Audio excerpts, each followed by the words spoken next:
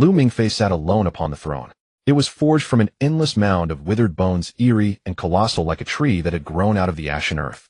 Wherever his gaze wandered, the sky was a leaden expanse veiled in dusty clouds devoid of sun, moon, or stars, holding only an eternal dusk.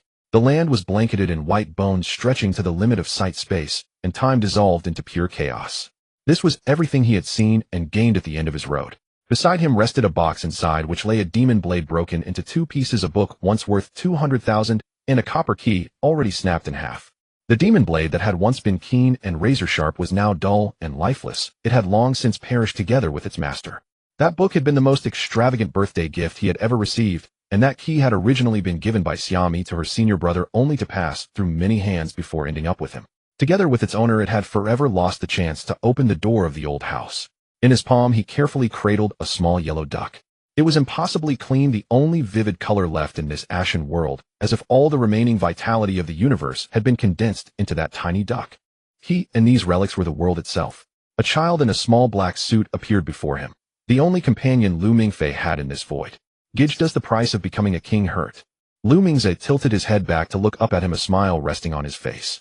"It doesn't," Lu Mingfei replied. His voice was hoarse. It had been a very, very long time since he had last spoken. In this world, once Lu Mingfei left, there was no one he could talk to, and this time Lu Mingfei had been gone for a long while before returning. "I can no longer feel pain," he added. He tried moving his fingers, wanting to squeeze the little yellow duck in his palm, but no sensation reached him. He tried to feel the cold of the throne, yet there was only a void.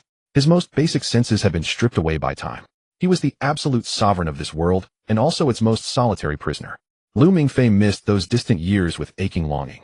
Back when he was just that pathetic kid hiding in an internet cafe, commanding swarms of Zerg to overwhelm his enemies on the StarCraft battlefield, sulking for an entire day because the girl he secretly liked had spoken one extra sentence to someone else.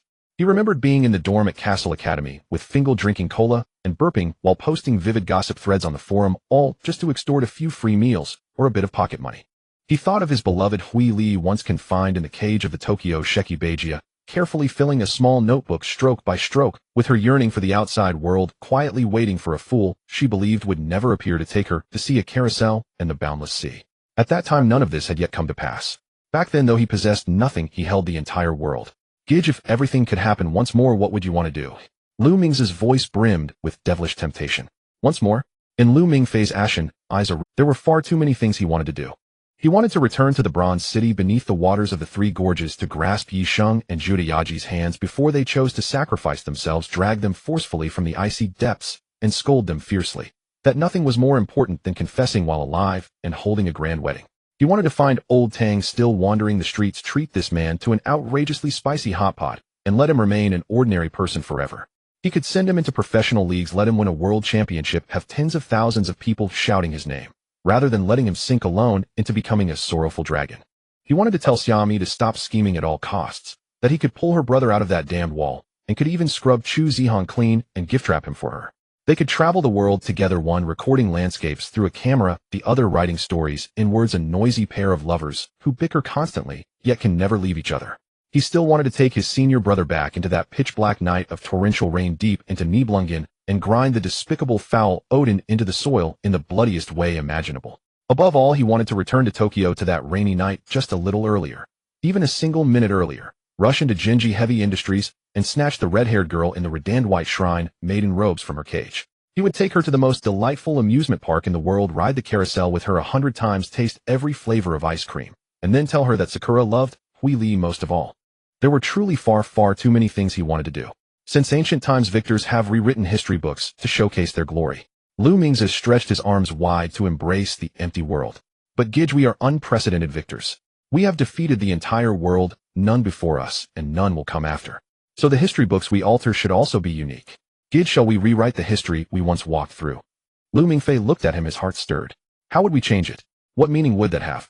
No matter how we revise the history books, they cannot alter what has already happened. The words we change will never be remembered by future generations, because there are no future generations anymore. No, Gidge. For us, there is nothing that cannot be changed. The little devil's smile grew brighter, tinged with mischief. We have already conquered the entire world, so returning to the start of history, back to your youth. Should that not be the most natural reward, oi? So, shall we go back, Gidge? Return to youth. Yes. Yes. Of course I wanna. He screamed with every last shred of strength in his body. Go back. Lu Mingfei snapped his fingers with a crisp crack. The bone thrown beneath Lu Mingfei shattered the skeletons, turning into swirling dust and dissolving into nothingness. The dead world splintered apart, and a magnificent river of time emerged. Lu Mingfei's body lost its support and was swept into it by a gentle, vast force, his consciousness flowing backward through the sea of time. The three gorges trembled, the earth beneath the capital crumbled, Tokyo flared with firelight, a dragon wailed over the frozen sea, Siberian blizzards still raged, the bells of Cassell Academy rang to the heavens. All that he had experienced roared past him. Within the turbulent currents of the time, shadowy figures appeared. In the river water, Yi Sheng and Yaji in diving suits smiled and waved at him. This time you must be happy. Amid blazing ruins, old Tang leaned against a pillar, laughing carefreely as he flashed a sign at him. Under a storm of flying rocks, Xiaomi linked her arm through Chu Zihong's, winking mischievously at him, while Chu Zihong nodded calmly. Countless shadows leapt through firelight, ran through downpours, and danced in roaring winds. At the end he saw the girl in the redand white shrine maiden robes. She stood amid a brilliant shower of cherry blossoms, holding a little duck in her hand, and said softly to him, "Sakura." The sound of wind and song twined around his ears like the call of an old friend, and the lament of the world entwined as one. Hello, new world. Lu Mingfei is going home. Beep, beep, beep, beep, beep, beep. A beam of sunlight pierced through a gap in the curtains and fell directly across his face. Instinctively he raised his arm and shielded his eyes with his palm. Light filtered through his fingers, scattering warm radiance across his eyes. The sunlight on his skin was pleasantly warm, and the quilt felt soft. Lu Mingfei slowly lowered his hand, squinting as he looked toward the window. Tiny dust motes played in the light. The sunlight was truly brilliant. Lu Mingfei sat there in a daze for a moment, his consciousness still lingering in that dead, silent world. He slowly forced his stiff body upright and looked around. The room was small, simply furnished and cluttered. On the wall hung a faded World of Warcraft, the Burning Crusade poster, Arthas holding Frostmourne aloft. On the desk a laptop with its mouse unplugged lay open, but not shut down, the screensaver cycling the classic Windows XP pipes. Lu Mingfei looked over and touched the smooth red pointing stick in the middle of the keyboard. It had been worn glossy from years of use. This was the room he had lived in at his aunt and uncle's place. It seemed Lu Mingfei had succeeded. While he was thinking, his hand groped over the bed and found something cold and hard. A Nokia N96 phone. He lit up the screen, unlocked it, and opened the contacts. There was only one name inside, Professor Guderian. He had already received the package sent by Cassell College. So what day was it today? He was just about to flip through the calendar to confirm the exact date when the door to his room was pounded with a loud bang bang. The knocking was furious, and his aunt's booming voice followed right on cue. Lu Mingfei, didn't you say you were going to an interview? The sun's high in the sky, and you're still not up. The food's all gone. I bet that interview notice was just something you made up to fool us. That voice, that biting tone. The faint unreality he had just felt evaporated entirely. He would never dream of his aunt. Lu Mingfei strode over and pulled the door open. In the doorway his aunt stood with her hands on her hips, poised to continue her barrage. "Morning, Annie," he said. He looked at her and greeted her. His aunt froze for a moment, thrown off by his sudden politeness. In the mornings Lu Mingfei was usually a shambling mess, with bedhead and sleepy eyes, moving like a sleepwalker or keeping his head down in sullen silence. Since when did he take the initiative to greet anyone? Morning, morning for what? She quickly returned to her usual menopausal state, raising her voice. Just because you got an interview notice from some school in Chicago, you think you're guaranteed a place now. You said you were going to an interview today, so why aren't you up early getting ready? That resume I told you to submit. Now I have to nag you to go. I care more about it than you do, Lu Mingfei. After she finished she paused, then launched into another round. I was thinking about it last night. These foreign schools mostly just cast a wide net. They're specialized in scamming people. With your grades, getting into an ordinary key university is already a struggle, and you think they'd fancy you. I'm telling you, this has to be some scheme to cheat parents out of their money. If you let them fool you, don't even think about getting a single cent out of me. His aunt's tongue was still as merciless as ever. Her words were just as unpleasant. Loud-voiced, fond of making a fuss, her moods were as changeable as June weather, turning on a dime. She could erupt in fury because he forgot to pick up some seasoning, and she could also complain endlessly because his uncle never got promoted. Every matter in the household, from the utility bills to Lu Mingfei's grades down to himself, this tag-along burden served as an outlet for her emotions. Crude and self-centered. That was how his aunt existed in Lu Mingfei's memory. If he were to suddenly see a gentle, kindly aunt speaking to him in soft tones, that would be what truly felt wrong. After all, throughout his entire adolescence, every worst flaw he imagined in his future other half practically came from the woman standing before him now. After a quick wash, Lu Mingfei shoved the envelope and his phone into his pocket and went to the living room. The dining table was bare, the bowls and chopsticks already tidied away. No one had bothered to leave breakfast for the late riser.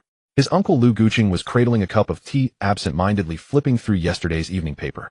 He never read the news to understand current affairs. It was more like he was preparing talking points for work so that when his colleagues held forth he could toss in a few comments and seem well informed. Seeing Lu Mingfei come over, Lu Guqing raised his head from behind the paper, his sizable belly pushing forward as well. He smiled and said, "Mingfei, you're up. You're really something today, up even later than Mingze. There's no breakfast left. Your aunt and Mingze just went out. Go grab something to eat outside." As he spoke, his uncle fished a 20-yuan note from his pocket and held it out. Then he thought for a moment, took the 20 back, and replaced it with a crisp 100, slipping it into Lu Mingfei's hand, a pained look flickering across his face. "An interview today is a good thing. Don't listen to your aunt's cynical talk." He added, "Stop by the barber shop on your way and get a haircut, look sharp. Interviewers like students who look bright and full of energy." His uncle was the only one in this household who showed him any kindness. He was not a man of great ability, just a dispensable employee at his unit, and at home he had long been cowed into silence by his wife.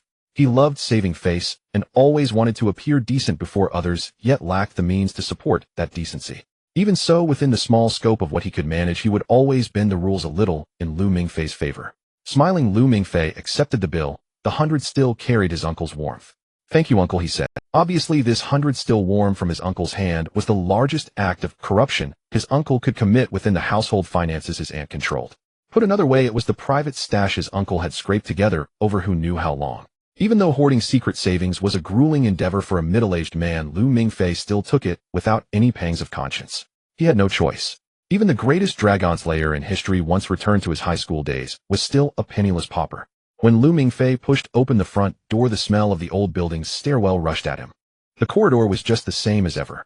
The sound-activated lights worked only intermittently, their sensitivity tested by the force of one stomping. The walls were densely plastered with little adds, the numbers of locksmiths overlapping those of drain cleaners. He went downstairs. The morning sunlight carried a gentle warmth soaking into his body like a soft blanket. At the street corner, he came to the breakfast stall that had been open for many years. The owner was a chubby uncle in his 50s, always all smiles. "Young man, what'll it be today?" the boss called out to Lu Mingfei. "1 bowl of soy milk, 2 meat buns." The boss answered briskly, turned and plucked 2 steaming buns from the stacked bamboo steamers, then ladled a bowl of warm soy milk and brought them over together. "Eat it while it's hot. The filling in my buns is my wife's secret recipe, and I go to the market before dawn to pick the meat myself. Guaranteed fresh." "You can tell just from the smell," Lu Mingfei said with genuine appreciation, picking up a bun that was still almost too hot to touch. He ate while letting his mind drift. At this very moment, what were those people doing? His senior brother, Chu Zihong, was most likely alone again. Perhaps he was carrying out some extremely violent mission in a foreign country, or perhaps he was in the Cassell College Kendo Hall clad in training clothes, repeating his sword swings over and over. Lu Mingfei slurped a mouthful of soy milk. Nona was probably biting a lollipop, sitting cross-legged without a care for her image in the operations meeting room of the execution department, staring at a heap of complex materials and yawning, then pinpointing the key clue with her profiling skills when everyone else was at a loss. Or maybe she was sitting in the passenger seat of Caesar's sports car, letting the wind tangle her fiery long hair as it streamed behind them along the tree-lined avenue of the college, rolling her eyes at Caesar's narcissistic remarks. And then there was Xiaomi. She should now be lurking in the preparatory class, probably propping her chin in her hands, staring at clouds outside the window, while secretly plotting her grand designs in her heart. He truly wanted to see with his own eyes the little dragon maiden, using her purity-perfect smile to bewitch his senior brother until he lost his soul. And finally there was his Ari. Lu Mingfei's movements as he drank his soy milk slowed. Far away in Tokyo, thousands of miles distant in the prison of the Sheki Beijia, she was surely still wearing her Miko robes, sitting quietly on the tatami. With the most beautiful hands in the world, she should still be typing out the words P.K. King in victory again and again in a virtual world. She probably still did not know that a fool named Sakura would miraculously descend into her world before long and take her to see sights she had never known. These were realities about to unfold, and this time he was the director of the script. The bowl of soy milk emptied quickly. "Boss, the bill please." 6 yuan. The boss cheerfully took the money. Lu Mingfei pulled out the 100 his uncle had given him, and the boss handed back a fistful of change. The interview at the Regal Hotel was at 9 o'clock. He checked his phone. 8:30, plenty of time. The city bus rocked and swayed as it lumbered along, crammed with office workers and students, the smell of leaks heavy in the air. Lu Mingfei found a seat by the window and sat down, watching the scenes of the city outside race backward. The bus passed by a barber shop where the rotating tricolor light post spun lazily at the entrance. Lu Mingfei recalled his uncle's words suggesting he get a haircut to appear more spirited. If it were the old him, he might have really walked into that shop. He would have sat awkwardly in the chair, allowing the barber to dictate the process, fantasizing that changing his hairstyle could change his life, perhaps making Chun Wenwen glance at him once. Throughout high school, he always walked with his head down, a habit that persisted for many years. When he spoke to others, his gaze would dart around, never daring to meet anyone's eyes directly. He once labeled this mindset and behavior with a juvenile and sorrowful name, calling it the lonely soul. After entering Cassell Academy, he found a more sophisticated term for his behavior, the sorrow of blood. However, after experiencing so much, he finally dared to admit to himself that it was not some nonsense sorrow of blood, but rather the purest and most inescapable inferiority. Having long relied on others, he learned to read people's expressions, to shrink into himself like a turtle. Surrounded by those too excellent and dazzling, he felt overshadowed and dim, forcing him to keep his head down, hiding all his emotions, including the fervent yet humble love in his heart. The bus arrived at the stop, and the golden, resplendent building of the Regal Hotel stood before him. This was the most bustling landmark in the city, with a parking lot full of luxury cars whose names he couldn't even begin to recall. Even the security guard at the entrance stood like a pine tree, erect and proud. Lu Mingfei stood at the hotel entrance, dressed in a plain black coat, a pair of jeans and sneakers. He no longer needed a new hairstyle or new clothes to feel rejuvenated. After Lu Mingfei explained his purpose, the hotel staff politely guided him through a long corridor, arriving at the closed door of a conference room. The staff led him to the waiting area beside the conference room, whispering, "Sir, please wait here for a moment." Lu Mingfei thanked him, and the staff retreated. The waiting area was already populated with several people, and he immediately spotted some familiar figures. They seemed to carry their own spotlight, making it impossible to ignore them even while seated. There were a total of 17 chairs arranged in a semicircle facing the conference room door. The prominent figures from Shirlan Middle School naturally occupied the most central positions. Zhao Minghua was dressed in a suit today, without a tie, the collar slightly open, a confident smile on his face as he leaned to the side, quietly conversing with Chen Wenwen. Chen Wenwen wore a simple and elegant white dress, her long hair cascading down her shoulders as she listened quietly, occasionally nodding, a faint smile gracing her lips. They were like the sun and moon of this small area, with everyone else swirling around them like stars. Beside them were Su Xiaoqiang and Lu Miaomiao.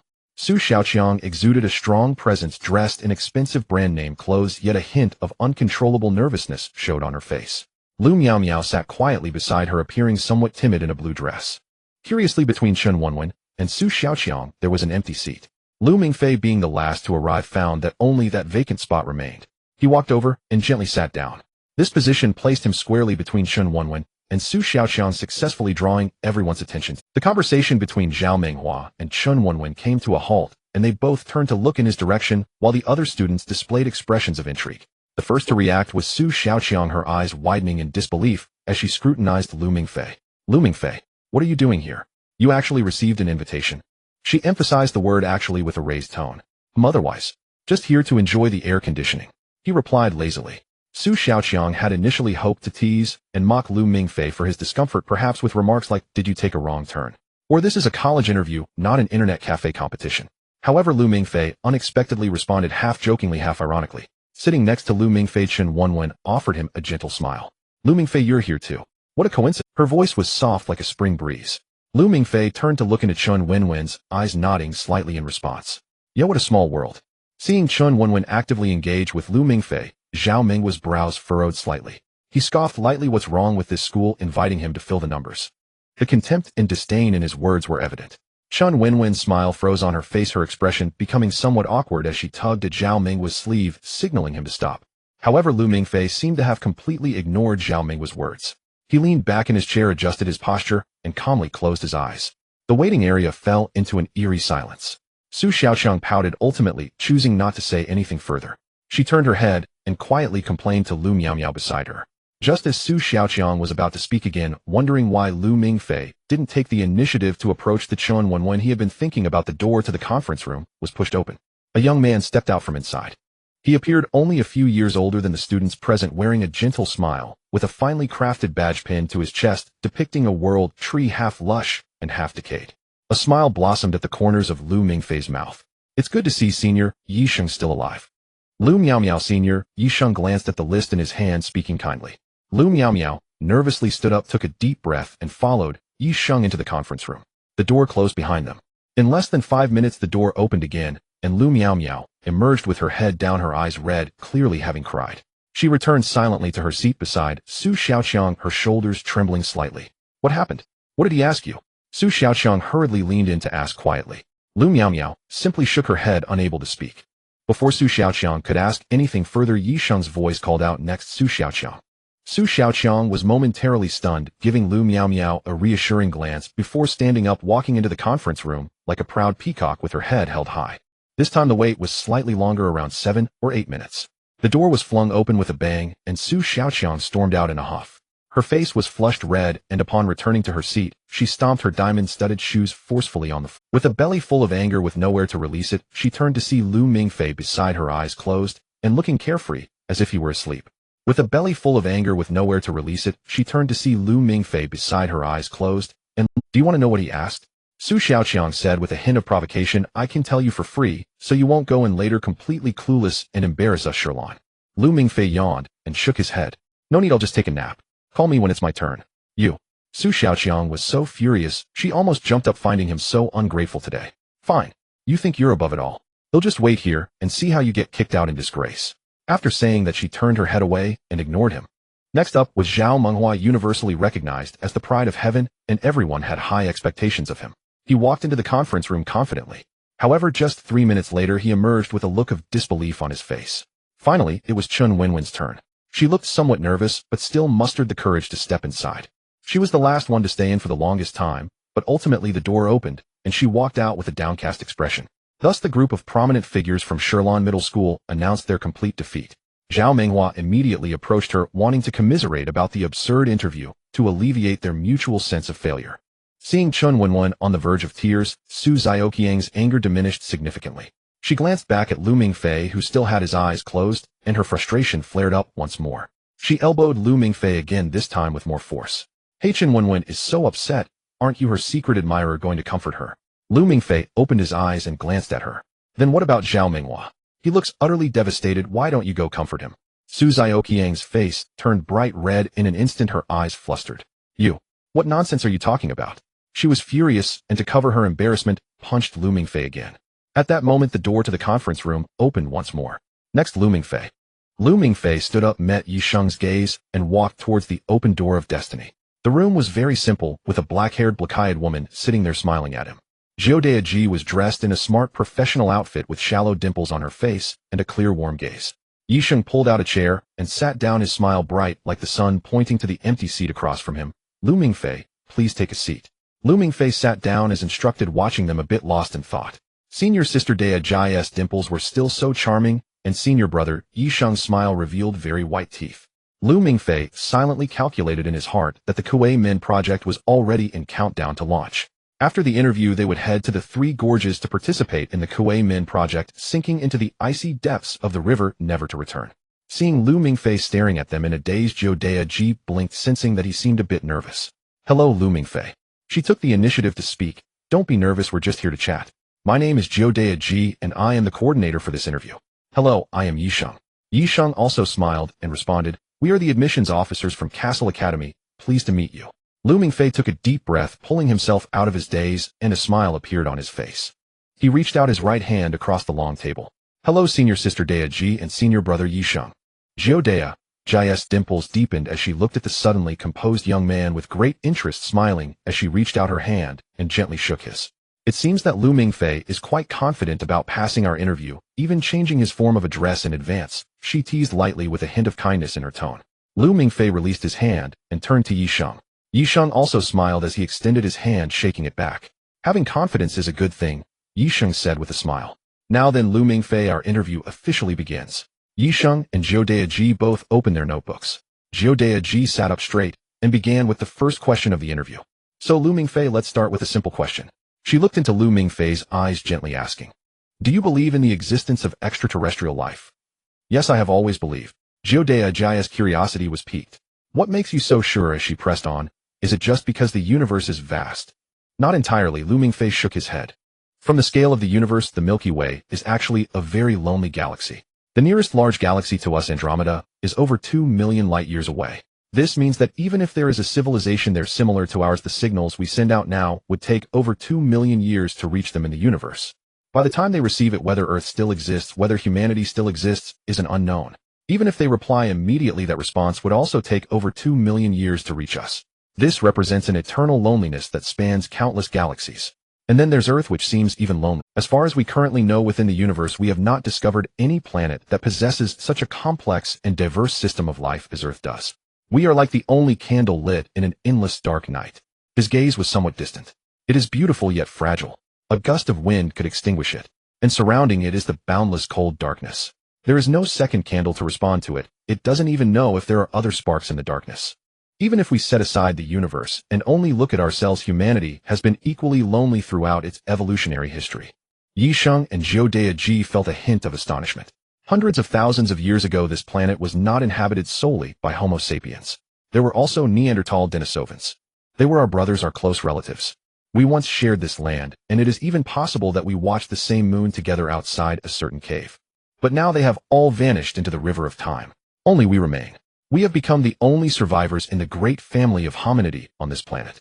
We have no brothers to refer to, and we do not know whether we are on the right path in this journey of evolution, or if we have embarked on a dark path destined for failure.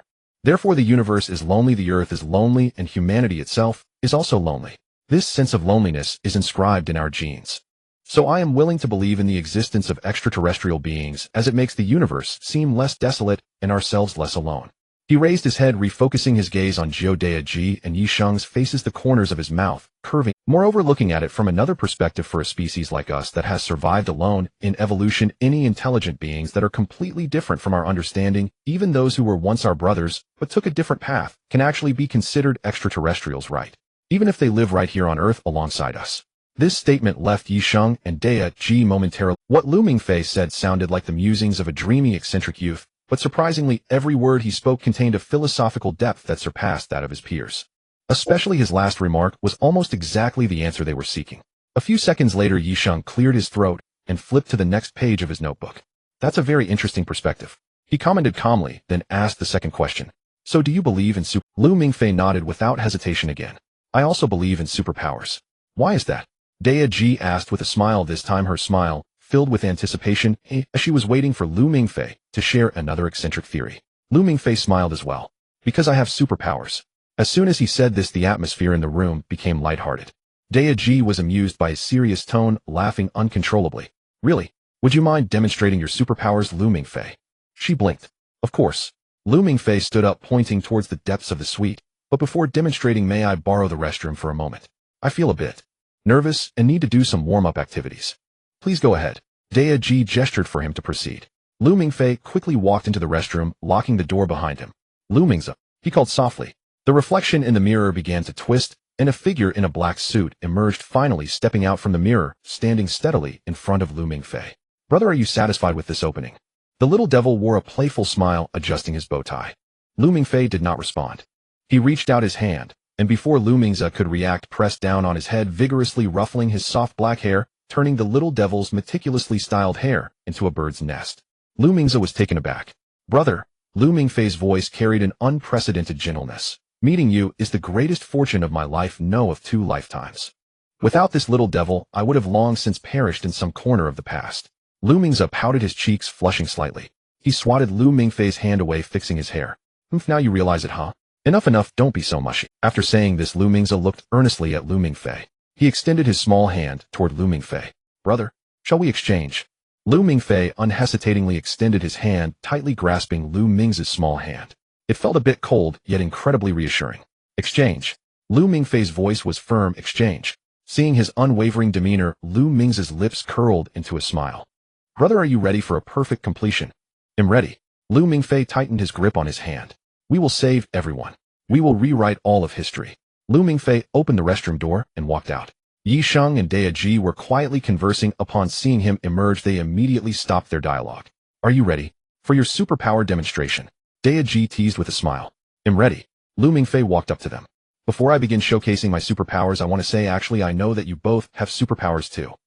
It was evident that Lu Mingfei had something to say, causing the smiles on Yisheng and Ji's face. In an instant, Lu Mingfei's pupils turned a brilliant golden color, pure and blazing. It was as if the sun rose from his eye sockets, dimming the light in the conference room. The pressure hidden deep within his bloodline erupted with a thunderous force emanating from the king's absolute dominion over his subjects at the very core of his lineage. Yisheng's pen fell to the table with a loud thud. His complexion turned pale, beads of sweat forming on his forehead as his pupils involuntarily glimmered with a golden hue to resist the overwhelming pressure. Ji was in a dire state, her hands gripping the chair, her body trembling slightly, and a mix of horror and fear in her gentle eyes. This sensation was akin to an ant gazing up at the vast sky, only to find that the entire horizon was dominated by a single eye looking down upon it. The suppression of the bloodline was brutally overwhelming, utterly unreasonable. Lu Mingfei. Jiude Yaji struggled to continue her sentence. Lu Mingfei observed their suppressed expressions, his thoughts stirring. The golden flames in his eyes extinguished in an instant, and the terrifying pressure that felt like a mountain collapsing vanished without a trace. The air in the room began to flow freely once more. Yisheng and Yaji gasped for breath. "Senior, are you all right?" Lu Mingfei asked with concern. Moments later, Yisheng and Jiude Yaji regained their composure, looking at Lu Mingfei with lingering fear. Lu Mingfei wore an appropriately innocent expression. "It seems I was not mistaken. You both truly possess superpowers, just like me." He pointed to his own eyes. "Just like just now, sometimes when emotions run high, my eyes turn golden. I used to think that I was the only one in the world like this. I secretly fantasized about being destined to become the savior of humanity." Yisheng and Yaji exchanged glances. It seemed Lu Mingfei was unaware of the true significance of his bloodline, merely viewing it as a special ability. A child who did not know how to control his own power inadvertently unleashed all his might, though this bloodline was somewhat exaggerated. Lu Mingfei. Classmate, Jiude Yaji carefully chose her words, her expression growing serious. "I think we need to discuss what just happened. That kind of power. It does not belong to the normal world we are familiar with." She leaned forward, speaking softly. "This world is not as peaceful as it seems on the surface. In places you cannot see, there are many hidden secrets, and a completely different set of rules is at work. You understand, just like in those movies you've watched. Yes, there are always mysterious organizations in movies dressed in black suits and sunglasses, specializing in handling various unexplainable anomalies. This is not just a figment of a screenwriter's imagination, Lu Mingfei. In our real world, similar entities truly exist. Once your ability draws their attention, it won't be as simple as inviting you for a cup of tea. They will offer you an irresistible job, or for the protection of ordinary people, take you to a place where no one can find you for research." Jiude Yaji emphasized the words attention, protection, and research. "So can you promise us to never showcase this in front of those who do not understand the situation? This is not only to protect your secret, but also for your safety. We do not wish to see your name appear in any classified documents." Of course, Lu Mingfei nodded immediately. "I'm not foolish. What if I was treated as some rare species and taken? By then it would be too late to run. I understand. I'll be absolutely low-key." Seeing that he grasped the seriousness of the matter, Jiude Yaji felt relieved. "So," Lu Mingfei rubbed his hands together, "can my situation allow me to be admitted to your esteemed school?" "Of course," Jiude Yaji blurted out. "Ahem." Yisheng's deliberate cough interrupted nearby. Yaji snapped back to reality, realizing she had misspoken. As an interviewer, she could not make any promises on the spot. She immediately straightened up, regaining her usual smile. Lu Mingfei, please wait for our official notification. The results should be revealed soon." "All right." Lu Mingfei did not press the matter further. He stood up, ready to, "I'll take my leave then. Goodbye, seniors." He walked to the suite's entrance, his hand already on the doorknob. At that moment, he suddenly turned back, a mischievous smile on his face.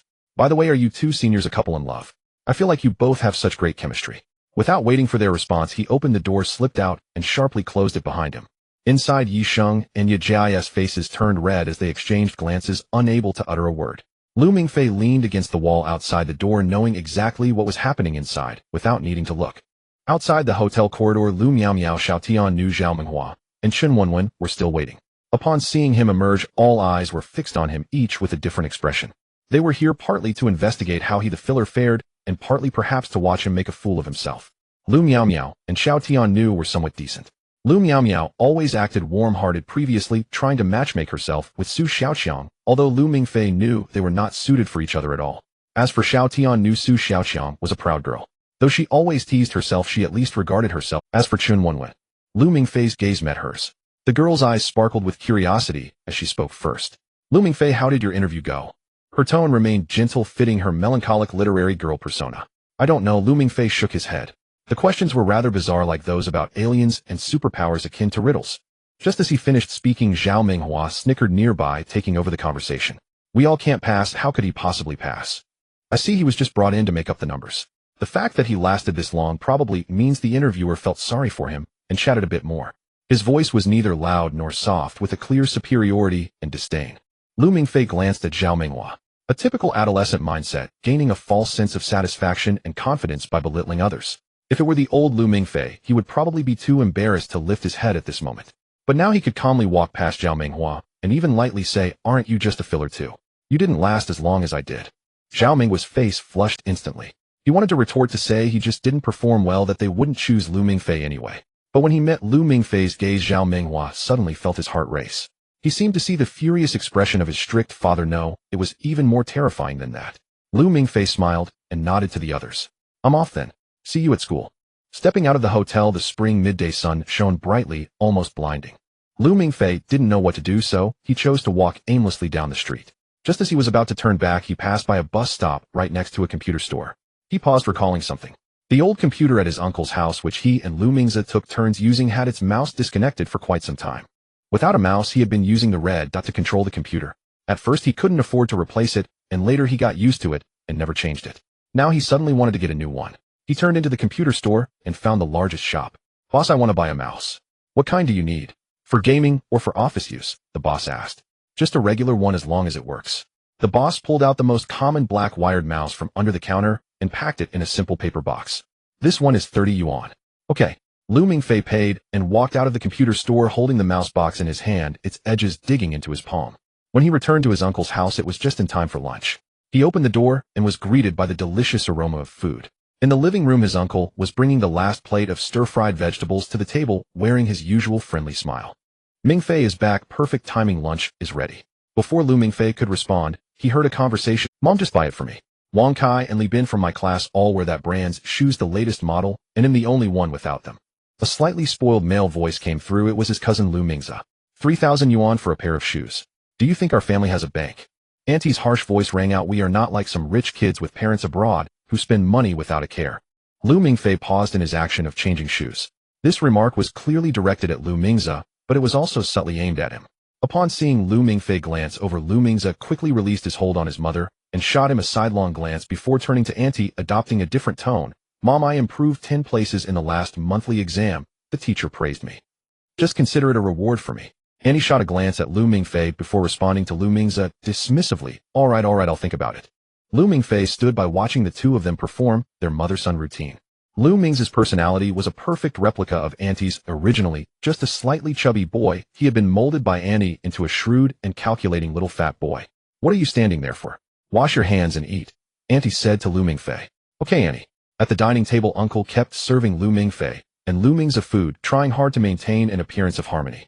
After a couple of bites, Auntie couldn't help but turn her gaze towards the quietly eating Lu Mingfei. So how did that? Lu Mingfei swallowed the food in his mouth and looked up.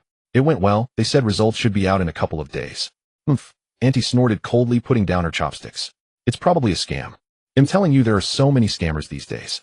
What kind of school has such low requirements, letting you go for an interview just from submitting a resume? Nothing comes for free, but don't let them scam your money. Right. Lu Mingfei chimed in immediately, his mouth full of braised pork, echoing. Lu Mingfei, that school is where Chu Zihong got accepted. Over the years, he's the only one who could go there. How could they possibly accept you? It's not that I look down on you, but it's just that they don't recruit ordinary students like you. He nodded, wearing a sincere expression on his face. Right, you guys are right. After finishing his words, he picked up a pair of greens and continued eating. Auntie and Lu Mingfei were both taken aback. Auntie felt uncomfortable, as if Lu Mingfei's words had a sting, yet his expression seemed genuinely sincere. What kind of attitude is that? She couldn't help but raise her voice. Let's eat. Uncle quickly picked up his chopsticks and wrapped them against the bowl, interrupting this confrontation. If Mingfei gets accepted, that would be a good thing. More options for the future. Auntie shot a sharp glance at her husband, but ultimately said nothing more, lifting her chopsticks and clattering them against the dishes, making a jingling sound. After finishing his meal, Lu Mingfei took the initiative to clear his own dishes. Uncle, Auntie, I'm done. You take your time. He turned back to his small room, closed the door, and opened the packaging of the newly bought mouse, plugging the USB connector into the old laptop. The computer hummed to life, the screen lighting up. He grasped the new mouse and moved it across the desktop. It was much smoother than the red dot. Just then the door was gently knocked on twice. Mingfei. It was his uncle's voice. Lu Mingfei got up to open the door. His uncle stood at the doorway holding an apple and pressed it into his hand. Don't take it to heart, your auntie just has a sharp tongue, he said in a low voice. If you really could study abroad, that would be a good thing. Your uncle supports you. Thank you, uncle, Lu Mingfei replied. His uncle patted his shoulder and turned to leave. Lu Mingfei closed the door, looking at the apple in his hand. It was red and plump.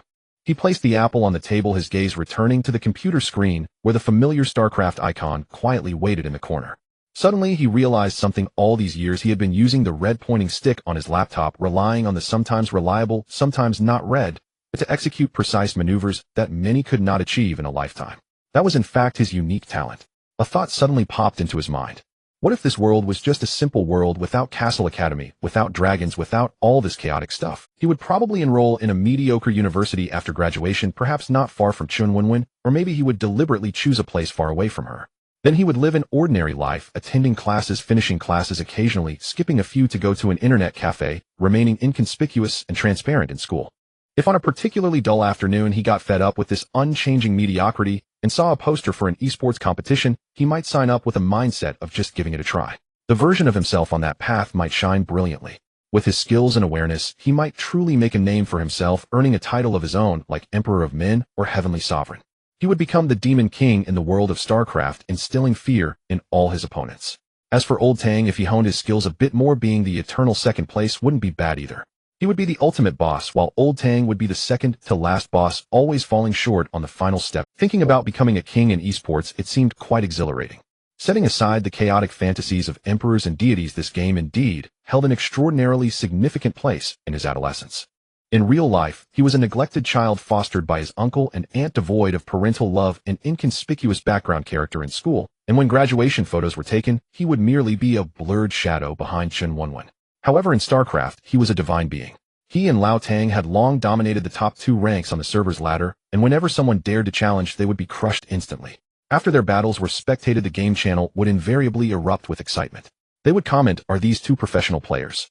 Did he create a smurf account to bully the weak? Report him, report him. This is definitely cheating." There were always compliments for them, praises, and even players going back to analyze their tactics. This feeling of being recognized and acknowledged was something he could never experience in real life. Perhaps it stemmed from the confidence of being a gaming powerhouse, or perhaps he found a true pursuit in the virtual world. Setting aside his infatuation with Chunwenwen, StarCraft was the only enduring passion in his long youth. Lu Mingfei took a deep breath and clicked on the little penguin icon on his computer. As the login interface popped up, he logged into his account with a swift motion. Upon seeing the login ID, his expression darkened.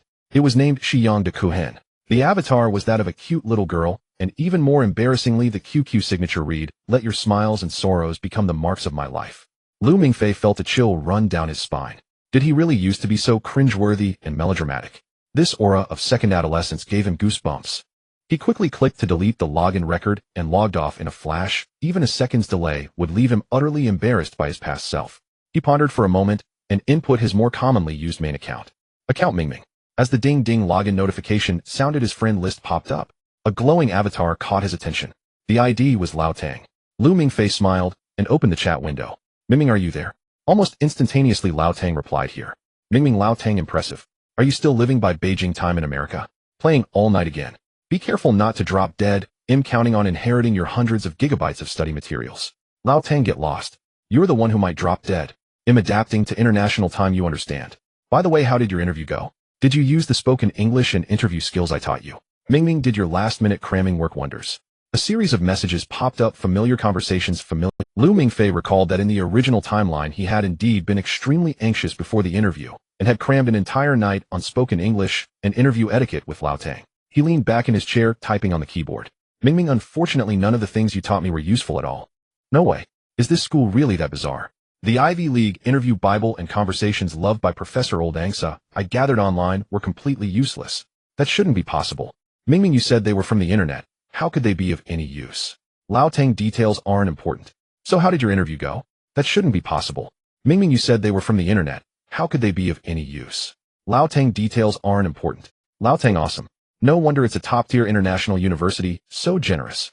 To accommodate you, they conducted the entire interview in Chinese. So bro, did you pass?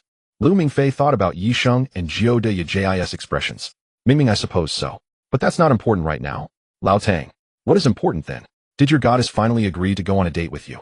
Lu Mingfei's lips curled slightly, his fingers typed 3 characters on the keyboard. Mingming, let's cut a plate. Lao Tang. Go. Lu Mingfei launched the game. As he entered the battle room, he thought for a moment and unplugged the new mouse he had just connected. He returned to the combat mode, relying solely on the keyboard and red dot. The game began. Having been away for too long, he could no longer recall how long it had been since he last played this game. At the beginning of the match, his operations were indeed a bit rusty. When controlling the probe to mine with the red dot, a small mistake occurred. One probe got stuck in the corner of the map, wasting several seconds of collecting time. Lu Mingfei began to silently adjust his rhythm. Mining, producing units, scouting, expanding. Orders and operations relied on his Bodis instincts as muscle memory gradually awakened. But his opponent was Lao Tang. The person who understood his tactics the best in this world, and who could seize any moment of his hesitation. The battle soon reached a fever pitch. The armies of both sides constantly clashed in the midfield, small skirmishes erupting here and there. Lu Mingfei's Protoss forces and Lao Tang's Terran forces suffered casualties on both sides, neither gaining a decisive advantage. While controlling his Dragon Knights and Zealots, Lu Mingfei also kept an eye on the minimap. The pressure from Lao Tang's frontline forces was immense. Tanks were set up, and the formations of infantry and medics were well maintained. Yet he felt that something was amiss. Lao Tang's offensive rhythm seemed too stable enough to be deliberate. He sent an invisible observer to patrol along the usual airdrop route, but found nothing. Just as he focused his mind preparing to gather forces for a frontal counterattack, an alarm suddenly sounded at the main. His perspective sharply shifted back to the main base, where a transport ship had somehow glided along the very edge of the map, making a huge arc and cutting in from the blind spot at 6 o'clock, perfectly avoiding all his scouting positions. At this moment, the transport ship had reached above his mining area, and the hatch opened. Rows of Goliath robots were airdropped down like a carpet, landing and immediately launching an assault on his nexus and probes. Matrix Drop Boxer's signature move was executed flawlessly by Lao Tang. On the front line, Lao Tang's forces continued to entangle with him, perfectly distracting his attention. Lu Mingfei attempted to redirect troops to defend, but it was already too late. Under such an urgent situation, the operations with the Red were ultimately a beat too slow, causing the economy of the main base to collapse instantly.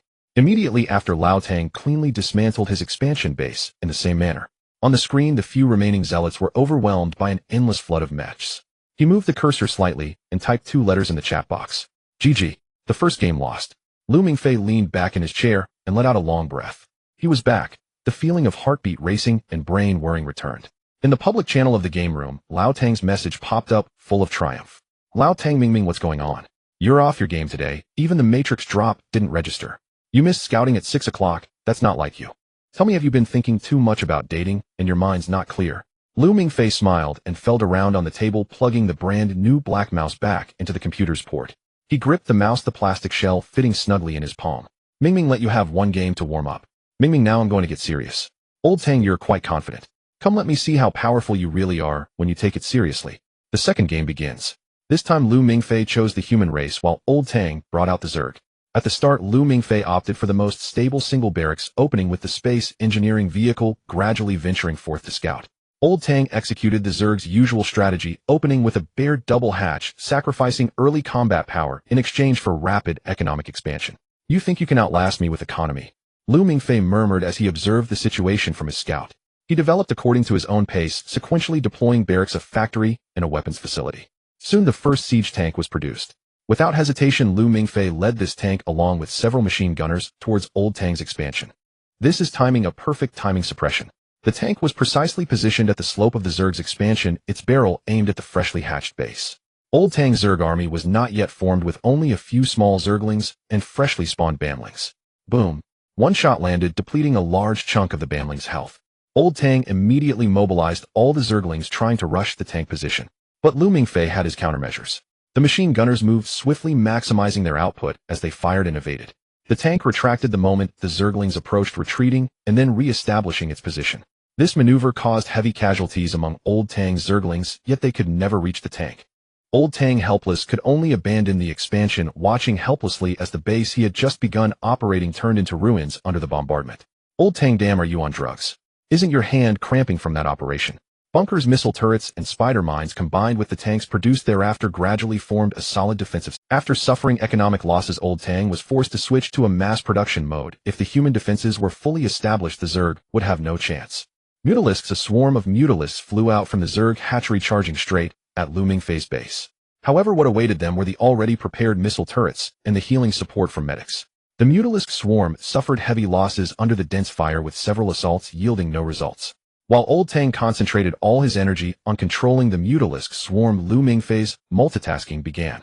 A transport plane carrying several machine gunners and a medic silently appeared at Old Tang's main base. Old Tang hurriedly mobilized his forces to defend. As he began to defend, Lu Mingfei slowly advanced forward from his front line, inching the tank closer and closer, compressing the Zerg's living space. Meanwhile, another transport plane appeared at Old Tang's third mining location. Old Tang's rhythm was disrupted, and he was toyed with by Lu Mingfei. Caught off guard and unable to defend, ultimately under Lu Mingfei's overwhelming economic and military advantage, all of Old Tang's bases were flattened. Old Tang typed GG. Old Tang. Mingfei, did you really open it? Mingfei, did I ever close it? If it's not closed, does that count as being open? Old Tang. Wait, you really opened it? Mingfei, just kidding. Old Tang, what the hell, it's no joke. Mingfei, are you Old Tang, come. We must play. Best of 3. The upcoming third game unfolded in the same manner. After losing 2 consecutive games, Old Tang put down the mouse. Old Tang, no more, no more. Lu Mingfei chuckled and exited the game. Mingfei, what's wrong? Can't handle losing. Old Tang, nonsense. I'm just not in good form today. Lu Mingfei glanced at the chat box, his fingers hovering over the keyboard for a moment, steering the topic towards what he truly cared about. Mingfei, by the way, Old Tang, are you still donating to that orphanage? And giving food to the homeless on the street? Old Tang paused for a moment, seemingly surprised by the sudden question. Old Tang, of course, one must have some pursuits in life, right? But recently funds have been a bit tight, money is hard to come by. I was just thinking about finding some more ways to earn some. Mingfei, are you still doing your exorcism side job? Going around with talismans to feng shui for people? Old Tang, occasionally. But ever since the financial crisis, even the landlords in America are out of resources and fewer people are hiring for exorcisms. It's tough to find odd jobs, the economy is bad everywhere. Lu Mingfei casually asked. Mingfei sighed, it's not easy for anyone. By the way, I saw a movie a few days ago that said there are quite a few mercenaries in America. Is that true? Old Tang, mercenaries. Why do you suddenly ask this? Mingfei, just curious. The movie portrayed it pretty intense, but it's also dangerous, living on the edge of a knife. Old Tang, let me tell you, you absolutely should not go and do that just for money. Oh, it's not worth it. I don't want to see one day on the news that my buddy died in the Middle East or in some underground conflict. Mingfei, why not take my advice? Just play games seriously out with your skill if you go pro, being a world runner-up. Mingfei, why not take my advice? Just play games seriously out with your skill if you go pro, being a world runner-up is enough for you to brag about for a lifetime. Or simply become a game streamer, live streaming your meals and sleep every day to earn tips, which is way faster than making money in a hail of bullets, right? Old Tang, world runner-up. Why am I the runner-up? Mingfei, because the champion is me. Old Tang, get lost. The two chatted casually for a few more minutes before Old Tang yawned. Old Tang, I can't take it anymore, I'm exhausted. It's noon on your side, but it's 4 in the morning on mine. I need to sleep. I've got things to do when I wake up. Mingfei, alright, sleep well. Remember what I said, living well is better than anything else. Old Tang, got it. Enough chatter, I'm logging off. Old Tang's avatar quickly dimmed. Lu Mingfei leaned back in his chair. He had tried his best to hint at things, but some things couldn't be made too clear. Once he saw Old Tang in America, everything would be easier to discuss. In the deep of night, the suite door of the Regal Hotel was pushed open forcefully as Gudrian rushed in, looking travel-worn. He saw Yi Sheng and Zhou Deaji sitting on the sofa, and before he even set down his suitcase, he began to inquire eagerly. How did it go? How was the interview? That kid Lu Mingfei. Yi Sheng and Zhou Deaji exchanged glances, and Yi Sheng spoke. Professor, the situation is somewhat unexpected. Unexpected? A hint of panic flashed across his face as he nervously pressed. What kind of unexpected? Did he refuse? Or was his performance unsatisfactory? No, wait. Based on the principal's judgment, it couldn't possibly be the latter. Is he particularly outstanding? Is he someone who stands out at a glance? He has awakened his bloodline early, and the pressure from his bloodline is quite strong. Early awakening. Gudrian's eyes lit up as he grabbed Yi Sheng's shoulders. Did you feel an overwhelming, breathless pressure in his presence? Say. I knew it. The principal was right. And Sklas is absolutely correct. This is the arrangement. I knew it. The principal was right. And Sklas is absolutely correct. This is the arrangement of my destiny. He is truly outstanding, even more so than I imagined. Gudrian's ecstasy was uncontrollable. He felt the urgent need to communicate with the party involved immediately to suppress his joy. In the early morning, the phone rang at his aunt's house, waking her from sleep and putting her in an extreme state of anger, with a lioness of fury brewing within her. Fortunately, after hearing about the Regal Hotel and the banquet, her anger subsided significantly. Early the next morning, the house was filled with the sound of clanging. Uncle and Aunt rummaged through their belongings to find their best outfits. Uncle donned a suit that he only wore during the new year or when attending relatives' weddings, complete with a new tie and slicked back hair. Aunt changed into a black lattice dress adorned with a string of pearls of uncertain authenticity around her neck, gold bangles on her wrists, and earrings in her ears. Lu Mingfei wore a simple t-shirt and jeans. You're going like this? Aunt scrutinized him with a frown. It's comfortable, Lu Mingfei replied. That's not proper, Aunt muttered, but thinking of the feast, she refrained from saying more. When they arrived at the opulent lobby of the Regal Hotel, Uncle and Aunt's eyes widened in amazement. As they were guided by the waiter to their reserved table, Aunt discreetly tugged at Uncle's sleeve and whispered, "This meal must cost a lot, right? Surely they won't charge us for tea and water." The waiter smiled and replied, "Good morning, ma'am. Professor Guderian has already instructed that all expenses within the private room will be covered by him, and tea and snacks are provided free of charge. What kind of tea would you like?" Hearing the word free, Uncle's confidence immediately surged. He cleared his throat, leaned back on the sofa, and assumed an air of sophistication. Speaking of tea, there's quite a lot to it. I generally drink a few types: black tea, green tea, oolong tea, and dark tea. Each has its own merits. Green tea is refreshing, while black tea emphasizes richness. He spoke eloquently, with Aunt nodding in agreement beside him. For today's occasion, I think some black tea will be appropriate to appear formal. Uncle made his decision. The waiter maintained a professional smile and slightly bowed. Very well, sir. We have Jingshan Xiaozhong Chimen black tea, Dianhong, and Darjeeling from abroad. Which one would you prefer? A series of professional tea names left Uncle's prepared follow-up remarks rendered useless. He had only ever drunk black tea and was unfamiliar with so many name-branded varieties. His confidence wavered, his gaze flickered, and he mumbled, He'll take the Darjeeling, I guess. I've had enough domestic tea. Let's try some foreign tea. All right, please hold on. The waiter politely withdrew. The room fell momentarily silent, and to mask the earlier awkwardness, Uncle spoke up again. Mingfei, did you see that? This is the grandeur of a top university. Even drinking tea comes with so many intricacies. You've been accepted. You must study hard, seize the opportunity, and surely you will achieve greatness, bringing honor to your uncle. Indeed, remember to ask if they are still recruiting. Maybe we can get Mingze in as well, Aunt chimed in. Lu Mingfei smiled and did not respond. Just then a hearty laughter echoed from the elevator. Gu Dirian strode over with Yisheng and Jiodea. He immediately spotted the black-haired boy among the crowd, who sat quietly with a faint smile. He must be Lu. Gu Dirian quickly approached him.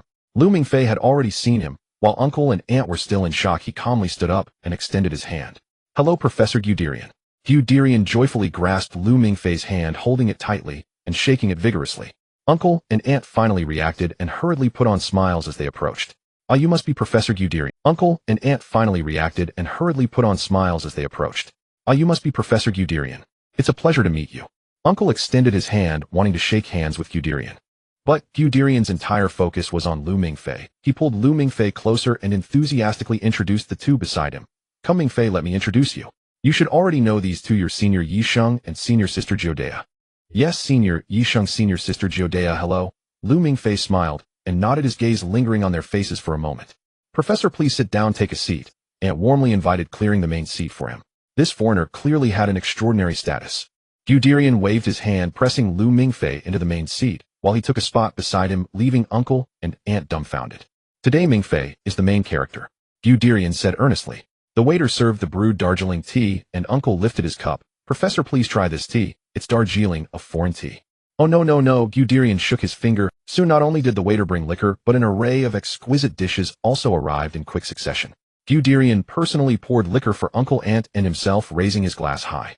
To celebrate Cassell Academy for welcoming its most outstanding student. To Mingfei's bright future. Cheers, he declared loudly, drinking it all in one go. He looked at Lu Mingfei, admiration gleaming in his eyes. Mingfei, you are exactly the student our academy needs. Trust me, under my guidance you will undoubtedly become the most outstanding and exceptional student.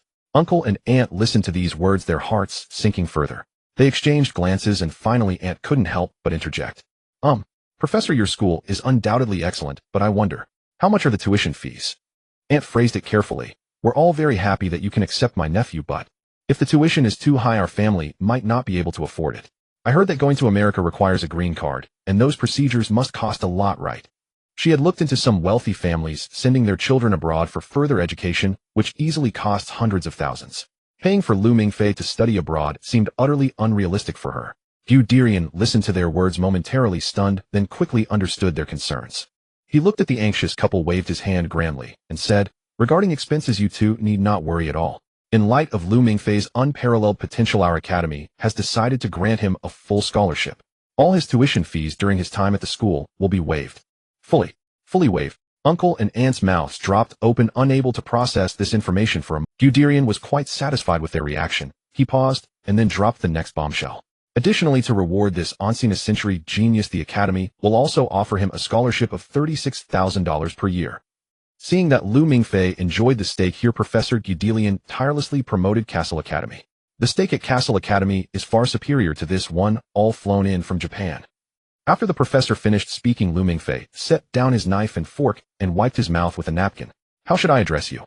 Lu Mingfei looked at Gu Dirian with a slight smile. Professor Gu Dirian, or Teacher Gu Dirian. The professor, who was over 50, was momentarily stunned, then his face broke into an expression of great joy. He dropped his knife and fork, excitedly grasping Lu Mingfei's hand. Teacher, call me teacher. Yes, just call me teacher. Lu Mingfei calling him teacher genuinely thrilled him. Lu Mingfei, I have waited many years for a student who can truly satisfy me. The moment I saw you today, I knew you completely meet my expectations. Aunt and uncle exchanged glances, not understanding how a mere title could make this foreign old man so excited. Lu Mingfei allowed Gudelian to hold his hand. It sounds like you have other students as well. This question caused the fervor on Gudelian's face to diminish somewhat. His mouth twitched involuntarily, and a disheveled figure wearing flip-flops and sporting messy gray hair flashed through his mind, sitting in a dormitory drinking cola while extorting money from freshmen on a forum. He wanted to shake his head in denial. But as a rigorous scholar he could not lie. Yes, he nodded with difficulty. I have another student. He is quite special. You will meet him when you get to school. After saying this, Gudelian immediately added, his tone somewhat serious. However, my personal advice is that you should keep your distance from him. Why is that? Lu Mingfei feigned curiosity. To become your student, he must surely be a student of exemplary character and skill, right? Uncle immediately chimed in from the side. Yes, anyone favored by you, professor, must be a dragon among men. Mingfei will have to learn more from his senior brother in the future. Exemplary character. And skill. Exemplary character. Finger. A person who has been failing classes year after year and extorting pocket money from classmates on the forum just to get by. The only connection he had to the term exemplary character was that he still held a student ID qualifying him as a student. Skill. Alright, he types very quickly on the forum, so that counts as some skill. He also runs fast when taking candid photos, so that counts as a bit of martial prowess. It seems it's not entirely unrelated. Gudelian's expression grew somewhat complex as he raised his wine glass, preparing to mask his embarrassment. A clear yet slightly lazy female voice came through. Professor, what are you chatting about? It's so lively here. Everyone turned to look. Behind Gudelian stood a girl with bright red hair casually draped over her shoulders, dressed simply in a t-shirt and jeans, yet still radiating an undeniable brilliance. Nono crossed her arms, a playful smile on her face. Gudelian seemed to see a savior and quickly called out, "What are you doing here? I had some free time and guessed you would be here." Nono's gaze swept over the table, finally landing on Lu Mingfei's face. Is this the new student? Exactly. Gudelian puffed up with pride as he introduced. Lu Mingfei, this is Nono, your senior. Nono, this is Lu Mingfei along with his family. Nono politely nodded at them, stepping closer to the table, her gaze never leaving Lu Mingfei. Hello, Lu Mingfei. Hello, senior sister Nono, it's been a while. Lu Mingfei smiled. Been a while, eh? Nono blinked in surprise, instinctively blinking to confirm she hadn't misheard. Seeing her blink, Lu Mingfei blinked as well. Nono blinked again. Lu Mingfei's smile deepened, his eyebrows dancing in response. Nono couldn't hold back any longer and burst out laughing. What's wrong, Nono? Gudelian asked curiously. Nono waved her hand with a smile in her eyes. It's nothing, professor. I just find your Lu Mingfei very interesting. Haha, of course. Gudelian beamed. It seems you have already seen the initial excellence of Lu Mingfei. Nono laughed. It was strange how this Lu Mingfei seemed like a completely different person from the timid and meek child described in the documents. It was truly amusing. Mingfei, you see, our students at the academy are just this outstanding. Gudelian invited Nono to sit down and began a new round of promotion. Our academy is not just about studying, the extracurricular life is rich and colorful. Yes, for example, we have Freedom Day every year when all students can legally use non-lethal weapons to engage in combat, like a real war game. Ant's face turned a bit pale, fighting. Just a game, madam. Gudelian explained with a smile. And we also have our annual horse racing competition where students can bet their pocket money and the winners can take home a substantial prize enough to last a year without worry. Uncle stammered, gambling. And various dances, Nono added. There's a welcome dance for new students and a masquerade for Christmas where everyone wears their most beautiful gowns, and it's quite grand. Gudelian and Nono played off each other, portraying Cassell Academy as a high-end dreamlike paradise. Aunt and Uncle were stunned, unable to imagine such a life, but they understood the words prizes, top-notch faculty, and bright future. Aunt's thoughts became more agile. She glanced at Lu Mingfei, who was listening beside her, and thought of her son Lu Mingze. Why should he have all this? Why should such good fortune only fall to Lu Mingfei? Professor, Aunt forced a friendly smile. Hearing you speak so highly of the school, we are truly happy for Mingfei. However, we are a bit curious. She rubbed her hands and asked, what exactly did your school see in our Mingfei to admit him? You see, our Mingze has much better grades than Mingfei. Oh, I wonder if there will be any opportunities in the future. The atmosphere at the table instantly cooled with this question. Nono held her juice glass, eagerly preparing to watch a family drama unfold.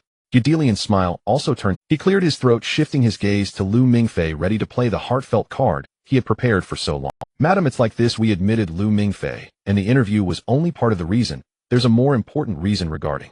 Before he could finish, Lu Mingfei interrupted him, looking at him calmly. It's because of my parents, isn't it? Gudelian was taken aback.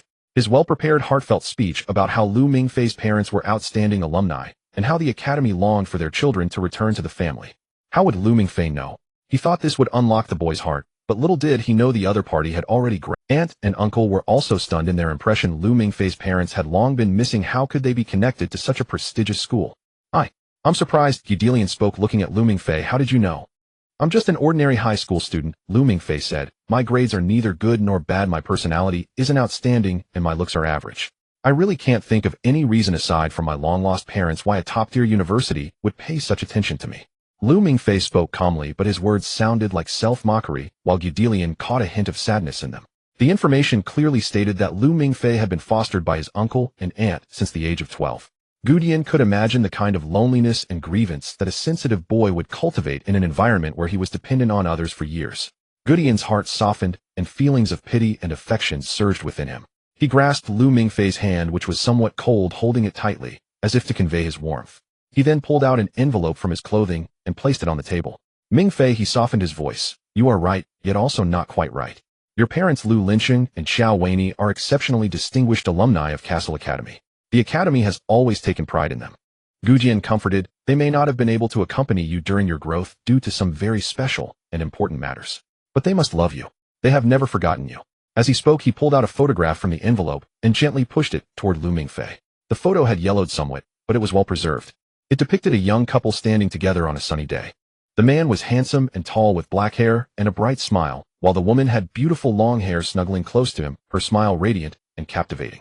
Lu Mingfei gazed at the photograph, his expression relatively calm. He still remembered the excitement that kept him awake the first night he saw it, flipping it over and over. He handed the photograph to his uncle, who was craning his neck from the adjacent seat, eagerly looking at it. His uncle took a glance and nodded vigorously. It's Linsheng and Xiao Weini. They haven't changed at all. His aunt also leaned in for a look, pouting slightly and murmuring, still so young, no burdens at all, unlike us, worrying and laboring, aging quickly. Lu Mingfei ignored his aunt's ramblings and looked toward Gudian, who seemed to have something to say. Gudian pointed to the envelope. This is a letter they left for you. Would you like to open it now? Lu Mingfei shook his head, taking the envelope, but showing no intention of opening it. He'll wait until I'm back home to read it alone, he said. Gudian paused for a moment. He had expected Lu Mingfei might be eager, but he did not anticipate such calmness. Good, Gudian nodded in reassurance. Mingfei, you have been well educated. You are composed and polite. When you meet your parents, they will surely be proud of you. Dinner was nearing its end. Lu Mingfei's uncle and aunt were satisfied with their meal, and Gudian's complexion was rosy from the drinks, clearly in high spirits. As the waiter cleared the plates and presented the final dessert, Gudian wiped his mouth with a napkin and looked solemnly at Lu Mingfei. Lu Mingfei, have you thought it over? Do you wish to accept Cassell Academy's invitation to become my student? All eyes were focused on Lu Mingfei. Lu Mingfei met Gudian's expectant gaze. Teacher, he smiled, I look forward to your guidance in the future. Gudian was stunned for 2 seconds, overwhelming joy flooding his face as he tightly grasped Lu Mingfei's hand, speechless with excitement. Great. Good. Wonderful. Lu Mingfei let him hold on, then turned his gaze to the other side of the table, looking around. I also look forward to your guidance in the future, senior sister Nono, senior brother Yisheng, and senior sister Yaji. He called out each person's name. Yisheng and Yaji both smiled kindly. Welcome, Junior. Yisheng said. You can come to us if you have any questions in the future. Yaji's voice was gentle. Nono raised an eyebrow, her red lips parting slightly. Oh, welcome. Lu Mingfei mimicked her, raising an eyebrow. To celebrate, how about a game of StarCraft tonight, senior sister? His tone was like that of inviting an old friend. Remember to log in at 7 sharp. Don't bail on me. No, huh? Lu Mingfei left the private room with his uncle and aunt. Inside the private room, the 4 members of Cassell Academy remained seated. Professor Gudian was immersed in the joy of having received a promising student, muttering to himself, what an outstanding child, so composed, truly composed. Nono was still holding a puzzled expression, her spoon in hand, her brow knitted together. Nono, what are you dawdling about? We need to leave, Yaji said, gently poking her arm with a finger. No, damn it, she whispered. What do you mean by damn it? Yaji asked curiously. Nono shook her head, her fiery red hair flying. How did that guy know it was me? At exactly 7 in the evening, the computer at Lu Mingfei's home lit up on time as he skillfully logged into the StarCraft battle platform. As soon as he entered the room, an ID began to flash. Enono. Lu Mingfei typed on the keyboard. Enono, quickly tell me how you knew it was me. A series of question marks and exclamation points. Lu Mingfei could imagine the bewildered expression of the red-haired girl on the other side of the screen. Lu Mingfei chuckled, his fingers dancing across the keyboard. Mingming, the charm of a person cannot be hidden, just like fireflies in the night. Oh, it was me. Lu Mingfei chuckled, his fingers dancing across the keyboard. Mingming, the charm of a person cannot be hidden, just like fireflies in the night. The first time I saw you, senior sister, I felt you resembled my online friend. Mingming, later when you smiled, I was certain. So-called fate cannot be hidden even across a network cable. The screen was silent for a few seconds. And oh no, although your flattery is good, I remind you are still talking nonsense. I'm very curious, tell me quickly. Mingming, let's play another round first. And oh no, alright. No quickly set up the room, choosing the Terran race, while Lu Mingfei chose the Zerg. The game began.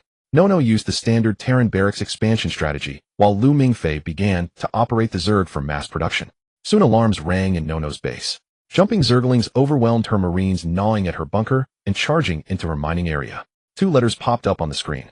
GG. No, I lost, hurry up and tell me. Mingming, no rush, wanna play another round. This time you can cheat. No, I never cheat. Hurry up and tell me. Mingming, the Buddhist teachings talk about past lives, this life, and future lives. Mingming, in other words, I have been reborn. I know everything about you. The screen fell silent once more for a long time. Finally a message popped up. No, so. Lu Mingfei couldn't help but laugh. True to her character, Nono would continue the conversation like this. Nono sighed, abandoning the thought of extracting the truth from this guy. This guy was practically a Nono sighed, abandoning the thought of extracting the truth from this guy. This guy was practically a different species from what was described in the information. Smooth talking, spouting nonsense, yet somehow making you feel like he wasn't just joking. No, fine, let's not talk. By the way, junior brother, in light of your interesting nature, senior sister will give you a free fortune telling. Mingming, oh. No, I calculated, and you have a romantic calamity coming up soon. Do you need senior sister's assistance? Romantic calamity. Lu Mingfei paused for a moment, then realized Nono was probably referring to the incident with Chen Wenwen. He typed out 2 words without hesitation. Mingming, yes. This time it was Nono's turn to be surprised. No, you're not even going to ask what it is. You trust me this much. Mingming, I believe senior sister will help me. A few seconds later the last reply appeared on the screen. No, just wait. After the dust settled at Cassell Academy, there remained only a short span of time until the true high school graduation. Lu Mingfei returned to the classroom of Shirlan Middle School. Returning to campus is indeed a peculiar feeling. It's akin to a traveler who has been wandering for years suddenly finding themselves back in the tranquil embrace of their hometown. He was acutely aware that this place was merely a fleeting stop and soon he would be heading off to distant lands again, yet he could not help but greedily savor this moment of serenity grasping at the tail end of his youth. At the front of the classroom, the math teacher was passionately scribbling on the blackboard, explaining a complicated conic section that sent chills down one's spine. Lu Mingfei pretended to open his textbook, picked up a pen, and struck a pose of earnest listening. Lu Mingfei began to listen to the lesson. Lu Mingfei began to daydream. Lu Mingfei began to doze off. It turned out that even though a dragon-slaying monarch resided within his soul accustomed to blood and fire, he still found himself drowsy when faced with the focal points of curves and the directrix of parabolas. The symbols and formulas that once gave him headaches did not become any more familiar just because of his change in identity. Living another life did not ignite his passion for learning. The cliched narrative of a study slacker suddenly gaining enlightenment and becoming a top student was unlikely to happen to him. Even if such a transformation were to occur, it seemed there was no opportunity for him to demonstrate it. With graduation approaching, there were no more exams for him to prove anything. His battlefield was long gone from this classroom. Besides, daydreaming was far more interesting. There was nothing to think about, nothing to do, just letting his thoughts drift away and his mind empty. This feeling of tranquility was something he had not experienced in a long time. While he was lost in thought, pondering philosophical questions like, why does the butterfly dream and not the caterpillar? He felt a gentle poke on his arm from a pen. He slowly turned his head to see his deskmate, Su Xiaoqiang. The girl leaned in quietly, her dark ponytail draping over her shoulder, and lowered her voice. Hey Lu Mingfei, you went to the Regal Hotel yesterday because Cassell Academy accepted you, right? Her eyes sparkled in the morning sunlight. Lu Mingfei looked at her in surprise, thinking he had been discreet enough. How did you know?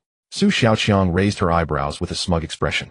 I happened to see you and your uncle and aunt entering the Regal Hotel while I was out for a morning walk. As far as I know, your family doesn't have a habit of going to 5-star hotels for breakfast at such an early hour. Yes. I was lucky I got accepted. Just a simple acknowledgement. That's so unlike you.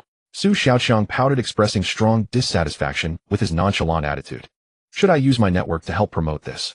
This is the most explosive news from Shirlan Middle School. The longtime underachiever Lu Mingfei has defeated all the top students to secure the only admission notice from a top university abroad. No need for that. Lu Mingfei shook his head, finding Su Xiaoqiang's description amusing. It's just an opportunity to attend school. There's nothing to brag about. An opportunity. Su Xiaoqiang raised an eyebrow, her eyes filled with playfulness. This is no ordinary. If this news spreads, Zhao Ming's jaw might just drop to the floor, and Chen Wenwen would definitely be too shocked to close her mouth right. You'd have a chance to confidently approach her and brag. Perhaps she'd see your bright future and immediately develop feelings for you, abandoning Zhao Minghua. Lu Mingfei looked at Su Xiaoqiang, who seemed eager for chaos.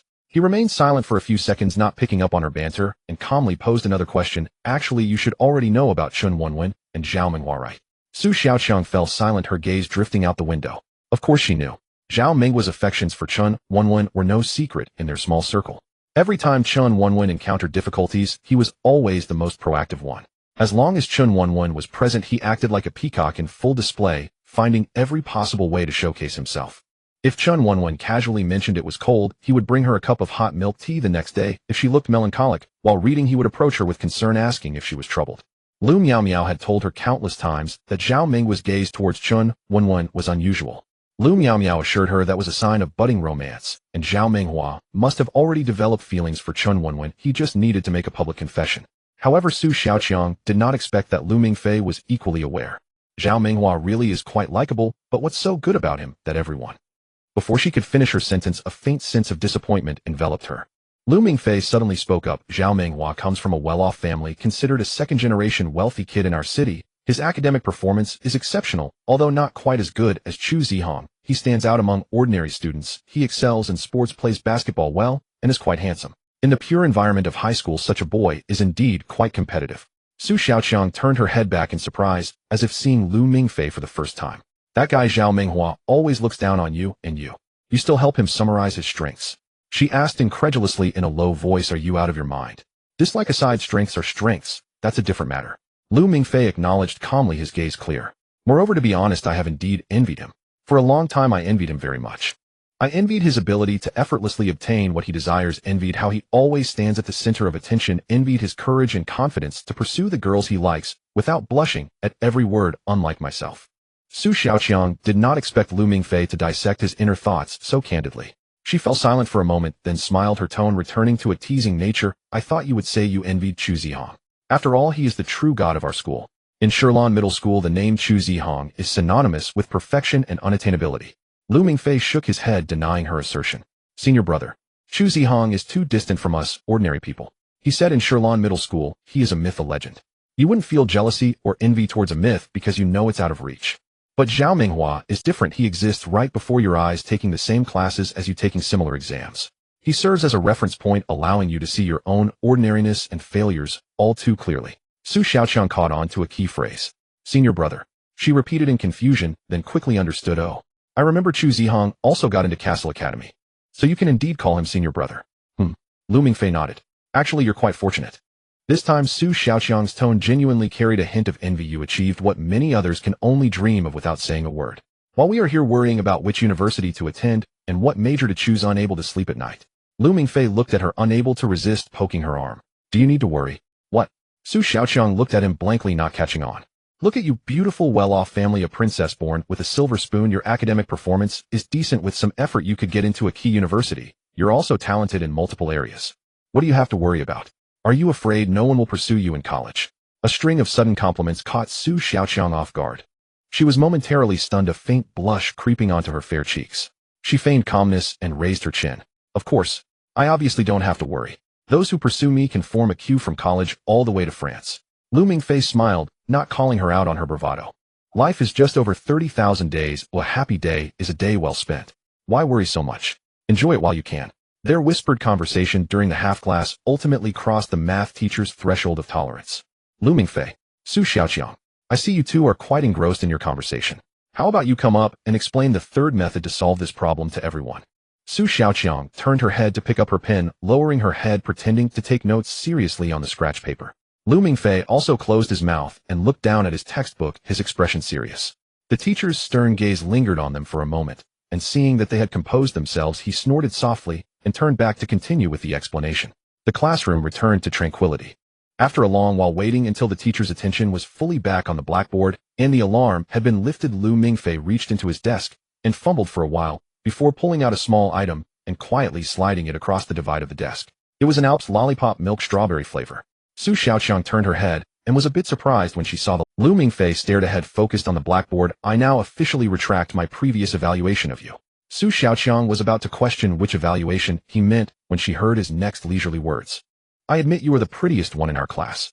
The corners of Su Xiaoqiang's mouth curled upward. She quietly replied without looking away, Humph, did you need to say that? Of course. The world returned to silence as the math teacher spoke eloquently at the podium while outside leaves rustled in the wind. Su Xiaoqiang no longer poked him from behind or whispered to him. She occasionally twirled her pen, her gaze falling on the textbook, though it seemed she wasn't really looking at it. After a while, she quietly reached into her pocket and touched the lollipop. The morning classes ended in a haze of drowsiness. After having lunch in the cafeteria, Lu Mingfei inexplicably walked toward the school library. It seemed to be his first time voluntarily stepping into this place during his 3 years of high school. The library was quiet and sparsely populated. High school libraries generally served as places for leisure, unlike universities packed with students eager to review. He wandered aimlessly among the bookshelves, hoping to find something to read to pass the boring afternoon. Now he had plenty of time to do anything he wanted, like reading a book unrelated to dragon slaying on a drowsy afternoon. Eventually his gaze settled on a novel with a simple cover that bore only 2 words: to live. For him, who had been given a second chance, these 2 words held extraordinary significance. The afternoon classes were already dull, and after the teacher cast a hypnotic spell, the class was filled with students dozing off and reading casually. Lu Mingfei tucked To Live between his textbooks and began to read with great interest. However, the content of this book was completely unrelated to its title. Though the book was called To Live, the characters within continuously met their demise. Fugue's life was filled with suffering and separation. Landlords, prodigals, able-bodied men, farmers. His identities changed, but the suffocating feeling of being strangled by fate never wavered. Jia Zhanfeng Xia Yu Qing Er Shi Ku Zhen. In the end, only a cow named Fugue remained by his side. Lu Mingfei felt a lump in his throat and couldn't help but sigh. Hey, you really know how to enjoy yourself, Su Xiaoqiang leaned over, saying. It really is comfortable to have classes you can read casually during lectures now. Reading this book is anything but comfortable.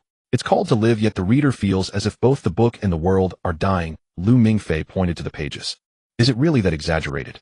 Su Xiaoqiang became interested and snatched the book away, saying, let me judge for you. She laid the book open between them and started to read. In the drowsy afternoon, 2 students from Shilin High School immersed themselves in Fugue's tragic life. When the school bell rang, Su Xiaoqiang's eyes were slightly red. She sniffed and sighed. It's just so hard to live. Why is life so difficult? Lu Mingfei shot her a sideways glance and slowly closed the book, saying, shouldn't I be the one feeling sentimental? Su Xiaoqiang, what difficulties do you face? Is it that you didn't sleep enough in the morning, or was the steak at lunch not tender enough? Su Xiaoqiang was momentarily taken aback and frowned in serious thought. After thinking for a long time, she realized her life was indeed smooth sailing with hardly any worries about failing exams. A few seconds later she nodded, saying, you do have a point. How about this? In light of your pathetic situation, I'll give you a chance to change your fate. She patted Lu Mingfei's shoulder. After you graduate, how about working at my company? With your overseas degree, by then I'll pay you 20,000 a month. Lu Mingfei immediately perked up, grinning as he inched closer. Really? 20,000? What position would that be? Executive assistant. General manager of the overseas division. At the very least, it should be a department manager, right? Su Xiaoqiang looked at his greedy expression and chuckled. My servant. Servant? Lu Mingfei's eyes widened. You want to hire me as a servant for 20,000 a month? Little fairy, you're devaluing yourself. You need to pay more. Su Xiaoqiang laughed at him. All right then, how much more? At least we need a contract, right? Will there be social insurance and housing fund? Are there paid annual leave, and how will the working hours be calculated? Lu Mingfei earnestly debated with her. Su Xiaoqiang laughed so hard, she almost fell over. Okay, let's see how you perform. Lu Mingfei, Su Xiaoqiang. Just as the two were joking about drafting a master-servant contract, a soft voice echoed beside their desk. They both looked up simultaneously. Chen Wenwen stood by their aisle holding several flyers. Today she wore a white dress, and her long hair fell over her shoulders. The surroundings fell silent for a moment. Several boys, pretending to tidy up their things, secretly glanced over. Lu Mingfei lifted his head and spoke first. Chen Wenwen, is there something you need? Her calmness momentarily startled Chen Wenwen. In her memory, Lu Mingfei always acted a bit nervous whenever he saw her, even unable to meet her gaze. Well, it's like this. Chen Wenwen, feeling somewhat uneasy under his gaze, handed over a flyer. The literature club has an event after school next Friday at the cinema. This might be our high school's last group event, so I hope everyone can come. Su Xiaoqiang, you've joined the literature club, so the two of you should come together. Lu Mingfei instinctively glanced at Su Xiaoqiang. She shrugged and nodded. Sure, I have nothing else to do. I'll go. Then, it's settled. Lu Mingfei replied to Chen Wenwen. Okay, we'll attend. Thanks for the notice. Seeing that both agreed, Chen Wenwen also sighed in relief, smiled at them, and then turned to walk towards the next student. Nearby by the back door, Zhao Menghua watched Chen Wenwen leave, then withdrew his gaze and turned to chat with his group. Once the people had walked far away, Su Xiaoqiang elbowed Lu Mingfei. But have you really let go? She asked softly, watching Chen Wenwen's distant figure. I can't say I've let go, Lu Mingfei replied while packing his things. Do you know that feeling? It's like when you were a child and desperately wanted a toy in a display case. Su Xiaoqiang was momentarily taken aback by his sudden analogy. Lu Mingfei continued, "You'd think about it every day, fantasizing about how fun it would be, imagining how happy you'd be once you got it. Gradually, it becomes less about the toy itself and more about your anticipation. It turns into an obsession." He paused, shoving the book to live into his backpack. "But one day when you've really grown up, or rather, experienced some things and gained clarity, and you look back at that toy, you suddenly understand." "Understand what?" Su Xiaoqiang instinctively pressed for more. Lu Mingfei zipped up his backpack. "You'll understand that what you desperately loved back then wasn't the toy itself but the desire to have it, and the dreams woven around it." Su Xiaoqiang was momentarily stunned. Lu Mingfei's words were odd, yet seemed very reasonable. "Let's go, it's time to go home after school." Lu Mingfei slapped the table and stood up. The two of them walked out of the classroom one after the other. "Hey, Lu Mingfei." As they reached the bottom of the teaching building, Su Xiaoqiang caught up a few steps and walked beside him. "Moi, you say you admit I am the prettiest in the class?" "Yes," Lu Mingfei answered bluntly. "What about Chen Wenwen?" "Her." Lu Mingfei thought for a moment and gave a fair assessment. "She is the most artistic in the class." Su Xiaoqiang was satisfied. She took out a lollipop from her pocket, tore off the wrapper, and popped it into her mouth. "Artistic doesn't feed you though," she mumbled. Lu Mingfei smiled and didn't respond. "Yes, artistry can't feed you, and neither can unrequited love. The hazy feelings of youth seem beautiful, but they quickly melt away." He once regarded that little crush as his entire world, only to realize now that the icy cola from the corner convenience store quenches thirst far better. By the way, Su Xiaoqiang suddenly remembered something. "Let's find a time to have a meal together." "Sure," Lu Mingfei replied. "Can we have a full manhan banquet?" "That's wishful thinking. This is merely my reward for restoring your vision and sense of aesthetics." Su Xiaoqiang proudly shook her head. "When should we set the time?" "Let's do it before you leave, or I'll treat you." "Okay." One cannot possess youth while simultaneously feeling its essence. This statement resonates deeply with Lu Mingfei at this moment. For those who are immersed in it, youth is never something to reminisce or lament. Youth is akin to notes passed during class, whisperings from the back row, the basketball court during physical education, and ice cream that defies the chill. In the classroom during graduation season, a languid atmosphere prevails, signaling the impending end. The Chinese teacher is a sentimental woman nearing 40 who seems to feel the pain of parting even more acutely than her students. She is reciting a piece titled Farewell Youth with deep emotion, holding her textbook. Classmates, youth is a book that is too hurried. We read it again and again with tears in our eyes. But regardless, once you open it, please write each word with care. Below the podium, Su Xiaoqiang rests her chin on one hand, feigning serious listening, while her lively eyes unabashedly observe the side profile of her deskmate Lu Mingfei. She is still puzzled. Not long ago, Lu Mingfei was a completely different person. Back then, he hunched his shoulders, his timid gaze following the direction of Chen Wenwen. He believed he had hidden his crush very well. However, the unabashed affection of youth is like a bonfire in the night, intense, yet glaring. All his classmates could see it clearly except for the one he was watching. Whenever Chen Wenwen casually turned to look at him or brushed past him, her hair lightly grazing his arm, he could sit in his seat and foolishly smile for half a day. The goofy grin that crested his lips was almost too ridiculous to bear. But now he has actually changed. He no longer hunches his shoulders, his posture is upright, and his gaze is calm. Occasionally, he looks out the window without desperately searching for Chen Wenwen. The stark contrast makes her feel curious and confused. Lu Mingfei, under her naked scrutiny, felt uneasy and finally couldn't help but turn his head, lowering his voice. "What are you doing? Is there something on my face?" Caught off guard, Su Xiaoqiang's cheeks flushed slightly, but she adjusted her posture and retorted with a scrunched nose, "What's it to you?"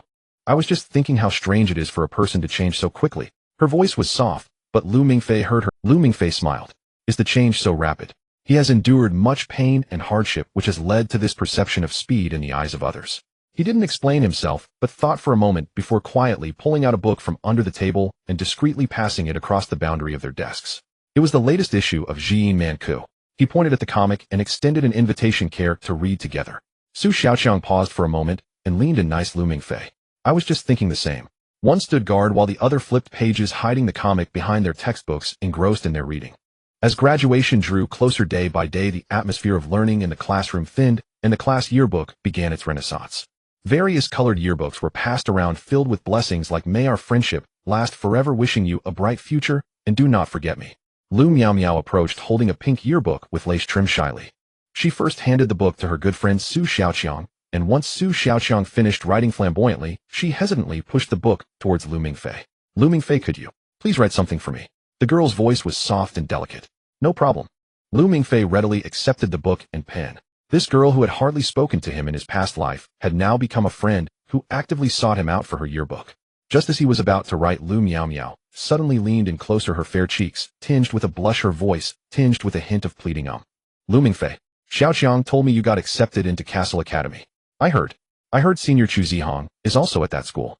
Could you please get me a signed blessing from him when you get there? After saying this, she fidgeted with her fingers, looking at Lu Mingfei, afraid he would refuse or mock her like other boys. Seeing her like this, Lu Mingfei smiled. Although Shirlan High School no longer had seniors present, legends of him still circulated in the Jianghu. No wonder he topped the schools. This scoundrel must be punished. List, his charm is timeless. Of course it's a small. He readily agreed, and even playfully added, when I get there, not only will I convey your regards, but I'll also inquire about what type of girls he likes, providing you with first-hand intel. Lu Mio's face turned even redder, and she stammered, waving her hands repeatedly. No. It's fine. Really, just the blessing and signature will do. Lu Mingfei laughed heartily, no longer teasing her. He picked up the pen and earnestly wrote on the clean page of her yearbook the most ordinary, yet sincere blessing: may your future be bright, and may you always be treated gently by the world. Lu Miao clutched the completed yearbook as if it were a treasure, thanking him repeatedly before happily running off. Before long, Chen Wenwen also approached quietly, holding her yearbook. Lu Mingfei, Su Xiaoqiang, could you please help me write something? She stood by the table, smiling as gentle and serene. Sure. Su Xiaoqiang took it and began writing rapidly. She was always quick with yearbooks, and her blessings were uniformly wishing you happiness every day and becoming more beautiful, simple, and direct. Chen Wenwen looked at Lu Mingfei and softly asked, Lu Mingfei, what about your yearbook? Aren't you planning to get one? It could record the names and blessings of many classmates, serving as a precious memory in the future. No need. Lu Mingfei shook his head. I remember them all in my heart, so I won't forget. He could remember important names, faces, and stories clearer than any yearbook could, yet yearbooks often capture fleeting names that are easily forgotten. After Su Xiaoqiang finished, she handed the book and pen to Lu Mingfei. As he took the pen, he observed Chen Wenwen, who always seemed to carry a hint of melancholy in her eyes. Her thoughts were delicate, easily influenced by books. She was also somewhat sensitive, overly concerned with others' opinions. Beautiful, yet quite conflicted. After pondering for a moment, he wrote a passage in her yearbook. When tired, sleep. When sad, cry. Oh, always learn to love yourself and place your feelings first. Even when life is sometimes chaotic, it remains your own scenery. So please always believe in yourself and love your. He returned the book to her. This passage was not just for the delicate girl prone to melancholy, but also for the Lu Mingfei of his past life, who had been deeply unfortunate and never learned how to love himself. Chen Wenwen took the book, lowered her head to look, and paused for a moment in slight astonishment. This was different from all the blessings she had received. She looked up and gazed deeply at Lu Mingfei, a gentle smile gracing her lips. Thank you, Lu Mingfei. What you wrote is truly wonderful. Hey. As soon as Chen Wenwen left, Su Xiaoqiang tugged at Lu Mingfei's sleeve. Lu Mingfei turned his head and found that Su Xiaoqiang had also pulled out a brand new yearbook, which was laid out. Su Xiaoqiang's yearbook was quite special. A pure black hardcover, both high-end and cool, yet the corners were adorned with shining rhinestones, combining elegance with a youthful heart, perfectly matching her style. She pushed the book towards him. Here, my latest yearbook, you're the first to write in it. Lu Mingfei chuckled and teased, sure, my honor. I thought you would never engage in such frivolous activities. Su Xiaoqiang's cheeks began to show a hint of red again, and she glared at him, flustered and angry. Are you going to write or not? If not, I'll find someone else. Just so you know, there are plenty of people lining up to write for me. He'll write. Of course he'll write. Lu Mingfei quickly surrendered, picking up the pen. To be able to write in the yearbook of the little goddess, I am truly fortunate. He opened the yearbook, looking at the pristine first page, pondering for a moment. What should he write? After a moment of thought, he held the pen and wrote a line of poetry. Flowers may bloom anew, but one cannot regain their youth. Su Xiaoqiang eagerly leaned over to see, and when she read the poem, she pouted in dissatisfaction. How cliched. Lu Mingfei, what you wrote for Chen Wenwen is far superior to this. It's too perfunctory. Lu Mingfei chuckled, unfazed by her criticism. He picked up the pen again, and beneath the poem wrote a new line. This time he wrote faster, his handwriting more spirited. Flowers may bloom anew, but Lu Mingfei has regained his youth. On Lu Mingfei's last day at Shirlan High School, everything felt unusually calm. Perhaps because graduation was approaching, the teachers wisely loosened their grip. The prestigious school was not as tense as an ordinary high school, with the timetable filled entirely with self-study sessions. The homeroom teacher made a symbolic appearance in the morning, uttering a few words about maintaining discipline and keeping clean before waving his sleeve and disappearing into the corridor, leaving the classroom to this group of youths who were about to scatter. Without the teacher's supervision, the classroom was lively and bustling. Some students were darting between seats with a yearbook, playfully asking for signatures and blessings, while others formed a circle, loudly discussing their graduation trip destinations, ranging from the sunny beaches of Sanya to the ancient city of Lijiang. Even bolder students set up a table in the back of the classroom, pulled out playing cards, and started a boisterous game of landlord, eliciting bursts of laughter and shouts. Amidst the clamor, Lu Mingfei and Su Xiaoqiang were among the few who remained seated calmly. However, they were not idle. The two seemed determined to catch up on all the conversations they had missed throughout high school, chatting away from dawn till dusk. The little goddess was actually a very interesting person. Her aristocratic air and aloofness were innate, but once you truly got to know her, you'd find she was just a normal, somewhat gossipy teenage girl. My dad said he's planning to donate a large sum to New York University to set up some intercontinental cultural exchange center, Su Xiaoqiang casually revealed while flipping through a magazine cover. Even though the application was rejected, I'm still likely going to study in the U.S. But in New York. New York is great. It's the center of the world, the city that never sleeps. Lu Mingfei nodded. Of course, Su Xiaoqiang immediately raised her chin. Even though you're in Chicago, it won't take long to fly over to New York. If I find it boring over there, I'll just fly over to see you and check out what kind of school could reject my application. Sounds good. I'll be waiting for your arrival. Lu Mingfei smiled. With a positive response, Su Xiaoqiang's spirits noticeably lifted. She put down the magazine, leaned in a bit closer, and began excitedly imagining her future college life in America. Hey Lu Mingfei, do they really have those grand freshman mixers in America? You know, like what they show in the movies where everyone dresses up, glamorously drinks and dances on a huge lawn with a band playing nearby. It's somewhat similar. Lu Mingfei thought for a moment and decided to give her a friendly reminder. But the drinks might be non-alcoholic or soda, and the dancing might be a bunch of drunken crazies. Some bands in America play songs that aren't exactly suitable for human ears. Hey. Su Xiaoqiang lightly pushed him in annoyance. Can you not be such a buzzkill? I'm envisioning a beautiful future. Ignoring Lu Mingfei's retort, she continued to immerse herself in her imagination, her eyes sparkling. And there are fraternities and sororities. Though it sounds a bit cheesy, I think it would be really fun.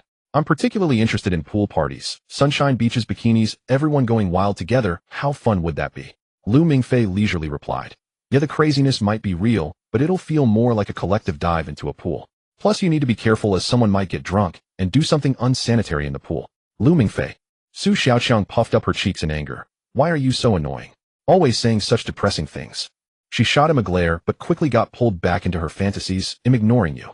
At that time, my roommate will probably be a silly blonde sweetheart, a typical American that's completely fooled by the scumbags in school, and he'll be her strategist, helping her figure out all the tricks of those scumbags. Are you sure you're not just going to watch a Hollywood teen movie? Your script is a bit too classic. Lu Mingfei couldn't help but laugh. What if your roommate turns out to be a punk girl who's 6 feet tall, all muscle, and loves heavy metal rock? Then he'll form a band with her. Su Xiaoqiang boldly countered, unable to resist laughing herself. After that laugh, she suddenly furrowed her brow. But seriously, all classes in English will still be a bit challenging. Her voice lowered. My spoken English is pretty good, but what if the professor's accent is too thick or the pace too fast? It would be embarrassing not to understand the class. I can't let those chattering blonde girls outshine me. That would be too shameful for us Chinese students. Lu Mingfei watched her alternate between excitement and worry, playing the role of an excellent listener the whole time. It's okay, your learning ability is so strong you'll adapt in a few days. Plus, the knowledge from the books is universal. A simple comfort lifted Su Xiaoqiang's spirits inexplicably. She stole a glance at Lu Mingfei, finding him quietly watching her. At least you can say something nice, she murmured softly, her lips involuntarily curling upwards. The bell signaling the end of school rang, pausing their youthful conversation. Lu Mingfei began to take action. He opened his desk, took out all the books and papers inside, without leaving a single one behind, and haphazardly stuffed them into his large backpack. After stuffing everything, he grabbed the remaining odds and ends from the desk drawer, a few old notebooks, comic books, and some doodled scrap paper, and casually tossed them into the trash bin. The soft thud of the comic book hitting the trash can mark the end of his high school years. Su Xiaoqiang watched Lu Mingfei's series of actions, her smile slowly fading. She was no fool. She realized something. He had cleared out his little space, leaving no trace behind. A feeling of heaviness and acidity settled in her heart. So, she asked softly, today is your last day at school, right? Yeah. Lu Mingfei replied, seriously, turning to look at the somewhat dejected girl beside him, nodding his head. Goodbye, deskmate. He looked into Su Xiaoqiang's eyes and sincerely said, thank you for this week. This expression of gratitude came from the heart. Without a second chance, his last week of high school would have been spent in a dark corner, silently and lonely. This week felt like the most normal days of his life as a high school student. Hey Lu Mingfei, wouldn't it be great if you could restore your eyesight sooner? We were only properly deskmates for 2 weeks, and now you have to leave. She paused, her voice dropping even lower, almost just audible to the two of them. So is this really the last time I get so soon? Lu Mingfei laughed. What are you talking about? Didn't we agree that there's a literary club farewell event at the cinema later? He added with a hint of teasing in his tone. Besides, I still remember, you owe me a big meal that hasn't been. It's not that easy to renege on that. Hearing this, Su Xiaoqiang turned her head away, glaring at him out of the corner of her eye. Who is trying to renege on that? It's just a meal. I can afford it. She stubbornly retorted, then quickly added, all right then. See, you mustn't make excuses not to come, or you'll be embarrassed all alone there. Of course, Lu Mingfei smiled and promised. After bringing home a backpack filled with his entire high school life, he tossed it onto the floor of his room. He walked over to the wardrobe and pulled open the door. Looking at the array of t-shirts, sweatshirts, and a few sets of winter clothes pressed at the bottom, he fell into a daze. He realized a very practical issue: he didn't have a decent suit to wear for tonight's farewell event. In his initial design, he had planned a very quiet way to exit this chapter of someone else's youth. He would wear the simplest clothes, sitting in the most inconspicuous corner of the cinema. When the movie ended and the lights came up, as Zhao Menghua held flowers, walking amidst the cheers and jeers of everyone to Chun Wanwen to deliver a heartfelt confession he envied deeply, he would quietly slip out the back door, leaving without a trace.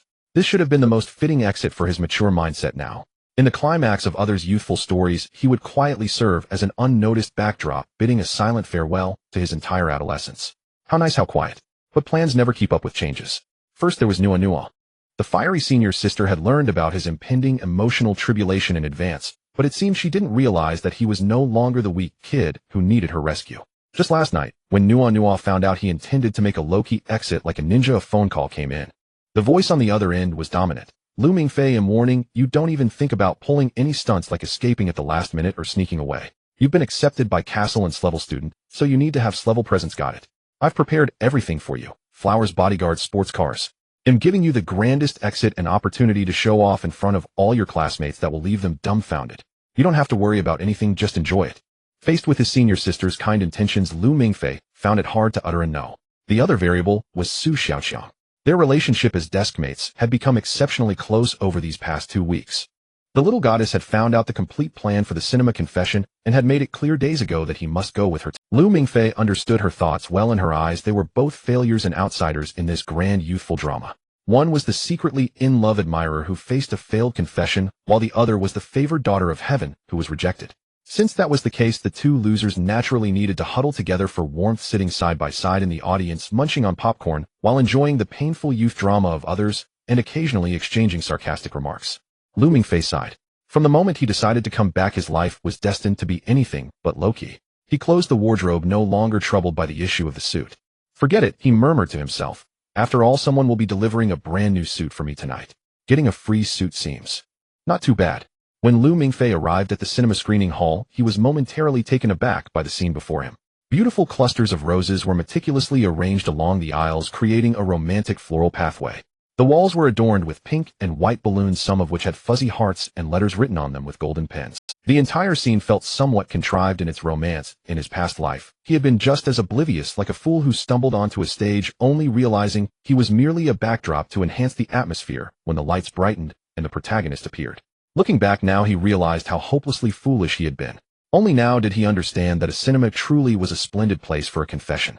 The lighting was dim enough to perfectly conceal the nervous faces and awkward movements of both the confessor and the one being confessed to. The space was enclosed, effectively trapping the target of the confession in their seat with no escape. Most importantly, there was a crowd of oblivious onlookers who at a crucial moment would be swept up by the atmosphere, creating a grand ambience of all eyes on you. You are the one, significantly increasing the chances of success. Unfortunately, the more meticulously planned the performance, the more it often lacked the simplest, most genuine heart. Young love should have been a name secretly scribbled on a scrap of paper, a heart-pounding encounter in the corridor. When it required such grandeur to prove itself, it had already lost its essence. There weren't many people in the screening room, yet those who arrived early were gathered in small groups chatting. Zhao Menghua stood at the front, directing his right-hand men Su Yanyan and Su Miao as they made the final arrangements. Upon seeing Lu Mingfei walk in alone, Su Yanyan immediately exchanged a knowing glance with Zhao Menghua, and they shared a smile. Lu Mingfei pretended not to notice and found a secluded corner to sit down by himself. Just after he sat down, Zhao Menghua strode over.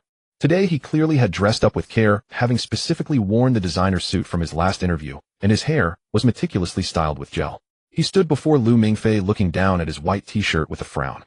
Lu Mingfei, today is our literature club's last meeting. You came in this. His tone carried a reprimanding undertone. How much do you value our group? This isn't just an ordinary club. Lu Mingfei lifted his head to meet Zhao Menghua's gaze, shrugging indifferently and saying, what can I do? My family doesn't have an endless supply of suits like yours. Zhao Menghua's smile faltered for a moment. He chuckled condescendingly, like an adult showing magnanimity to a child. He waved to Su Yanyan from a distance. Yanyan, come here for a moment. Take Lu Mingfei to change into something else. I had already thought of this and prepared an outfit for him. Got it, boss. Su Yanyan immediately scampered over with a flattering smile. He led Lu Mingfei to a storage room repurposed as a temporary changing area. A brand new suit was hanging inside, covered with a dust bag. Lu Mingfei took off his t-shirt and put on the suit. He examined himself in the mirror. The suit was still too big for him. The shoulders hung loosely, not filling out at all, and the sleeves extended past his hands, making his thin frame appear even more frail, like a child who had stolen an adult's clothes. No wonder a long time ago Su Xiaoqiang had looked at him dressed up and mercilessly mocked him for looking like a monkey. At that time he felt both embarrassed and angry, but had no strength to retort. Looking back now, it seemed not only was it a matter of temperament, his thin frame might have been a significant reason as well. The boy in the mirror did indeed look somewhat comical. He adjusted his mismatched tie and stepped out of the changing room. When he re-entered the screening hall, the place was nearly filled with people. He immediately spotted Chen Wenwen, who was indeed seated in the best spot in the center. The girl wore a beautiful white dress, her long hair cascading down her shoulders, surrounded by a few girls who were animatedly chatting with her, while she listened quietly, with a gentle smile as always. In a distant corner of the screening hall, Su Xiaoqiang sat alone, her arms crossed over her chest, gazing up at the balloons on the ceiling, with an expressionless face, resembling an outsider who had been excluded. Lu Mingfei walked through the crowd and sat down in the empty seat next to her. Su Xiaoqiang noticed someone sitting beside her and turned her head impatiently, only to be momentarily stunned upon seeing him. She looked him up and down, a smirk forming on her lips. Oh, you changed your outfit. You actually look somewhat decent now. Lu Mingfei looked down, tugging at the ill-fitting collar, and put on a distressed expression, asking, how do I look? Give me a professional assessment. Do I look like a monkey in a suit? With a chuckle, Su Xiaoqiang was amused by his sudden self-deprecation. She lightly tapped him, scolding, where did you hear such harsh words? You're just putting yourself down. After laughing enough, she scrutinized him again, resting her chin on her hand, and said, but you know what? You really do have a certain resemblance. Especially with these sleeves, they are far too long. Lu Mingfei's gaze drifted slightly as he softly replied, those words come from an old acquaintance. Old acquaintance? Su Xiaoqiang's curiosity was piqued. Who? Male or female? So harsh. Just as she was about to ask more, Zhao Menghua appeared beside them, his face beaming with a warm smile. Xiaoqiang, Lu Mingfei, it's great that you both made it. I'm really happy everyone could come today. This is our literature club's final event, marking the end of our high school years. He skillfully exchanged pleasantries, but then shifted his gaze intensely towards Lu Mingfei, saying, Mingfei, you are an old member of our literature club, having been here since freshman year. When the event officially begins, I'd like to invite you on stage to say a few words of blessing and farewell on behalf of us old members. What do you think? Su Xiaoqiang immediately sensed something was off. Since when did Zhao Menghua become so respectful towards Lu Mingfei? He wasn't that kind-hearted. Just a small token, to think of it as a labor fee. Don't be nervous when the time comes, you just stand in the far left position in front of the screen. Without waiting for Lu Mingfei to respond, Zhao Menghua pulled a thick red envelope from his suit pocket and shoved it into Lu Mingfei's hand. Of course, this isn't asking you to help for free. Just a small token, to think of it as a labor fee. Don't be nervous when the time comes, you just stand in the far left position in front of the screen. It's very simple. Lu Mingfei squeezed the red envelope. It was hefty, likely containing over 1,000 yuan. For a high school student, this was definitely a substantial sum. He looked up and readily agreed, no problem. It's my honor to contribute to the club. Seeing Lu Mingfei accept the envelope readily, Su Xiaoqiang chose not to say anything more. After Zhao Menghua walked away satisfied, she lowered her voice and leaned towards Lu Mingfei, saying irritably, he gave you money to be a tool, and you actually accepted it. Are you stupid? Lu Mingfei whispered back, why not take the money? Plus, who is the tool, that isn't certain yet. The event soon began. After a brief opening speech by the host, Lu Mingfei was called up on stage to give a speech. Amid scattered applause, Lu Mingfei walked onto the stage under the gaze of everyone. Following Zhao Menghua's instructions, he stood with Su Yanyan and Su Miaomiao, who had been waiting there in a quirky formation right in front of the screen. This positioning looked quite foolish as it perfectly blocked the photocopy taped on the screen. Below the stage, whispers began with no one understanding what was happening. All the lights in the screening hall went out. The entire room plunged into darkness, and someone let out a startled shout. The projector's beam lit up the screen behind the three of them. A burst of louder gasps erupted from the crowd. I love you. The bodies of Lu Mingfei and the Su brothers formed the most crucial part of this classic confession. At that moment, the truth was revealed to everyone. Zhao Menghua's friends immediately understood and began to cheer, whistling as they surrounded him, who was holding a large bouquet of roses, urging him to go on stage and claim his victory. With a determined smile on his face, Zhao Menghua enjoyed the attention of everyone, stepping forward like a king about to be crowned, ready to walk onto his stage. Hello. Hello. Microphone check, can you hear me? All sounds abruptly ceased. The cheerers, the clappers, and those ready to scream all stopped. On stage, Lu Mingfei had somehow snatched the microphone from the host's hand. Zhao Minghua stared in disbelief at the figure stealing his limelight, his smile frozen. Under everyone's gaze, Lu Mingfei smiled and calmly held up the microphone. Don't be nervous, everyone. Yes, the I love you on the screen is my confession to all of you. He paused, scanning the bewildered faces in the audience, and continued, thank you to all my classmates and friends for accompanying me through 3 tedious, yet unforgettable years of high school. I know that among us some are about to embark on journeys far away, while others are destined for greater heights. But I hope that many years from now everyone will still remember that there was a boy named Lu Mingfei who confessed to all of you in this cinema in a special way. But I hope that many years from now everyone will still remember that there was a boy named Lu Mingfei who confessed to all of you in this cinema. Those who were confused or indifferent to Zhao Minghua and Chen Wenwen's youthful dramas were ignited by this sudden twist and immense humor. Lu Mingfei is awesome. This is our graduation speech. Well said. I love you too. Amid the friendly and enthusiastic cheers, Lu Mingfei lowered the microphone, bowed deeply to the audience, and elegantly walked off the stage. He returned to the corner and sat down next to Su Xiaoqiang. He casually adjusted his suit collar and asked lightly, so how was my speech? Su Xiaoqiang's face lit up with joy as she playfully punched Lu Mingfei's shoulder. It was great. She laughed so hard she nearly fell over, saying, you really did it, Lu Mingfei. Zhao Minghua's face went green. The stage lights were somewhat blinding, and the cheers from the audience felt like waves of merciless mockery, slapping Zhao Minghua's face. After casually delivering a few lines, Lu Mingfei stepped down, shattering the romantic atmosphere he had painstakingly crafted. What should have been his moment of glory turned into a tribute from Lu Mingfei to the collective. Zhao Minghua took a deep breath with his chest heaving violently. He forcefully suppressed the raging anger in his heart, telling himself to remain calm and prioritize the greater picture. The necessary ceremony must be completed. He was already here, holding the roses with the arrow on the string, unable to not let it fly. As for the good deed done by Lu Mingfei, he would settle the score with him once this was all over.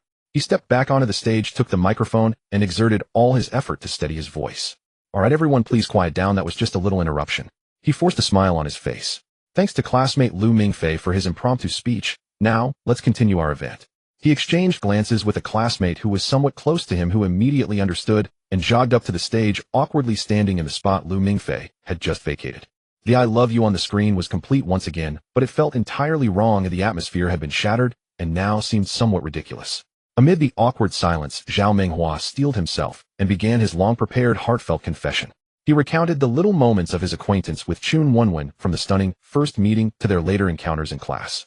The background music rose again at an opportune moment. It must be said that Zhao Minghua was indeed a genius in this regard, who under his efforts the atmosphere at the venue gradually returned. In a corner, Su Xiaoqiang was still laughing uncontrollably at Lu Mingfei's astonishing performance.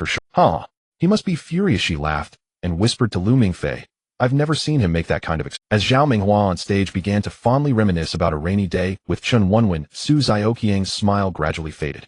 She looked at the two under the spotlight, observing the envious gazes of their classmates, and unconsciously clenched her fists. Lu Mingfei sensed her emotional shift and gently patted her shoulder. Su Xiaoqiang was startled and turned to look at him, her expression somewhat complicated. She quickly turned her head, huffing defensively, I'm not jealous. I just suddenly feel that Zhao Minghua is not worthy of me. She added, look at him, his family isn't as rich as mine, and he's not that handsome. He's even not as good as you, or Chu Ziyang. Lu Mingfei chuckled. Thank you, he said sincerely, that might just be the best compliment I've ever heard throughout my Su Xiaoqiang was momentarily taken aback by his words. She shot him a glare as if recalling something, then huffed, if it weren't for what you did just now, he would have been insufferably proud. Lu Mingfei didn't say anything further. His gaze had already shifted toward the door of the screening room. He heard the sound of footsteps approaching from outside. On stage, Zhao Minghua's confession was nearing its end. Amidst the cheers and jeers from his friends, Chen Wenwen appeared somewhat at a loss under the thunderous chants of say yes to him. With a blush, she glanced at the eagerly hopeful Zhao Minghua and finally nodded gently. The crowd erupted once more with thunderous cheers. Zhao Minghua finally let out a long sigh of relief, a victorious smile spreading across his face. He opened his arms, ready to embrace this hard-won girl. At the moment he embraced Chen Wenwen, bang. The door to the screening room was pushed open from the outside. Dazzling white light illuminated the dim, ambiguous cinema. A figure stood in the doorway against the light, her long hair flowing like burning flames, striking and captivating. Behind her followed a group of men in black suits and sunglasses, their presence resembling a scene straight from a gangster movie. The girl stepped forward, and the suited men began to spring into action.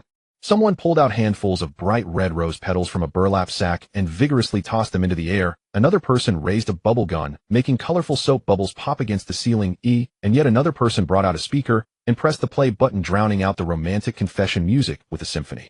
Lu Mingfei watched this scene, helplessly resting his hand on his forehead, sighing internally. His senior sister still loved to make a grand spectacle.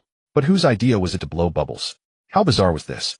Everyone in the venue was stunned by this sudden turn of events, all voices abruptly silenced as they gawked at the unexpectedly odd guest, their minds going blank. Amidst the silence and the soaring background music, Nua's clear and playful voice rang out. Li Jiata, there are still so many unresolved issues in this dreadful world. How long do you intend to play house with a bunch of kids here?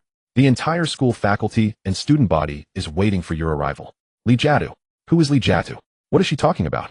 This girl is so beautiful. Is she an actress from a film academy? Here to shoot a movie? After a brief pause, the crowd, bewildered, began to murmur quietly. Under Su Zioqiang's astonished gaze, Lu Mingfei calmly stood up. He waved at the fiery girl who was stepping on rose petals and soap bubbles. Senior sister, I'm over here. Nua, along with her lively atmosphere group, walked up beside Lu Mingfei. She gave Lu Mingfei's arm a hearty pat, eyeing his obviously ill-fitting suit and raising an eyebrow. Mingfei, have you had enough fun? Lu Mingfei looked at her and nodded. I've had enough fun, senior sister. That's good. Nua nodded in satisfaction, her gaze casually sweeping over the petrified Su Xiaoqiang and the pale-faced Zhao Minghua on stage.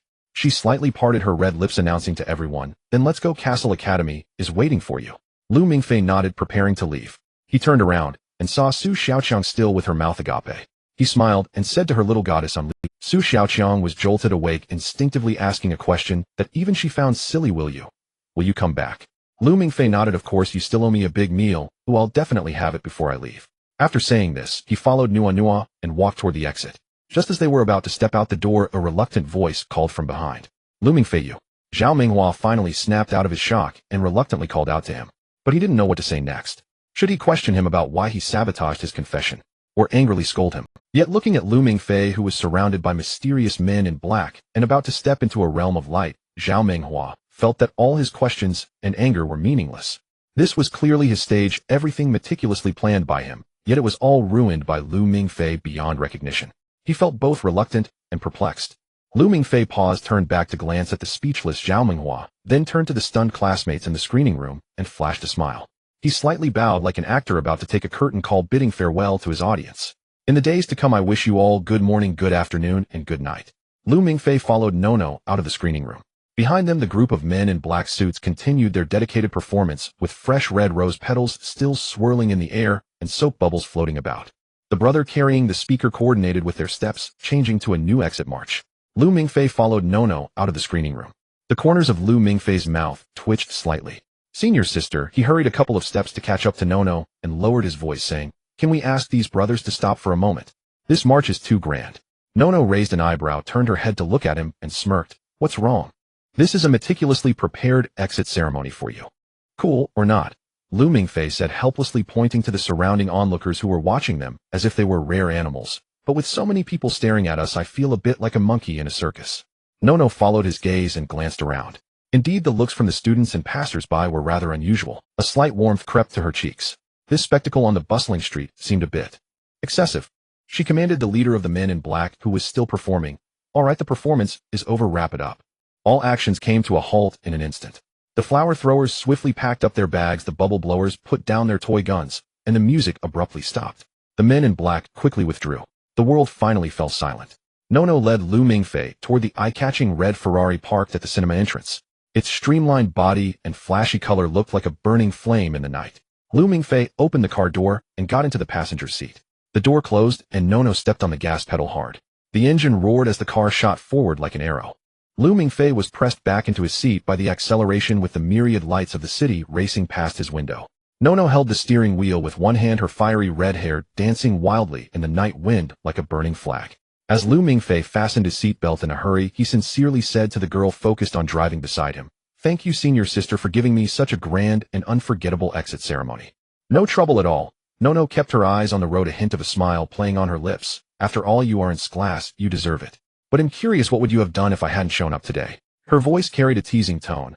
Would you have just stood there like a complete loser watching the girl you've had a crush on for years being taken away by someone else, then sneak out the back door, all alone, hiding under the covers at home, secretly wiping away tears? Lu Mingfei turned to look at the night scenery flashing by outside the window. No, I wouldn't have.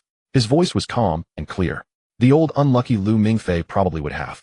But the current me would likely go out alone, find a somewhat pricey Western restaurant, order the most expensive steak, and open a bottle of the priciest red wine I could afford. Then quietly finish it by myself. Consider it a farewell ceremony for my failed and dull high school life. The sports car came to a slow stop at an intersection. The traffic light began its countdown. Nono turned her head, sizing up the boy beside her. Was that steak going to be salty? She asked. Lu Mingfei was taken aback. Why do you say that? Because your tears would drop into it, silly. Nono mercilessly mocked, salty tears shed for lost youth and missed love. Lu Mingfei laughed and shook his head. Impossible, he said, pulling out the red envelope Zhao Menghua had given him from the large pocket of his suit. Look, I have this red envelope, I'm quite happy. He opened the envelope in front of Nono. He pulled out a stack of brand new Chinese yuan, all red 100 yuan bills. He counted a total of 10 bills. 1,000 yuan, truly generous. Lu Mingfei sighed, contentedly stuffing the money into his pocket. Now I have money for the steak, and still have some left over. Nono glanced at the money in his hand, then at his comically awkward suit, and scoffed. You sure are optimistic. For 1,000 yuan, are you willing to be someone else's backdrop? Shh. How can that be called a backdrop? Lu Mingfei grinned as he adjusted his collar. The suit was free too. Looking at it this way, Zhao Menghua is truly a great person. He not only equipped me with a full outfit, but also gave me 1,000 yuan performance fee. Next time we meet, I must present him with a banner that says a contemporary living lay phone, a good example of helping others. The green light turned on, and Nono impatiently pressed the gas pedal again. The speed increased, and the evening wind tousled Lu Mingfei's hair inside the car. I don't understand, Lu Mingfei. Nono's voice sounded somewhat distant in the wind. Why the sudden change in you? You are completely different from the image I saw in my materials.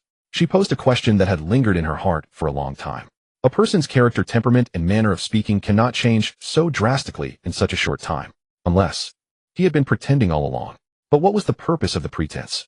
Lu Mingfei leaned back against the seat, letting the wild wind blow across his face. His voice was somewhat intermittent in the wind. I already said it. I am reborn. Nono burst into a clear peal of laughter. Her laughter carried far and wide in the night breeze. Huh. Lu Mingfei, that's the funniest joke I've heard recently. Alright, even if you are reborn, if you are so powerful, what is the purpose of your rebirth? She turned her head, her eyes shining in the night. Could it be to come back and taste every flavor of the KFC family? Lu Mingfei laughed as well. He turned his head in the howling wind, looking at Nono's sparkling eyes. Of course, it's to save everyone from their tragic fates. He paused for a moment, then added, and also to eat all the flavors of the KFC family bucket. Nono's smile slowly faded. She turned back to gaze at the seemingly endless road ahead, her voice softening. Our fate. You call it. Does that mean I'm going to die a terrible death? This was a question she had never asked anyone before. In the world of dragons, death was the sword of Damocles hanging over everyone's head. She acted indifferent, but that didn't mean she wasn't afraid. The secrets of heaven cannot be revealed. Lu Mingfei began with an air of profundity. He watched Nono's slightly changed expression and continued, but senior sister, your fate is indeed quite tragic. However, I have returned. It's to save you all, to save everyone. Nono was silent for a few seconds, then suddenly pressed the gas pedal again, and the sports car sped wildly down the empty road. Then let me thank you in advance, my great glass. Her voice came through the raging wind. But Lu Mingfei, you said it yourself, that is, fate. Everything was decided from the moment we were born. Can these predetermined things really be saved? The bloodline of the dragon clan bears a curse and responsibility from the moment of birth, and the path has already been paved by that boiling blood. In the wind, Lu Mingfei's voice also came through. In our country, there's a saying, my fate is determined by me. To put it in a more philosophical way, fate is never predetermined. It is merely a path destined to be rugged, but the one holding the steering wheel is always yourself. You can choose to follow a map, or you can choose to take a different road, forging a brand new path. The night had grown deep. The Ferrari gradually slowed down, stopping at the intersection near Lu Mingfei's uncle's neighborhood. The old residential area was exceptionally quiet at night, with no pedestrians on the street, only the distant streetlights casting a dim glow. Nono glanced at the old and ordinary neighborhood outside the car window and waved at Lu Mingfei. Go on, and next time in Cassell. Lu Mingfei opened the door to get out, also waving at the fiery-haired girl inside the car. See you in Cassell, senior sister. Good night. As the moment of departure approached for Lu Mingfei, his aunt was stuffing items into a huge suitcase. The scene seemed less like packing for her nephew's journey and more like moving house. Stainless steel cookware, a set of bowls and chopsticks, and even a few bottles of spicy chili sauce and beef sauce, made by his aunt with their names written in a crooked scrawl. Lu Mingfei leaned over to take a glance, and his aunt began to remind him. There's less beef inside, but plenty of chili. If you ration it, it can last a long time. His aunt's slightly stingy warmth made Lu Mingfei feel a bit out of place. And you really don't need to pack pots, they should be available in America. Available? Does that mean they're free? Without looking up, his aunt stuffed a rice cooker into the suitcase. Do you think money just grows on trees? Every little bit counts. Besides, your uncle's salary card is with me. Once you're over there, the money should be spent wisely. On the other side of the living room, his cousin Lu Mingfei was lying on the sofa with headphones on listening to music. His aunt, who usually spoiled Lu Mingfei, was now unusually stern, perhaps due to Lu Mingfei's acceptance into a prestigious school, or perhaps his aunt had suddenly awakened to reality. In any case, Lu Mingfei had not been having a good time lately. His aunt stuffed the last bottle of sauce and zipped up the suitcase, and straightened her back, her gaze locking onto Lu Mingfei.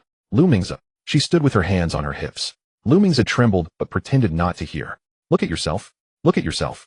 His aunt rushed over and snatched Lu Mingfei's MP3 player. All you do is play all day.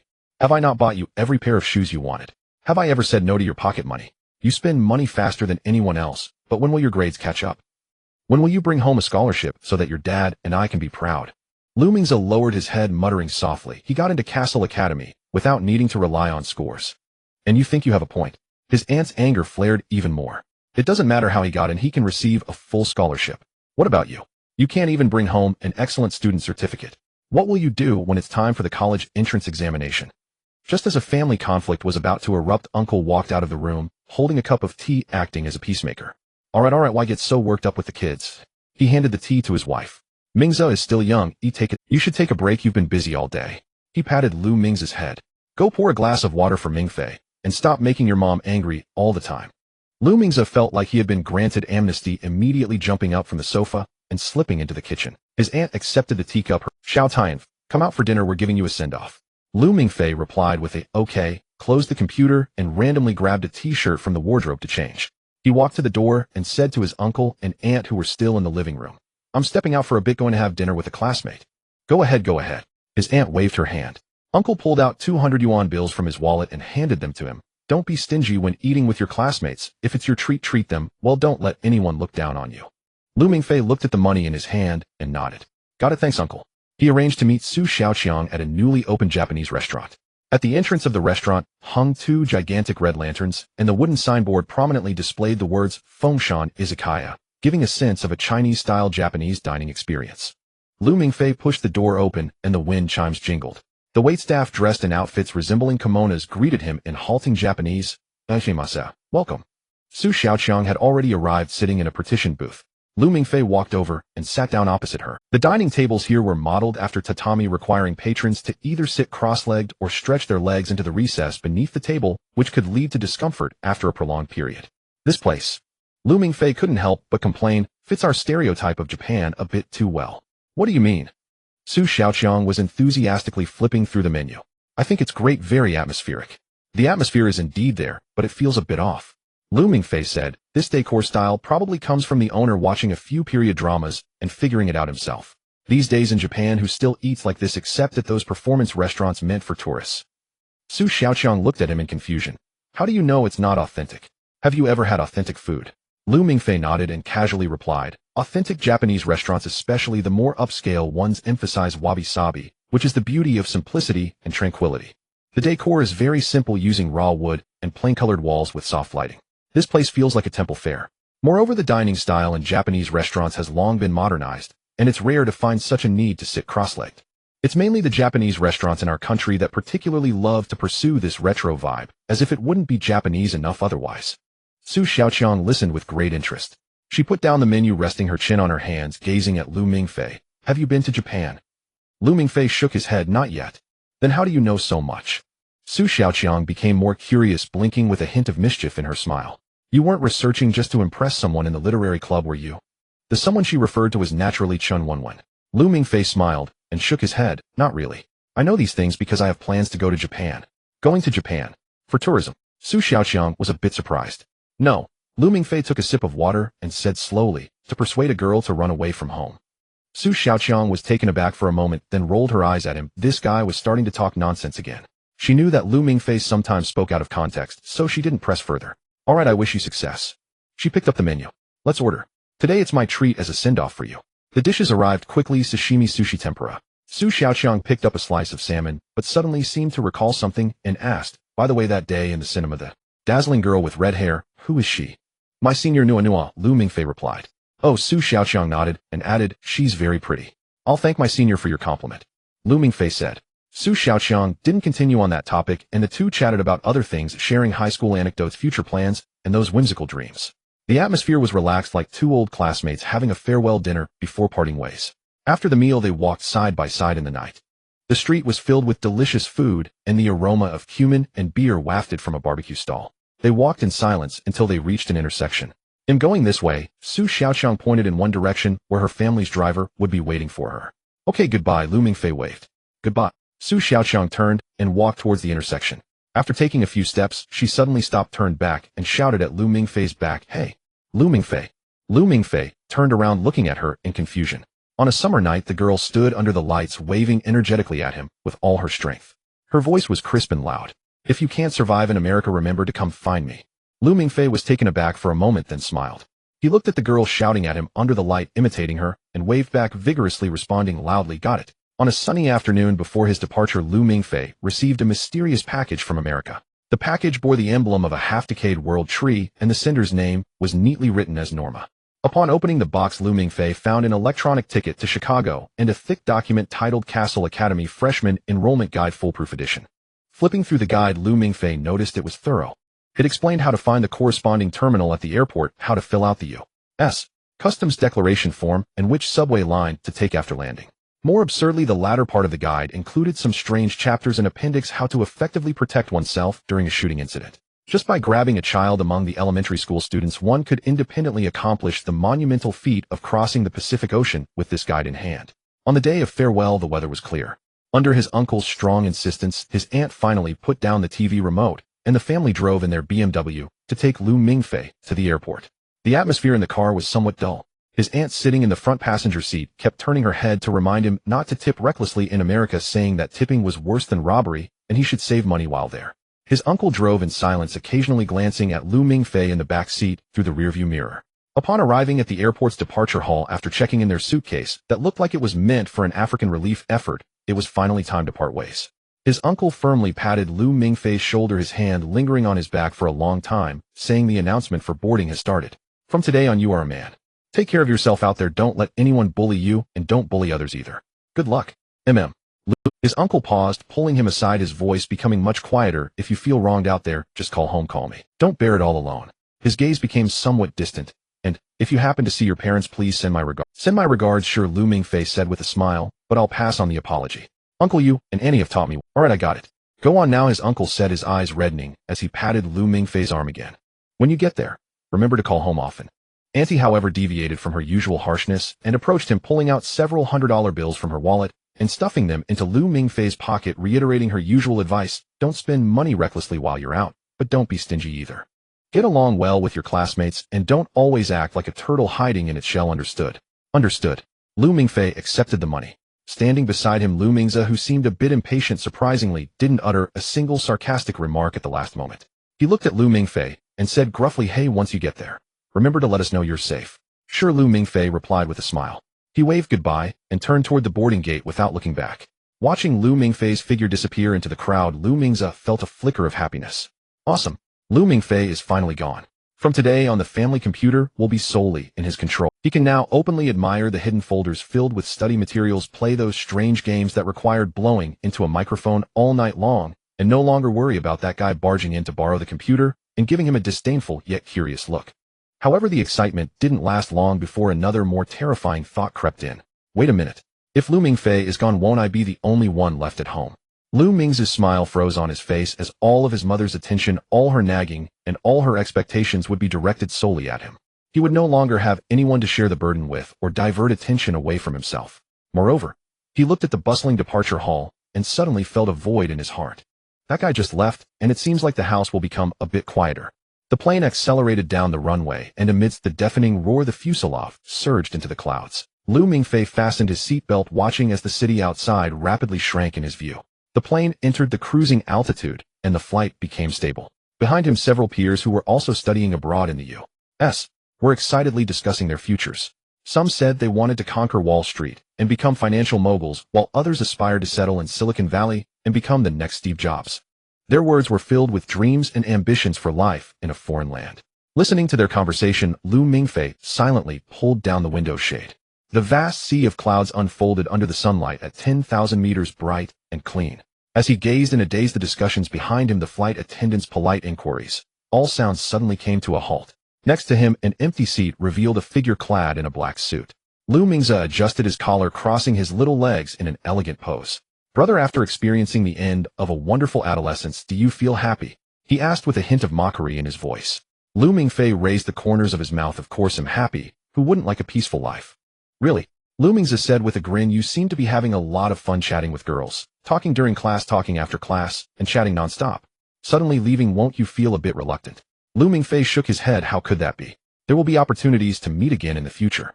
Besides, there are people at Cassell Academy I'm more eager to meet." Lu Mingfei tilted his head. "But it seems like Su Xiaoqiang has a bit of a crush on you. A proud girl shouting your name so loudly in the street. Brother, are you really willing to let her go? Does that mean if a girl shouts my name loudly I would fall for her?" Lu Mingfei replied, somewhat speechless. "Perhaps in the past you really would have," Lu Mingfei said, stroking his chin thoughtfully. "I wasn't that fickle, was I?" Lu Mingfei countered. "Yes, you were." Lu Mingfei's expression suddenly turned pitiful. "The love-starved you would magnify even the slightest kindness and mistake it for love. From your silent crush on Chen Wenwen to the later infatuation with Nono, and then to the tragic ending with Hui Li. Brother, from this perspective you are indeed quite fickle. You're really cruel," Lu Mingfei said. "Didn't I show you a lot of malice back then? At first did you dislike me?" Lu Mingfei suddenly changed the topic, looking at him with bright eyes. Lu Mingfei was silent for a moment before shaking his head. "It was fear, not dislike. To be honest, although I couldn't save anyone in the end, at least you gave me the chance for revenge." He turned his head, staring seriously into Lu Mingfei's eyes for the first time since his return. "Moreover, the kindness you showed was the greatest of all. You just presented it in the worst way possible." Lu Mingfei's voice was firm. "In my heart, no matter who I encounter in the future, your place will always be side by side with them at the top." Lu Mingfei was stunned for a moment, a faint blush creeping up his cheeks as he turned his head, pretending to admire the monotonous sea of clouds outside. "Brother, I admit you have good taste." The plane landed at Chicago O'Hare International Airport. Lu Mingfei took out the fool's guide and diligently followed the guide's instructions. Clearing customs, collecting luggage, filling out the tax declaration form. Everything went smoothly. He walked into the train station hall following the guide's directions. The station was bustling with people, filled with conversations in various languages and the sounds of rolling suitcases. Lu Mingfei took a deep breath of the foreign air, looking around for familiar faces among the crowd. However, he searched the entire hall and found no one he recognized. He walked to the waiting area, his gaze fixed on a bench in the waiting area. A man was sprawled out on the bench, fast asleep, his hair a mess like a pile of withered grass, his chin covered in stubble, and his wrinkled clothes stained with grease. As if hearing Lu Mingfei's thoughts, the man on the bench turned over, facing the other side, sinking deeper into sleep with a glimmer of liquid trickling from the corner of his mouth. "Lu Mingfei, you cannot expect a man who can sleep on a train station bench like it's a luxurious bed to have any advanced alertness." Lu Mingfei stood still, pondering. Should he directly wake him up? No, that would be too mundane. The first encounter with Finger should be something special. He remembered seeing a KFC sign at the corner of the station entrance when he entered. There's nothing that a meal from KFC can't solve. If there is, then it just requires 2 meals. He glanced at his oversized suitcase, and then at the oblivious Finger, gently pushing the suitcase to rest against Finger's bench, making it look like the vagrant's entire belongings. The KFC restaurant was filled with the aroma of fried chicken. Lu Mingfei stood in front of the counter and decisively ordered the largest family bucket. "Is there anything else you need, sir?" the blonde, blue-eyed waitress asked enthusiastically. Could you give me another paper bag? A clean one and used." "Of course, what size do you need?" Lu Mingfei gestured to the size of his head. "One, that's about the size of my head." The waitress blinked, seemingly confirming that she had not misheard. "The same size as your head?" "Yeah." Lu Mingfei nodded affirmatively. "Sir, we usually describe bags as large, medium, or small." "Then it should be the size that fits my head," Lu Mingfei added. "Your bags are perfect for wearing as a headpiece." The waitress probably thought he had just escaped from a mental hospital. She sighed and turned to fetch the bag. Soon she smiled and handed him a brand new medium-sized paper bag. Lu Mingfei accepted the bag, nodding in satisfaction. Just the right size. Lu Mingfei returned to the station hall, carrying the steaming family bucket and headpiece. He took out his keys and poked 2 holes in the upper part of the paper bag. He gauged the position of his mouth and poked a 3rd hole below. Thus a rudimentary yet spirited KFC hero headpiece was born. Lu Mingfei placed the paper bag over his head, and through the 2 rough holes the world ahead appeared narrow and comical. He walked towards the man, still lost in dreams, carrying the warm KFC, while curious passers-by cast strange glances at him. A blonde little girl pointed at him, excitedly shouting to her mother, "Mom, look! It's Colonel Sanders. The real one." Her mother quickly covered her mouth and hurried her away, fearing they might be bothered by a lunatic. The aroma of fried chicken penetrated Finger's dreams. Suddenly he caught a whiff of the delicious scent and looked down to find the ground filled with gigantic fried chicken legs and popcorn chicken. Finger's nose twitched a few times, the fragrance grew stronger and closer. He opened his eyes. A strange figure wearing a KFC paper bag headpiece was looking down at him through two dark eye holes. Finger's mind blanked for half a second. A sense of crisis made every hair on his body stand on end. Instinctively, he sat up. Suddenly his muscles tensed as he assumed a defensive posture ready to pounce and snap the neck of the mysterious figure. He knew his identity. The KFC figure slowly removed the paper bag from his head. Beneath the bag was a young Asian face, smiling innocently and somewhat shyly. He rapidly searched his memories of carrying out missions in Asia, but he couldn't recall having used this identity in Asia. Lu Mingfei looked at Finger, who was on high alert, and smiled, asking in English, "Hi, hello. Could you please make some room for me to sit down?" Finger suppressed the urge to strike, coldly staring at Lu Mingfei, and asked in a low tone, "Why are you wearing a headpiece?" Lu Mingfei replied casually, "Oh, that. The KFC at the train station entrance is running a promotion. If you wear this headpiece while buying, you get an extra piece of fried chicken." Finger raised an eyebrow, looking at him skeptically. "Really? You'll know if you go buy one," Lu Mingfei chuckled. Finger said nothing more, quietly scooting over to give Lu Mingfei enough space. Lu Mingfei sat down, placing the family bucket between them, and leisurely took out a chicken leg, gently biting into it. Crack. The sound of the crispy skin breaking was particularly clear between the two of them. Finger's Adam's apple bobbed, and his stomach let out a loud rumble. Finger's face turned red instantly. Lu Mingfei stifled a laugh and pushed the family bucket toward him. "Want to share some?" Finger was waiting for this invitation. Without hesitation, he nodded and swiftly grabbed the largest piece of original recipe chicken from the bucket, devouring it in a few bites, leaving only a bare bone. Lu Mingfei once again witnessed Finger's eating style that was akin to a whirlwind. Finger looked as if he had just been released from a Siberian camp, possessing an extreme craving for food. Chicken legs, wings, pieces. Anything edible barely lingered in his mouth for more than 5 seconds. Finger finished off half the bucket of chicken in one go before slowing down slightly. He contentedly let out a long burp while chewing on the meat and began to question Lu Mingfei vaguely. "Hey brother, you're really a good person." He swallowed his food and solemnly patted Lu Mingfei on the shoulder. "I knew it. Chinese people are always, I love China." "Oh, how do you know I'm Chinese?" Lu Mingfei pretended to be surprised. "Just look at your appearance and aura. It's obvious you're a friend from the mysterious East." Finger immediately puffed out his chest, starting to boast. "Actually, I'm a China expert. China is like my second hometown. I know your culture inside out. Kung Fu, Bruce Lee, and that, Mapo Tofu." He switched to fluent Chinese. Hello, my name is Finger." Lu Mingfei also wiped his mouth with a napkin, responding in Mandarin, "Hello, I'm Lu Mingfei." "Wow, your Chinese is really good," Finger exclaimed, completely unaware that the other party was actually Chinese. He then continued to show off. "By the way, brother, are you from the South or the North? I've heard that people from the South eat rice and Northerners eat noodles, right? During the New Year, one eats tangyuan and the other eats dumplings." "What a coincidence, I'm from the South," Lu Mingfei said with a smile. "That's great." Finger slapped his thigh. "We truly hit it off.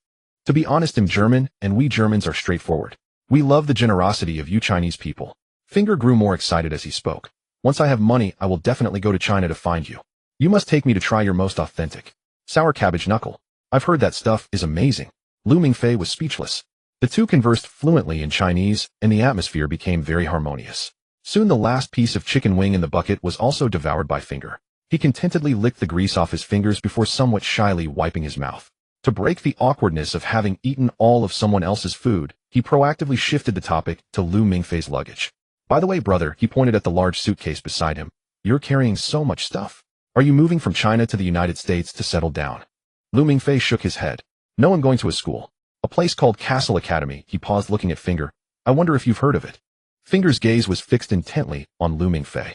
"Cassell Academy," he confirmed, ensuring he had not misheard. "You mean Cassell Academy?" Lu Mingfei nodded. "Yes, I passed their interview, and I'm considered a freshman this year. I just arrived in America today." "A freshman?" Lu Mingfei handed over the fool's guide he had been carrying, and Finger glanced at it, nodding excitedly. "Really, so you're one of us?" He puffed out his chest proudly. "I am Finger von Flins, the renowned at Cassell Academy. I am the head of the Academy's news department." He puffed out his chest proudly. "I am Finger von Flins, the renowned at Cassell Academy. I am the head of the Academy's news department and the unofficial king of the Academy. At Cassell, there's nothing I don't understand." He paused, looking at Lu Mingfei, who was not surprised, and cleared his throat. "In simple terms, meeting me is a blessing for you. With my guidance, your future university life will surely be smooth sailing." Lu Mingfei looked at his exuberance and found it amusing. He nodded deliberately, asking, "So impressive. By the way, my mentor is called Guderian. Have you heard of him?" Finger's expression froze, his eyes widened. "What did you say? Who is your mentor? Say that again." Finger grabbed Lu Mingfei's arm. Professor Gudrian, Lu Mingfei repeated. In the next second, he was enveloped in a bear hug filled with a Finger shouted, "Family. My long-lost brother." Lu Mingfei struggled to breathe, nearly suffocating in this complex manly scent. "By the way, my good brother," Finger asked loudly in his ear while hugging him tightly, "what's your name again? I was too busy being happy earlier and didn't catch it." Lu Mingfei replied with difficulty. "I'm Lu Mingfei. Also senior brother. Could you let go of me for a moment? Your smell is a bit strange." Finger awkwardly released his grip, casually wiping his hands on his clothes and confidently said, "That's just manly scent. It's a sign of maturity." He hooked his arm around Lu Mingfei's shoulder again in a very affectionate manner. "I Finger am your proper senior, the chief disciple under Gudrian." "Chief disciple?" Lu Mingfei blinked. "But Professor Gudrian warned me to stay away from Finger after arriving at school. He specifically emphasized not to be led astray by you." Lu Mingfei paused, suddenly realizing, could it be? Because you're too outstanding and the teacher is afraid that I'll feel too much pressure learning from you. Exactly. Finger was very pleased with this statement, nodding vigorously, his face displaying a satisfied expression of this child can be taught. Old Gudrian is just like this, so rigid, he's jealous of my talent, afraid you'll learn too much from me, making him lose face as a mentor. Lu Mingfei watched him speak nonsense, so seriously smiling without exposing him. The two fell silent for a moment, and Finger rubbed his hands, looking a bit embarrassed. "Well, Lu, since we are already one of our kind, would you be so kind as to lend your senior brother $1 to buy a bottle of cola? You know the brain needs sugar to function." Lu Mingfei looked at him and shook his head. Finger's expression "You can't, Lu," Lu Mingfei said with a smile, "but Lu Jr. can." Finger's eyes instantly lit up, and without hesitation he called out with deep emotion, "Lu Jr." Lu Mingfei pulled out his wallet from his pocket, took out a $10 bill, and handed it to him. "Senior brother, please enjoy 10 bottles. Finger looked at the $10, trembling with excitement. He snatched the money. "Junior, I'm definitely keeping you. Wait here, senior brother will be back soon." After saying that, he dashed towards the vending machine at the station at an astonishing speed. A few minutes later, Finger returned with a large pile of cola. He piled the cola on the bench with a crash and opened a bottle, gulping it down. "Junior, let me tell you," Finger wiped his mouth, "Cassell Academy is no ordinary university. That place is incredibly exciting. Just talking about our principal, he's over 100 years old. Just think about it, over 100 years old, and still the principal. That's already strange, right?" "It is a bit," Lu Mingfei cooperated. "And the strange part is yet to come." Finger wore a lewd and gossiping smile. "About this principal, his office is said to be the best feng shui spot in the entire school. But that place gets noisy at night." He purposely paused, observing Lu Mingfei's reaction. "What kind of noise?" "Screams," Finger said decisively. "Sometimes it sounds like someone is being tortured, but other times it sounds like a woman's wail. Just think about it, an old man over 100 years old not sleeping at night with a woman in his office. And she makes those kinds of sounds. Tisk still vigorous at that age." Some people in the forum guessed it was a female student lacking credits pleading for mercy. Others said it was a big star trying to pull strings, and some guessed it was the principal's mistress. There were too many. Some people in the forum guessed it was a female student lacking credits pleading for mercy. Others said it was a big star trying to pull strings, and some guessed it was the principal's mistress. There were too many versions. So who exactly is it? Finger sighed heavily, pounding his chest and lamenting. "Who knows? My post was taken down by the privileged people at the academy. It's infuriating." Finger patted Lu Mingfei's shoulder, speaking earnestly. "So Junior, remember this iron rule in this school. All the seemingly upright old fellows are not proper behind the scenes." Lu Mingfei listened to Finger's outrageous words, trying hard to suppress his laughter. If anger heard Finger's tales, would he rush out of his office and stab him with a folding knife? "It sounds like this school is indeed quite special," Lu Mingfei commented. "Not just special." Finger opened another bottle of cola. "This is just the tip of the iceberg. There aren't many normal students and teachers in the school." He sipped his cola, glanced at the empty platform, and then said to Lu Mingfei, "Junior, I can sense that this train won't be coming today, else something must have happened on the way." "Then what should we do?" Lu Mingfei asked. "Don't just stand around waiting." Finger waved his hand, a mischievous smile appearing on his face. "Let's leave the train station and find a hotel to catch up first. I'll tell you everything about Cassell Academy. I guarantee you'll thrive in the school." Lu Mingfei looked at his face, which seemed anything but catching up, and tentatively asked, "To the hotel?" "Of course to the hotel. It has to be quiet for me to pass on those secret intel to you." Finger patted his chest, looking very righteous. "Let's take a cab," Finger said as he was about to stand up. Lu Mingfei asked him, "Aren't you broke?" Finger pointed at Lu Mingfei's pocket without looking back, saying confidently, "But you have money, right?" Finger's shamelessness seemed to surpass what Lu Mingfei remembered. Lu Mingfei shrugged. "I just used my last $10 to buy cola." Finger, seeing that Lu Mingfei would not be fooled, awkwardly rubbed his nose and swallowed the rehearsed excuse. Ahem, he cleared his throat. "Senior brother, I was merely joking, testing your alertness." Indeed, very much in the manner of Cassell Academy's students, always vigilant, never beguiled by honey traps, he said, glancing about as he twisted open another bottle of cola and began to gulp. But jokes aside, intelligence must still be shared. Since you have time, senior brother will give you a gratis first lesson for new students at Cassell Academy. How to recognize those monsters you cannot afford to cross. I am all ears. Lu Mingfei smiled and made a polite gesture. First, the principal anger. Fengir lowered his voice. The centenarian I mentioned, the one who was caught in his office late at night conversing with a mysterious woman. Noted. Second, the student council president Cassell. Fengir cracked open another cola. The heir of the Jito family, absurdly wealthy, sculpted like an ancient Roman statue, he carries an aura of spotlight wherever he goes. One word for that guy: arrogant. How arrogant? Lu Mingfei asked. In his world there are only two kinds of people: those who do his bidding and mere passers-by. He has absolute confidence in his own taste. His suits, his wines, his parties are always the finest, Fengir said, imitating Caiss's disdainful look.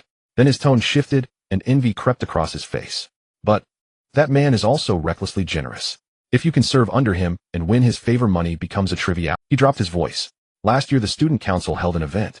Cassell wrote several private checks on the spot, sending some members off to Europe for a fortnight. Expenses all covered. Fengir clicked his tongue. So junior brother, opinions on Cassell are polarized. If you can stomach his arrogance and show him your worth, following him will bring you indulgence. If you cannot, keep your distance. Sounds like a man of undeniable charisma, Lu Mingfei observed. The last one, and the one to watch most closely, is Chu Zihong. Fengir's expression turned odd.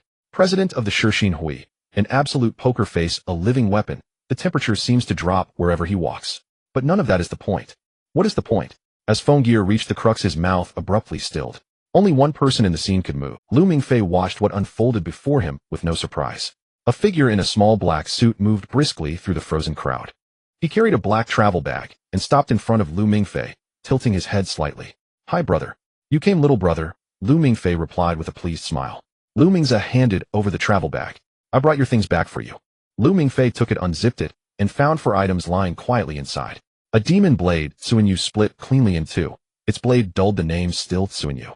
A very clean yellow rubber duck that squeaks when pinched. After Hui Li vanished, he had spent a long time digging in the earth before he found that little duck.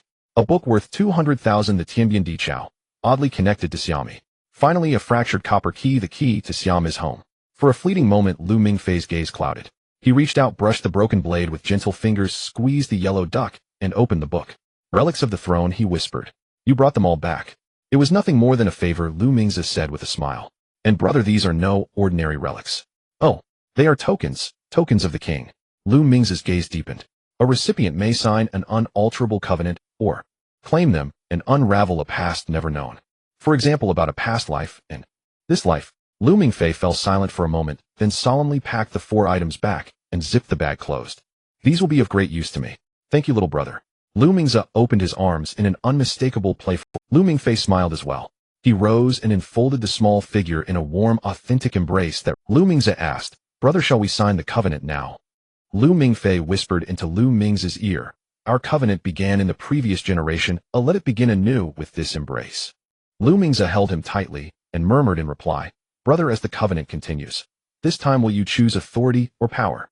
Power, Lu Mingfei answered without hesitation. I will trample every obstacle that might stand in my path from the outset. As you wish. Lu Mingfei stepped back and snapped his fingers. 5 orbs of different hues materialized and hovered before them. One burned with furious flame, representing the Bronzean Fire King. One was deep icy blue, the Ocean and Water King. One was sharp shifting teal, the Sky and Wind King. And one was desolate heavy yellow, the Erdhin Mountain King. At the center of the 4 glowed a chaotic orb, black and white, braided together and spinning. You must unlock them one by one, Lu Mingfei said with a mischievous smile. When you have claimed all 4, that black and white orb will belong to you automatically. He snapped his fingers again, and lines of golden English code shimmered in midair. Console commands from the something for nothing. Show me the money. Black sheep wall. Naglus. And the line Lu Mingfei knew best. Brother, make your choice, Lu Mingfei urged. Opportunities do not wait. A friendly reminder, my gift comes at what price? Lu Mingfei asked with interest. Choose first, the bill comes later. Lu Mingfei pressed. You may select only 2 items at once. 1 authority and 1 cheat code. Lu Mingfei's gaze swept the 4 orbs and finally settled on the blazing flame. In his mind surfaced the image of a man in a flashy floral shirt shouting in an internet cafe. Let it begin with Lao Tang. I choose bronze and fire, Lu Mingfei said in a low voice. This time I will make Lao Tang kneel and sing conquest. Lu Mingfei's smile brightened.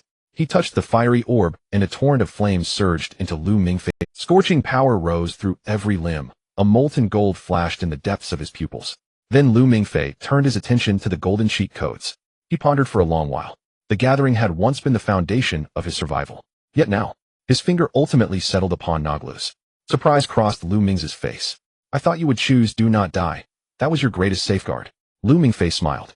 I think do not die may no longer be of use to me. Lu Mingze smiled in satisfaction, his figure slowly paling until he vanished. The silent world resumed its sound. So Chu Zihang's poker face is so flat he'd be too smooth, even for an iron. Don't you agree, junior brother? Fengier's voice babbled opinions into the air. Lu Mingfei looked at him, felt the hot power stirring within, and smiled as he nodded subtly. Yes, senior brother. Everything you said is true. Fingerl mysteriously said to Lu Mingfei, let me share another secret with you.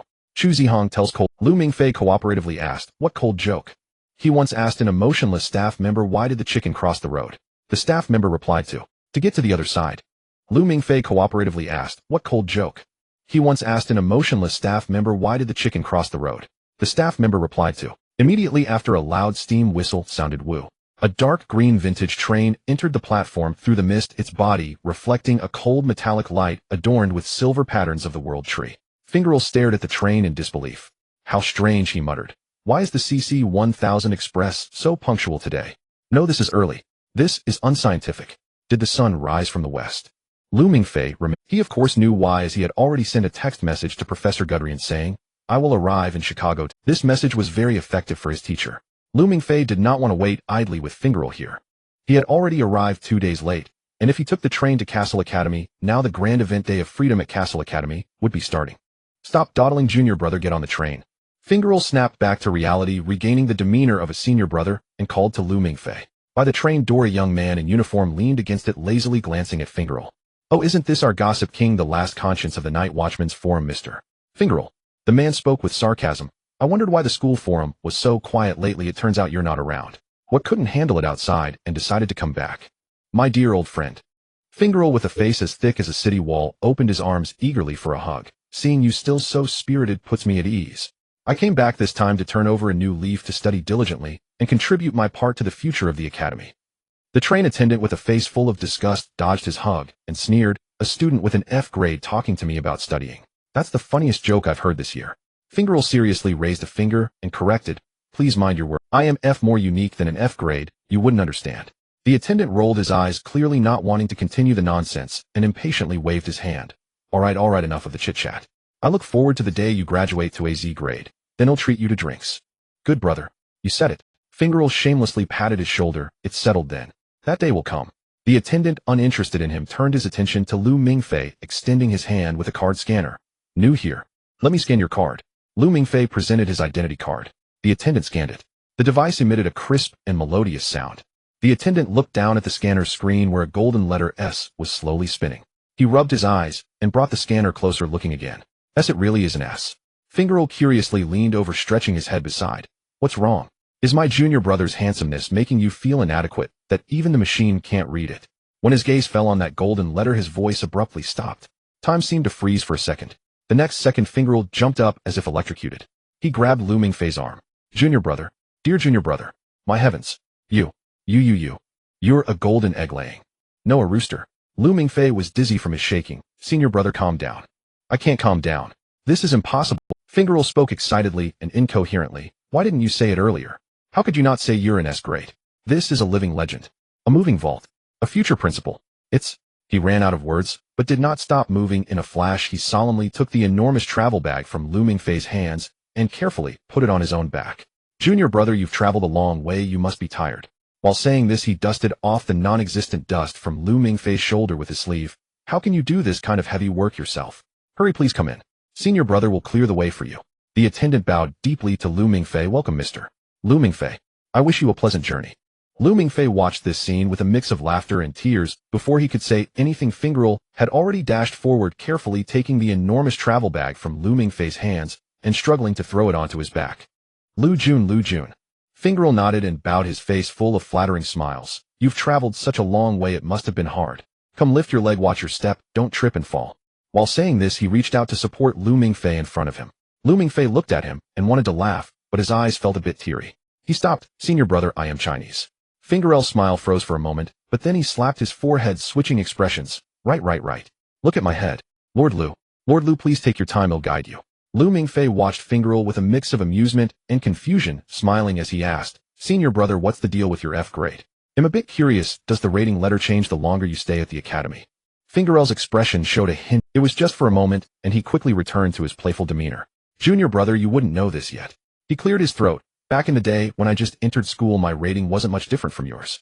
But later I saw through the worldly things and achieved great enlightenment. These as and SS are just empty names, mere fleeting clouds. While saying this, he nodded. An S-grade junior brother alive. This is worth more than posting 1,000 gossip news on the forum. He seemed to see countless dollars waving at him. Already begun to plan. An S-grade junior brother alive. This is worth more than posting 1,000 gossip news on the forum. He seemed to see countless dollars waving at him. Junior brother, Fingerel walked beside Lu Mingfei. You see, you're new here and know nothing about the academy. I've been here long enough, familiar with both people and the place. From now on, you take charge of making waves, and I'll handle all sorts of trivial matters for you, acting as your manager and life assistant. How about that? I don't ask for much, just a 10% consulting fee. Lu Mingfei looked at the face of Fingerel filled with, I want to get rich, smiling without saying anything. Doing interesting things in the forum and school with Fingerel should be quite fun. Fingerel nodded and opened the door, stepping aside to let Lu Mingfei enter first.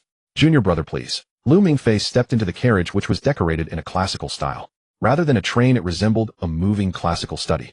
The walls were adorned with numerous Victorian-style wallpapers featuring dark green sofas, while a coffee cup sat on the wooden table. Along the wall stood a row of glass display cabinets, quietly showcasing various bizarre books, with a large winged lizard at the center, both magnificent and eerie. An old man with somewhat disheveled hair sat on the sofa, dressed in a loose-fitting suit with a crooked tie, but his eyes, hidden behind glasses, sparkled with remarkable brightness. Upon seeing Lu Mingfei, a fervent light burst forth in his eyes. Lu Mingfei felt a stir in his heart as he stepped forward and slightly bowed, saying, Hello, teacher. Mingfei, my child. Professor Guderian excitedly rushed over, arms wide open, and enveloped Lu Mingfei in a bear hug similar to Fingerel's. I've been waiting for you. I knew you would come. Professor Guderian patted Lu Mingfei on the back. Fingerel, who was following behind, quickly leaned in with a beaming smile, loudly exclaiming, Hello, teacher. It was then that Professor Guderian noticed a third person present. He released Lu Mingfei and turned to give Fingerel a glance. Fingerel, what are you doing here? Teacher, I just have a little matter to attend to. Fingerel immediately began to explain, his face plastered with a fawning smile. I happened to be waiting for a train at the platform and didn't expect to encounter my beloved Shrank junior brother. So I just helped him bring his luggage up. As he spoke, he pointed to the large suitcase at the door, proving his words were not. Professor Guderian waved his hand. Perfect, don't just stand there. Take Mingfei's luggage inside, handle it gently, and don't damage Mingfei's things. Oh, and while you're at it, go to the dining car and prepare us some tea and snacks. Make sure to get the best black tea and freshly baked blueberry muffins. Hurry, I need to give Mingfei an orientation immediately. Fingerel's flattering smile faded. He had just carried that enormous suitcase up from the platform and now had to put it down and act as a servant serving tea. Seeing him frozen in place, Professor Guderian frowned. Do you have a problem? No. How could I have a problem? Fingerel shook his head vigorously, forcing a smile. It is my utmost honor to serve my junior brother, and I'll go right away. Professor Guderian completely ignored Fingerel's internal monologue, enthusiastically pulled Lu Mingfei to sit on the sofa, while he took a seat opposite, leaning forward, his gaze fixed on Lu Mingfei, admiration and satisfaction nearly overflowing from his eyes. Mingfei, you must be exhausted from your journey. Professor Guderian asked with concern. The weather in Chicago is always like this, perpetually foggy. Are you still getting used to it since coming from your hometown? It's okay, just a bit stuffy, Lu Mingfei replied honestly. Stuffy indeed. Professor Guderian exclaimed. Geniuses always feel lonely and stifled, because the world around you cannot keep up with your pace. But at Cassell Academy, you will never feel stifled. Every day here is filled with surprises and challenges. He rubbed his hands together and continued. By the way, what do you usually do at home to pass the time? I checked your profile, and it seems you don't have any particular hobbies. I play games, watch movies, Lu Mingfei. He had an old computer to play StarCraft, and in the darkroom, he could still watch an old movie. Even the lonely, unnoticed times when recalled now carry a hint of warmth. Games? Which game? Lu Mingfei nodded, saying StarCraft. Professor Guderian laughed heartily. Good. I knew that with your intellect you wouldn't choose something simple, even in entertainment. StarCraft can train your strategic thinking and multitasking abilities. Lu Mingfei found it hard to explain. He simply enjoyed playing StarCraft for its own sake, without any deeper meaning. Professor Guderian excitedly said, I've already arranged a dormitory for you. For now, you'll be staying in the double room with Fingerel. Yes, a double room. He almost said pigsty, but remembering that Lu Mingfei was his new student, he managed to change his words. Lu Mingfei nodded. He certainly knew what that dormitory was like, as there was quite a bit of trash hidden under Fingerel's bed. Once you settle in at the academy, we'll conduct a 3E exam. Professor Guderian's expression became slightly more serious. But don't be nervous, it's just a small test to assess the potential of new students and activate their language spirits. For you it will surely be as easy as drinking water. He paused and added, however, do take it a bit. Lu Mingfei nodded, indicating he understood. Just then Fingerel returned with a tray. He placed 2 steaming cups of black tea and a plate of seemingly delicious blueberry muffins on the table, then attempted to sit on the nearby single sofa to eavesdrop on the shrank orientation while snatching a snack. Who told you to sit down? Professor Guderian shot him a glance, waving him off as if swatting a fly. Stand to the side, no noise, no movement. When we finish you can take the teacups away. Fingerel had just brushed against the edge of the sofa when he heard this and immediately stiffened, standing obediently in the corner with his hands clasped in front of him. He watched the blueberry muffins on the table exuding an enticing aroma and silently swallowed his saliva. Professor Guderian paid him no more attention, completely refocusing on Lu Mingfei. He took out 2 thick books from his briefcase beside him and placed them solemnly on the table. One had a black cover inscribed with the title Dragon Genealogy in ancient Hebrew, while the other had a deep red cover titled Dragon Bloodline Theory. His expression turned exceedingly serious. Mingfei, welcome to Cassell Academy. From today onward your life will embark on a completely different path. Here you will not learn the tedious subjects of mathematics and science, nor the boring history of literature, but rather these true knowledge that concerns the survival of the world. He extended his finger to tap on the 2 thick books, his gaze piercing as he looked at Lu Mingfei. Mingfei, you must. The very purpose of Cassell Academy's existence, our common goal, has always been but one. He paused. To slay dragons. The carriage fell silent as Professor Guderian unwaveringly stared at Lu Mingfei. The young man's gaze was like an ancient well, calm and unruffled. He was neither shocked nor puzzled. He had known all along. He lifted his head and revealed a smile. All right, teacher. I remember our goal is to slay dragons. Professor Gudelian fell silent for a moment in response to Lu Mingfei's reaction. He had imagined all manner of responses after mentioning the slaying of a dragon, but none as composed as this. Do you not find it absurd? Do you not think him fabricating this? Gudelian could not help but press. Why would I find it absurd? Lu Mingfei countered, picking up a blueberry muffin. You do not look like a villain, Professor. That answer left Gudelian speechless for a long while. No, Mingfei, you do not yet understand. The power of dragons far exceeds your imagination. Gudelian pointed to a vast oil painting hanging on the carriage wall. Do you see that painting? Lu Mingfei looked and saw a somber oil piece, a gargantuan world tree entwined with an onyx dragon, its wings blotting out the sky. The painting was titled The Death of the Black King. It depicts the final moments of He Wang and I Da Hua Gu, Gudelian said. Any hybrid who stares at it will feel the lingering aura of the Dragon Emperor's word Sao Emperor. Mingfei, look more closely. Do you sense that pressure? Gudelian asked expectantly. Lu Mingfei glanced again at the painting and obligingly nodded. I suppose I do. The dragon's pupils in the painting were hollow and deathly still, yet within them smoldered a wrath that could incinerate the world. He had known that fury intimately, yet he had not become such a king. Gudelian, convinced he had perceived the sovereign's majesty, probed. What did your instinct urge you to do? To resist, Lu Mingfei replied softly. He lifted his head slightly and met Gudelian's gaze. His black eyes transformed into a blinding molten gold. The psychic pressure that emanated from the death of the Black King dissipated in an instant. The painting's hues seemed to dim, as if the monarch within it were retreating. Professor Gudelian trembled, the teacup in his hand rattled to the floor, though he did not notice. He stared at Lu Mingfei's gilded eyes with delirious rapture and obsession. Perfect, utterly perfect, he murmured. What astonishing purity of bloodline. You are a king by birth. The kingly aura arrived abruptly and faded just as quickly. Lu Mingfei's golden gaze waned and returned to black. The oppressive atmosphere in the carriage vanished. It was as if Gudelian had been injected with adrenaline. He fumbled for a notebook and pen and began to scribble frantically, murmuring terms, domain suppression. When a lineage is supremely pure, a physiological absolute suppression occurs. He wrote for a while, then looked up at Lu Mingfei with an intensity that bordered on feverish. Mingfei, when your golden eyes awakened, how did you feel? Any discomfort? What is your word soul? What is its sequence number? Professor, I'm fine. I don't yet know what the word soul is, Lu Mingfei answered. He picked up the teacup and drank a sip of the now cold tea. He would need to think carefully about the word soul. He could marshal word souls from the Bronze and Fire lineage, but selecting one to conceal himself required deliberation. Good. Gudelian set the notebook down. Mingfei, you may possess an exalted bloodline, but you must understand our enemies. How do you think human history was written? Kings and ministers? Technological progress? No, those are merely surfaces. The whole of human history is in truth a repeatedly overwritten chronicle of war with dragonkind.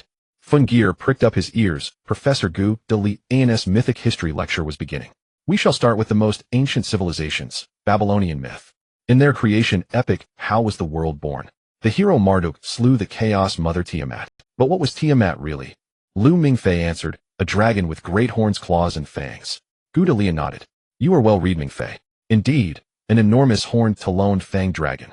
The true act of creation was a successful dragon slaying. A new dragon king vanquished the old, established a new order, and then sanctified that history into creation myth.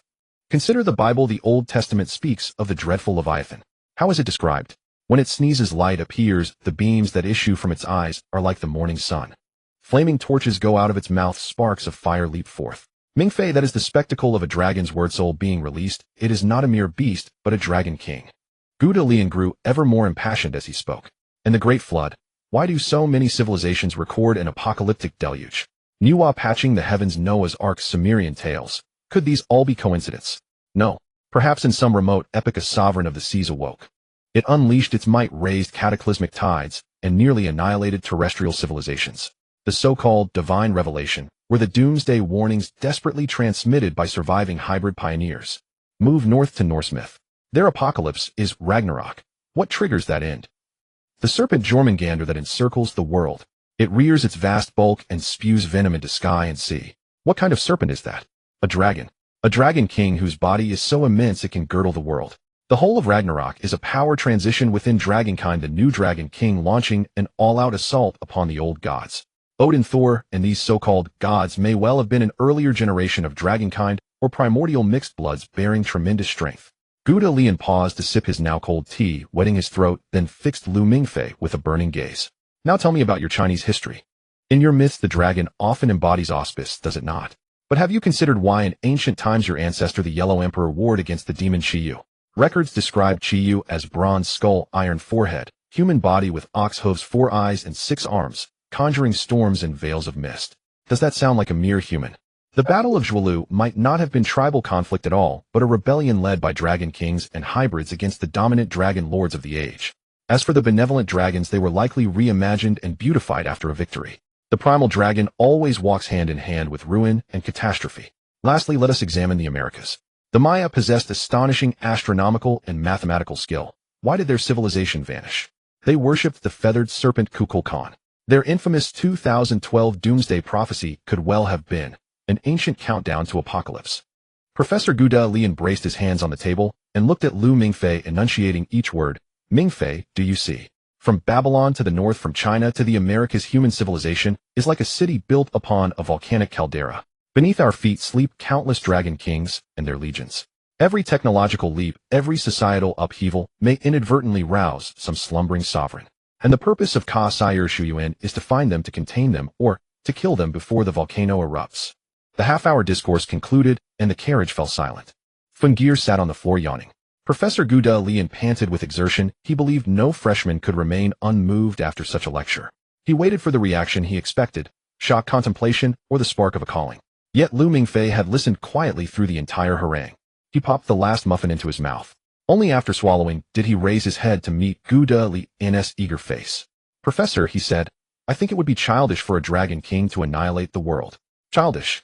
Gu de Lian furrowed his brow, removing his glasses to rub the bridge of his nose.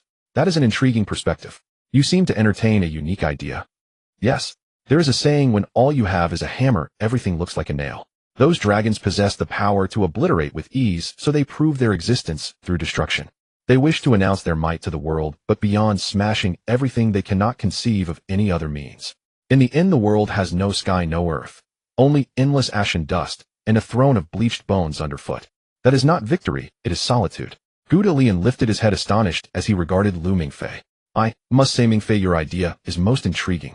Gu de Lian turned around and took a leather document and a Montblanc pen from his briefcase. He pushed the document in front of Lu Mingfei. This is the confidentiality agreement of Cassell Academy. But it is more than just an agreement.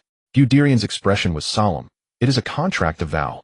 Since the dawn of history, we half-breeds with the blood of dragons flowing in our veins have existed. We are guardians, the watchmen hiding in the shadows of history. We enjoy powers and knowledge that ordinary people cannot imagine, while also bearing responsibilities they cannot comprehend.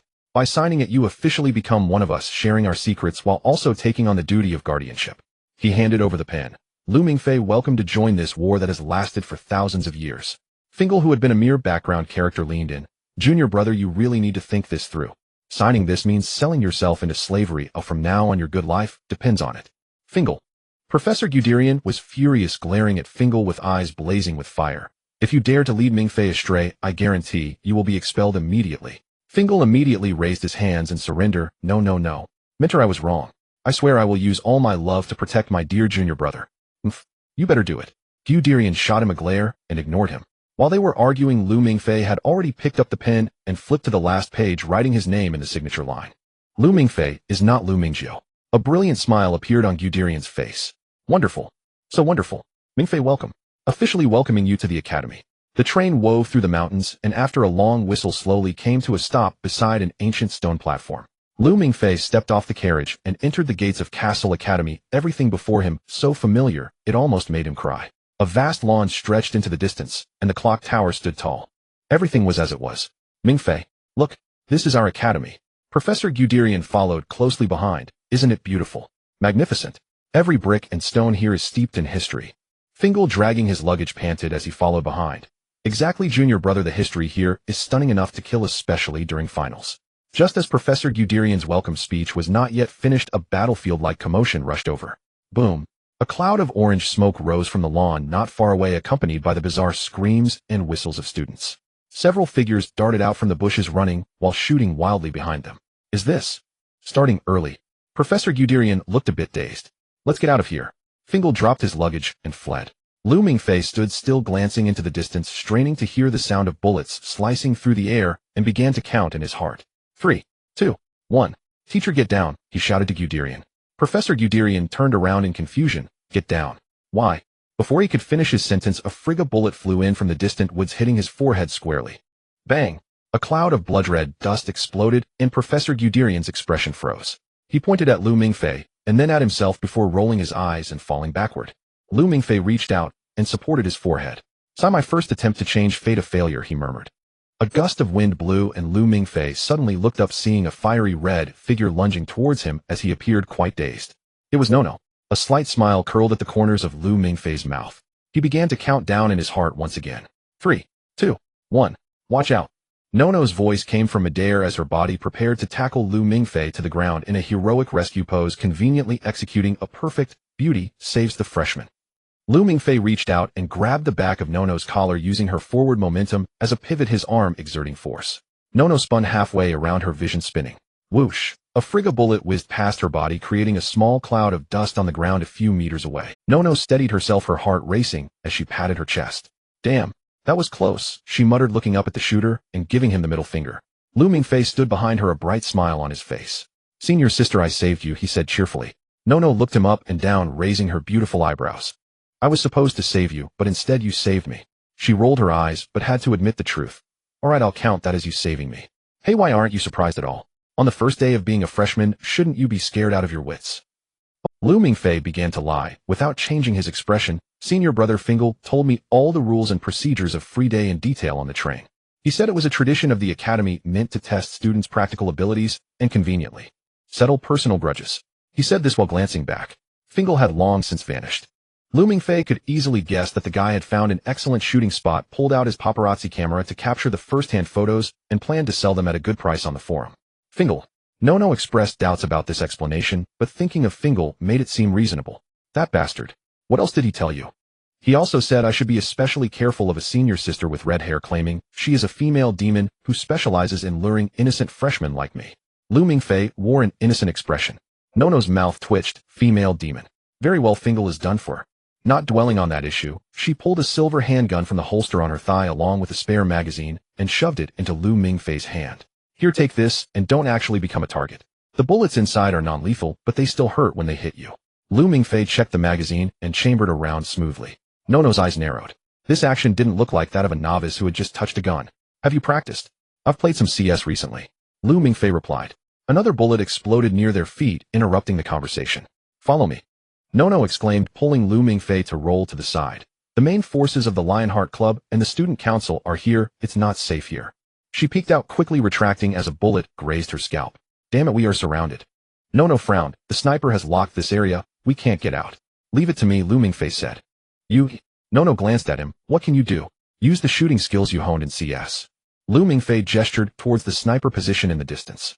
Bang! The sniper fired immediately from afar, the bullet hitting the magazine and sparking. Now's our chance, Lu Mingfei said. Nono instantly understood his intent. The moment the sniper fired was when he exposed his position and couldn't She dashed out from behind cover, her gun unleashing a series of precise shots, successfully taking out the sniper hiding in the second-floor window. Having eliminated the biggest threat, Nono leaned back against cover, taking a breath. Well done, Lu Mingfei. Nono patted Lu Mingfei on the shoulder, her tone carrying a hint of appreciation. You really are a relief. Lu Mingfei smiled. Nono suddenly leaned close to him, her bright eyes fixed on him. But I'm still very curious, who exactly are you? Lu Mingfei replied. Lu Mingfei. Nono laughed, standing up and brushing off the dust from her clothes. Let's go, Lu Mingfei. Don't die on the first day. She ran ahead, her fiery red hair dancing in the smoke. Go on, her voice carried on the wind. Take my gun and take down a few more enemies. Nono's figure vanished around the corner. Lu Mingfei looked down at the gun in his hand, feeling a familiar touch. A slight smile appeared at the corner of his mouth. Even without igniting his golden eyes, the powers of the Bronze and Fire Kings within him had already begun to stir restlessly. The metal in the air danced joyfully around him, and every gunshot in the distance, every bullet's trajectory, was crystal clear in his perception. He tilted his head, locking onto a building several dozen meters away. There, a student council sniper was crouched by the window, the crosshairs locked onto the battlefield below. Found you, Lu Mingfei whispered. Suddenly, he exerted force with his feet, launching his body straight up into the sky. As he ascended to a height of 3 or 4 stories, he reached out and grabbed a protruding flagpole swinging in the air, before finally landing beside the sniper. The blonde, blue-eyed sniper was fully focused on searching for a target when he suddenly sensed another presence beside him. Startled, he turned his head abruptly and saw a black-haired, black-eyed stranger smiling at him. The sniper's pupils contracted, his mind blank. He couldn't comprehend how this person had silently appeared on a rooftop several meters high. There were no stairs, the only passage was below, tightly guarded by their people. In panic, he pressed his earpiece and reported into the communication channel, President. Someone flew up to the roof. Lu Mingfei tapped the sniper lightly, who made no sound, his head tilting to the side. Dead. You're dead, senior. Lu Mingfei supported him, propping him against the wall, while picking up the earpiece that had fallen. From the earpiece came Caesar's displeased voice. What nonsense are you spouting? Report your status. Responding was a relaxed voice, and Lu Mingfei took the sniper's earpiece, speaking leisurely into the microphone. It's about time. Caesar on the other end was taken aback for a moment. He did not recognize this person. Soon he heard several team members in the command channel exiting communication one after another. Team B has lost contact. Team C has lost contact. The fire support point is unresponsive. Marco. Annie. Damn, respond. Lu Mingfei stood on top of the clock tower, looking down at the entire battlefield. He was the one who had cut off the signal, shooting several rounds at all the student council members he saw with his handgun. He shifted his gaze to the other end of the battlefield. There lay the territory of the Lionheart Society. President, the student council's offensive has suddenly weakened. Lancelot's voice came through Chu Zihong's earpiece, tinged with confusion. All the fire points on their right wing have gone silent, and our people have advanced almost without encountering resistance. Chu Zihong stood on the library steps, calmly gazing into the distance. Su Qian furrowed her brows. This doesn't seem like Caesar's style. He never willingly gives up established advantages. Could it be a trap? Su Qian asked, to lure us in and then surround us. Chu Zihong shook his head. Doesn't seem like it. Their formation is in disarray. He paused for a moment, making a conjecture. It's likely that Caesar has encountered a formidable opponent. Caesar? Su Qian was somewhat surprised. Isn't he only up against you?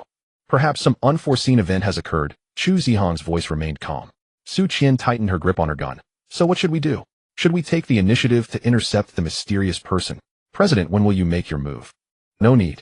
Chu Zihong's gaze fell on the straight tree-lined path leading to the library. If his target is me, he will definitely come here. We just wait for him. Chu Zihong calmly ordered into the earpiece. Lancelot, from your current position, take a small team to flank from the right rear to check the situation and confirm if it's Caesar himself. Yes, President. However, several minutes passed, and Chu Zihong's brow furrowed slightly. Lancelot had not sent any follow-up reports, which was unusual. Lancelot, report your status. There was a moment of silence in the earpiece, followed by Lancelot's uncertain voice with the sound of wind in the background. Who are you? How did you get here? This was Lancelot's last sentence. A muffled thud was heard in the earpiece, followed by the sound of a body falling, and then the signal was cut off. Su Qian beside Chu Zihong said, Lancelot is in trouble. Chu Zihong tightened his grip on the gun. It seemed Caesar had entered the scene. Things began to take a strange turn. The number of people on the battlefield visibly decreased.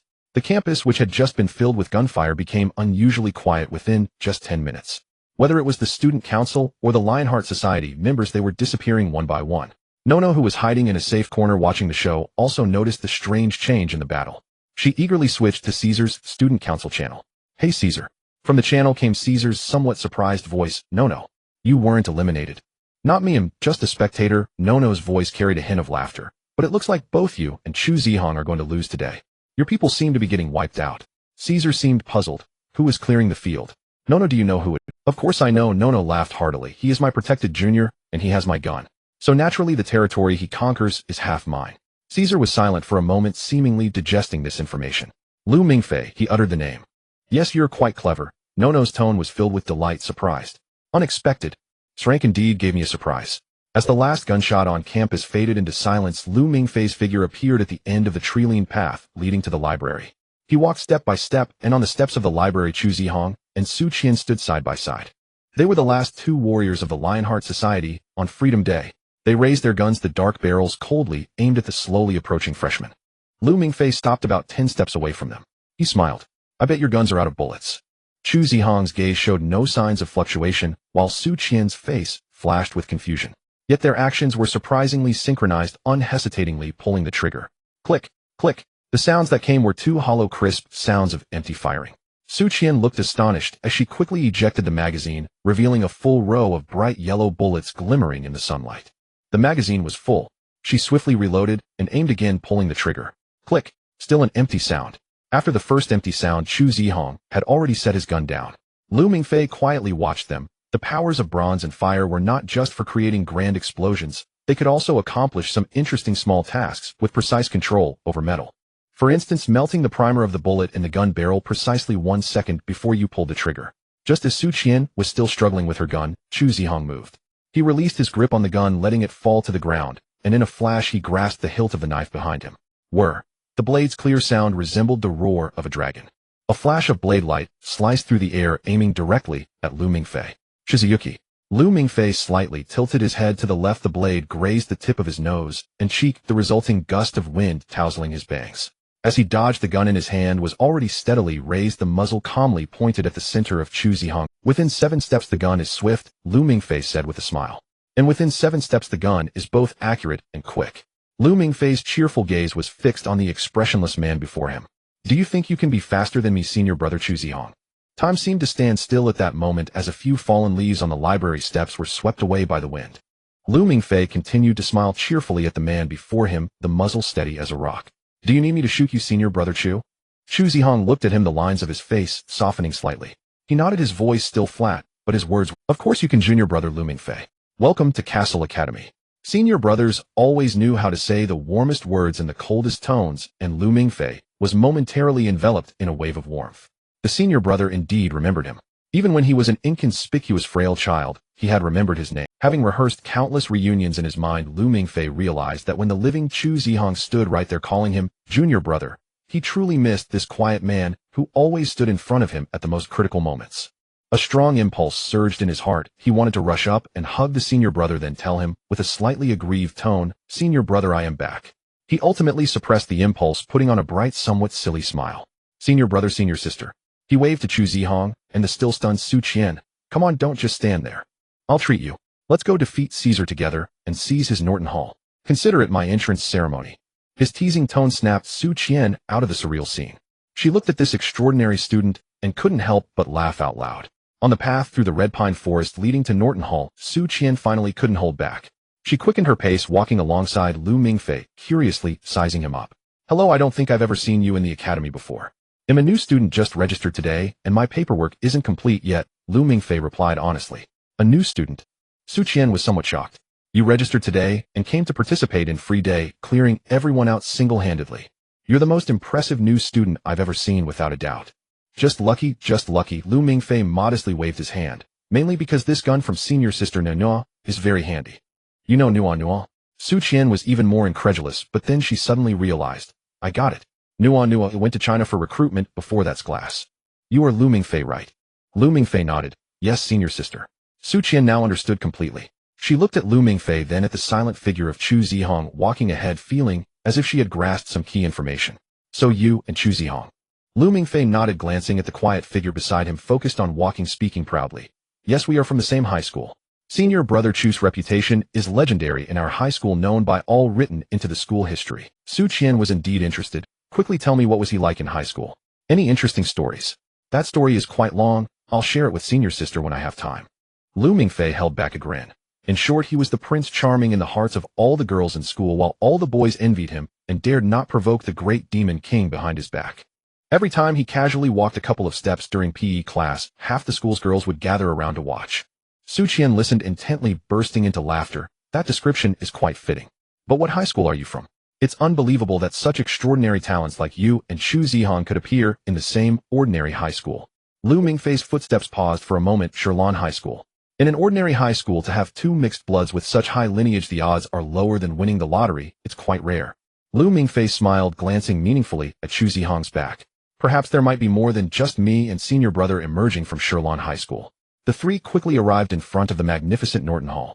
At the entrance of this splendid Gothic-style building, Caesar was standing with Nua.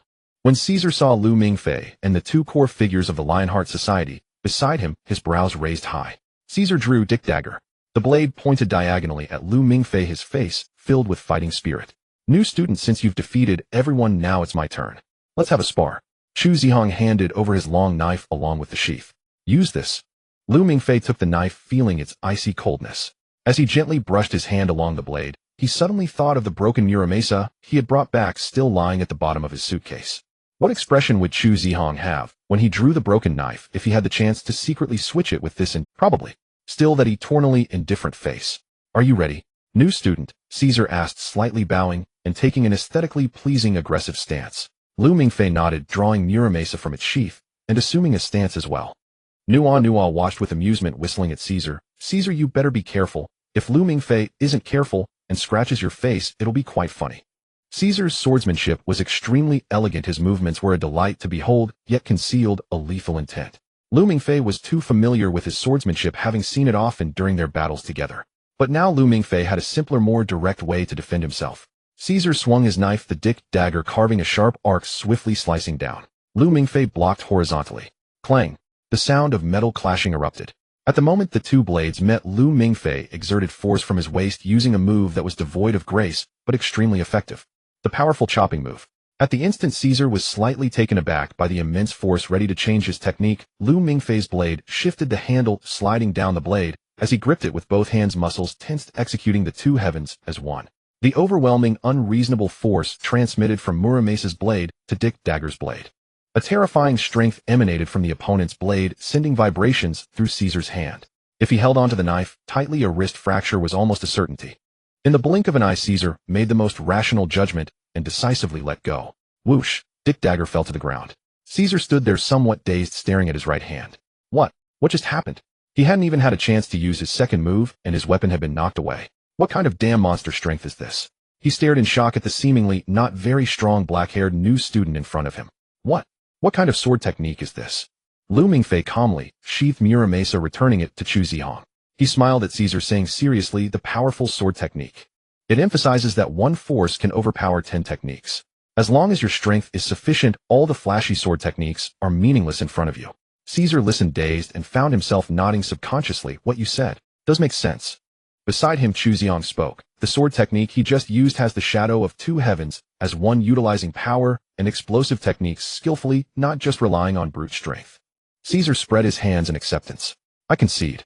The day of freedom came to an end, and the students who had fallen in battle gradually revived. They had just stretched their sore limbs when they were bewildered by the unusual situation in their communicators. All members gather immediately in front of Norton Hall to witness the coronation of the new king. New king? What new king? Did Caesar win? Or was it Chu Zihong? Filled with questions, the members of the Student Council and Lionheart Society, along with some onlookers, gathered from every corner of the campus to the front of Norton Hall. Once assembled, the members of the two formerly opposing factions stood quietly together. In the crowd, a disheveled figure stood out conspicuously. Finger held a camera, rapidly clicking the shutter at Lu Mingfei, Caesar, and Chu Zihong on the steps. Under everyone's gaze, Caesar stepped forward. He surveyed the crowd below, his expression still calm. Today we witnessed history. A newcomer, Lu Mingfei, defeated not only the Student Council, but also the Lionheart Society through his own strength. The venue fell silent, followed by a roar of cheers and applause. Many of them had personally experienced being killed by the newcomer. Caesar gestured for silence and turned to face Lu Mingfei. According to tradition, from this moment on you are the victor of this year's Day of Freedom. With that, he pulled out a set of car keys and a black access card from his pocket, stepping up to Lu Mingfei and handing them. This Bugatti Veyron and a year's access to Norton Hall are yours until the next Day of Freedom arrives. Lu Mingfei accepted them, realizing these were his spoils. However, he shifted the conversation. There's actually someone who hasn't lost. We have all been defeated by you. Who else is there? Caesar asked, puzzled. Lu Mingfei didn't answer directly, instead searching the crowd with his gaze. Soon he spotted that figure. He pointed in that direction. In the crowd, a petite girl stood quietly. She had beautiful long golden hair, delicate features, and indifferent blue eyes, looking at him, seemingly only concerned about herself. Ling was originally there to help Lu Mingfei. According to the information given by Su and she, the little white rabbit was a timid and insecure little sea lion who needed assistance in the chaotic environment of a Day of Freedom. But after searching for a long time, she couldn't find Lu Mingfei. Unexpectedly, by the time she saw him, he had already turned the entire Day of Freedom upside down, defeating even Caesar and Xu Ziyang. She began to doubt whether the information from Su and she was outdated or if it had been incorrect from the start. Hey, Lu Mingfei waved at Ling. Amid the curious gazes of the crowd, Ling silently made her way through the crowd, approaching the steps and still looking at him. Caesar noticed Ling and smiled knowingly. According to the old tradition of the Day of Freedom, the victor not only receives spoils, but also a privilege. You may choose any girl present as your girlfriend, and she cannot refuse. So will you choose her? At this, there was a stir among the crowd. It seems to be Ling, the Queen of Vacuum.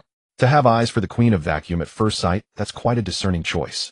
Caesar chuckled and remarked, Lu Mingfei, your eye for beauty is indeed commendable. Nono laughed heartily beside him, teasing, Junior brother, go for it. Get her. Pick her. Lu Mingfei looked at the delicate girl before him, hearing the surrounding cheers, and shook his head. Choosing a girl to be my girlfriend and not allowing her to refuse. He shook his head. That's too inhumane. It's no different from forcibly taking a woman. He paused, glancing at Ling again, and continued, however, I think this girl is quite cute. Forget about being a girlfriend, that's too much pressure. He'll just choose her to be my sister, he'll take care of her from now on. Choosing a sister? What kind of operation is that? Nono laughed even louder. Close enough, oh anyway, you're still quite lucky. Caesar was momentarily stunned, then chuckled. Alright then, since the victor has decided so. Caesar walked to Ling, gently guiding her to stand before Lu Mingfei, and solemnly announced, then from now on she will be your sister. The unexpectedly eventful Day of Freedom came to an end. The crowd gradually dispersed, yet everyone continued to discuss everything that had transpired today. It was predictable that tonight's campus forum would be flooded with posts about S-class newcomer and choosing a sister. In front of Norton Hall, only Lu Mingfei and Ling remained, as the others tacitly left them spaced. The two walked to the empty Odin Square, and Ling remained quiet. Lu Mingfei looked at her somewhat youthful face, feeling a myriad of emotions. He softly said, it's been a long time since we last met. This seemingly random remark contained too many emotions that only he could understand. Ling stared at him blankly, a hint of confusion flashing in her eyes. She replied, it's been a long time since we last met. Lu Mingfei couldn't help but smile. This Ling was truly adorable. He put away his smile, waved his hand, and said, alright, it's fine now. Why don't you head back first? Ling shook her head. She took a step forward, standing a little closer to Lu Mingfei, and said earnestly, from now on I am your girlfriend. Huh? Lu Mingfei was somewhat bewildered. Did you not hear correctly? I said sister, not girlfriend. The victor can choose one girl to be his girlfriend. Ling's logic was clear. You chose, so I am your girlfriend. But I changed the rules, so I said sister. Lu Mingfei tried to reason with her. Rules cannot be changed. Ling was quite stubborn. Lu Mingfei looked at her serious little face, feeling both amused and exasperated. Perhaps she received some kind of mission. He shook his head, his tone softening. No, I feel you resemble my sister more. Ling tilted her head. Why? Lu Mingfei also couldn't articulate a specific reason. Perhaps it was due to her silence, or perhaps it was her similar loneliness to Hui Li which instinctively made him want to protect her. These complex feelings were difficult for him to explain to the girl before him. Half jokingly he said, it's not for any reason. Call me brother, and if it sounds good I'll tell you. Ling fell into silence, seriously contemplating the feasibility of this proposal. She pursed her lips, looked up, and gazed into Lu Mingfei's eyes, calling out, brother. The girl's voice was soft when she called him brother, like the melting ice and snow of early spring, like the stream flowing over small pebbles. Lu Mingfei thought of the girl whose name was written as Sakura in his little notebook.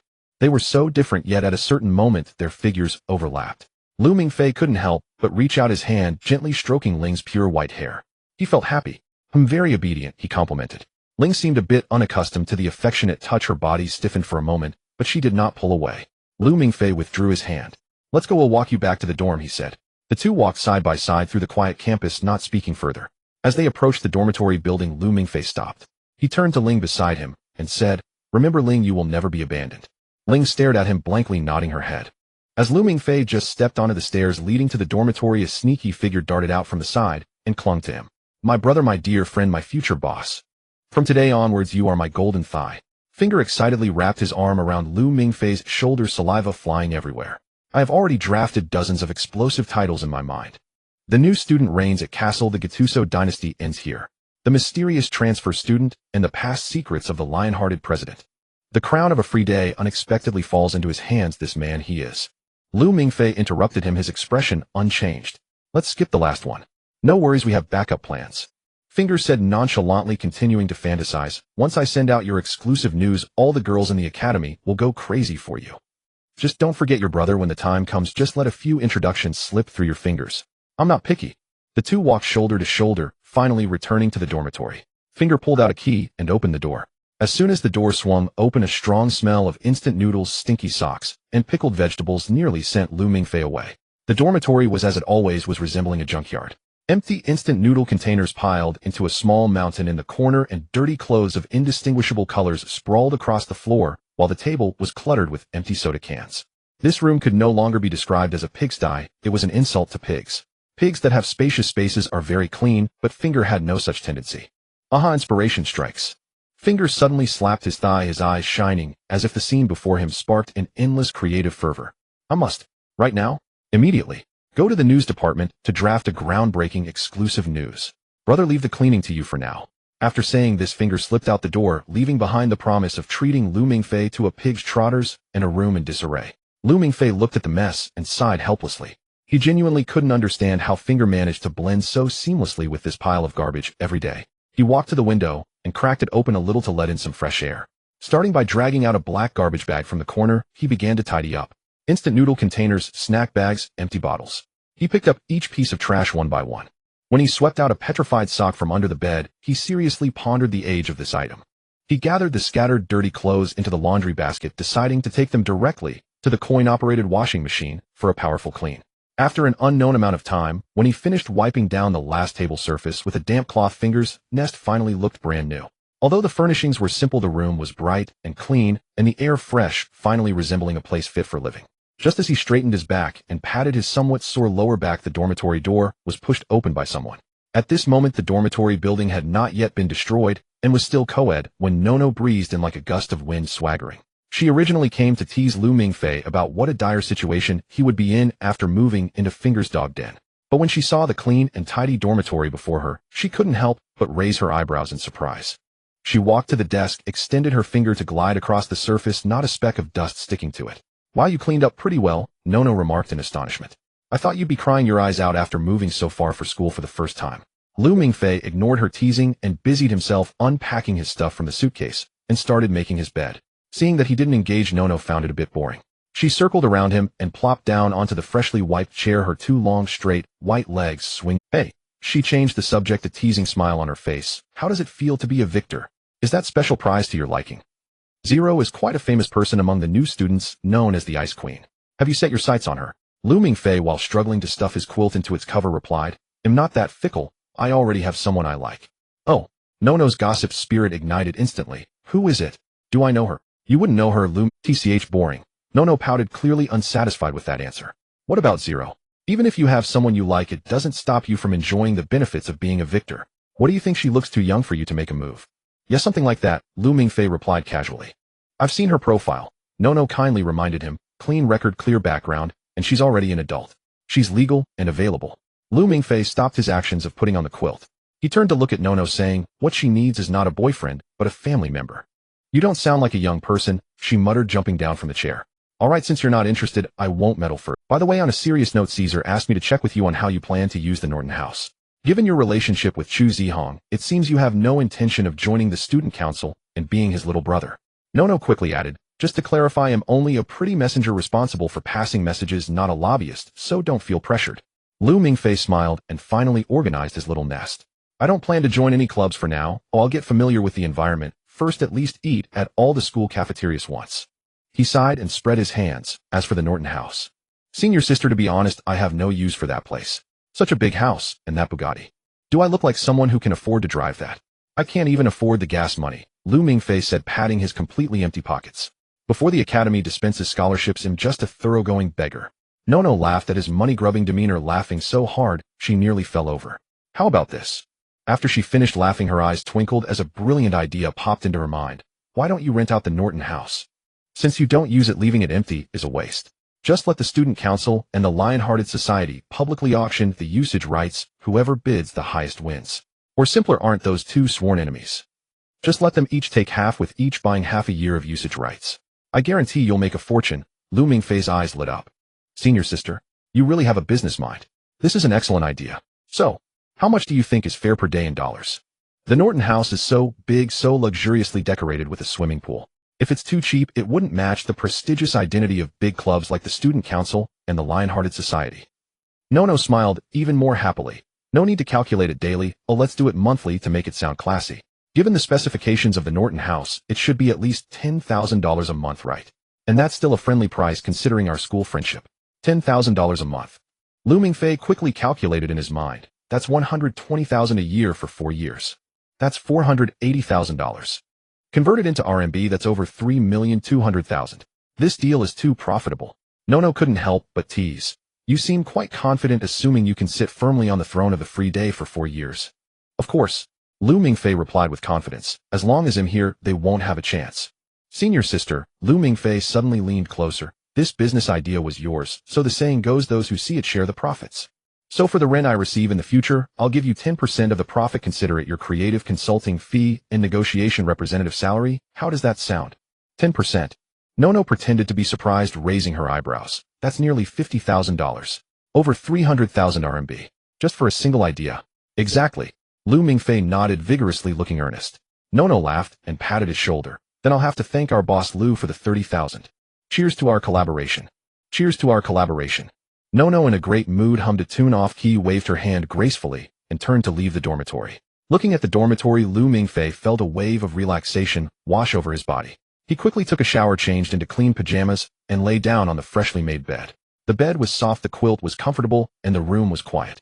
This feeling was so reassuring that he slept exceptionally soundly. He dreamt of nothing. There were no blazing flames, no sorrowful farewells, no cold thrones made of withered bones. In a half-dreaming state, Lu Mingfei felt a tickling sensation in his nose, as if something was gently teasing it. He frowned and waved his hand impatiently, trying to shoo away the annoying thing. The tickling sensation not only didn't disappear, but also spread from his nose to his cheeks. Reluctantly, he opened his eyes. In his hazy vision, a small face was very close. Lu Mingfei was lying beside him, propping his head up with one hand and holding a dogtail grass in the other, enthusiastically poking Lu Mingfei's nose with the tuft of grass. Lu Mingfei's mind was not completely awake, but his body reacted first. He decisively stretched out his arms and pulled the mischievous little devil into his embrace, holding him tightly. Letting you do bad things. Lu Mingfei sealed him with the quilt fiercely. Lu Mingfei froze for a moment, clearly not expecting this reaction. He struggled a couple of times, but found that he could not break free from his brother's arms. Hey, let me go. You're being ungrateful. Lu Mingfei's cheeks flushed slightly as he tried to maintain his aloof devil image. After a hard time, he finally broke free from Lu Mingfei's grip, adjusted his collar, sat beside him, and quietly complained. I ran around for you, and what do? You just lie down and sleep without considering me at all. Lu Mingfei sat up, leaning against the headboard, and lazily said, Who said that? I was thinking about an important matter regarding you while I was cleaning up just now. An important matter regarding me, eh? Lu Mingfei's curiosity was piqued. What matter? Lu Mingfei said seriously, I was pondering whether when I have money in the future to buy a house I should buy a 3-bedroom or a 4-bedroom one. What do you mean? Lu Mingfei was taken aback. Lu Mingfei slowly explained, Think about it, if it's a 3-bedroom, I would share a room with Hui Li, and when we have children they would have a room, leaving the last one as a guest room. Listening to this, a hint of disappointment flashed in Lu Mingfei's eyes. Then, what about the 4 bedrooms? He asked quietly. Lu Mingfei looked at him, the warmth in his smile growing. With 4 bedrooms, of course, we would add another bedroom for family. For example, my younger brother or something. Lu Mingfei looked up, his face full of surprise. He pursed his lips and giggled. Then of course we need to buy a 4-bedroom. No 5. We also need to leave a game room for your future children. After a bit of excitement, Lu Mingfei quieted down.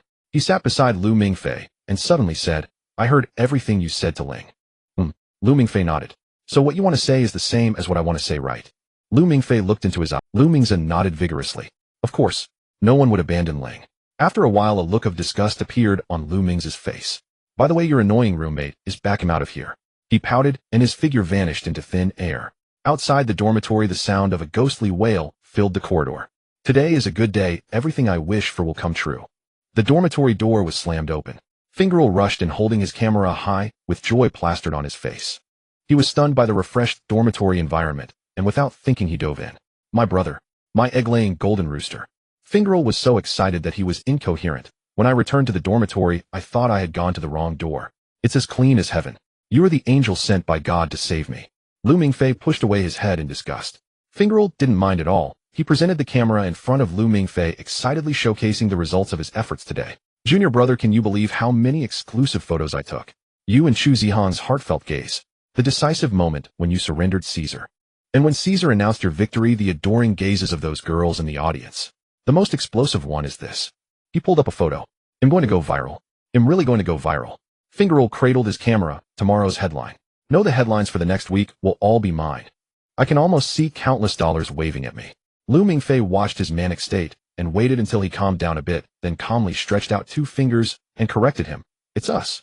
Huh. Fingerel's laughter came to an abrupt stop. He looked at Lu Mingfei in surprise. Junior brother, what nonsense are you talking? What does it have to do with you? The photos were taken by me at the risk of my life amidst a hail of bullets. Lu Mingfei ignored his words. He slowly got off the bed and poured himself a glass of water, saying, Is that so? But the people in these photos seem to be me, right? According to the Academy's rules, the copyright of the photos indeed belongs to the photographer, which is you. However, the portrait rights of the people in the photos belong to me. If you publish these photos for profit without my permission, I can sue you for infringement. Of course, since we are roommates and brothers, I am not that unreasonable. So I'm offering you a win-win solution. We can cooperate. Fingerel looked at him warily. How to cooperate? Lu Mingfei held up 5 fingers and shook them. 50-50 split. 50-50. Fingerel's eyes nearly bulged out.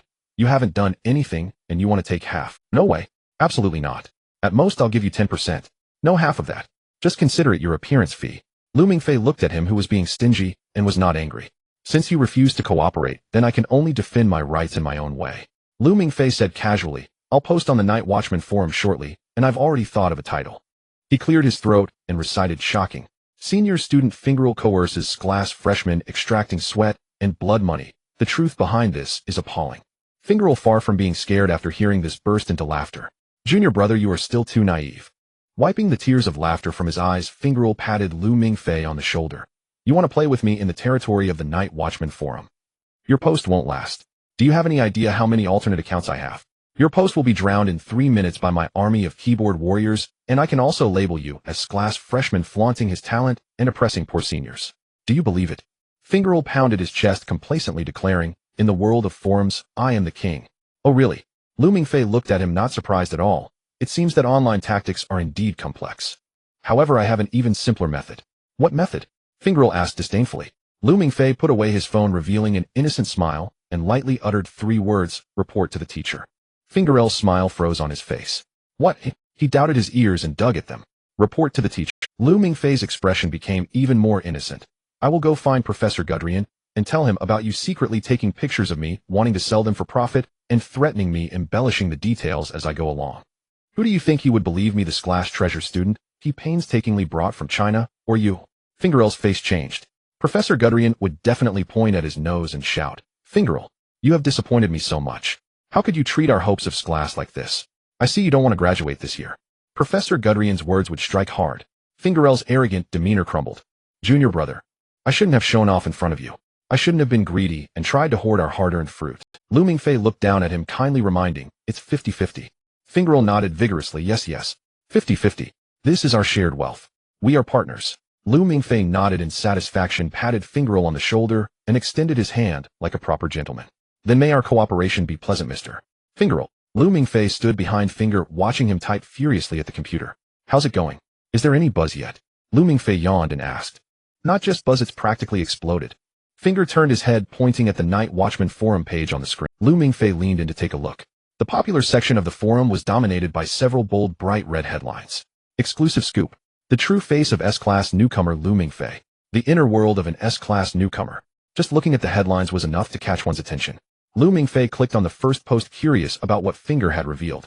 The content of the post was just a short line. According to a journalist who risked their life to infiltrate the dormitory, the S-class only drinks iced cola. Shocking, isn't it? Surprising. The corner of Lu Mingfei's eye twitched. He scrolled down to read the comments. I took off my pants just for you to show me this. Finger, I'm going to shark you. Clickbait. Unethical paparazzi. I suggest expelling Finger. Lu Mingfei clicked on the second post. The content was equally concise. Lu Mingfei is a man. The comments section was even more dismal. Get lost. I suggest burying Finger in a cesspool. Let him contribute to human energy.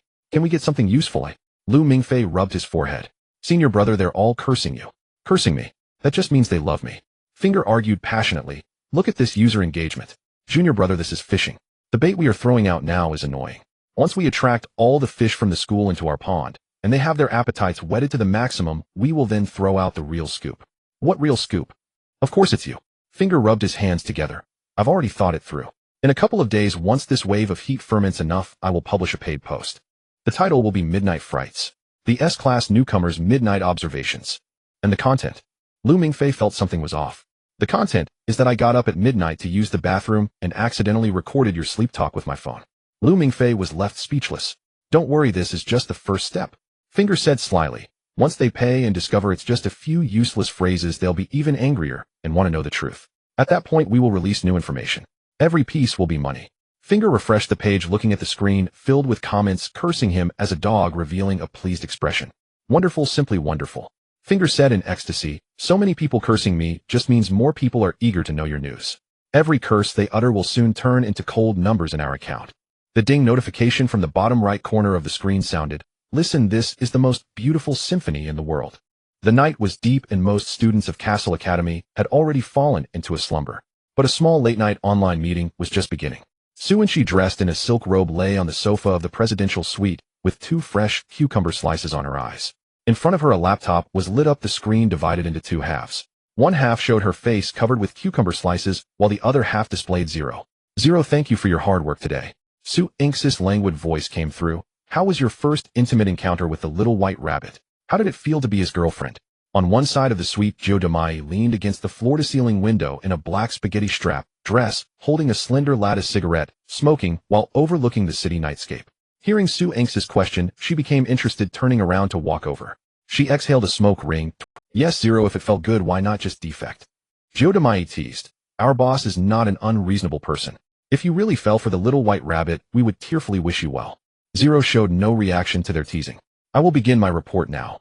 Zero started recounting everything that had happened today. Lu Mingfei is unlike the information you provided me. Zero stated directly. Oh. Su and she became interested, sitting up a bit straighter. How is it different? He is much stronger than anticipated. Zero replied. According to the original plan, I was supposed to assist him during the Battle of Freedom Day. However, he did not give me any opportunity to help. Joe Damai asked curiously, how did he do it? He defeated everyone by himself. Zero's tone carried a hint of fluctuation. The intel you provided me stated he was just a little white rabbit that needed protection. But the reality was far from it. Su and she and Joe Damai exchanged glances. This was indeed an unexpected variable. Interesting. Su and she stroked her chin. It seems our little white rabbit has hidden skills we were unaware of. What happened next? After the battle, I was awarded to him as a prize. On the steps of Norton Hall, we had our first conversation. They were curious how the little white rabbit would react when faced with a beautiful girl dropping from the sky. Lu Mingfei said I looked like his sister. Puffed. Joe Damai coughed out the smoke she had just inhaled, sputtering a few times before finally recovering. Sister. Su and she found it somewhat amusing. She removed the cucumber slices from her eyes sparkling with cleverness. What an intriguing opening line. What happened next? Did he say I have many fun things at home, want to come back with me? Zero shook her head. No, he asked me to call him brother from now on.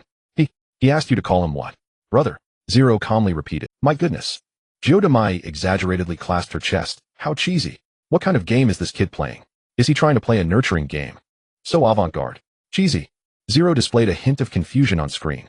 She slightly furrowed her brow, looking at Joe Damai, and asked seriously, what does cheesy mean? Joe Damai looked at Zero's serious expression, bursting into a fit of laughter. Haha, you are just too adorable, Frina girl. She laughed so hard, she almost fell over. Listen carefully, cheesy is a kind of, well, how should I put it? It's a cloying expression that gives people goosebumps. In young people's romantic relationships, some couples particularly like to use such terms like brother, sister, baby, and so on, which is not much different from darling or dear. It's a covert signal of intimacy. Joe Damai stroked her chin, clicking her tongue in amazement. I never expected that little white rabbit would be so bashful. To come out swinging with such sophisticated flirting techniques. Zero lowered her head. The camera could only capture the top of her smooth silver hair. She was digesting the information she had just received. So, is that what it meant? The term brother is equivalent to darling. Is it a high-level subtle flirting signal? Does it represent a close? Alright, that's enough for today. Sue and she waved her hand. Zero continued to observe and report any new developments regarding our bashful little white rabbit. In becoming more and more interested in him. As the video conference ended, the screen went dark. Zero sat alone. She remained silent for a while before opening her laptop to search. Her pale fingers typed out a line, "What does brother mean?" Pressing enter, countless pieces of information flooded in. She filtered out all explanations related to familial relationships and clicked on a highly popular emotional forum. The title of the post was "Help. A boy I just met asked me to call him brother. Does he have feelings for me?" The replies below were varied. The original poster should run. 90% of those who ask to be called brother are scumbags trying to get with you. Does this even need to be asked? It's clear he wants to develop something beyond friendship with you. Sister, it all depends on whether you take the bait. Whoa, I also want a handsome guy to let me call him brother. It feels so sweet. Zero browsed through the posts with a blank expression and clicked on another article written by a gender relationship expert. The title was "What Inner Drama Does a Man Who Calls You Sister Have?" When a man actively asks you to call him brother, this is no longer just a title. It reflects psychological role-playing and possessiveness. He attempts to establish a sibling relationship to bring you closer while simultaneously fulfilling his sense of control as a male. This is a typical offensive signal from a bashful type. Zero read every word carefully. Early the next morning, Lu Mingfei was awakened by the ringtone of his phone. He reached for his phone, and the screen displayed a message from Professor Guderian, brimming with enthusiasm. The essence was that considering his recent enrollment, he had specially arranged for Feng Er to help him familiarize himself with the campus, wishing him a pleasant day. Lu Mingfei glanced at Feng Er's empty bed, the sheets in disarray, clearly indicating that this guy had slipped away early in the morning. One could easily guess that Feng Er was probably hiding in some corner guzzling cola while stirring up a new wave of chaos on the Night Watchman forum. Lu Mingfei didn't actually need someone to guide him around the campus. He had a deep memory of every path here. He just wanted to find a reason to see someone. He thought for a moment, took out the broken sword from his suitcase, stuffed it into a cloth bag, and tucked it into his bosom. Inside the bag lay the already broken village rain sword. He left the dormitory and headed straight for the library. The library of Cassell Academy was grand like a western cathedral, its dome towering high, sunlight streaming through the Gothic windows, scattering brilliant light. Inside the library, he went directly to the second floor, passing rows of tall bookshelves, and walking towards the farthest corner by the window. In his memory, his senior brother always preferred such a quiet spot. One vivid scene that stuck with Lu Mingfei was of a stormy afternoon where Chu Zihong sat alone here, quietly perusing a hefty tome. Sure enough, he was right there. The man wore a black shirt, sitting upright like a cedar with the morning sunlight illuminating his profile through the window, outlining a perfect silhouette as he quietly flipped through the book in his hands. Chu Zihong might never realize just how charming he was in such tranquil moments. Lu Mingfei scanned the surroundings, quickly noticing several desks where others were discreetly watching him. A few girls were whispering to each other, their cheeks flushed, and not far away behind a bookshelf a boy was holding a phone, seemingly trying to take sneaky pictures, his gaze equally fervent. Lu Mingfei clearly did not belong to any of those categories. He was neither shy nor intending to sneak photos. He walked straight over, pulled out the chair opposite Chu Zihong, and sat down. Surprised by someone sitting across from him, Chu Zihong looked up in astonishment.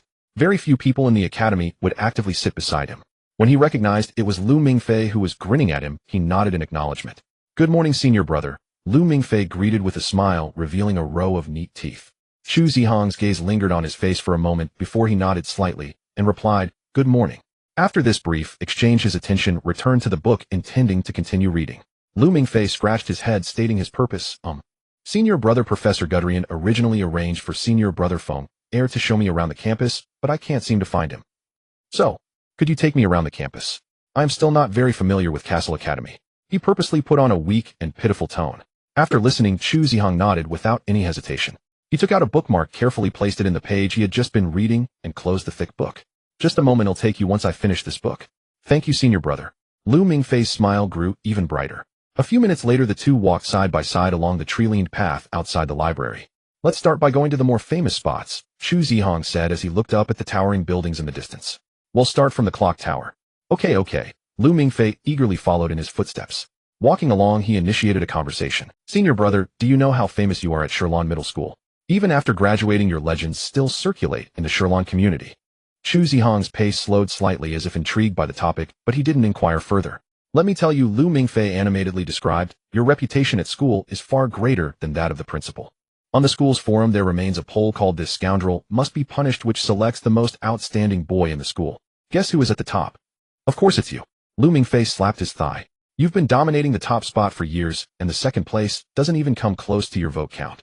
Chu Zihong calmly listened to Lu Mingfei's recounting. He didn't pay much attention to these matters, but found them amusing coming from Lu Mingfei. Oh right. Lu Mingfei seemed to remember something. There's a classmate in our class who is your loyal fan. He asked me to definitely get a signature and blessing from you, senior brother. Could you write one for him? Of course. Chu Zihong nodded, stopping in his tracks while waiting for Lu Mingfei to pull out paper and pen. However, Lu Mingfei had merely mentioned it offhandedly and hadn't prepared any paper. He looked at Chu Zihong, who was also looking at him, and they stared at each other in silence.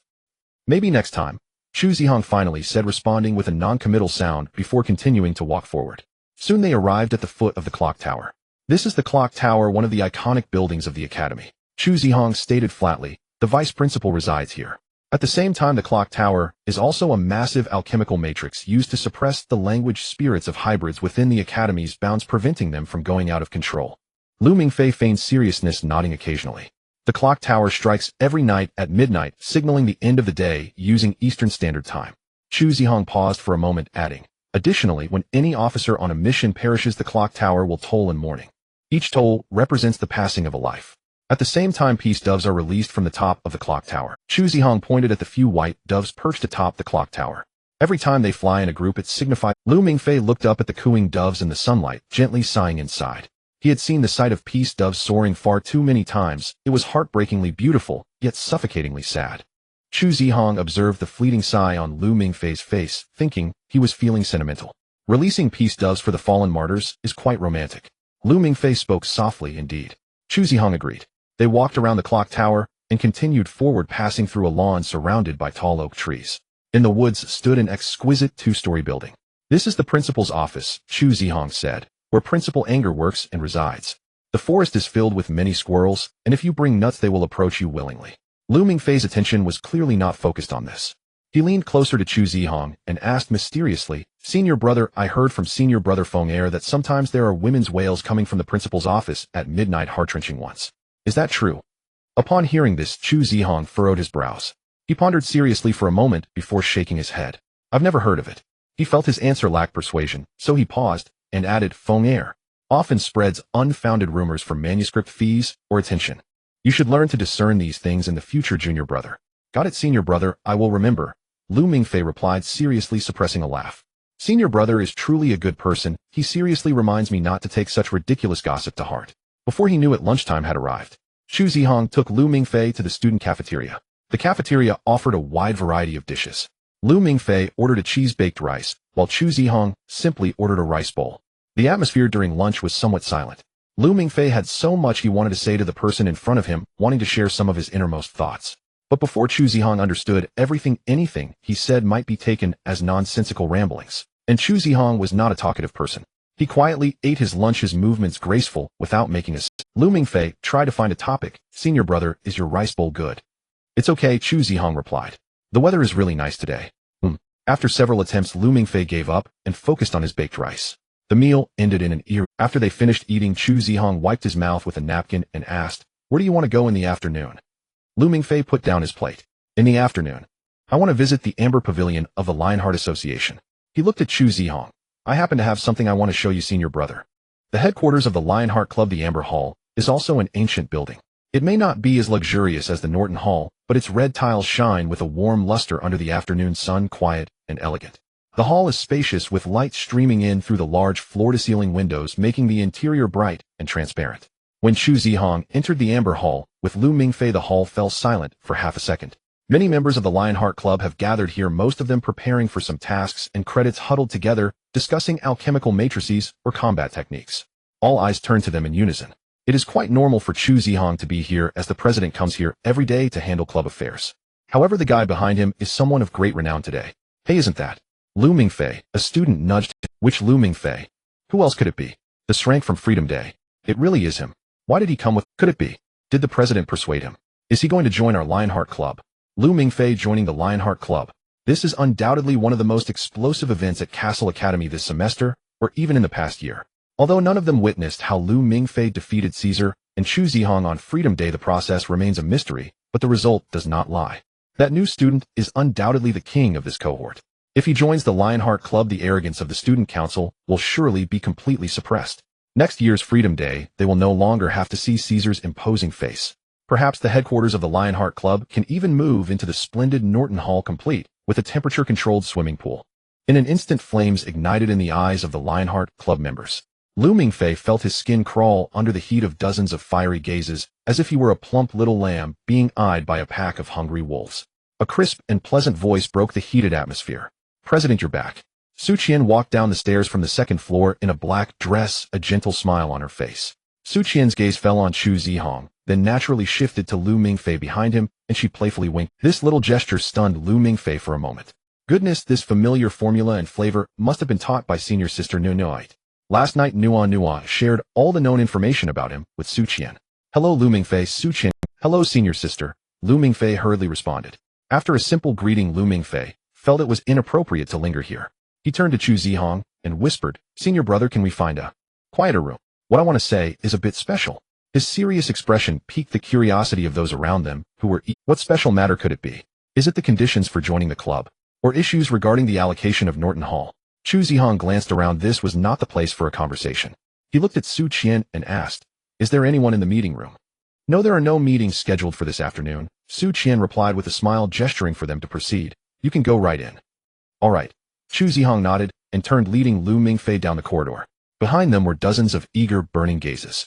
The meeting room of the Lionheart Club is very large, with a long, oval conference table occupying most of the space, capable of accommodating dozens of people for a meeting simultaneously.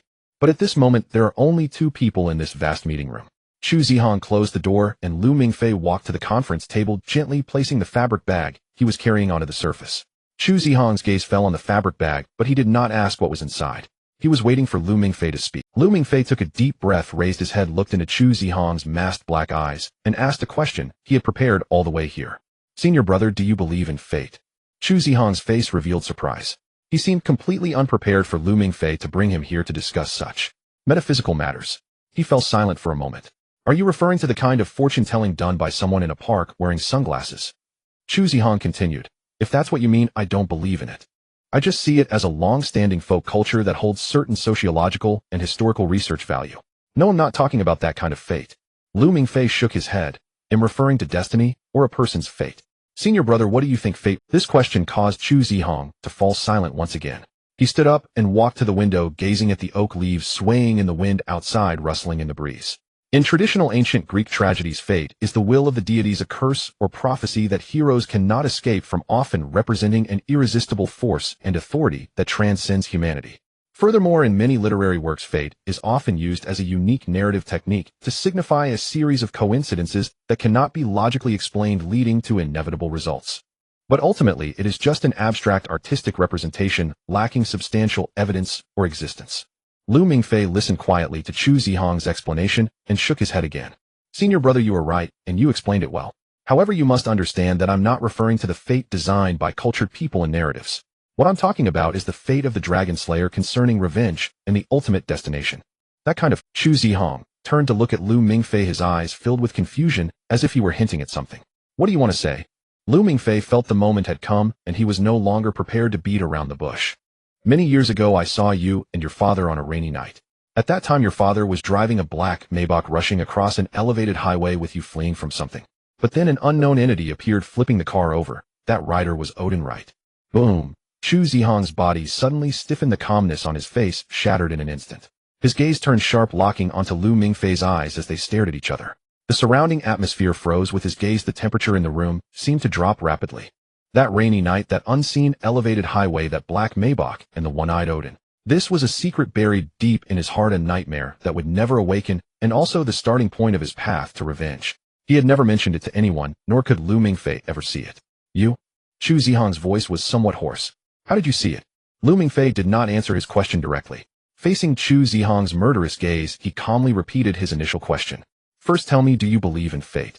The question of fate seemed exceedingly ironic at this moment. If one believes in fate, then his father's death is a predetermined tragedy. If not, then all the preparations he made for revenge truly hold any meaning. But Chu Zihong decisively shook his head. "I do not believe." Lu Mingfei smiled with a hint of foolishness. "Senior brother, you say you don't believe it, but everything you do is to resist what you don't believe in. Lu Mingfei spoke clearly. You strive to become stronger, you come to Cassell, you wield your sword. Isn't it all to face that rainy night again one day, and personally sever that so-called fate? Chu Zihong lowered his eyelids. Lu Mingfei was right. After that rainy night, his life was left with only one goal: revenge. For this goal, he could forsake everything, including his own life. Everything he did was to prepare for the reunion. So let's rephrase the question. Lu Mingfei took a step back. He proposed a hypothesis. What if, senior brother? Just what if? You saw your future, the entirety of your life's trajectory from your first love to your eventual death, all the laughter, sadness, victories, and deaths experienced, in between, all spoiled in advance. Would you still be willing to walk this path again?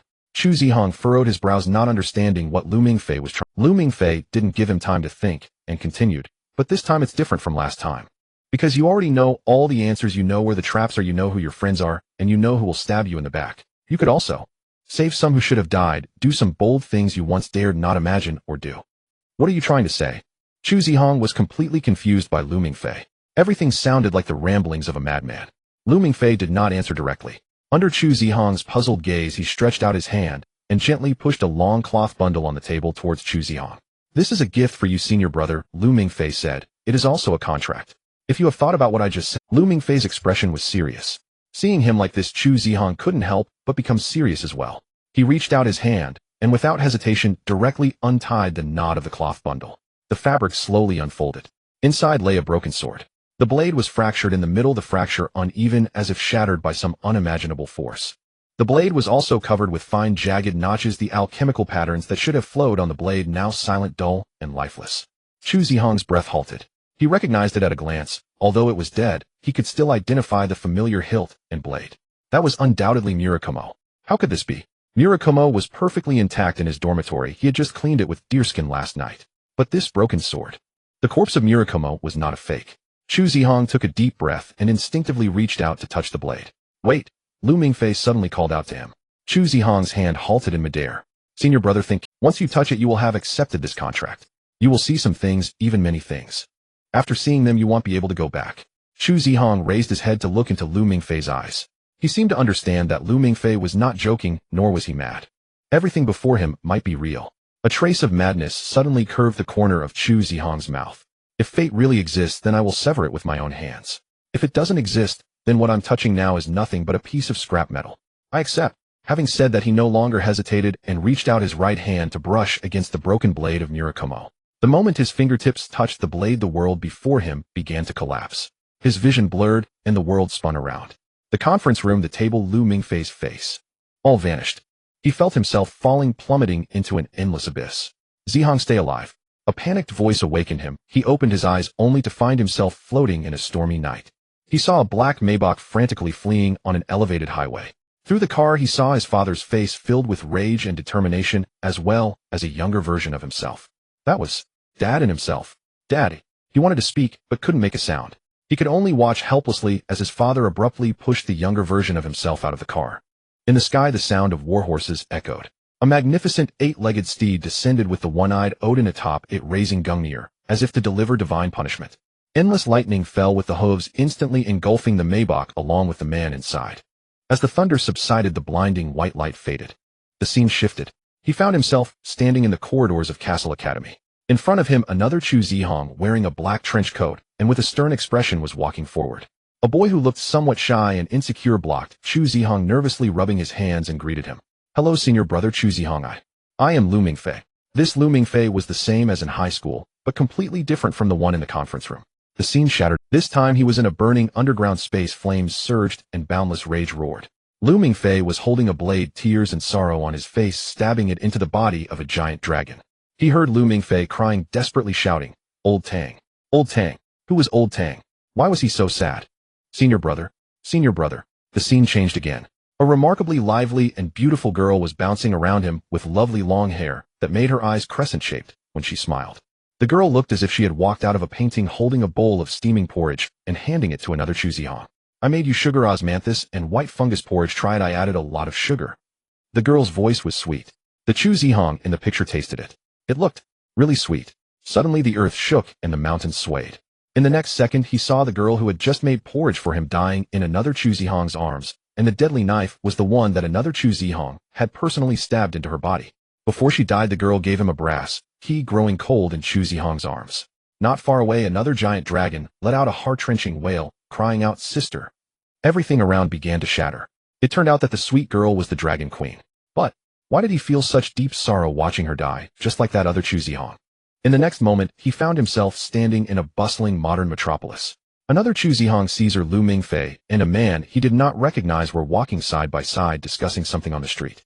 Suddenly Lu Mingfei ran past them with a girl dressed in a red and white shrine maiden outfit, and they ran far away. The girl had a conspicuous rubber yellow duck toy tied around her waist. The scene flashed. Blood stained the earth. The man he didn't recognize and another man who looked remarkably similar to him embraced as they died. Caesar was roaring, Chu Zihong was angry, and Lu Mingfei was crying. And that red-haired girl also died dressed as a shrine maiden in a very ugly manner. He saw Lu Mingfei completely lose his mind. Black wings surged from him, blocking the sky, and the whole world trembled under his wrath. The black dragon killed the white dragon. Later, he saw another Chu Zihong vanish, seemingly forgotten by the world. No one remembered him. But his mother and Lu Mingfei were still searching for someone named Chu Zihong all around the world. Only Lu Mingfei and his mother stubbornly remembered him, their faces filled with sorrow. The junior brother seemed to be forever in grief.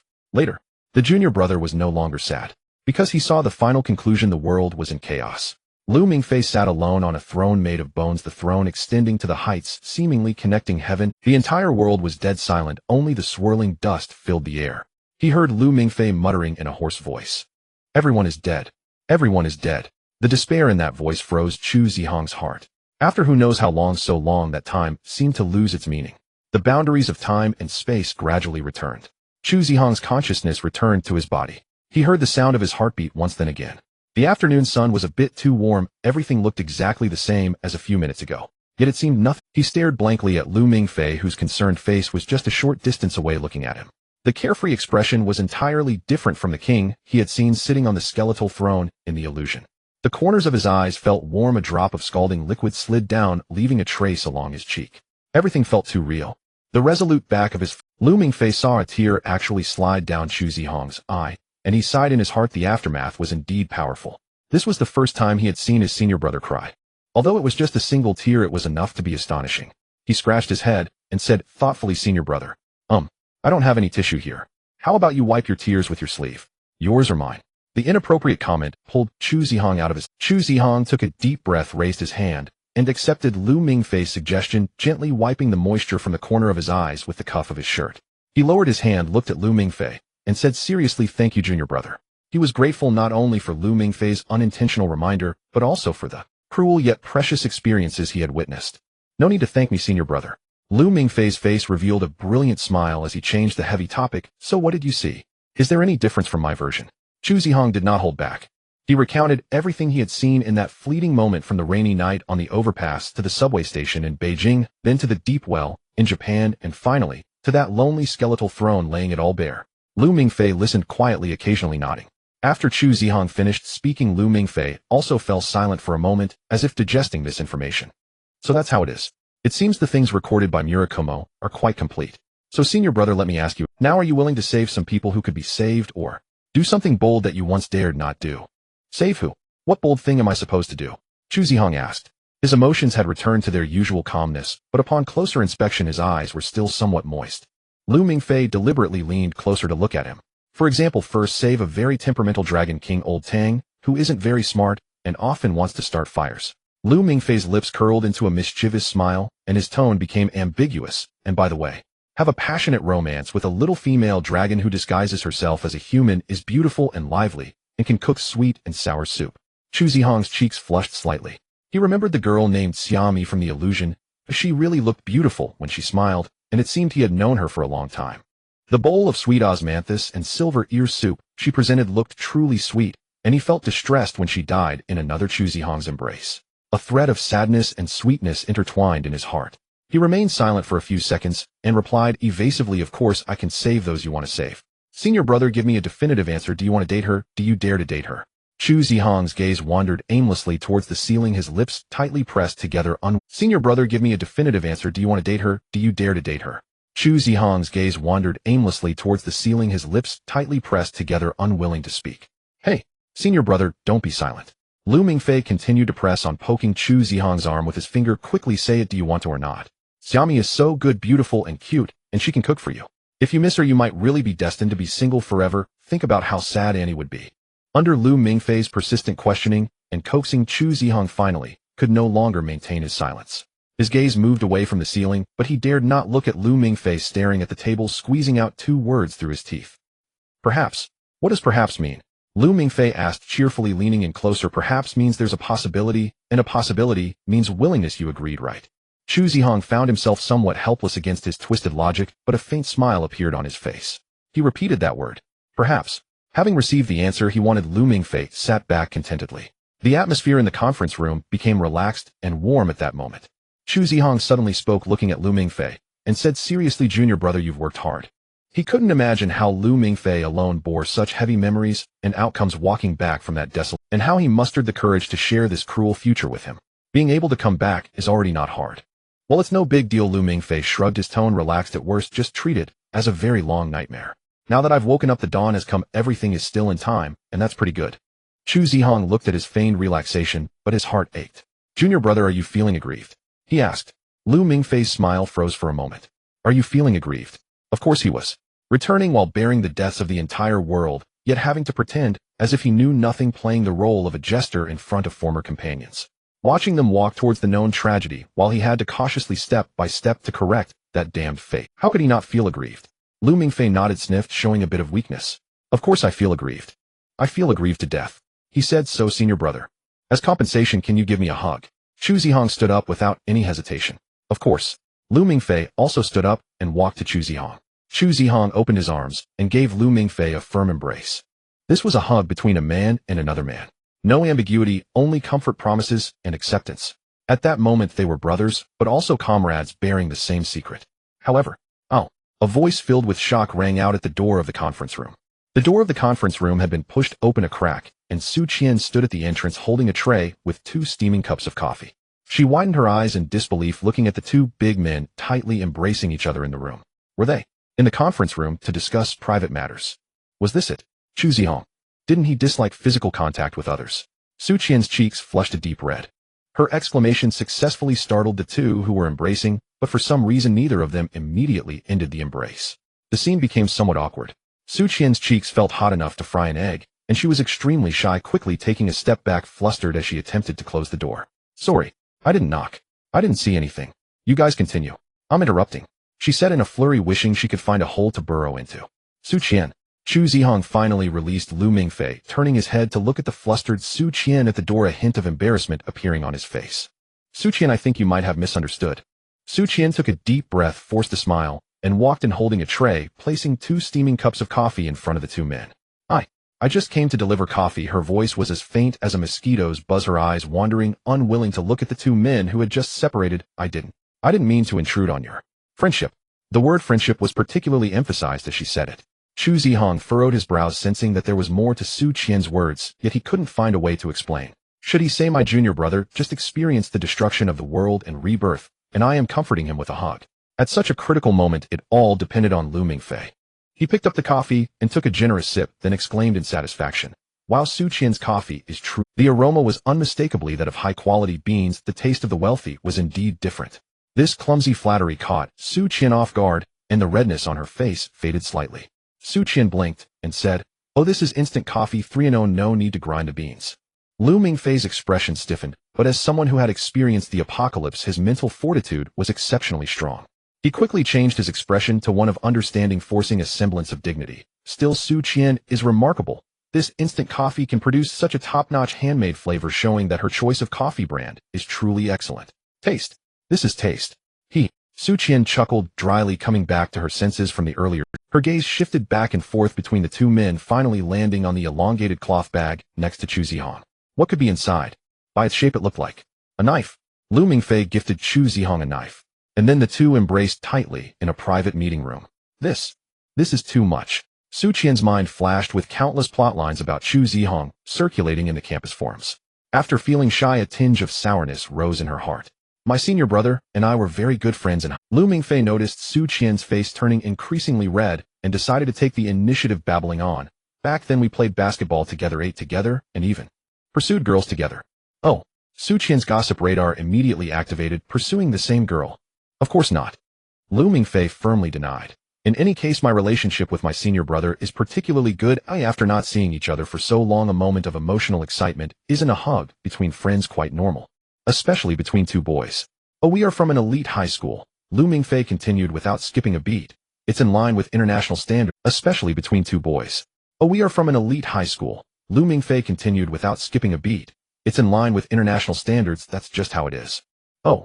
Su Qian drew out the tone wearing an expression that said, I don't believe you. She felt that if she stayed any longer she might come to more unbelievable conclusions. Then I'll take my leave, she said, stepping back with tact. You too. Continue. As she walked away she glanced back 3 times, finally gently closing the door. As the door closed, Lu Mingfei let out a sigh of relief. Chu Zihong, however, remained calm, taking a sip of his coffee, and explained coolly, members of the Lionheart Club tend to be a bit gossipy, don't overthink it. I understand. Lu Mingfei nodded in agreement, adding, indeed, from top to bottom the Lionheart Club is like a gossip nest. Chu Zihong was drinking coffee when he nearly choked upon hearing this remark. He couldn't help but cough and decided to steer the conversation back on track. Junior brother, what exactly did you mean by that contract you mentioned earlier? Lu Mingfei set down his coffee cup. Senior brother, close your eyes. Without hesitation, Chu Zihong obediently closed his eyes. In the darkness, he heard Lu Mingfei's teasing voice. Senior brother, you dare to sign without knowing what the contents of the contract are. Aren't you afraid that'll sell you out? I trust you. Lu Mingfei extended his right index finger, arcane patterns converging between them, a starlight-like glow illuminating as his fingertip gently touched Chu Zihong's forehead, causing a burst of starlight. The alchemical field unfolded, ancient dragon inscriptions converged from all directions, enveloping Lu Mingfei and Chu Zihong in an alchemical matrix. In the name of the king, I establish this contract. Henceforth, Chu Zihong's bloodline shall remain pure, rich, and never fall. Enjoy the rights of a king and be protected by the king. In the instant the contract was signed, Chu Zihong felt a warm current surge from his forehead, instantly warming his entire body. The dragon blood within him boiled, and then calmed, flowing quietly in his body. The dragon blood was scalding yet not violent, rejuvenating with vitality and power. Lu Mingfei said, within Cassell Academy, there is the suppression of the regulations, and non-class hybrids cannot easily ignite their... Lu Mingfei said, within Cassell Academy, there is the suppression of the regulations, and non-class hybrids cannot easily ignite their golden eyes. Chu Zihong concentrated, and in the next second 2 brilliant golden flames suddenly lit up in his black. The gold in his eyes was brighter and purer than ever before, like 2 rising suns, dazzling and vigorous. His dragon blood exhibited unprecedented surging and activity. Chu Zihong extinguished the golden eye, his face displaying undeniable shock. I can break free from the suppression of the regulations.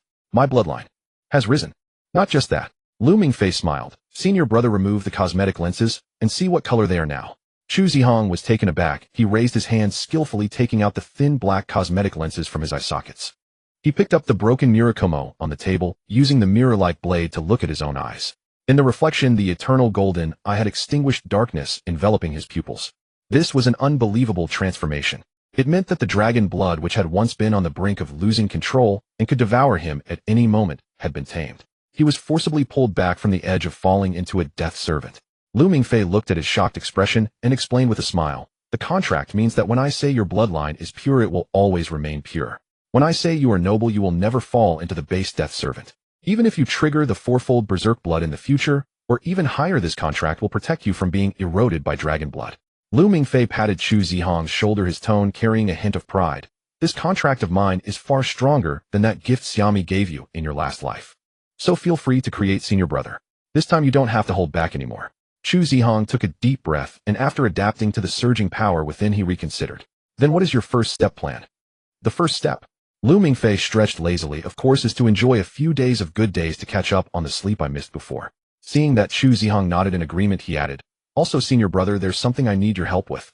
Remember to apply to join the Kuei Min plan, and also please add my name to the participant list. A flicker of understanding passed through Chu Zihong's eyes. Underwater in the 3 gorges, the Bronze City Dragon King Norton. The beginning of everything. Chu Zihong nodded. Understood. Uncertain of what senior sister Su Qian had said outside, he walked out of the conference room to find the members of the Lionheart Society looking at him with awe, making him feel quite embarrassed, prompting him to leave quickly. After spending an entire afternoon in the Amber Pavilion, by the time he stepped out the main door, the sky had already begun to darken. The last rays of the setting sun had long since sunk below the distant horizon, and the streetlights on campus began to illuminate one by one their warm yellow glow, creating a comforting atmosphere, while the insects buzzed incessantly against the lamps, making the lonely road seem quite cozy. Lu Mingfei walked the path back to the dormitory feeling somewhat conflicted. Confronting his senior brother was the simplest option, but how should he address the others? Should he just approach them directly? Lost in thought, he suddenly stopped in his tracks. Not far away under a streetlight stood a petite figure. The girl was dressed in a simple dress, her silvery hair shimmering under the light. The girl stood there quietly, neither moving nor looking at her phone, calmly gazing at the ebb and flow of the crowd, resembling a character from a different world. Ling seemed somewhat helpless and a bit pitiful. Lu Mingfei walked over. Perhaps sensing his approach, the girl turned her head, her beautiful yet indifferent eyes fixing on him. "What are you doing here?" Lu Mingfei asked as he reached her. "I'm waiting for you," Ling replied directly as always. "Waiting for me?" Lu Mingfei was a bit surprised. "How did you know I would come this way?" "You went to the Lionheart Society," Ling said simply. "You would definitely pass by here on your way back to your dormitory." "Then how did you know I went to the Lionheart Society?" Lu Mingfei was even more curious. "I first went to your dormitory, but you weren't there. Feng Ge said you were likely at the Amber Pavilion. I didn't want to search for you there, but it was too crowded," Ling explained, "so waiting here is the most efficient way." Suddenly Lu Mingfei realized something, and he asked in astonishment, "How long have you been waiting?" "I started looking for you at school in the afternoon, but I couldn't find you. So since 3 o'clock this afternoon I decided to wait for you here." Ling glanced at her watch and reported an exact number. "It's been 3 hours and 17 minutes now. That's not too long, thankfully." 3 hours. Lu Mingfei looked at her expressionless face. This stubborn girl had stood here alone for over 3 hours just to find him. Lu Mingfei sighed, raised his hand, feeling a mix of helplessness and affection, and gently stroked Ling's soft silver hair. "Let's go, I'll treat you to a drink." Ling felt the sudden warmth above her head and paused for a moment. Indeed, the forum was right. Boys often express their closeness through small gestures. She nodded lightly. Moments later, Ling's brain began to operate at high speed. What should she do when they go for drink? The forum said that one should take the initiative to give to the other. She could ask him, "Has anyone ever bought you a drink before?" If he says no, she would immediately go buy him one, which would surely make him very touched. But something felt off. If they were going to get drinks, Lu Mingfei would likely get a drink himself, right? No problem, then she would buy him 2 cups. Double the effort would yield double the appreciation. After buying the drinks, Lu Mingfei stared blankly at the 2 identical cups of lemon tea in his hands, deep in thought. He didn't understand why after buying him a drink, Ling would seriously ask, "Has any girl ever bought you a drink before?" After he honestly replied, "It seems like no, not really." Why did Ling show a satisfied expression and then put more coins in to buy him another identical cup? What kind of new social etiquette was this? Despite his confusion, when Ling asked him that question, looking into her serious eyes, Lu Mingfei felt a warm swell in his heart. It seemed that girls who took the initiative to buy drinks for him were indeed rare, at least this time. He couldn't remember it. The 2 walked aimlessly around the campus holding their drinks. Ling quietly sipped her drink, rapidly considering her next course of action. What should they do while walking? She seemed to remember that the forum said when one party gets tired, the other should carry them. It was a great way to quickly warm up feelings filled with romance and sweetness. "Yes, that's it." Ling stopped, looked at Lu Mingfei, and softly asked, "Do you want me to carry you?" Of cough. Lu Mingfei sprayed lemon tea everywhere. What are you trying to do?" He looked at Ling in panic, doubting his own hearing. Ling tilted her head, seemingly not understanding why he reacted so strongly. She earnestly repeated, ensuring he could hear clearly, "Have you walked for so long? Are you tired? Do you need me to carry you?" Lu Mingfei was stunned. He looked down at his own height of around 1.7 meters, then at the petite girl before him. "She wants to carry me. What is Ling thinking?" Lu Mingfei tentatively asked Ling, "Why do you have this?" Suddenly he thought of a possibility. A woman in high heels with long legs. "Is it Jiu Demai who suggested you do this?" Ling's eyes flickered with confusion, seeming to not understand how Lu Mingfei knew about Jiu Demai, just as he had said to her underwater, "Long time no see." But she still honestly shook her head. "It's not Jiu Demai." After a pause she added, "I read it on the forum." Forum? Lu Mingfei was even more puzzled. What kind of forum teaches this? A forum about how older brothers and younger sisters should interact correctly. Ling replied earnestly, "An older brother and a younger sister." Lu Mingfei recalled having said that Ling is his younger sister. He facepalmed, finally understanding where the problem lay. It must be that after Ling accepted the new identity of younger sister, she immediately searched for how older brothers and younger sisters should interact. "I understand now." Lu Mingfei chuckled, looking at her. "You must have misunderstood the roles. Did you watch what an older brother should do rather than what a younger sister should do?" He explained in this sibling relationship, younger sisters do not need to carry older brothers. That's too strange. Then what should younger sisters do? Ling asked humbly. "Younger sisters." Lu Mingfei thought for a moment and gently said, "Younger sisters need not do anything, just be responsible for being cute and happy, and that's enough. Carrying someone is something older brothers should do." Ling seemed to understand, letting out an "oh." Lu Mingfei looked at her adorable expression, his heart stirred, and a gentle smile appeared on his face. He asked, Ling, my younger sister, after walking with me for so long, are you tired? Do you need your brother to carry you? Ling paused for a moment and lightly nodded. Yes. Lu Mingfei smiled. He walked in front of Ling and slightly bent down. Ling hesitated for a moment, then gently climbed onto his back.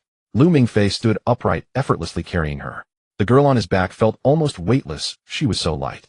Ling should eat more to gain a little weight. When Lu Mingfei returned to the dormitory, Fenger was sitting in front of his laptop, making a satisfied clucking sound akin to a hen laying eggs.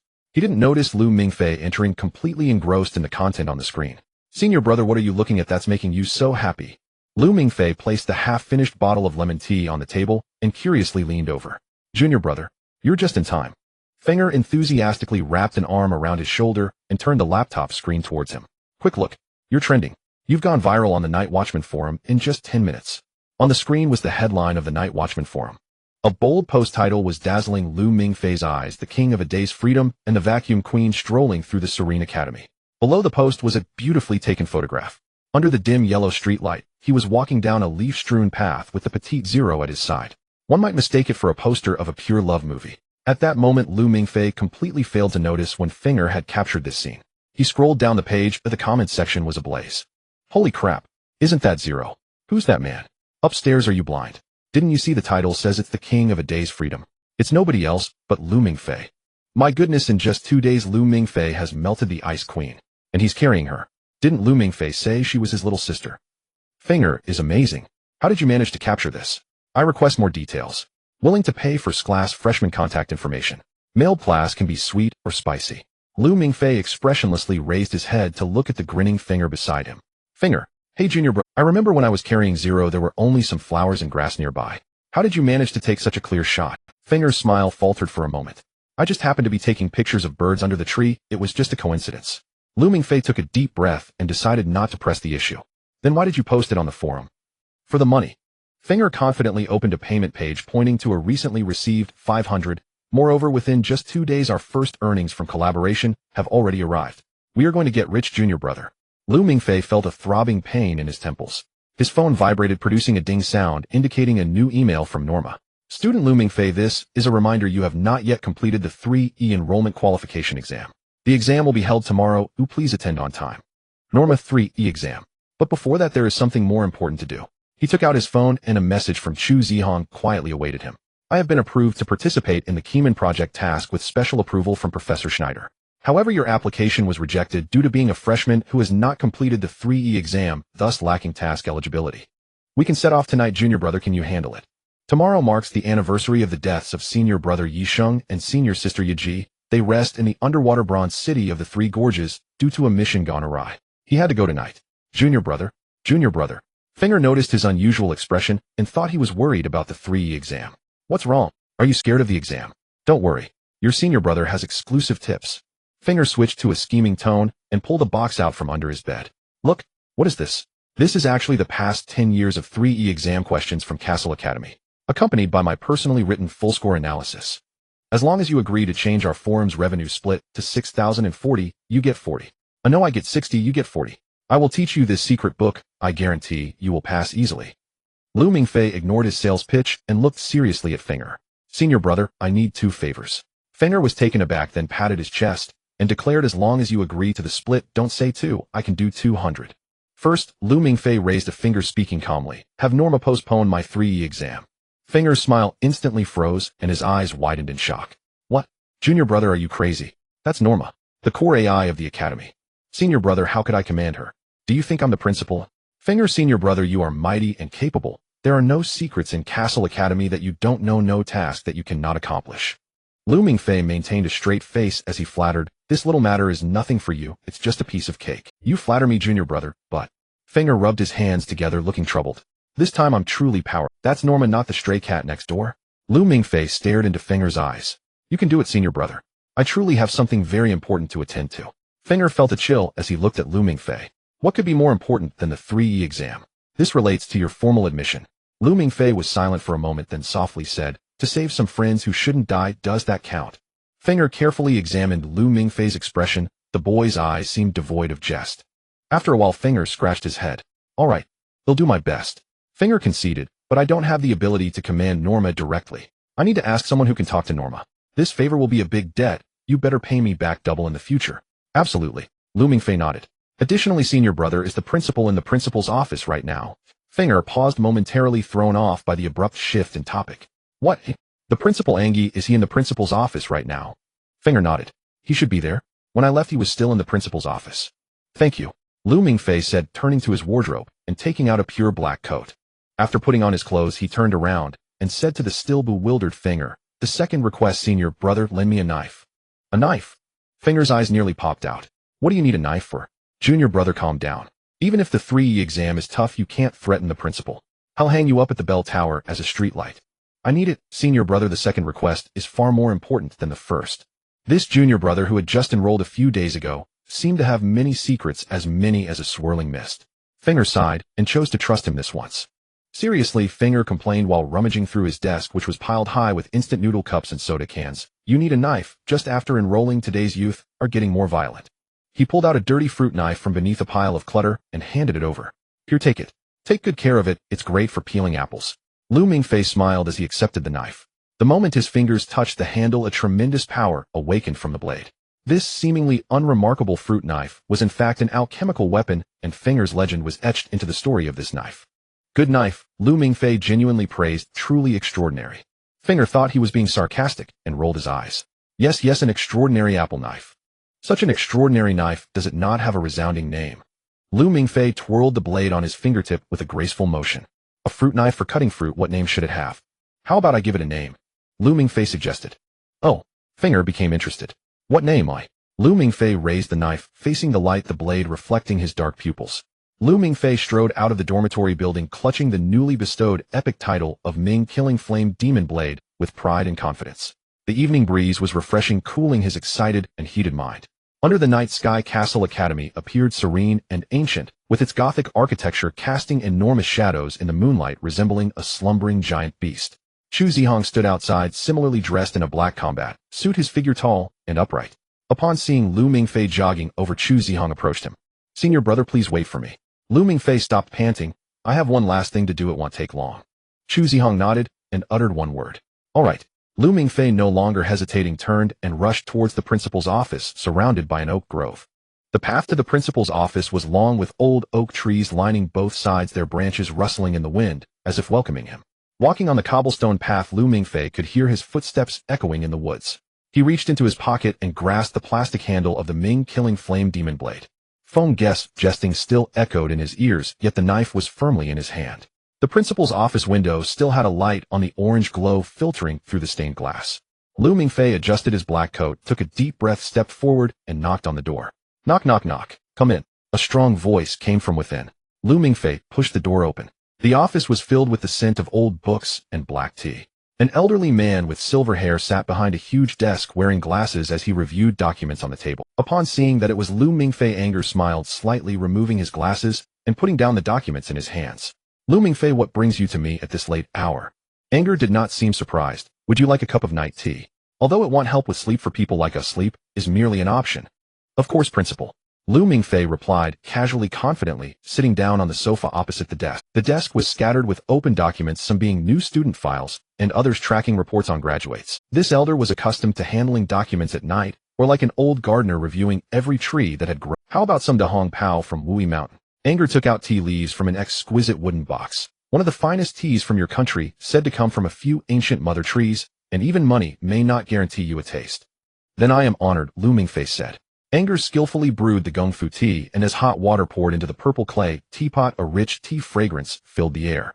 Anger discarded the first infusion, pouring the amber-colored tea into 2 delicate white porcelain cups. He pushed one cup in front of Lu Mingfei, and picked up the other, his gaze settling on Lu Mingfei as they chatted about trivial matters.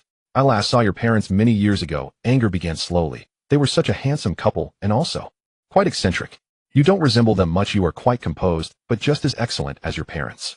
This remark surprised Lu Mingfei, as in his memory few people would connect him with his elusive parents. Really? Thank you, principal, Lu Mingfei smiled, accepting the compliment. Anger chuckled, not pursuing the topic. He took a sip of tea and finally asked, so is there a special reason you suddenly came to find me at? Lu Mingfei nodded, putting down his teacup. Principal, I want to participate in the Quayman project. He stated directly, senior brother Chu Zihong is already waiting for me. As long as you approve, I can set off immediately. Anger's smile deepened as he looked at the boy before him with interest. A very intriguing hypothesis. If I do not approve, what will you do? I will still set off. Lu Mingfei's answer showed no hesitation. Ha ha ha. Anger burst into hearty laughter, very bold. Tomorrow is the 3E exam, and yet you want to undertake a task tonight. Tell me, why is that? Lu Mingfei's expression turned serious. To bring back Senior Yisheng and Senior Sister Jiodea, he added, I have a premonition of some unfaithful. Oh, Anger's interest heightened. Is it based on your words of power, or the intuition of youth? It is a result of foresight. Lu Mingfei replied, foresight.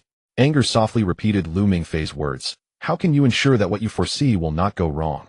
Principal, have you heard of Chekhov's gun? Lu Mingfei countered without answering.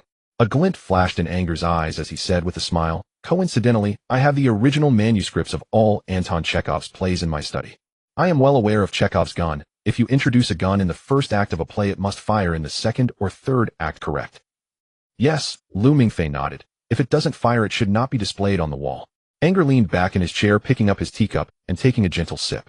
So what you mean is that your foresight is like that gun already hung on the wall. It is not a matter of possibility, but one of certainty. Yes, Principal, Lu Mingfei said, you understand it very clearly. I am starting to enjoy our conversations. Anger set down his teacup, his face showing unreserved admiration. I believe we will have many more late-night tea sessions like this in the future. Lu Mingfei raised an eyebrow. So what is your opinion, Principal? I agree, Anger said straightforwardly. However, it is too slow to travel from the academy to the airport and then take a flight. Just take Sleipnir directly, Anger said calmly. Norma will quickly arrange everything for you and choose. Sleipnir, Odin's 8-legged steed in Norse mythology, was also Anger's exclusive vehicle, a supersonic plane capable of rapid global deployment. Anger turned around, seeming to remember something. Additionally, do you need my help to postpone the 3E exam? Lu Mingfei scratched his head, feeling a bit embarrassed as he replied, I've already asked Senior Fengge for that, and owe him a big favor for it. Upon hearing this response, Anger was first taken aback, then couldn't help but laugh, as if he had encountered something amusing. Fengge. Haha, that's fine, he said with a smile. Let Professor Guderian wait a few more days for your official enrollment. I have a feeling you won't make it easy for him.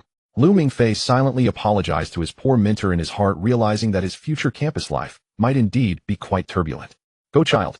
Bring back your senior and senior sister completely. Lu Mingfei immediately stood up from the sofa and bowed solemnly to Anger. Thank you, Principal, for believing in me. This is not about belief. Anger also stood up from the sofa, walking to his side and patting his shoulder with his aged but strong hand. Saving students is my duty as a principal. Just go ahead. If the situation goes awry, I can always go to the Three Gorges myself. As the sky brightened, a thin layer of mist rose over the river surface of Tsuton Gorge. Unlike the turbulent winds of previous days, today's waters were unusually calm, making it a perfect day for travel, visiting friends, or fishing. On the deck of the Monyahi, Nono leaned against the railing, her arms crossed, her red hair gently swaying in the morning breeze. She squinted at the tranquil river surface. Nono, aren't you going to sleep a bit more? Yaji noticed her and walked over with a gentle smile. Yisheng followed behind, nodding at Nono. I've had enough sleep. Nono straightened up, a mischievous smile curling at the corners of her mouth as her gaze darted between the two. But you two seniors seem to have a similar habit of getting up early and always stick together, quite a tacit understanding. Yaji's cheeks flushed slightly as she awkwardly explained, Junior sister, don't joke around. We are mission partners, of course we have to act together. Yisheng stiffly nodded in agreement from the side. Yes, partners. Nono raised an eyebrow with an expression of I understand and did not pursue the topic further. The three exchanged a few words about the weather and task arrangements for the day. Yaji seemed to recall something, gently tugging at Yisheng's sleeve, whispering, Yisheng, there's something I want to discuss with you alone. After saying that, she turned to Nono and offered an apologetic smile. Junior sister, excuse us for a moment. Once in the cabin, Yaji stood silently for a moment. Yaji, are you nervous? Yisheng asked Yaji softly. Yaji smiled gently. We've executed so many missions, of course I'm not nervous. She took out a small, exquisite protective talisman from her pocket and handed it to Yisheng. However, just in case, I have something to give you. She said, I prayed for this at Sensoji when I was on vacation in Japan, specifically to protect friends' safety. Yisheng paused for a moment, took it, feeling the soft texture of the fabric. He smiled. My protective talisman. What about yours? Yaji opened her collar and pulled out an identical talisman from around her neck. We'll secretly wear them inside our diving suits. The deities will bless us and bring us good luck. Yaji winked. Oh, a crisp, slightly teasing voice interrupted from nearby. Nono had somehow approached them, a playful smile on her lips. Senior sister, this isn't just an ordinary blessing for safety. I heard that in Japan, when a girl gives a talisman she prayed for to a boy, it carries a deep significance. Yaji's face turned bright red as she flailed her hands. Nono, don't say that. It's just for the sake of the mission's safety. We are partners. Partners, huh? Nono elongated her tone, glancing back and forth between Yisheng and Yaji. I understand revolutionary friendship. Yisheng, seeing Yaji's embarrassment, quickly stepped in to defuse the situation. He smiled as he hung the talisman around his neck, saying to Nono Jr.'s sister, we're just looking out for each other. This mission is dangerous. Having an extra layer of assurance is always good. Blushing Yaji naturally reached out to help him smooth the collar of his shirt, which was tangled with the talisman string. Nono smiled at the blushing duo. At that moment, Professor Mans walked out from the cabin holding a document, his expression serious, as he began the final mission briefing. Yisheng, Yaji, you are the advanced team. The coordination between the sonar and the serpent is key. Quickly determine the location and structure of the Bronze City. His gaze shifted to Nono, his tone becoming more serious. Nono, you are the insurance for this operation. In areas where sonar and talismans cannot function, judge the dangers and the correct directions. Your judgment holds the highest priority. Understood. Nono nodded on the deck, indicating that she was clear about the support work needed on the water surface. Go prepare. Mans waved to everyone. Yisheng and Yaji donned their heavy deep-sea diving suits and boarded the raft that was being lowered into the river by a crane. Yisheng untied the raft's tether and drifted towards the designated coordinates in the river's heart. During the drift, the two performed a final equipment check to ensure everything was in perfect order. Upon reaching the coordinates, they checked each other's gear one last time and gave an okay hand gesture before diving together into the calm waters. The underwater world was clear and quiet, the sound of their breathing apparatus echoing in their ears alongside each other's heartbeats. They gestured to one another, beginning their descent according to plan. As they descended, the light in the water grew dimmer, the color shifting from green to deep blue, finally fading into gray, relying on the searchlights on their helmets and the strong flashlight in their hands for illumination. At the designated depth, Yaji operated a device on her back, activating the portable sonar. Waves of sound spread out and the contours of the terrain began to appear blurry on the diving suit's visual screen. Yisheng activated his golden eyes and initiated the spirit language serpent. Countless invisible sensory snakes swam in all directions, exploring the dark waters. A flood of information surged back into his brain, and a mental map began to form. Soon Yisheng opened his eyes, grasped Yaji's arm, pointed to the left front, and said in the communication channel, Yaji, over there. There's something. Yaji immediately followed Yisheng's lead and swam over. Shortly after, at the end of the beams from their searchlights, a massive wall appeared before them. The wall was entirely cast in bronze, covered with bizarre patterns that extended upward and sideways, disappearing into the unseen darkness. They slowly ascended along the wall, and soon a magnificent bronze city revealed itself under their lights. It resembled less an ordinary structure and more a massive chunk of metal seemingly carved directly by divine power. Countless flying eaves and columns pointed towards them in the darkness, and an ancient aura surged toward. The two seemed to hear the distant and solemn sound of bells reverberating in the water, witnessing the phantom of ancient kings seated on high platforms, accepting the worship of their subjects. Incredible. Is this the Bronze City? Yaji was somewhat astounded at seeing such a grand structure. To create something like this, that king of bronze and fire. Truly unimaginable. Yisheng also marveled. However, the important matters take precedence. Amidst his admiration, Yisheng quickly calmed down, notify Professor Mans, and then find the door. Yaji immediately reported the situation to Professor Mans on the water surface. The voice from the communicator carried Mans' excited tone. Well done. Fantastic. Hurry. Search for an entrance around it. The hydrological monitoring station has just issued an alert. The geological structure in your area is undergoing violent changes. There may be strong undercurrents. Find the main gate, and I'll come down with the key immediately. The two obeyed the command, increasing their speed to search around the outer wall of the Bronze City. Soon a structure that was clearly a city gate appeared ahead. A massive gate dozens of meters tall stood there, intricately carved with twisting dragon patterns, fierce and imposing. But what surprised them the most was not how magnificent the door was. Instead, it was that it was slightly ajar, revealing a black gap wide enough for a person to pass sideways. A bronze light flowed out from the crack of the door. Yisheng and Yaji froze, suspended in the water, motionless. Yisheng took a deep breath and connected to Man's communication. Professor, it seems we might have found the main gate. Man's voice sounded even more excited. Great. Well done. Maintain your position. I'll come down with the key right away. Yisheng swallowed hard, speaking. Professor, it seems you don't need to come down. The communicator fell silent for a moment, then Man's voice, filled with confusion, replied, What? Why don't I need to come down? Yaji, her voice trembling, took the conversation. Because the door is already open. After passing through the gates of the Bronze City, a long corridor lay ahead. The walls, ceiling, and even the floor tiles on either side of the corridor were all cast from solid bronze, intricately engraved with countless alchemical symbols. These symbols and characters seemed to possess life, with a faint glow continuously flowing across their surfaces. Xu Zihong walked slowly, captivated by the alchemical creations surrounding him, and couldn't help but reach out his fingertips, gently gliding over the bronze wall. Lu Mingfei trailed behind him, hands stuffed in his pockets, resembling a child reluctantly dragged by parents to a museum, showing little interest in his surroundings. He had seen plenty of these things before. Looking at them again felt like staring at the same convoluted scribbles. It's truly incredible. Chu Zihong finally couldn't help but speak, exclaiming, "The alchemy of the Bronze and Fire King has surpassed the comprehension of a hybrid like us. Such a massive bronze city, I fear that even the alchemists among us hybrids couldn't create even a corner of it in a lifetime." "That may not be the case," Lu Mingfei replied lazily. Chu Zihong stopped, asking, "So, junior brother, you mean to say you have the ability to create such a masterpiece?" "Having the ability and having the energy are two different matters, senior brother." Lu Mingfei shrugged. "If we disregard time and cost, I could start from scratch, chopping wood, burning bricks, and mixing cement to build a villa. But does that have any meaning? Who could invest effort like that guy Norton just to build himself such a large house? With that time, we could simply buy a spacious apartment within the third ring road of Beijing. Wouldn't that be better? Move in with just our bags plus central air conditioning and underfloor heating." Chu Zihong was momentarily stunned by his twisted logic. He thought for a moment and found some merit in it, nodding. "Indeed, this palace is somewhat too extravagant as a utilizing such an abundance of precious alchemical materials merely to create a royal palace. I suspect even the Dragon King would need to accumulate a long time." "Accumulation? Senior brother, you think too highly of them." Lu Mingfei scoffed. "Those two have certainly engaged in their fair share of robbery and theft. As for the Dragon King, if he desires something valuable, he simply takes it without paying." Chu Zihong nodded in agreement. In the early Eastern Han, the Emperor Gongsun Shu, who ruled the Shudi region, was notorious for his oppressive taxation. It is said that he amassed all the wealth of Shudi within his palace. In retrospect, the vast wealth he hid may have been meant to support the construction of this underwater royal palace for his identity as a Dragon King. To complete such a project, he must have exerted considerable effort. Lu Mingfei shook his head. "Senior brother, your history textbook needs an update. This matter is quite different from what you imagine and much more dramatic." "How so?" Chu Zihong was indeed. In another narrative, the Bronze and Fire Kings Norton and Constantine were actually the second losers to be eliminated in a Great Dragon King battle. Lu Mingfei divulged gossip about the Dragon Kings. Great Dragon King battle. Yes, the timeline falls during the Han Dynasty. Lu Mingfei held up 3 fingers. At that time, 3 Dragon Kings were competing for business in ancient China.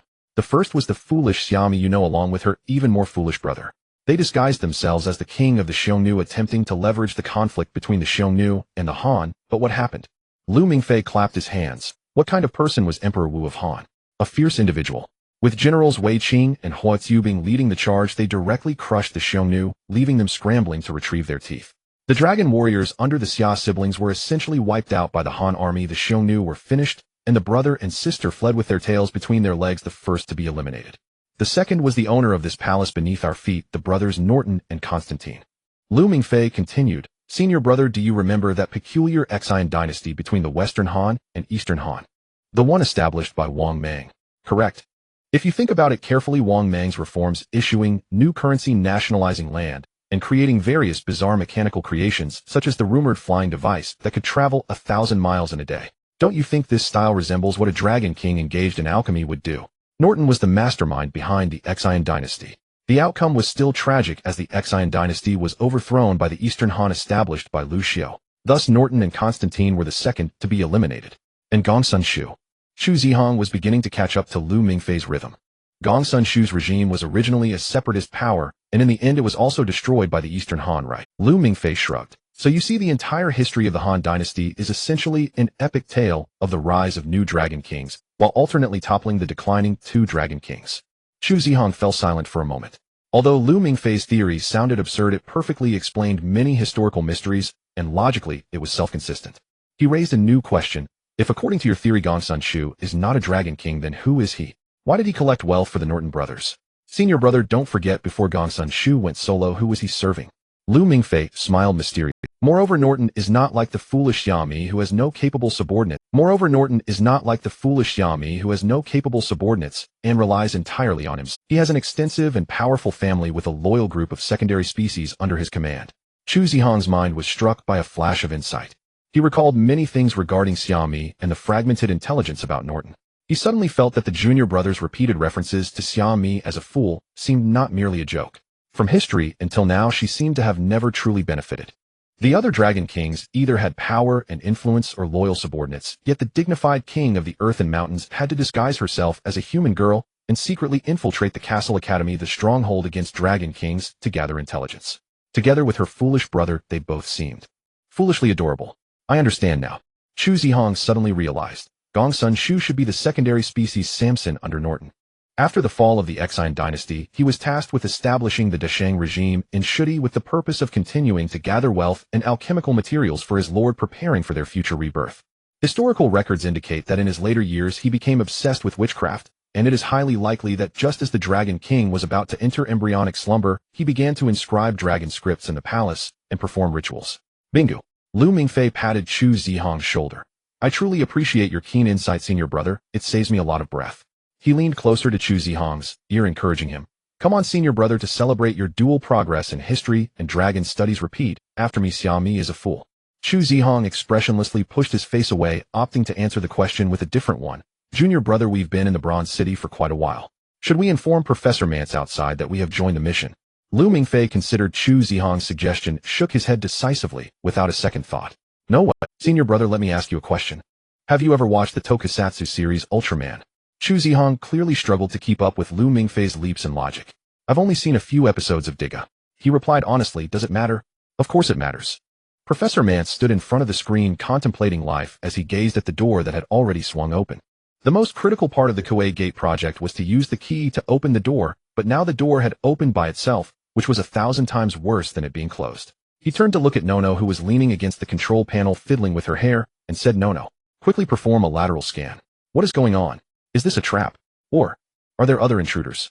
Nono shrugged her shoulders helplessly. Professor, my lateral scan requires information, not just random guessing. The door opening is information, isn't it? Can't you analyze that? Nono replied, there's no information besides the door opening. I can only give you a few irresponsible guesses. Guess 1, someone got here before us. They might be playing poker in the Dragon King's bedroom right now.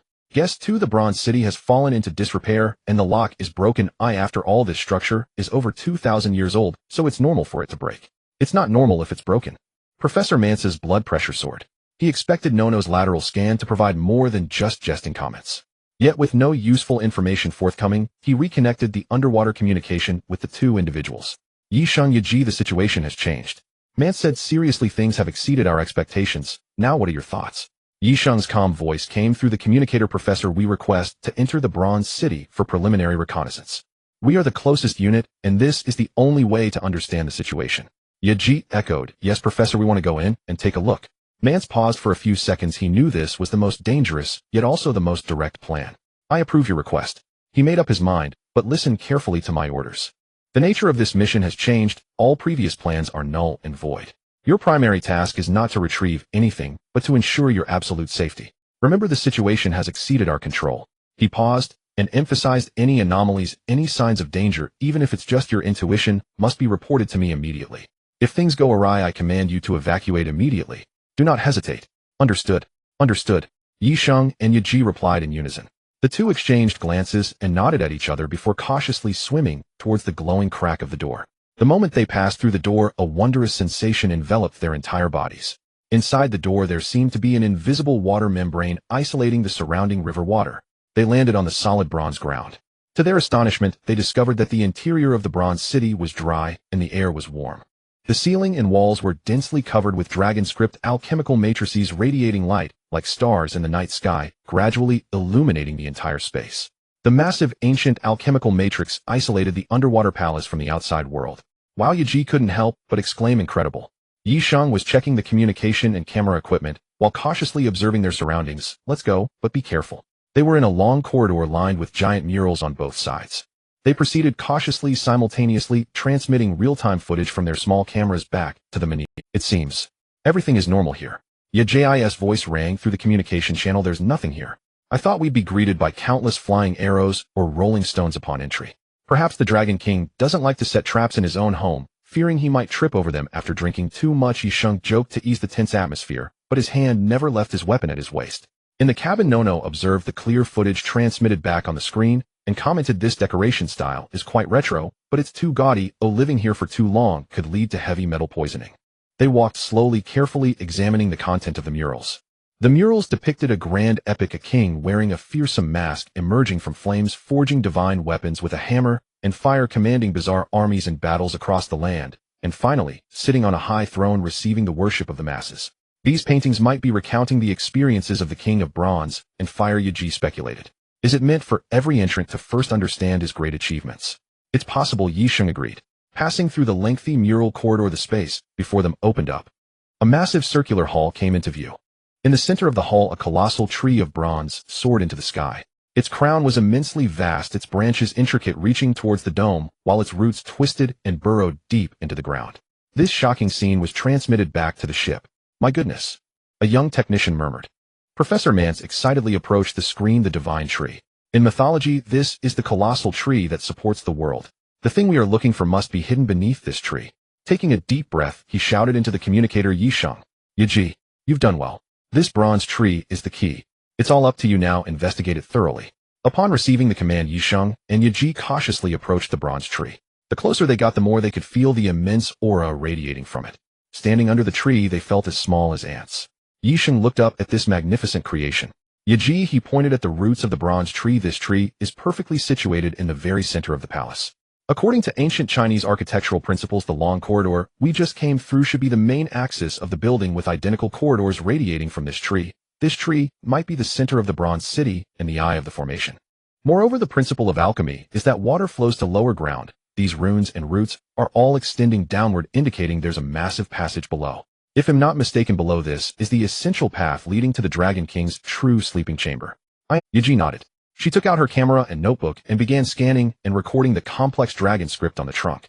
These dragon scripts are extremely ancient and valuable. I'll record some and then come down together. Yisheng did not disturb her. He closed his eyes and focused on the language spirit snake. The snake slithered along the ground walls and roots of the bronze tree, extending deeper into the hall. 1 second, 2 seconds, 3 seconds. The hall was silent, and Yaji prepared to start recording. Suddenly, Yisheng's body trembled, cold sweat dripping from his forehead. His language spirit snake brought information. There were people nearby, not just one, but a multitude. Like a massive school of fish awakening from the shadows all around and moving toward their location. Something's off. Yisheng opened his eyes and grabbed Yaji, who was about to record. Something is coming this way. Yaji, stop recording. Prepare for battle. Yaji immediately put away her sketchbook, drew her weapon, and stood back to back with him, vigilantly watching the surrounding darkness. What is it? She asked nervously. I don't know, but they have no heartbeat, no temperature, as if. Bang, bang. The roar of the alchemical firearms echoed in the spacious hall. Yisheng and Yaji drew their weapons and opened fire at the Reaper that was only a breath away. The bullets struck the bronze armor in front, causing them to stagger, but more Reapers had already surrounded them. Professor, we are encountering Reapers. The numbers are overwhelming. Yisheng changed the magazine and reported into the communicator. On the Moni Yahi, 2 green dots on the screen were completely surrounded by a mass of red dots. Retreat. Find a way to retreat immediately. Run. Where can we retreat to? The exit is already blocked. Yaji shouted, kicking away a Reaper that tried to get closer. Run under the bronze tree. Nua's calm voice echoed in the communication channel. Why? Yisheng asked between shots. In ancient palaces, guards were forbidden to enter the monarch's sleeping quarters. If below is Norton's bedroom, it is likely a safe zone. Nua swiftly explained. Go. Yisheng no longer hesitated. He grabbed Yaji's wrist and dashed towards the deep passage at the base of the bronze tree. The Reaper army behind them pursued relentlessly. The two rushed into the passage, shooting back as they ran, bullets bursting into flames in the darkness, temporarily blocking their pursuers. The passage sloped downward. After running for an unknown amount of time, light finally appeared ahead, revealing a more spacious square. Yisheng dragged Yaji into the square. The Reaper army, chasing closely, stopped in their tracks at the entrance of the square, their hollow eye sockets staring at the two, within, no longer advancing. Huff, huff. Yaji leaned on her knees to catch her breath, and she guessed correctly. She immediately connected the communicator. Professor, we are temporarily safe. Nua's judgment was correct. This is a safe zone. A relieved voice from Professor Monsey came through the communicator. Thank heavens. It's good that you are safe. Where are you now? We see. Stairs. Yaji straightened up and turned the camera forward. The magnificent bronze staircase rose from the end of the square, leading to a palace suspended in midair. On either side of the steps stood countless bronze figurines engulfed in flames. They stood quietly, like a loyal honor guard, like the guardians of death. The sleeping quarters of the bronze city. Norton. Lu Mingfei was busy packing up the spoils. He stuffed a pile of uniquely shaped alchemical weapons into a large bag, which was known as the 7 deadly sins. The bronze sword box was carelessly tossed to the ground. Chu Zihong watched him busily while holding a huge bronze dragon egg. Is what we're doing really okay? Chu Zihong finally spoke. Don't worry, senior brother, what's wrong with it? Lu Mingfei patted his bulging bag. Think about it, these dangerous items are a threat left here. Keeping them is a contribution to world peace. These weapons the ones we want use we can sell for money. This egg will find a place to hatch it, raise it to be our muscle. Most importantly, by taking all this won't Senior Yisheng and Senior Yaji be safe. We are saving people. It's a win-win situation, oh why not? Chu Zihong silently looked at him and said after a long moment, I just feel it's a bit shameless.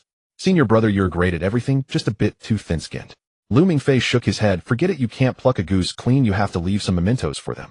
Saying this, he rummaged in his pocket and pulled out a palm-sized gear. The gear was made of bronze and was aflame. Chu Zihong sensed an immense power within it. What is this? The core of the Bronze City. Lu Mingfei tossed it in his hand. I originally wanted to take it back as a decorative item. Looking back now, it's better to leave it as a gift for Senior Yisheng and Senior Yaji. Chu Zihong's eyes flashed with surprise. When did you get it? When I just came in, Lu Mingfei said nonchalantly. I just casually pried it off. Chu Zihong changed the subject. What use does this core have? It has quite a few uses. Lu Mingfei thought for a moment and explained, first of all, it contains all of Norton's alchemical knowledge equivalent to Dragon King alchemy from beginner to peak. The Academy would be thrilled to have it. He paused and added, moreover, it is responsible for maintaining the stable operation of the entire Bronze City. Chu Zihong asked word by word, stable. Lu Mingfei nodded affirmatively, yes, stable.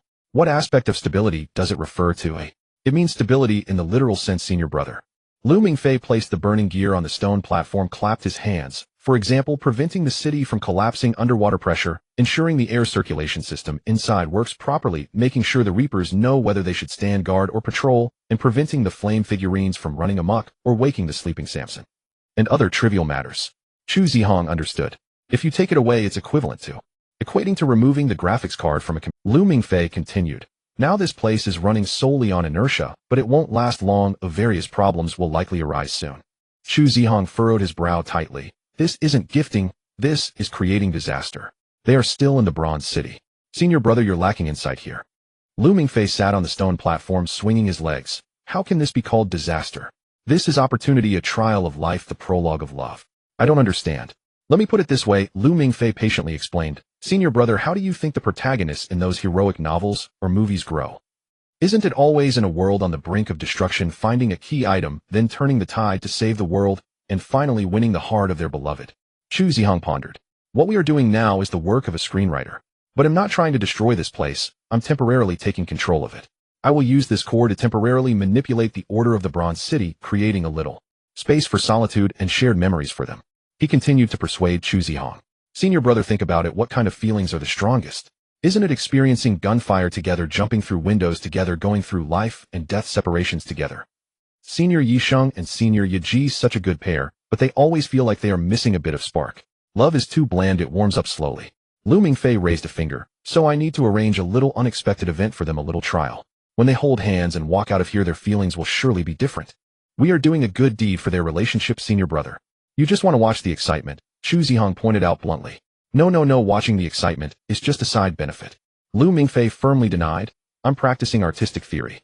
Timeless love stories such as Romeo and Juliet, Liang Shanhua, and Zhu Tai, aren't they all pushed along by various accidents and difficulties? Ordinary love is like warm water, comfortable, but won't boil. Only by adding some fire, giving them moments they can only rely on each other, can their feelings heat up quickly. Chu Zihong looked at Lu Mingfei while holding the egg. So do you already know where the two of them are, he asked. Lu Mingfei nodded, of course. I used this little gadget to take a look at the overall map. They just ran to the area under the flame throne.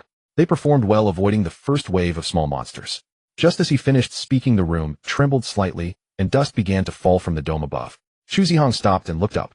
Lu Mingfei lifted his head, casually brushing off the dust from his shoulders. A small malfunction has begun, but it's not a problem, he said. The first act is over, and it's intermission time. It's time to arrange the second act. He jumped down. For the next challenge, those bronze figurines on both sides of the staircase are about to be revived. Chu Zihong looked at him. Can they handle the subsequent challenges? Of course they can't, Lu Mingfei pointed at his senior brother. And there's plan B, we can always swoop in to save the day. Let's go sit on the throne for a while. Lu Mingfei gestured toward the throne. The view is best there. Who knows, there might even be some fine wine collected by the Dragon King. The atmosphere in the command cabin of the Mania was once again filled with excitement. Through the camera on the Yaji helmet, a magnificent scene unfolded before everyone, a vast underground plaza at the end of which stood a towering bronze staircase, flanked by countless bronze figurines ablaze with fire leading up to what seemed to be a palace. The flame throne. Professor Mans murmured. It can't be wrong, this must be Norton's flame throne. The Dragon King's palace is right above that staircase. You see it, Yisheng? Yaji, did you see that? That's our final destination.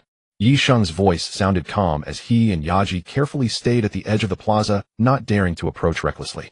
This is truly, Nono said, lazily shifting to a more comfortable position in her chair, too extravagant. There are so many soldier figurines at the entrance, I wonder if they are for sacrifice or just crafted. If we could take a few out to sell, we'd be rich. A young technician couldn't help but whisper, Nono, this thing looks to weigh over 100 pounds, they can't carry it. Professor Mans ignored Nono's remarks, fully focused on the screen. Listen, Yi Sheng Yaji. You must find a way to ascend the staircase and enter that palace. Everything we want to know is there. Understood, Yi Sheng replied. He finished the communication and turned to Yaji. They exchanged a glance. I think I understand the ancient Egyptians a bit better now. Looking at this kind of architecture really makes one believe in the existence of gods. Gods wouldn't place so many guards at their doorstep. Yi Sheng patted the gun at his waist. And these guards don't look, I guess their way of welcoming us won't be with hugs and flowers. Yaji chuckled a bit. Then what do you think it will be? Fiery enthusiasm. That's possible. So stay close to me. Yi Sheng's expression turned serious. No matter what happens, do not leave my side by more than 3 meters. We will rush up as quickly as possible and not get entangled with them. Okay. Yaji nodded, drawing her weapon. The two took a deep breath and no longer hesitating charged toward the bronze staircase one after the other. The moment Yi Sheng's foot landed on the first step, in the hollow eye sockets of the figurines, the burning flames suddenly flared brightly. Run! Yi Sheng shouted, pulling Yaji as they began to sprint upward. In the hollow eye sockets of the figurines, the burning flames suddenly flared brightly. Run! Yi Sheng shouted, pulling Yaji as they began to sprint upward frantically. Almost simultaneously, the two closest figurines moved. They stiffly raised their arms, the bronze long spears in their hands swept toward the two. The two dared not stop for a moment, racing full speed up the wide staircase. Behind them, more and more bronze. The two dared not stop for a moment, racing full speed up the wide staircase. Behind them, more and more bronze figurines descended from their pedestals, joining in the chase. The heavy metallic footsteps converged, sounding like the Grim Reaper's summons. A giant battle axe whistled from the side, targeting Yaji, who was running on the outer side. Yaji was about to be struck, but the axe halted just a few centimeters from her. Watch out! Yi Sheng yanked her behind him. The embedded axe released a wave of scalding airflow, causing Yaji to feel a jolt of fear. That was close, Yaji said, shaken. No one noticed that the bronze figurines could malfunction. They just thought it was their lucky day that the figurines' actions were a beat slower. Don't run on the outside, Yi Sheng shouted, shielding her on the inner side of the staircase. They kept climbing with more pursuers behind them. The bronze figurines were immensely strong and tireless. The alchemical bullets fired at them merely sparked a few sparks and left shallow white marks, completely failing to hinder their movements. This won't work, we'll be caught up, Yaji said while running. Do you see that door up there? That's our only way out. Yi Sheng pointed to the top of the staircase. At the end of the staircase, the grand door of a majestic palace stood wide open. A spear was hurled from the high position of a figurine ahead, like a bolt of black lightning, aimed directly at Yi Sheng's face. All of Yi Sheng's attention was on the ground, and the pursuers behind. By the time he sensed the danger, the spear tip was already inches away. He instinctively turned his head, knowing it was too late.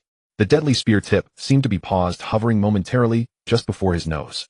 Yi Sheng felt a strong sense of crisis sweep through him, and his survival instinct made him lean back desperately. The spear tip flew past his hair, nailing itself into the steps behind him, the spear shaft trembling incessantly. Has my reaction time gotten faster? This was the only thought that flashed through Yi Sheng's mind. He had no time to ponder further, grabbing Yaji and continuing to surge upward. We're almost there. Just hold on a little longer. The palace door was right in front of them. The last few dozen steps felt like an endless journey to heaven. A bronze figurine wielding a giant sword blocked their path, raising its weapon to unleash a devastating strike. To the left, Yaji shouted. The two instinctively dodged to the left. The moment they moved, the giant sword crashed down, sending sparks flying. Taking advantage of the gap, they used their last bit of strength to dash into the open doors of the palace. The two tumbled clumsily onto the floor, rolling several times before coming to a stop. The deafening footsteps behind them abruptly ceased as they rushed through the door. The world fell silent all of a sudden. Yi Sheng and Yaji panted heavily, lying on the ground, not wanting to move at all. After several seconds, Yi Sheng propped himself up and looked back. The bronze figurines that had chased them all the way stopped at the entrance of the palace. The last figurine wielding the giant sword remained frozen in its post-attack stance. The flames in their eyes gradually dimmed, returning to the initial stillness, as if they could not step through that door. Phew. Yi Sheng let out a long sigh, relaxing his entire body and lying back down on the floor. Yaji also turned over, lying in a star shape, her chest rising and falling sharply. The flames welcoming us were indeed enthusiastic, she said, gazing at the high dome, her voice weak. I swear I never want to climb stairs again in this lifetime. At least, Yixing turned his head to look at her, forcing a weary smile. We outran them. Look, none of those Dragon King's guards managed to catch up with us. Yaji laughed as well, the joy of surviving the calamity easing her fear. For the next adventure I request to take the elevator. Agreed. After a while they felt their strength had somewhat recovered and helped each other to stand up. Yexing said as he instinctively checked his communicator only to find there was no signal. Strange, the communication is down. He tapped his helmet. Jiode Yaji, how about you? Jiode Yaji glanced at his device and shook his head. No signal. It might be that the alchemical array here is too strong, isolating us from the outside world. A space with a signal blockade. Yexing's expression grew serious. Now we've truly become an isolated. It might be a good thing. Jiode Yaji seemed quite optimistic. At least the enemies outside can't get in, and we can't get out. Everyone is safe. Yexing smiled helplessly. Yaji, your mindset is really good. Then let's take a good look around the island and see what the Dragon King's bedroom is like. They began to formally explore the magnificent Dragon King's palace. The engraved patterns and symbols in the palace were more mysterious than any other area outside. The glowing patterns on the dome flowed slowly, and there were no murals on the palace walls, but they were covered with vein-like designs. It seems less luxurious here than the outside corridors. Jiode Yaji walked around, occasionally reaching out to touch the walls. It seems the Dragon King knows that the bedroom is his own and doesn't need to flaunt it for outsiders. I don't think this is just about being low-key. Yexing's attention was on the complex patterns on the wall. He walked over and touched the vein-like designs. Yaji, look at these patterns. They continuously intertwine and extend, eventually converging at the center of the palace. Doesn't it resemble the blood circulation system within a body? These patterns do look very much like veins. They might be continuously supplying some entity here with nutrients, are you saying? Jiode Yaji followed his train of thought, directing his gaze towards the center of the palace. Is it supplying that entity? In the center of the palace, a massive bronze cocoon lay on the ground. The cocoon had already cracked open from the middle. This is... Yexing approached and crouched down to investigate. Bronze cocoon fragments were scattered everywhere, and the breakage was rough, as if it had been struck open from the inside by a blunt object. The cocoon was empty, with some undried viscous liquid remaining. It seems the Dragon King we are looking for has already shed his skin. Jiode Yaji kicked a piece of debris. He indeed seems to have gone out. That makes sense. Yexing stood up. The reason the gate of the Bronze City opened by itself might be because its master has left. Does that mean our mission has failed? Jiode Yaji asked. The target isn't at home. It seems we've made a wasted trip. Not necessarily. At least we confirmed that he is no longer sealed. Yexing's gaze swept across the empty palace. And a person who leaves will always leave something behind, right? Especially a monarch. He should leave behind some special items like luggage he didn't have time to take. His gaze was quickly drawn to something. In the center of the palace, a long bronze sword box was casually discarded on the ground, appearing as if it had been deliberately thrown away like trash. Look over there at that box. Yexing pointed. They walked over. Jiode Yaji's curiosity was piqued, and she crouched down to closely examine the sword box. The craftsmanship of the sword box was exquisite. The patterns on it were mysterious and ancient, but there were no signs of locks or switches. This should be the box for the 7 deadly sins. Jiode Yaji deduced based on the information. I didn't expect Norden to leave it here. The Dragon King should value his weapon. She tried to pick up the sword box and found it much lighter than she imagined. She shook it, and a hollow echo came from inside. Could it be empty?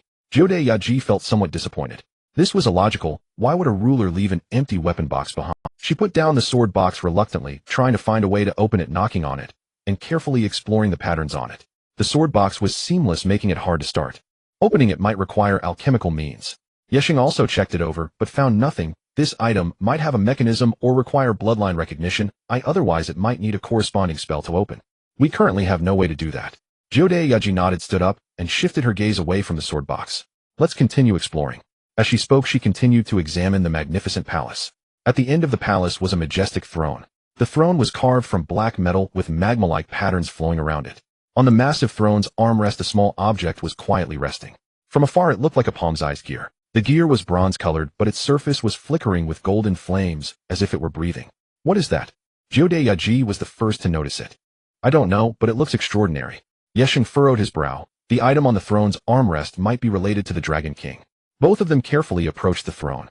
When they were about a meter away from the gear, it suddenly emitted a bright light. A powerful domain spread out. Jiode Yaji's mind was bombarded with a vast amount of information, ancient and profound alchemical knowledge, dragon script, and the operational diagram of the Bronze City, flooding into her mind. The massive influx of information made her face pale, and her body almost swayed unsteadily.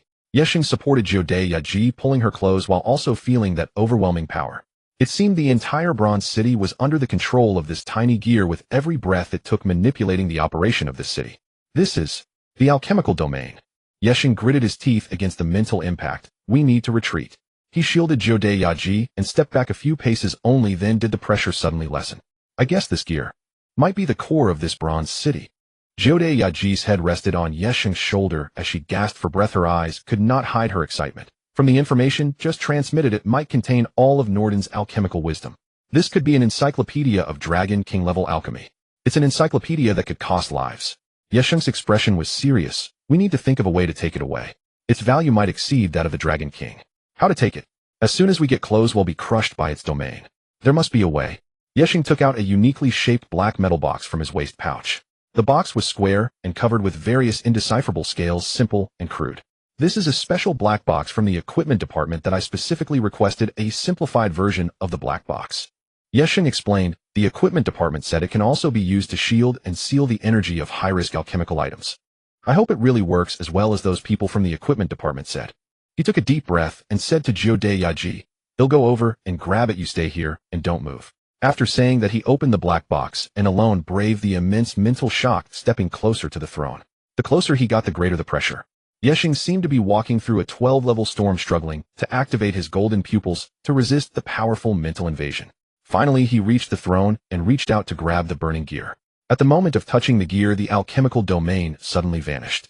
Yesheng did not dare to delay, swiftly placing the gear into the black box. With a click sound, he securely closed the lid. He breathed a sigh of relief and turned to reveal a successful smile to Zhou Yaji. Boom! The entire palace and even the whole bronze city began to shake violently. The stars on the dome began to disarray, the alchemical matrix on the walls darkened, the ground beneath trembled, and the city that had slept for 1,000 years was about to collapse. Not good. Yesheng's expression changed dramatically. This thing is a self-destruct mechanism. In the depths of the bronze city's palace, a pair of golden giant eyes that had been sealed for 1,000 years suddenly opened, exuding a brutal majesty. Booming sounds reverberated. The violent shaking came swiftly and departed just as quickly. Yisheng's speculation had just been voiced when the tremors of the bronze city ceased. The dragon-patterned stars on the dome began to slowly circulate once more. The alchemical matrix on the walls stabilized, its glow no longer flickering. Everything returned to tranquility. Is this over? Zhou Yaji asked, uncertainly, straining to listen. Apart from the sound of breathing, there was no other noise. It seems so. Yisheng steadied himself against the throne and exhaled. Just a moment ago, he truly thought the bronze city was about to collapse. The quality of this city is better than expected. Didn't you say to activate self-destruct mode? Zhou Yaji looked at him and joked. How about you activate it again, put the gears back, and give it a try? Maybe another shake will send us back to the ground. Stop joking. Yisheng smiled wryly and patted the black box. I guess this tremor has nothing to do with it. We aren't that significant. He thought for a moment and offered a hypothesis. Didn't Professor Mann say that the hydrological environment here is unstable? It could be due to underwater currents or seismic activity. We just happen to be unlucky. That makes sense. Zhou Yaji accepted this explanation. Compared to the self-destruction of the Dragon King's old home, the possibility of natural disasters seemed greater. Regardless, we should not linger here. Yisheng's expression darkened. We have obtained unexpected information and confirmed that the Dragon King is no longer in the cocoon. This information must be brought back as soon as possible. Agreed. Zhou Yaji nodded. She walked to the center of the palace and glanced once more at the massive bronze cocoon that had cracked open. If we stay any longer and it really collapses, we'll be buried with Norton. Dying underwater would be too frustrating, Yisheng replied. The two no longer hesitated and prepared to leave. Zhou Yaji walked over and picked up the bronze sword box. Yisheng did not stop her. After all, loot is never too much. The two organized their equipment and took one last look at the spacious and luxurious palace before turning towards the grand door they had entered through. Get ready, there might be a bunch of bronze guards waiting for us at the entrance. Yisheng reminded. This time I'll take the inner side, you have to protect me well. Zhou Yaji hugged the sword box, joking with her mouth, while tightly gripping her weapon. They cautiously approached the door and looked out through the crack. The scene outside left them stunned. The anticipated bronze automaton army did not appear. On the steps outside, those who had previously chased them mercilessly had returned to their original positions, holding weapons and standing motionless. The earlier pursuit felt like an illusion. They went back. Zhou Yaji peeked out, looking left and right, astonished. Something unusual must be afoot. Yisheng's nerves tightened further. At least they are not moving now. Zhou Yaji, holding the sword box, cautiously stepped out, passing by an automaton. The bronze automaton's eyes showed no reaction, truly resembling a statue. See, there's nothing here. Yisheng followed closely behind her, remaining highly vigilant. The surroundings were eerily silent. Only the sound of their footsteps echoed in the vast space. This feeling is really strange, Jiu de Yaji whispered. It was bustling when we came with pursuits and traps everywhere. Now it's so quiet like after a party when all the guests have left, just the two of us remain. I actually hope they never become lively again, Yisheng said. They smoothly descended the stairs, crossed the enormous square, and returned to the long corridor they had come from. On the way there were no dangers. The traps buried within the walls, which could activate at any moment, also remained silent. The entire bronze city was as quiet as a tomb. It seems our luck is good, Jiu de Yaji said, relaxing slightly. Let's hope so. Yisheng still felt this eerie calm was even more unsettling than a hail of bullets. Passing through the long corridor, faint sounds of flowing water echoed ahead. The enormous silhouette of the bronze giant tree appeared in their view. They returned to the hall they had entered the city through. As long as they passed through here and walked down another corridor, they could return outside and reconnect with the professor. However, the moment they stepped into the hall, the scene before them was somewhat chilling. The hall was no longer empty. The spacious floor and the corridor leading to the exit were crowded with figures. It was a horde of death servants. Countless death servants armed with various weapons blocked the entire hall like a forest. The numbers had multiplied by more than 10 times. The death servants stood quietly. When Yisheng and Jiu de Yaji appeared, all the death servants seemed to receive an order and turned in unison. Hundreds, if not thousands of eyes sparkling with dark golden light lit up in the dimness, locking onto them firmly. The chilling intent to kill instantly filled the entire space. It seems, Yisheng slowly drew his gun, his voice dry. Getting out is not as simple as imagined. Jiu de Yaji also silently set down the heavy sword box and drew her weapon. She looked at the endless sea of death servants before her, feeling more and more difficult to breathe. There was no way out. Behind them was the corridor they had just exited, and ahead was the only exit. The sound of armor rattling came from behind. The automata had come to life again, completely sealing off their retreat. It seems they are waiting for us, Jiu de Yaji said softly. Yes, Yisheng replied. They are specifically waiting for us. In the next moment, the leading death servant roared and raised its battle axe. Like a signal to start the battle, the sea of death servants surged to life. At the same time, in a concealed dark corridor above the hall, two figures were overlooking everything below. The large number of restless death servants below, along with the encircled Yisheng and Jiu de Yaji, were clearly visible to them. All right, senior brother, VIP viewing seats, please sit. Lu Mingfei's voice echoed in the darkness as he found a broken stone pillar, ungracefully sat down, and pulled out a lollipop, tearing open the wrapper and popping it into his mouth. Chu Zihong stood motionless beside him, his gaze fixed intently on the battle below. Tsk tisk, look at this spectacle, Lu Mingfei said, while sucking on the lollipop. 8,000 troops and horses, Yaji and Yisheng really are popular. The battle below had erupted. Yisheng and Jiu de Yaji stood back to back, forming a small defensive circle with gunshots, and the clashing of blades ringing out incessantly. Senior brother Yisheng, your marksmanship is truly precise, never missing. Senior sister Jiu de Yaji, your movements are agile, each strike fatal. Such teamwork is top-notch even among the entire academy. The renowned duo, as expected. Lu Mingfei kept commenting. Chu Zihong remained silent, but his hand had already rested on the Murakumo behind him. Don't rush, senior brother. Lu Mingfei saw through his thoughts. The appetizers haven't even finished. The main characters won't make their appearance so early. Let them perform for a while. Oh, it's quite a sight. He watched with great interest as Yisheng and Jiu de Yaji seamlessly coordinated, charging through the death servant horde, clearing patches of space. But there were too many death servants, and their clearing pace couldn't keep up with the replenishing speed. Senior brother, we have a problem, Lu Mingfei pointed below. Their stamina is limited, but the monsters are limitless. It's a typical tower defense game, endless mode. Their line of defense will soon be breached. As expected, as time passed, Yisheng's gunshots began to thin out. Jiu de Yaji's movements also slowed, and wounds began to appear on both of them. That's enough, senior brother. Lu Mingfei stood up from the stone pillar, dusting off his backside. They should be unable to handle these things now. Now is the perfect time for a hero to save the beauty.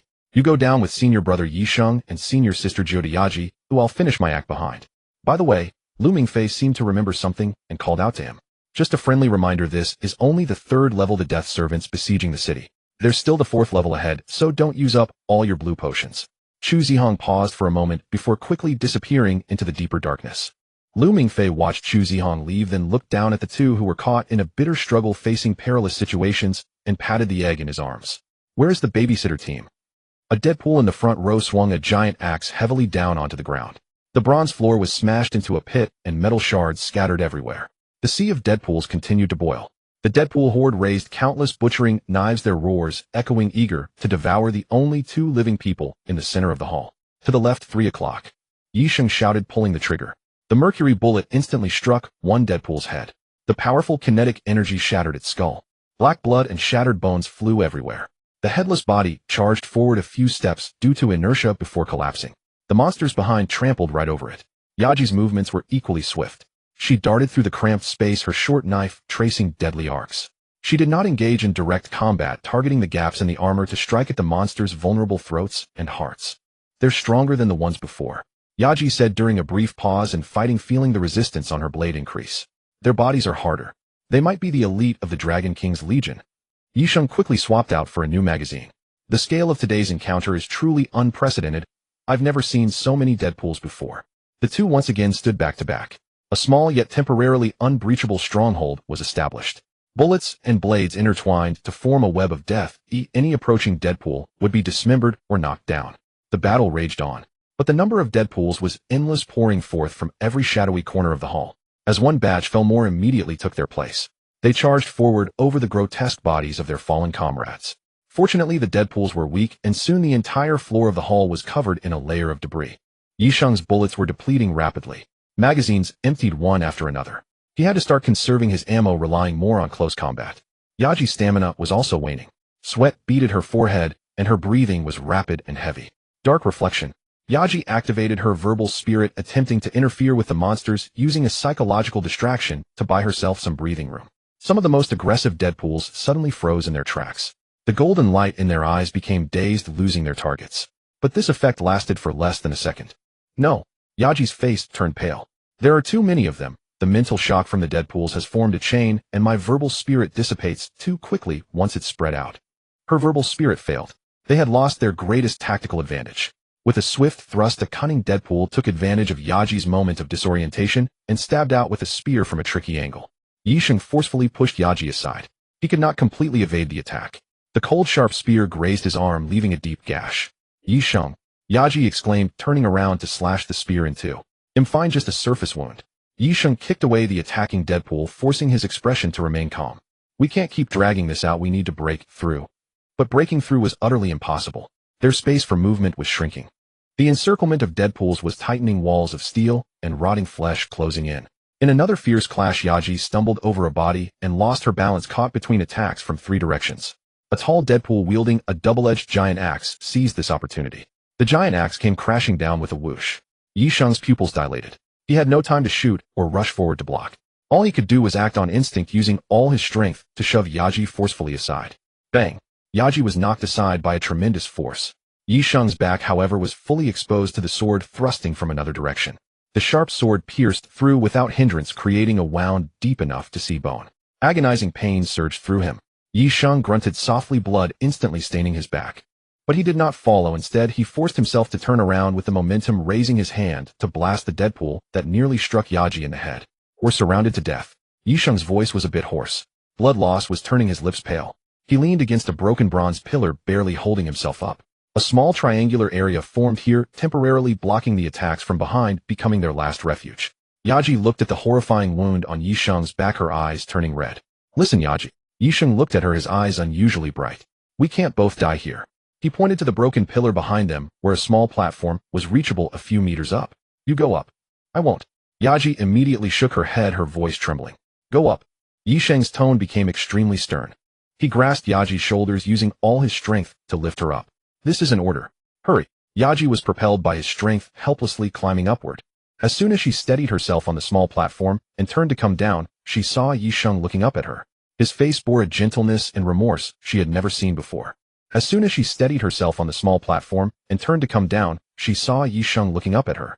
His face bore a gentleness and remorse she had never seen before. No. No way, she shouted, tears streaming down her face. This is the only way. Yisheng's voice remained steady. Its power is enough to collapse this place, giving us a chance. You take the gear and sword box and rush out the front door amidst the chaos. I said no. Yaji's voice broke, tears flowing freely. If we leave together. I will come down, and we will charge together. Have you forgotten our mission? Yisheng's voice turned stern again, trying to overpower emotion with discipline. The gear, sword box, and intelligence must be taken out. This is an order. I don't care about any orders. Yaji's tears would not stop, and she squatted on the platform, shaking her head. All I know is that I cannot leave you behind. Looking at the stubborn and desperate Yaji, Yisheng's sternness gradually faded, replaced by helplessness and deep remorse. He knew that saying more would be futile. He remained silent for a moment, slowly taking off a small talisman tied with a red string from around his neck. The talisman was carved from wood with simple patterns etched into it, exuding a faint, calming fragrance. "This'll return to you." He exerted all his strength to throw the talisman up. Yaji instinctively caught it. The small talisman still carried Yisheng's warmth. It was the one she had personally put on him before boarding a charm she had prayed for at her hometown shrine for safety. "What does this mean?" She choked out, a sense of foreboding rising in her heart. "I'm sorry, Yaji. Yisheng, the protective talisman you gave me, it seems I can only wear it for a few more hours. Now I'm returning it to you. I hope you can keep it well." Yaji clutched the talisman tightly. It still retained his scent and warmth. An unfulfilled promise. A silent farewell. Yisheng took one last deep look at her, wanting to engrave her image along with her tears and sorrow into his mind. He turned away, facing the roaring tide of Deadpools that surged towards him once more. He pulled out a palm-sized alchemical bomb from his pocket. "Yaji." He did not look back, spreading his arms and shouting at the dark tide. "The alchemical bomb gives me a dignified death, and it will provide you with a safe passage. Please live on." Boom. The blinding flash engulfed everything. A blinding flash appeared and then vanished. There was no cataclysmic roar as imagined, nor was there a shockwave that could tear everything apart. The alchemical bomb in Yisheng's hand, claimed by the equipment department to be capable of flattening mountains, flickered once and then fell silent. The world fell silent. Moi. Yisheng looked down at this defective device, his mind blank. He instinctively shook it and pressed the activation button again. No response. What the hell? A substandard product. Did the equipment department's Smith agent take a kickback? Or was the barrier of Bronze City so advanced that it could directly block alchemical signals? On the high platform, Ji closed her eyes in tears, unable to imagine Yisheng's fate. It turned out that death brought a heart-wrenching silence. She remained dazed for a moment, but then heard Yisheng's call. Ji. She opened her eyes, tears still clinging to her eyelashes. Yisheng stood below, bewilderedly fiddling with the dud. The surrounding death servants, having recovered from the pause caused by the flames, surged forward with renewed roars. The desperate farewell turned into the most awkward, silent drama. What the hell is going on? Yisheng, enraged, wanted to smash the junk to the ground. Equipment department. I will complain about you even if I die. He was out of bullets. The wound on his back burned painfully and blood loss made his head spin. He prepared to use his teeth to engage in melee with the death servants, buying time for Ji. Just then a roar echoed from above the dome like a dragon's cry. That single roar halted all movements of the death servants. The golden light in their eyes dimmed for an instant. A suppression deep in their bloodlines forced them to freeze. A wave of heat descended from above. The temperature in the entire hall suddenly rose, and the air crackled with distortion. Yisheng's exposed skin felt a sharp sting, as if being scorched by flames. He and Ji both looked up. Above the dome, a fierce dragon-shaped flame was diving down with an unmatched presence. The flames were like molten lava, terrifyingly intense. Wrapped in the flames was a violent force capable of annihilating everything. Boom! The blaze struck the ground around them. The flames expanded outward, forming a circle of burning fire. The fierce death servants, upon contact with the golden flames, were instantly vaporized. Their armor, weapons, and bodies disintegrated in the golden heat. In just 1 second, a radius of 5 meters in front of the broken column, where the two stood, was completely cleared, forming a flame-constructed safe zone. Outside the fire circle was a sea of death servants, seemingly afraid of the golden flames, unwilling to advance. Inside the fire circle were 2 individuals who had miraculously survived, staring in shock. A figure stepped out from the burning golden flames. He held a Japanese sword, his black trench coat billowing in the heat, his face expressionless, as cold as rock. A pair of fiercely burning golden eyes gazed indifferently at the group of death servants outside. Chu Zihang. Ji couldn't believe it. She jumped down from the platform, staggering to steady herself. Yisheng was also stunned. He stared blankly at the man. Chu Zihang said, "Stand behind me." The two instinctively took a step back. The outer sea of death servants became agitated again. They overcame their fear of the flames roaring as they charged forward once more. Chu Zihang stepped forward. An aura of brutal majesty erupted from him. The brightness of his golden eyes surged again, reaching a burning intensity. Under his skin, delicate dark golden dragon scales began to surface, spreading from his neck to the back of his hands. With a third round of blood fury, he pushed himself into the forbidden techniques of the dragonkin. Just as his junior brother said, his spirit would never erode him in this state, allowing him to unleash blood fury freely. He raised the Murakumo high. Junyan. A torrent of golden flames refined to perfection gushed forth from the blade tip. It extended forward, slicing through the air and space. Wherever the torrent of flames passed, the bodies and weapons of the death servants, along with the hard bronze ground, were instantaneously erased. No traces were left behind. A straight, smoke-emitting path extended from beneath their feet, all the way to the exit at the end of the hall. On both sides of this path of flames were countless death servant remains melted, twisted, and solidified by the intense heat. The sea of death servants forcefully tore a huge gap. Go! Chu Zihang's voice came again. Yi Sheng was the first to react. The instinct for survival overwhelmed everything. He grabbed the still-shocked Jiu de Yaji and dashed into the passage, radiating terrifying heat without a backward glance. Hurry! Jiu de Yaji was pulled by him, stumbling as she ran. The ground was scalding hot, burning their soles, but they paid no mind.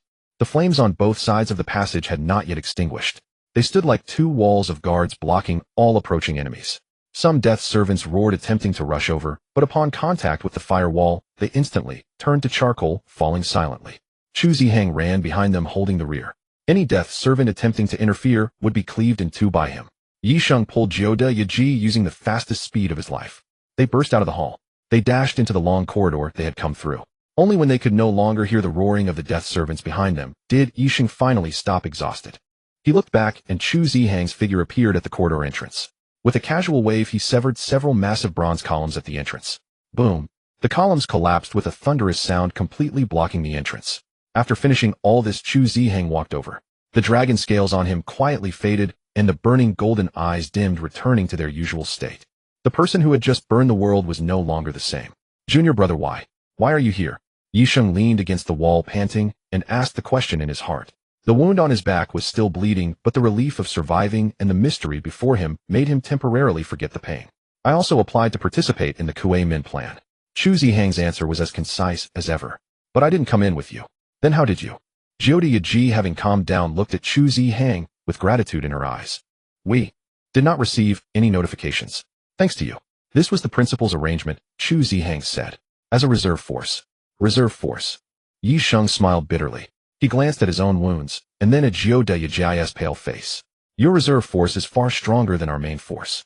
Thank you so much just now, otherwise we would have perished there. No need. Chu Zihang shook his head and added, Lu Mingfei also came. What? Isn't Lu Mingfei just enrolled? Jiu de Yaji could hardly believe her ears. What is he doing here? In a place like this? Her words were left unfinished. A chilling sense of crisis suddenly emanated from the front of the corridor. It was pure malice, as if a predator at the top of the food chain had set its sights on its prey. The three of them simultaneously looked up toward the darkness at the end of the corridor. There was nothing there, but the feeling of being targeted by a terrifying presence grew stronger. Be careful. Chu Zihang hissed, his muscles tightening again, gripping Murakumo tightly. The light of the golden eyes flared up again. Before he finished speaking, an enormous shadow surged out from the blockage of the corridor. It was a hideous dragon head covered in scales. Its size filled the entire corridor. Two giant eyes burning with the light of lava fixed their gaze on them. It opened its massive mouth, revealing sword-like teeth. Those who disturb my king shall die. The menacing dragon head filled the entire corridor. A stench and the scorching scent of sulfur wafted in. The giant mouth of the beast opened wide. The three individuals before it appeared so small they could barely fit between its teeth. There was no time to think nor to fear. Left. Chu Zihang reacted swiftly. Almost as soon as he spoke, he had grabbed Yi Sheng by the collar and reached out his hand towards Jiu de Yaji. Jiu de Yaji's response was equally swift, without a moment's hesitation. A tremendous force surged forth. The three of them pressed against the wall, narrowly avoiding that devastating bite. Boom! The giant mouth clamped down fiercely, its dragon teeth crashing against the bronze wall with a thunderous roar. The corridor shook violently, and debris and dust cascaded down. After missing its strike, the dragon retreated, its head, its two burning lava-like eyes glaring angrily at the three who had just regained their footing. Its blood-red maw opened wide. It's gathering strength. Yi Sheng shouted, his back wounds splitting open once more from the previous violent movement, but he had no time to care. Deep within the dragon's throat, golden light began to gather. The air around them was sucked dry, and the temperature soared. This was a power that originated from Chu Zihang, but was far larger and more ferocious. Jun Yen. Chu Zihang uttered two words, his expression more serious than ever. He stepped forward, shielding Yi Sheng and Jiu de Yaji behind him. He raised his sword Murakumo with one hand, its tip pointing straight ahead. You want to use Jun Yen too? Yi Sheng exclaimed. Don't force it. Its size and power were. Before he could finish, the dragon's attack struck. A stream of golden flames, thicker and more violent than Chu Zihang's before, erupted from its mouth. It aimed to incinerate the entire corridor along with the creatures inside. Chu Zihang used his palm instead of the sword. A surge of extreme golden flames erupted from his palm as well. Compared to Chu Zihang's Jun Yen, his flames appeared quite slender. The two streams of Jun Yen, though originating from the same source, collided violently in the long corridor. The inferno whipped up a raging wind. Chu Zihang's Jun Yen entered the dragon's torrent of flames, forcing its way through. The wild flames surged past. The bronze wall glowed a bright red as countless dragon inscriptions lit up and extinguished under the high temperature. In the corridor, it seemed as though two suns briefly rose. In the furious eyes of the dragon, a hint of astonishment appeared. It did not understand why this tiny creature before it possessed such pure Junyan. This bloodline is quite interesting. As the flames dissipated, Chu Zihong felt somewhat drained. Move, he urged in a low voice. Yi Sheng and Jiu Yaji understood a direct confrontation would be fatal. But the dragon did not intend to let them escape. Die. It roared again, its massive mouth opening wider, a far greater energy of flames beginning to gather in its throat. This time the walls of the entire corridor began to tremble. We can't keep this up, the corridor will collapse. Jiu Yaji urged anxiously. Calm. Yi Sheng suddenly shouted, disregarding his dizziness from blood loss, forcing his own speech spirit serpent into action. Countless invisible snakes spread out to explore their surroundings. He spotted several bronze columns supporting the top of the corridor, one of which had already shown uneven internal structure and cracks. This was caused by the earlier raging flames. Chu Zihong. The column to the right front, carefully 2 meters from the bottom, is the weak point. Yi Sheng shouted with all his might. Without hesitation, Chu Zihong wielded Murakumo and slashed. The blade flashed and vanished. The bronze column was severed cleanly from the position Yi Sheng indicated. Boom. The massive column lost its support, and before the dragon could unleash its second wave of Jun, Yen came crashing down with immense force. It landed squarely on its head and neck. The dragon let out an enraged, unwilling roar, its enormous body pinned down and unable to break free for the moment. Hurry! The three did not dare to linger and sprinted toward the exit at the end of the corridor. They burst out of the Bronze City's main gate, facing endless darkness and the cold river water. Without hesitation, the three leaped into the Yangtze River. The icy water enveloped them completely. The cold river water aggravated the wound on Yi Sheng's back, causing him to nearly faint, but he gritted his teeth, and alongside Jiu Yaji followed, closely behind Chu Zihong, striving to swim upstream. Ziz. The communicator inside the diving suit revived. Following the sound of electricity, Professor Man's and Nono's anxious hoarse voices came through from the command ship. Calling Yi Sheng.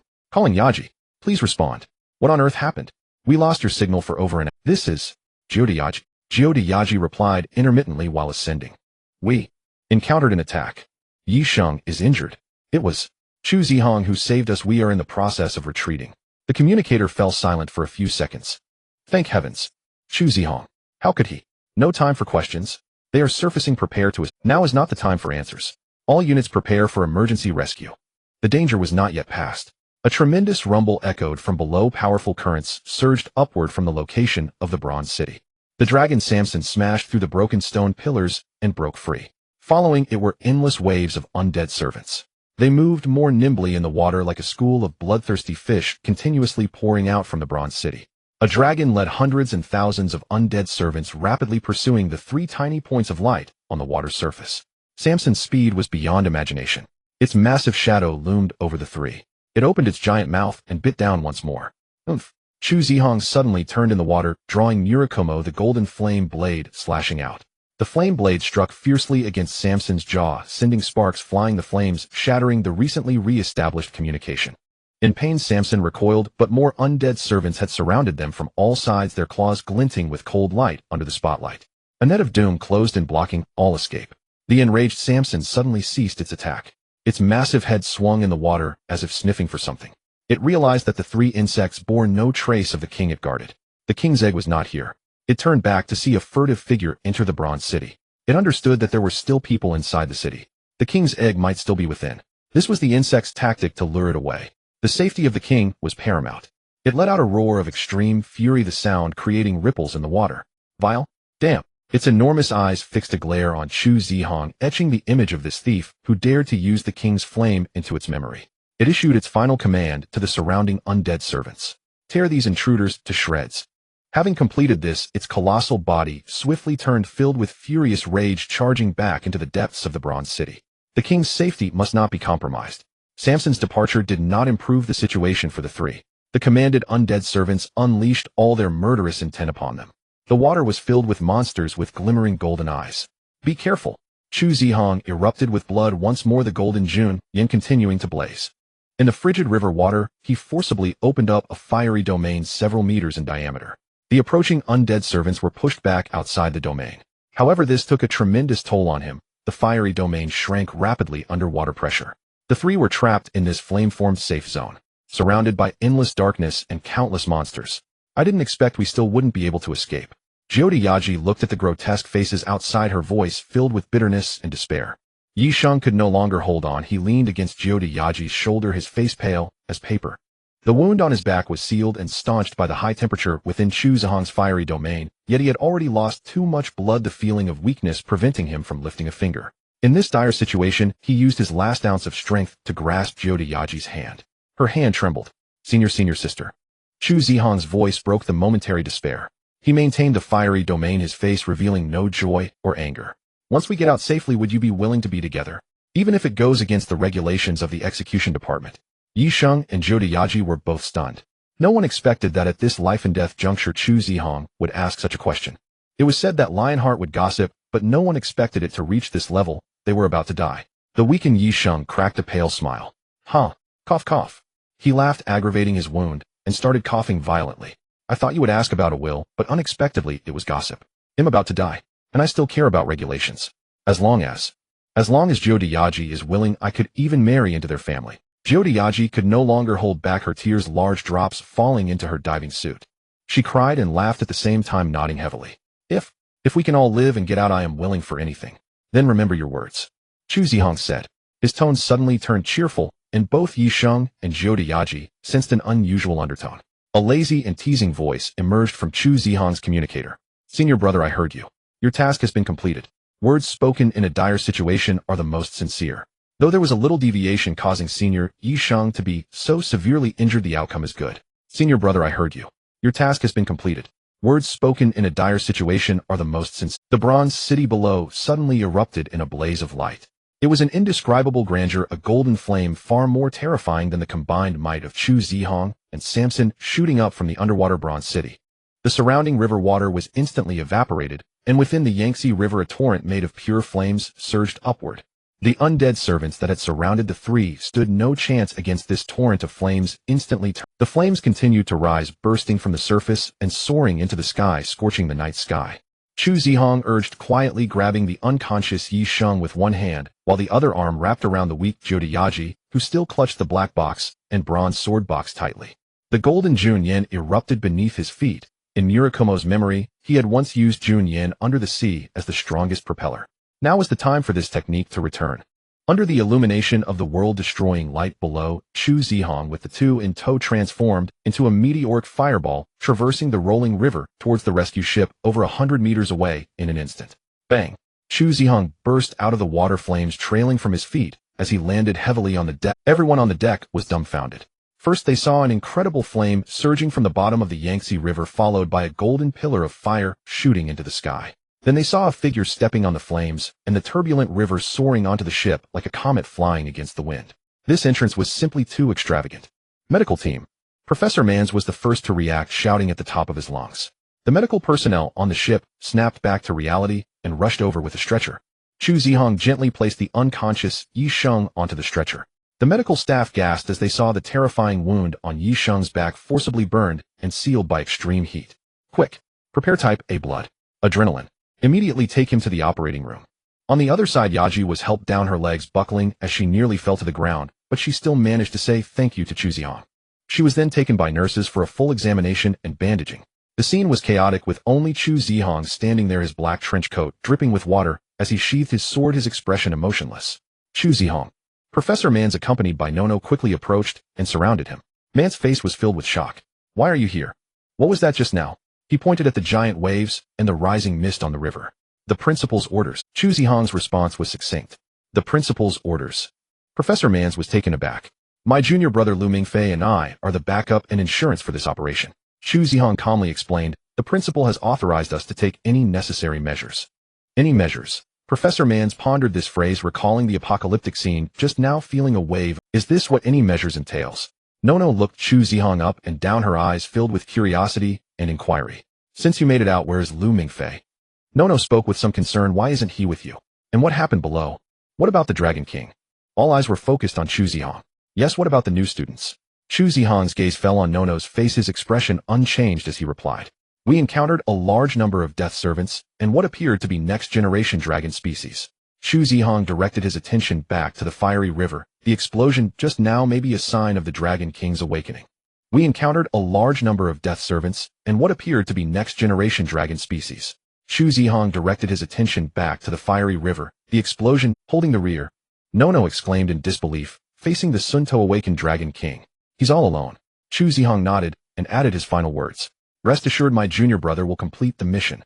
Meanwhile, in the recently devastated Bronze City, Lu Mingfei was sitting bored on the bronze tree, swinging his legs. The ground around him had begun to collapse with the disappearance of the core. A faint sound of flowing water came, and a lithe figure darted silently through the entrance of the palace. The newcomer, dressed in a tight black diving suit, was a stunning beauty, Jodamai. She cautiously surveyed her surroundings, and when she saw the relaxed figure on the tree, she froze. You're so slow, Mai. I was almost falling asleep here, Lu Mingfei complained upon seeing her. Jodamai's beautiful face was filled with question marks.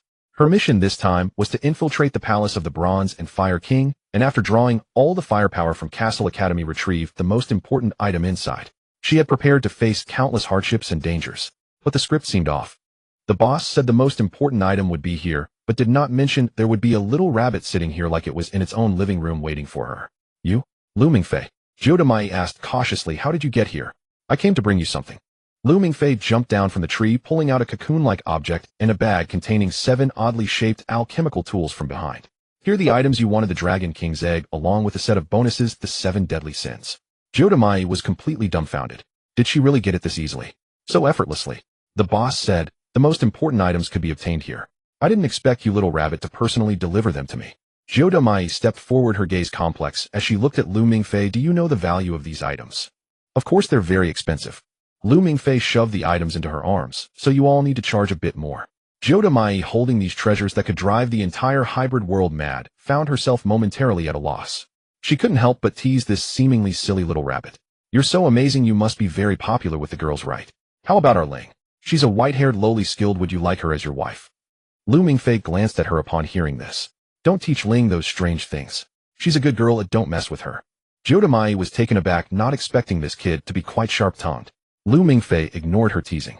He pulled out something from his pocket and handed it over. It was a very ordinary plastic yellow duck that could be bought in any toy store. What is this? My payment. I don't like childish toys, Jodamai said disdainfully. Help me with a favor. Lu Mingfei's expression suddenly became serious. Deliver this to Hui Li. Jodamai's smile instantly vanished. Hui Li. She searched her mind for the name, the girl from the Japanese Yusuji clan. Her surname is Yusuji, right? Yeah. Lu Mingfei nodded. Please make sure to deliver it into her hands personally. Boom. Just then a furious dragon roar resonated from the entrance, shaking the entire Bronze City. Jodamai's expression changed as she realized it was not the time for teasing inquiries. She glanced at Lu Mingfei, then at the little yellow duck in her hand, and solemnly tucked it away. Got it, I will deliver it. She quickly secured the dragon egg and the 7 deadly sins to herself, her movement. Really, why do I have to do all the hard work myself? Next time, I must bring the Thrino girl and the potato chips to dive with me.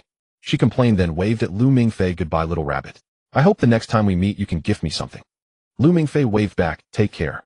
She said no more. Her figure flickered and vanished into the passage she came from, carrying a load of treasures as she swiftly departed. Almost at the same time, she left, a massive shadow rushed into the palace. Samson had returned. When it charged into the Bronze City, it sensed a familiar supreme power. Momentarily believing its king had returned, a flicker of joy rising within it. However, upon entering, it did not see the king's figure. It only caught the lingering scent of the king, which was drifting away in the air towards a certain direction. The king's egg had been stolen. Samson's lava-like giant eyes were instantly filled with endless rage. It let out a roar. Its massive body turned sharply, reckless of everything as it charged towards the outside of the Bronze City, following that scent with astonishing speed. In its eyes there was only the thief who had stolen everything from it.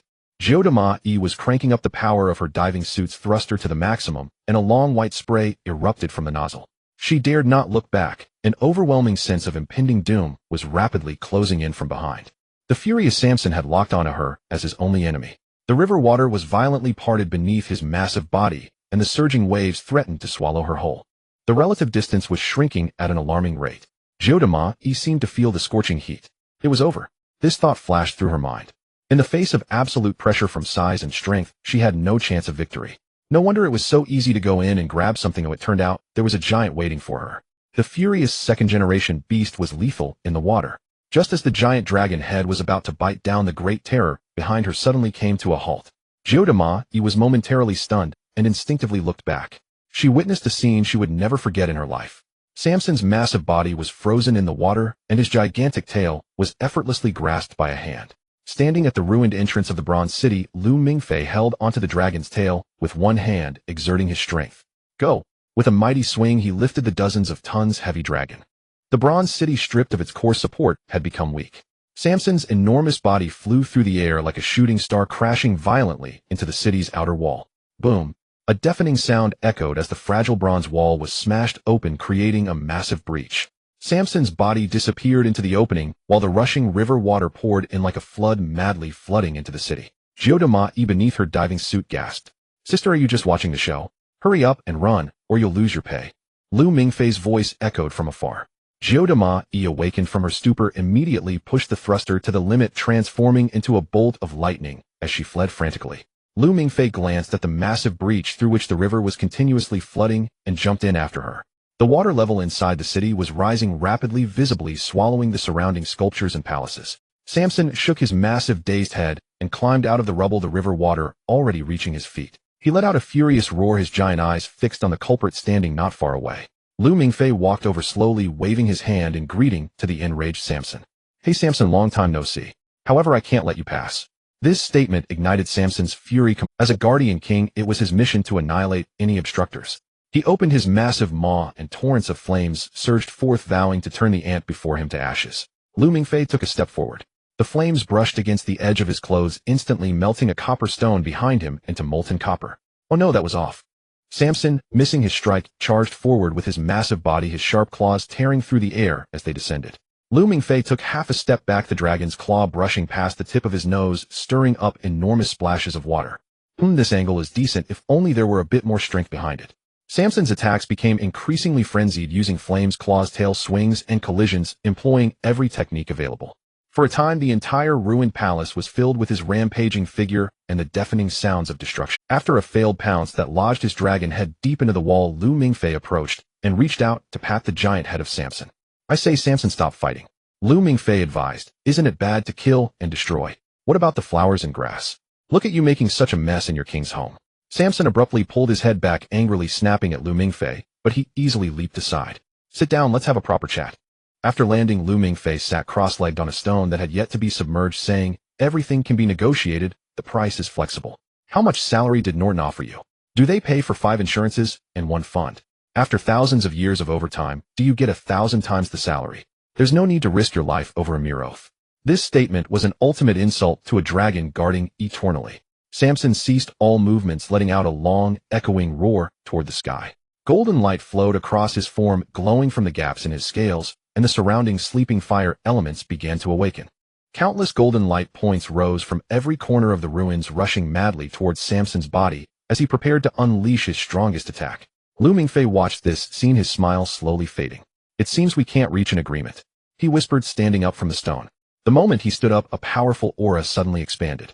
The conflagration and alchemical matrix domain manifested, and the flames that were rushing towards Samson seemed to have suddenly heard the king's command. They abruptly halted in midair, changing direction and joyfully converging into Lu Mingfei's domain, like rivers returning to the sea. Samson's charge was interrupted. He felt the connection to the power of this city severed. Samson was stunned, a hint of confusion showing in his fiery eyes. From this human before him, he sensed an unparalleled kingly aura. Why? Do you possess the aura and power of a king? He questioned Lu Mingfei. I have never seen you. You do not serve my king, nor do you belong to any other throne. Who exactly are you? Oh, about that. Lu Mingfei scratched his head and replied, guess. Samson's eyes flickered momentarily. Such immense power. His voice was deep. Among all thrones, only the king of earth and mountains possesses such great might. Are you he? No, wait. Samson quickly dismissed his own guess. The dragon kings possess their own dignity and glory. They would never resort to such sneaky methods to steal power, nor would they act so insidiously. Samson expressed his utmost disdain. Insidious. Sneaky. Lu Mingfei nearly choked on his own spit upon hearing this evaluation. He wore a look of disbelief. Hey, Samson, you need to speak with some integrity. Lu Mingfei couldn't help but retort. Aside from those stubborn Norton brothers you serve, every single one of the 4 major lords is treacherous and cautious, aren't they? Compared to their deceitfulness, I am practically a walking beacon of justice and a righteous companion, okay? Lu Mingfei smirked. If it weren't for creating opportunities for those two unfortunate senior brothers and sisters of mine to confess and set a romantic atmosphere, do you think I'd willingly waste time here with you? I would have long since toppled this broken city, why should I wait until now? Samson ignored his complaint. As a dragon, how can you commit such despicable acts without feeling ashamed? Samson's tone was filled with contempt. Who told you I am a dragon? Lu Mingfei shrugged. Actually, this is just a reward for clearing the game. He looked at Samson, who was visibly confused, and added, but you wouldn't understand. Besides, who I am is not important. Lu Mingfei fixed his gaze on him, continuing. What matters is that you are not my opponent. There's no need for meaningless slaughter here. Your king is no longer here. Your mission should come to an end. Samson, I give you one last chance. Sit down, and let's have a proper discussion. Samson remained silent. His massive body called forth the flames surrounded by rising water levels and the remnants of the city. Lu Mingfei's words did not sway him. 1,000 years ago, Samson had sworn an oath to protect his king until death. He rejected the final proposal, and after a long silence, Samson ceased to roar. He silently began to gather the power within him, once more consolidating all remaining energy. This was a wordless response. Lu Mingfei sighed, as if feeling pity for this stubborn creature. He pulled out a fruit knife from his pocket, still smeared with some unclean fruit residue. The fruit residue on the knife instantly vaporized in the surrounding high temperature, disappearing without a trace. Samson found this amusing and let out a snicker. Is this your weapon? Stealing a king's tools yet not using them? Truly foolish. Lu Mingfei ignored his mockery and pointed the tip of the fruit knife towards Samson. In an instant, alchemical patterns covered the entire fruit knife, which began to reshape, elongate, and remold. A long blade emanating a chilling light took form. Lu Mingfei sighed. Remember this well, the blade that will slay you is named Ming Sha Yan Mo. The beginning of battle is but a prelude to the end. Lu Mingfei took action. There was no earth-shattering momentum. He gripped the Ming Sha Yan Mo knife, stepping onto the rising water surface, confronting Samson's final desperate charge. The blade flashed. Samson's claws collided with the knife, revealing bone-deep wounds on his front paw. Golden dragon blood gushed out instantly, dyeing the surrounding river red. The frenzied assault of Samson did not cease, but met with the second and third strikes. Lu Mingfei's figure moved around the massive dragon body. Each strike he delivered was fatal. The simplest slashes and stabs inflicted the greatest damage. Samson's proud heart scales were as fragile as paper before the long knife. In just a few breaths, the massive body of Samson was already covered in crisscrossing wounds. From initial rage to shock and finally to helplessness, he could not even catch sight of his opponent's trajectory. Each attack felt like it struck the air, while every counterattack from the opponent brought real, excruciating pain. Finally, after yet another futile tail attack, Samson could no longer support his massive body, crashing down into the rising water, creating towering waves. He lay amidst the ruins of the bronze city, golden blood flowing from countless wounds staining the vast area of water beneath him. Lu Mingfei walked slowly to his head, sheathing the long knife. The knife in his hand transformed back into a fruit knife, which he casually tucked away. Hey Samson, Lu Mingfei squatted down, looking into Samson's gradually dimming giant eye. How does this knife compare to your majesty's knife? Please give me your commentary. Samson gasped heavily, each breath bringing forth a large number of bubbles and blood froth. Far inferior. His voice was intermittent, yet still maintained the pride of a king, but, if refined by his majesty, it would be the world's 8th top-tier alchemical tool. Really? That sounds quite honorable. Lu Mingfei smiled. Your Majesty Norton has already departed.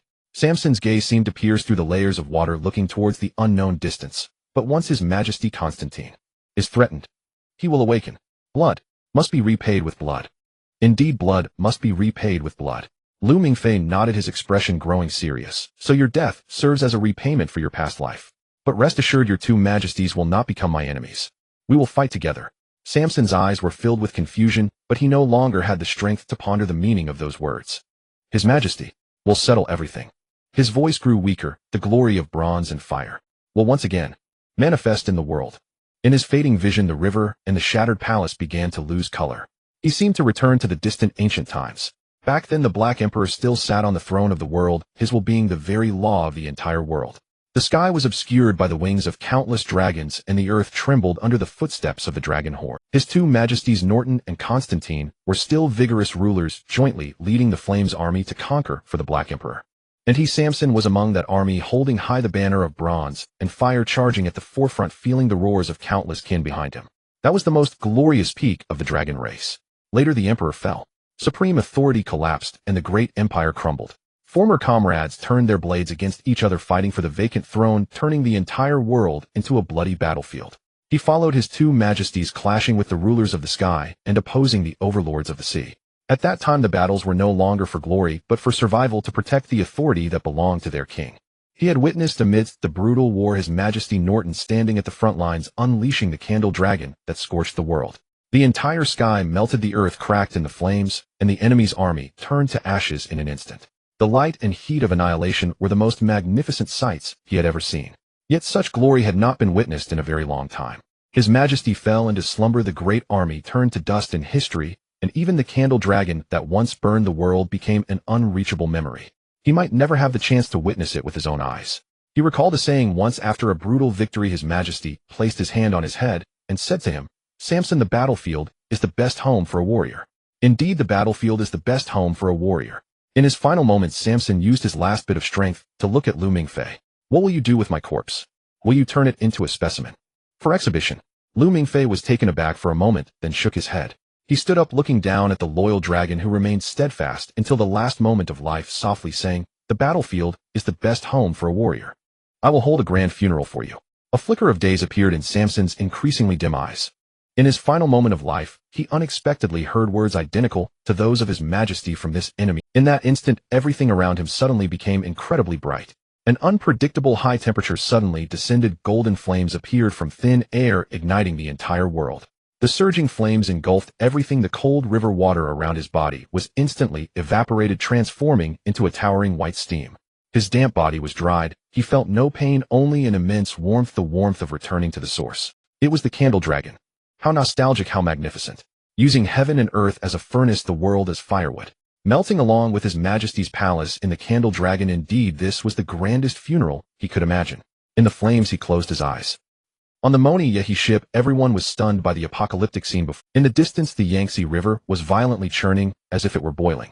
A massive whirlpool formed in the river's heart, with rolling white steam rising from the surface, enveloping everything around. Even more terrifying was the sky.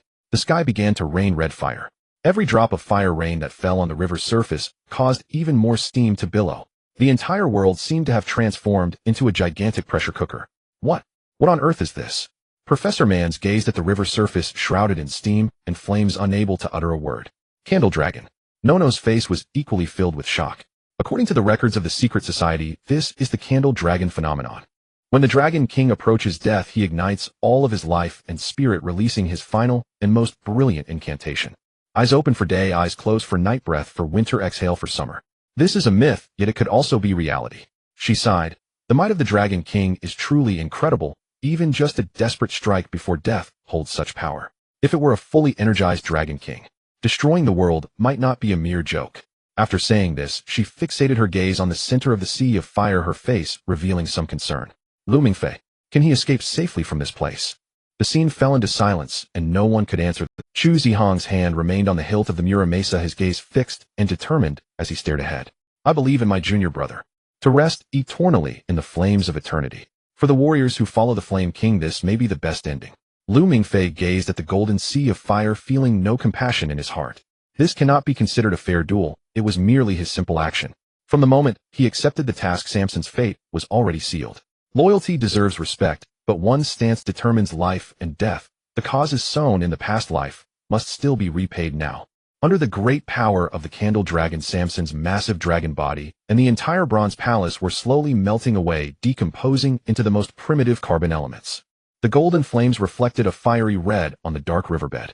Unfortunately, the abundant fish and shrimp in this water were also caught in the calamity. The sudden high temperature cooked them instantly. Lu Mingfei looked at the innocent creature's belly up in the boiling water, and adhering to the principle of not wasting, he casually scooped up 2 plump fish that still seemed barely alive. On the Moni Yaha ship, the atmosphere was tense to the extreme. Everyone was on edge, anxiously waiting for news. Though the apocalyptic scene was shocking, at the center of the sea of fire there was a companion they could not afford to lose. Time passed second by second, feeling as long as a century. Suddenly Nono pointed at the sky. Look, the rain of fire has stopped. Everyone looked up. Indeed, the crimson rain falling from the sky was rapidly decreasing until it completely vanished. The boiling water on the river's surface gradually calmed down, and the steam that shot into the sky began to dissipate, revealing a clearer view.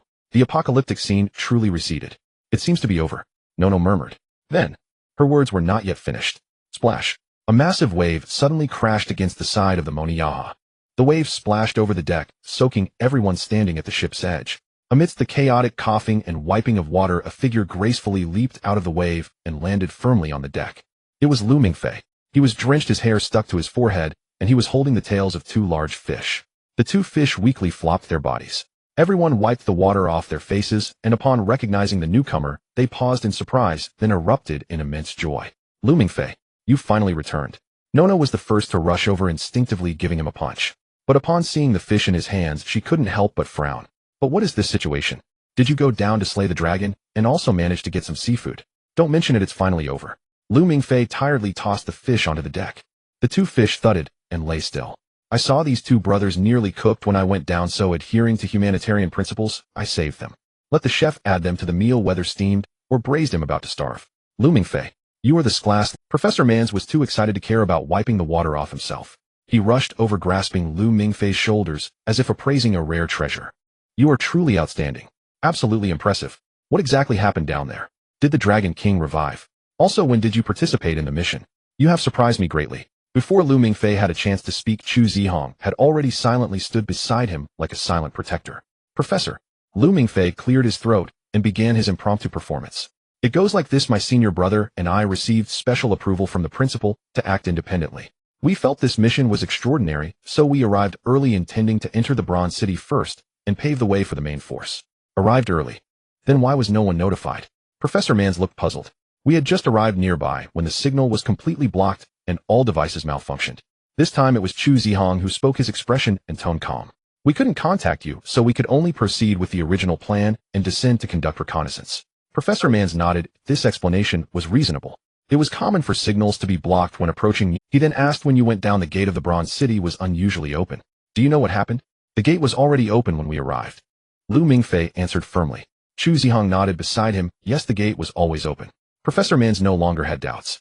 He recalled the report from Jiodea, who said that the giant cocoon inside the Bronze City had already ruptured, indicating that at least one Dragon King had left the Bronze City not long ago. Since the Dragon King had already exited, it would be normal for him to open the gate himself. I see. Professor Mans connected all the clues, then looked at Lu Mingfei with even more fervent eyes. With the Yangtze River boiling and fire rain falling from the sky, this is definitely the omen of the apocalyptic word spirit candle dragon. So did you encounter the recently awakened Dragon King? Lu Mingfei nodded heavily, a complex expression of fear, exhaustion, and relief appearing on his face. Yes, I did encounter him. Professor, you have no idea. He opened his mouth in shock. That guy just woke up, and upon opening his eyes, beams of light shot out, instantly boiling the water. The fire was alive. It could bend. It could transform into various shapes and attack me. Ooh, I almost got bitten by a fire dog. Fire dog. Professor Mans was taken aback. Oh, wasn't he talking about the Dragon King? What is a fire dog? It's the Dragon King's summoned fire creature. Lu Mingfei explained vaguely. Fortunately, he was very weak right after awakening, but his battle instincts remained. I circled around him for a long time. His strength was overwhelming. When he struck down, I felt as if the whole Bronze City was shaking. I could only rely on my agile movements to dodge, as you can see. He pointed to his intact clothes. This is the result of my evasion, but the mental toll was immense. Lu Mingfei patted his chest, still feeling a lingering fear. I originally wanted to talk to him to persuade him to lay down his weapon. But he wouldn't listen. He spoke in dragon language, babbling incomprehensibly. In the end, I had no choice but to get serious. Even so, it was incredibly difficult. I exerted every effort just to force out his death throes counterattack, which is the word spirit you just saw. My goodness, that was terrifying. Just a little bit, and I would have died down there as a sacrifice. A great achievement. This is a great achievement that deserves to be recorded in history. After hearing this, Professor Mans was so excited that he couldn't contain himself. He tightly grasped Lu Mingfei's hand and shook it vigorously. Lu Mingfei, in the face of such a terrifying enemy, you not only showed no fear, but also successfully solved the problem. You are a great dragon slayer. Cassell Academy will take pride in you. I will definitely report your great achievement to the board of directors, promoting it throughout the school and know the entire secret society. Don't please. Lu Mingfei was held tightly by the excited old professor, his hand squeezed painfully as he forced a dry smile. Thank you, Professor. Let's keep a low profile. Not far away, Chu Zihong silently turned away, casting his gaze towards the distant river scenery. He couldn't recall any of this content from his junior's testimony. It was better not to get involved. He was afraid he would lose his composure if he listened any longer. Nona walked over to the two pitiful fish, gently kicking them with her toes. The two fish successfully flipped over, exposing their round bellies. She looked up curiously, watching Lu Mingfei, who was warmly supported by Professor Mans. Her eyebrows raised slightly. Just a little bit. Struggling very hard. This guy's expression is truly strange. He must be lying. However, seeing how hard he was trying to fabricate his story, I'll let him off for now. Professor Man's enthusiasm burned like a roaring flame, threatening to roast Lu Mingfei alive. Fortunately, the ship's medical staff arrived just in time, citing an urgent, comprehensive physical examination, and rescued him from the professor's fervent embrace. After considerable commotion, it was confirmed that Lu Mingfei bore no physical injury, only mild mental fatigue, and he was finally released. He changed into dry clothes and immediately made his way to the ship's infirmary. The infirmary was hushed, a cardiac monitor emitted soft rhythmic beeps. Senior brother Yisheng lay motionless on the bed, breathing evenly, deeply asleep. Senior sister Yetayaji stirred awake from exhaustion-induced unconsciousness, her gaze fixed blankly upon the white ceiling, her eyes unfocused, drained of strength. Hearing footsteps, she turned her head, and the moment she saw Lu Mingfei, her face blossomed with genuine delight. Junior brother Lu Mingfei, you're unharmed. That's such wonderful news. Her voice remained faint, still weakened by fatigue. It's truly a relief that you're safe, senior sister, Lu Mingfei replied, pulling up a chair. Chu Zihong and Nua entered right behind him. Yetayaji's gaze drifted past Lu Mingfei and settled upon Chu Zihong, her expression brimming with sincere gratitude. Chu Zihong, thank you for everything earlier. Remember what you both said. Chu Zihong's words were terse, yet his eyes held quiet warmth. A delicate flush bloomed across Yetayaji's cheeks. She nodded shyly, her gaze instinctively drifting toward Yisheng sleeping peacefully on the adjacent bed, her eyes soft with tenderness. Senior sister Yetayaji, why is your face so red? Lu Mingfei leaned in, playfully feigning innocence. Is it too warm in this cabin? Should I lower the air conditioning? Yes, it is rather warm. Please turn it down a little. Flustered by his teasing, she could only go along with his jest. But there's no air conditioning running aboard the ship. Oh, perhaps the ventilation isn't quite adequate. Yet the airflow is excellent. We can even smell the fresh air from outside. Nua stroked her chin, her eyes darting back and forth between Lu Mingfei, Chu Zihong, and the blushing Yetayaji. An intuitive certainty whispered that beneath this quiet camaraderie lay secrets unknown to her, and unraveling them sounded utterly irresistible. Just as Nua prepared to probe delicately, the infirmary door swung open. Ahem. Professor Mans cleared his throat, shattering the room's delicate, unspoken tension. Young people, I know you have much to share, but save your conversations for shore leave and proper rest. Right now I must attend to some rather tedious administrative matters. He raised a notepad, his expression turning grave. I need to compile an immediate summary of this mission's outcomes for official reporting to the Academy. His gaze swept over them, warm with pride. First and foremost, I speak on behalf of the Academy to offer my deepest congratulations. Though perilous beyond measure, your success is nothing short of extraordinary. You have confirmed the elimination of one Dragon King, and obtained credible intelligence that another true Dragon King has already departed from the Bronze City. This achievement will be etched into history. He sighed softly. Alas, we recovered no substantial spoils. Under that cataclysmic reality warping word, even the most valuable artifacts likely dissolved into their fundamental particles. The black box and the sword casket. Yetayaji spoke suddenly from her bed. Yes, those two items. Professor Mans nodded, flipping through his notes. The sword casket has been scanned by our technical division using sonar. It appears completely empty. Aside from its rare metallurgical composition, of modest archival value, it is functionally speaking merely a box. Ahem. Chu Zihong gave a light, deliberate cough. Professor Mans glanced at him, puzzled. Something wrong, Mr. Chu. There's also the black box, Chu Zihong reminded him quietly. The black box. Yetayaji's voice rose slightly. It is the core of the Bronze City's alchemical matrix. Senior brother Yisheng expended immense effort to extract it intact. Within lies the Dragon King's life's work, and the highest secrets of alchemy itself. Remarkable. The professor's eyes lit up. He scribbled furiously in his notebook. This is a superb acquisition, immensely valuable for research. I shall report it immediately. Extremely high academic significance. And those 7 alchemically forged blades, the 7 deadly sins, were they taken by the departing Dragon King, or seized covertly by some unknown faction during the chaos? Silence fell over the infirmary. No one answered. The Monina docked briefly at a riverside city for resupply and rest. With the aid of emergency pharmaceuticals rushed in by the Academy's medical team, Yisheng, who had suffered no mortal wounds but severe exhaustion, awoke the next day, swiftly regaining full vitality. Once formal debriefings and handovers concluded, the team boarded the nearby Sleipnir, the headmaster's private aircraft, destined to carry them across 10,000 meters of sky back to Chicago. The plane settled smoothly into cruising altitude. Lu Mingfei leaned back in his seat, gazing out at the layered clouds beyond the window, drowsiness tugging gently at his eyelids. Returning home always brings profound ease. Yet at that very moment, the world froze. Time itself pressed pause. A boy in a black miniature suit materialized atop the armrest before him, studying him with amused, knowing eyes. "Brother, how would you rate my service this time?" Lu Mingfei asked, grinning. Lu Mingfei lazily raised both hands and feet, forming a perfect score, absolutely flawless. Haha. Lu Mingfei laughed delightedly, bowing his head naturally to accept the affectionate pat Lu Mingfei offered. "By the way," Lu Mingfei murmured, savoring the touch, "what do you plan to do about Norton?" "Norton is intelligent," Lu Mingfei replied, "and his beloved younger brother is now firmly in our grasp. He'll obey without hesitation." TSK brother, you're finally becoming a true devil, resorting to hostage leverage like a seasoned schemer." Lu Mingfei teased. "I am the great devil, and you are the little devil, the great devil's younger brother." Lu Mingfei corrected him solemnly. Lu Mingfei visibly preened, delighted by the title, and laughed all the more. "All right then, great devil brother. Did you dispatch the nanny squad to help you kidnap that girl?" Lu Mingfei's expression hardened. He withdrew his hand and straightened. "What nonsense is that? That's not kidnapping. That's granting a caged golden finch the chance to soar freely across the heavens." Ha ha ha. Lu Mingfei doubled over, laughing uncontrollably. Lu Mingfei ignored his mirth and suddenly recalled something. "Oh, after last time's reward you spoke mysteriously of a price. What exactly was it?" Lu Mingfei ceased laughing, not answering directly but lifting a small finger to point silently toward the frozen figures of Yetayaji and Yisheng nearby. "The price. It was giving my brother a beautiful beginning." His voice softened. "And you've already fulfilled it yourself." Lu Mingfei followed his gaze and paused, startled. When he turned back, Lu Mingfei had vanished. Around him, time resumed its gentle flow.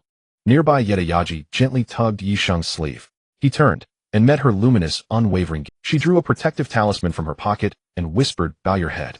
With a smile, Yisheng obediently lowered it. Carefully, she fastened the cord around his neck, adjusting it with tender precision. When finished, she held his eyes intently, then lifted her own talisman from beneath her collar and touched it lightly against his. No sound marked the contact of cloth, yet it resonated like a sacred covenant. "Yisheng," she declared, voice steady and clear, "from now on, never again let me hold both talismans alone." Yisheng reached out his fingers, brushing her hair with gentle reverence, then nodded, solemn and sure. "Never again." From the river's dark icy depths 100 meters below, to the sunlit golden heights 10,000 meters above, everything had fallen into place, exactly as it should. The Sleipnir smoothly landed at the airport of Cassell Academy. For those who had just experienced underwater dragon slaying and the boiling Yangtze River, the end of this journey was nothing short of perfect. However, this tranquility lasted less than 10 minutes. Lu Mingfei had just unfastened his seatbelt and hadn't had the chance to stretch when a mechanical female voice suddenly echoed in the cabin, clearly reaching everyone's ears. "Good afternoon, Mr. Lu Mingfei. Welcome back to Cassell Academy. A friendly reminder, your 3E makeup exam will take place in 20 minutes at classroom A12. Please attend on time." It was Norma. The comfort on Lu Mingfei's face froze instantly. It was absurd for Norma to schedule his exam right now. Damn it. It's just a lousy exam, and do they need to keep an eye on me like this? I just got off the plane. I'm still a hero. Do heroes not even have the right to catch their breath? He hurriedly sprang up from his seat, grabbed his backpack, and rushed toward the cabin door. As he passed by Chu Zihong, he suddenly remembered something, skidded to a halt, clasped his hands together, and earnestly said, "Senior brother, my dear senior brother, this time's task report. I'm counting on you. 2 copies. They'll treat you to a big meal later. Love you, senior brother." He finished speaking without waiting for Chu Zihong to respond, and leaped out of the cabin, leaving behind a carefree silhouette. Chu Zihong frowned. 2 task reports. One needed to be written from his perspective, requiring meticulous detail to document the entire process of the dive and encountering the Dragon Knight. The other needed to be from Lu Mingfei's perspective, which required him to smooth over the nonsense Lu Mingfei had just spouted on the ship and make it seamlessly logical in accordance with the mental journey of life and death. The experiences of the two needed to be fabricated to the level that would pass the execution department's review. He silently calculated in his mind. Approximately 40,000 words, I suppose. Chu Zihong, Yisheng, and Yaji approached. "Are you going to report to the execution department?" Chu Zihong shook his head, glanced in the direction Lu Mingfei had disappeared, and replied expressionlessly, "You can go. I need to head to the library." "To the library?" Yisheng was puzzled. "To write 2 task reports." Chu Zihong succinctly stated, "I need to go now, or it might be too late." Meanwhile, Lu Mingfei was racing through the campus as if his life depended on it. He unleashed his potential for a 100-meter sprint and finally arrived breathlessly at the door of classroom 12, 5 minutes before the exam started. Professor Guderian was anxiously pacing at the door. He had been having a terrible time these past few days. His hard-earned class student had suddenly vanished without a trace. He asked Finger, but got no information. He asked Norma, and her reply was confidential. His heart was nearly racing out of his chest. Fortunately, Principal Anger personally contacted him and informed him that Lu Mingfei was dealing with some very special affairs. 2 hours ago, Norma had reminded him to supervise Lu Mingfei's exam, and he hurriedly came over determined that when he saw Lu Mingfei, he would give him a good scolding. However, when he saw Lu Mingfei panting, drenched in sweat, stopping beside him with an apologetic "Hello, teacher," all the anger he had prepared instantly evaporated. "Hello, teacher. I'm so sorry to have kept you waiting." Lu Mingfei gasped for breath, but spoke without delay. "How have you been these past few days while I was away? Have you been sleeping well? You need to take good care of yourself. Oh, don't make me worry. Mingfei, my child, you finally made it." Professor Guderian's face instantly blossomed with a smile. He placed a hand on Lu Mingfei's shoulder, examining him from head to toe. "You care about me, this child." "I'm perfectly fine. Oh, I'm just worried about you. Look at you, are you getting a bit thin? You haven't been eating properly while dealing with things outside, have you?" "No way, I've been eating like a king every day. I'm about to get fat." Lu Mingfei patted his non-existent belly and grinned. "I just missed you and wanted to come back early to attend your class. By the way, teacher, I brought back some hometown tea for you from China. I'll deliver it to you after the exam." "Wonderful. You have this thought, and the teacher is very happy." Professor Guderian beamed, patting Lu Mingfei's shoulder enthusiastically. "Let's go, we should hurry in. The exam is important. Don't be nervous, just perform normally, and you must do your best." Lu Mingfei nodded and followed his cheerful mentor into the examination room. The exam began. The emperor had arrived, and Lu Mingfei yawned. A blank sheet of paper and a pen were placed before him. He picked up the pen and began to doodle aimlessly on the paper. Professor Guderian stood at the podium, watching his student with satisfaction. "Look, Mingfei has started." Without the slightest hesitation. Though I don't know what he's drawing, the momentum and regal demeanor contained in his strokes are unmistakable. He nodded in delight, feeling a swell of emotions. Indeed, he truly deserves to be class. The bell signaling the end of the exam rang. Professor Guderian joyfully grabbed Lu Mingfei's hand. "Mingfei, how did it go? Are you hungry? Let's go, I'll treat you to a grand meal to celebrate your safe return." Upon hearing about the free feast, Lu Mingfei decisively followed his teacher. In the central control room beneath Cassell Academy, Finger sat in front of the control panel, staring blankly at the screen displaying Lu Mingfei's masterpiece. A bunch of Ultramen firing rays. He looked a bit dazed. What on earth was this drawing? Abstract.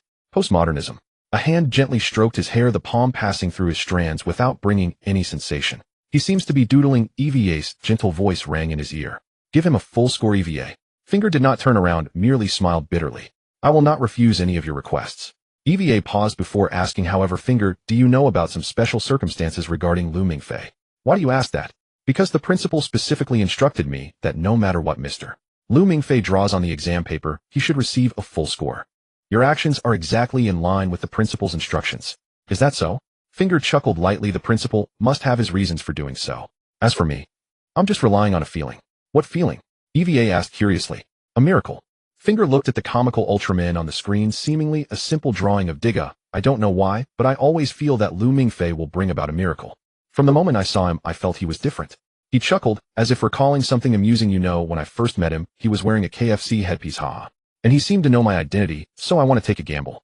EVA listened quietly, falling silent for a moment, before changing the topic. "Finger, do you remember what your favorite dessert was on your birthday back then?"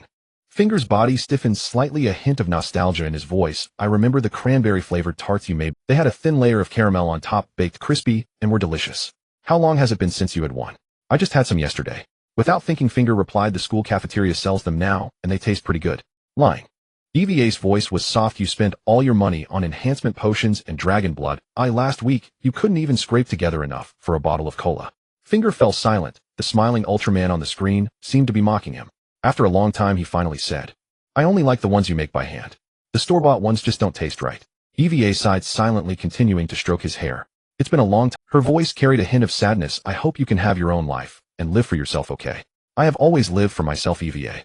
Finger slowly raised his head, looking at the perfect girl in a white dress beside him, his gaze resolute. "I have always walked the path I believe is the most correct, never deviating from it." "But, no buts." EVA looked at him as if wanting to say something more, but ultimately sighed once again. Her figure began to grow transparent. "I have to go back," she said. She took a step forward into his embrace. Finger opened his arms, but only embraced a dissipating light. The light in his arms transformed into specks of stardust, leaving behind a whisper. "Finger." In the control room, only Finger remained, holding onto the embrace, sitting blankly for a while. He slowly took out his phone, unlocked it, and opened the album. There was only one photo in the album. A gentle girl in a white dress stood in a field of blooming sunflowers, her face smiling brightly and warmly. The cafeteria of Cassell Academy was as lively as ever. The clanging of knives and forks mixed with students. To celebrate his safe return and successful exams, the teacher specially invited him to a grand feast. Mingfei, Professor Gudrian said, cutting into the steak with a concerned expression. Was your handling of the matters smooth this time? You don't seem well. Are you too tired? It was all right, quite smooth. Lu Mingfei stuffed a large forkful of pasta into his mouth and replied indistinctly, I just returned from China to participate in a project. Oh, a project? What kind of project requires a freshman like you to participate? Professor Gudrian's interest was piqued. Lu Mingfei swallowed his food and took a sip of water. The Keeman Project. I toured the underwater bronze city in the three gorges of the Yangtze River and, by the way, killed a dragon king. The cafeteria was still bustling with noise. Professor Gudrian's smile froze on his face. His hand holding the knife and fork halted in midair. Moments later, he suddenly stood up, causing his chair to topple over. Clatter. Students around turned to look at the flustered old professor. Could you repeat that? Gudrian leaned over the table, his voice trembling. I think I didn't hear that clearly. I said teacher. Lu Mingfei had to repeat himself. I killed a dragon king underwater. Silence. Professor Gudrian's mind went blank. A dragon king. He killed a dragon king. These words echoed repeatedly in his head. Ecstasy overwhelmed him, nearly causing him to faint. My heavens. Oh my God. Professor Gudrian rushed around the table to Lu Mingfei and embraced him. My child. My student. You actually killed a dragon king. This is an unprecedented achievement. It's a feat worthy of the highest chapters in the history of the secret party. Even Principal Anger has never accomplished this. Gudrian held Lu Mingfei tightly, his mind already storming with thoughts. When he first accepted Lu Mingfei, he admitted he had selfish motives. He had waited too long for the title of lifelong professor. He believed that as long as he brought out this class talent, the honor would be his. But now Lu Mingfei had killed a dragon king. What was a mere honorary title of lifelong professor worth? Was he now the mentor of a dragon king slayer? No, it was more than that. Lu Mingfei, who killed a dragon king, was destined to be the next principal, the future leader of the secret party, and he as his mentor. The teacher of the principal, the teacher of the leader. In ancient China, this would be called an imperial teacher. Gudrian felt himself soaring with happiness. Mingfei. He released Lu Mingfei, but his hands still tightly gripped his shoulders as he excitedly said, you are truly exceptional. You have given me an immense surprise. However, child, for any future matters like this, you must tell me first. Dragon slaying is an extremely dangerous endeavor. You must be fully prepared before you go. If anything were to happen to you, how would I explain it to your distant family? Seeing the teacher's genuine concern, Lu Mingfei felt warm inside and could only nod repeatedly. Got it, teacher. I will definitely let you know next time. After finally sending off the passionately enthusiastic Professor Gudrian, who was daydreaming about the future of the imperial teacher, the sky had completely darkened. In the night, Cassell Academy took on another appearance. Without the hurried students and professors, the campus gained a touch of ambiguity and laziness. Those hybrids with dragon blood flowing in them, suppressed by their dragon blood, finally revealed their most primal desires under the cover of night. On the forest path, by the lawn benches and the corners of the library, there were couples everywhere. Some were carefully holding hands, some were leaning together and whispering, and others were unable to resist hugging and kissing passionately. Lu Mingfei even saw a pair of overly engaged seniors in a small grove, their movements so vigorous that they inadvertently startled the students outside. The students watching began to take photos with their phones, and the exposed seniors could only flee in embarrassment. Truly, this was youth. Lu Mingfei sighed and continued walking towards the dormitory. On the way to the dormitory area, he saw a familiar figure again. Zero stood under a huge oak tree, her small body almost blending into the night. Hi. Lu Mingfei walked over to greet her. Are you waiting for me again? Zero turned her head to look at him. I just happened to pass by. Oh, what a coincidence. Lu Mingfei smiled and didn't expose her. The two walked side by side on the stone path, neither spoke again. The sticky couples around them consciously avoided this area with a naturally cooling atmosphere. Near the dormitory building, Lu Mingfei stopped and took out a small plastic box from his coat pocket. He handed the box to Zero. She took it, and under the transparent lid were 7 different colored hairpins. She looked up at him with some confusion. Hairpins in 7 colors, Lu Mingfei explained. Just right for Monday to Sunday, you can wear a different one each day. Zero looked at the hairpins in the box without speaking. Lu Mingfei scratched his head and added, actually, this was Zero's request for me to give you. Hearing the name Zero, Zero's grip on the box tightened. She looked up, her blue eyes shining astonishingly, and then she looked at Lu Mingfei and said slowly, I will wear a different one every day. Zero's figure disappeared behind the dormitory door, and Lu Mingfei stood in place for a moment until the door closed. He turned around and shouted at a nearby holly bush, come out, senior finger. The bushes rustled, but no one emerged, only a few leaves swayed as if brushed by the night wind. Lu Mingfei pouted and muttered to himself, ensuring his voice reached the bushes. Sigh, the scholarship has come through. What a large sum of money. With so much money, how is one supposed to spend it? It's really a headache. No sooner had he spoken than the holly bush exploded and a figure darted out. Finger with a camera hanging around his neck and a flattering smile on his face rushed to Lu Mingfei in quick steps. Good Junior, my dear Junior. He rubbed his hands together, his tone eager. Regarding the use of the scholarship, you must let your senior help you with advice. You are still young and lack social experience, but it's easy to be tempted by money. Let your senior help you share this burden. Lu Mingfei shot him a glance without speaking and turned toward the dormitory. Finger immediately followed him, chattering nonstop. Junior, we can first get a card. The remaining money can be invested.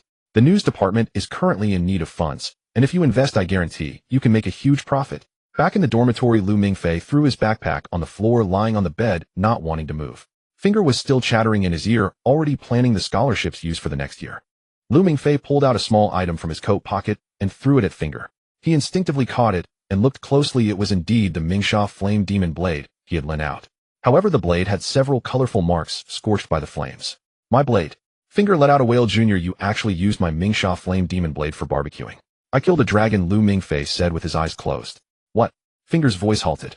Lu Mingfei opened his eyes, turned his head to look at him, and repeated, I used it to kill a pure-blood dragon. It did not disappoint, the name Mingxia flame demon blade. Finger was stunned, looking down at the blade in his hand, then back up at Lu Mingfei, his expression one of extreme shock. Really? Really? You will see it in the academy news tomorrow, Lu Mingfei said. Finger's breath instantly quickened, and the shock on his face was replaced by ecstatic joy. He slapped his thigh vigorously. Junior, I knew you were no ordinary person. We can make a huge profit again. An exclusive news piece. Dragon Slayer. This time we hit the jackpot. Lu Mingfei looked at him, who was blinded by greed, and suddenly smiled, asking, can you guess what spoils we brought back besides money? Spoils. Finger's eyes lit up even more. Is it the Dragon King's secret treasure? Dragon teeth or dragon scales? They must be worth a lot, right? A priceless treasure, Lu Mingfei said. Under Finger's eager questioning, Lu Mingfei sat up, his expression growing serious. We brought back the core of the Bronze and Fire King Nibelungen. Finger became even more excited. The core of Nibelungen. What is that? What use does it have? Lu Mingfei stared into Finger's eyes and slowly said that core contains all the alchemical knowledge and immense alchemical energy of the Bronze and Fire King. It might be the greatest miracle in alchemy ever recorded. Then, how much is it worth? Finger's mind still hadn't caught up. It can't be sold for a price. Huh? Finger's face fell. Did you not say it was a priceless treasure? After all this, the meaning of priceless is that it's worthless and can't be sold. Lu Mingfei shook his head, looking at Finger. Finger, if we integrate this core with Norma's system, what? Finger's playful smile disappeared. Lu Mingfei continued, the Dragon King's alchemy can reconstruct life from a fundamental level. Finger held his breath. His body tensed up, staring at Lu Mingfei with reddening eyes. He seemed to have guessed what Lu Mingfei was about to say, but dared not believe it. Lu Mingfei looked into his eyes. If Norma happens to have a living personality, then with the Dragon King's power she could come back to life. Do you think such a thing counts as a priceless treasure? Feng'er stood still as if he had lost his very soul. Lu Mingfei thought he would be overwhelmed with excitement or shout and embrace him. But he did not. Feng'er suddenly appeared dazed. Lu Mingfei smiled, feeling that this scene was somewhat familiar. This state was exactly like when he returned. After experiencing events far beyond comprehension, a person does not react violently.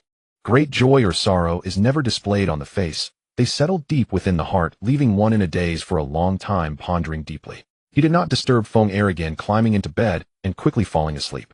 That night Feng'er did not sleep, but seemed to have a long and illusory dream. He did not know how long he had sat on the chair until his body became stiff. To avoid disturbing Lu Mingfei's sleep, he did not turn on the light, repeatedly gazing at the only photo on his phone screen in the dark. In the photo, the girl was wearing a beautiful white dress and smiling.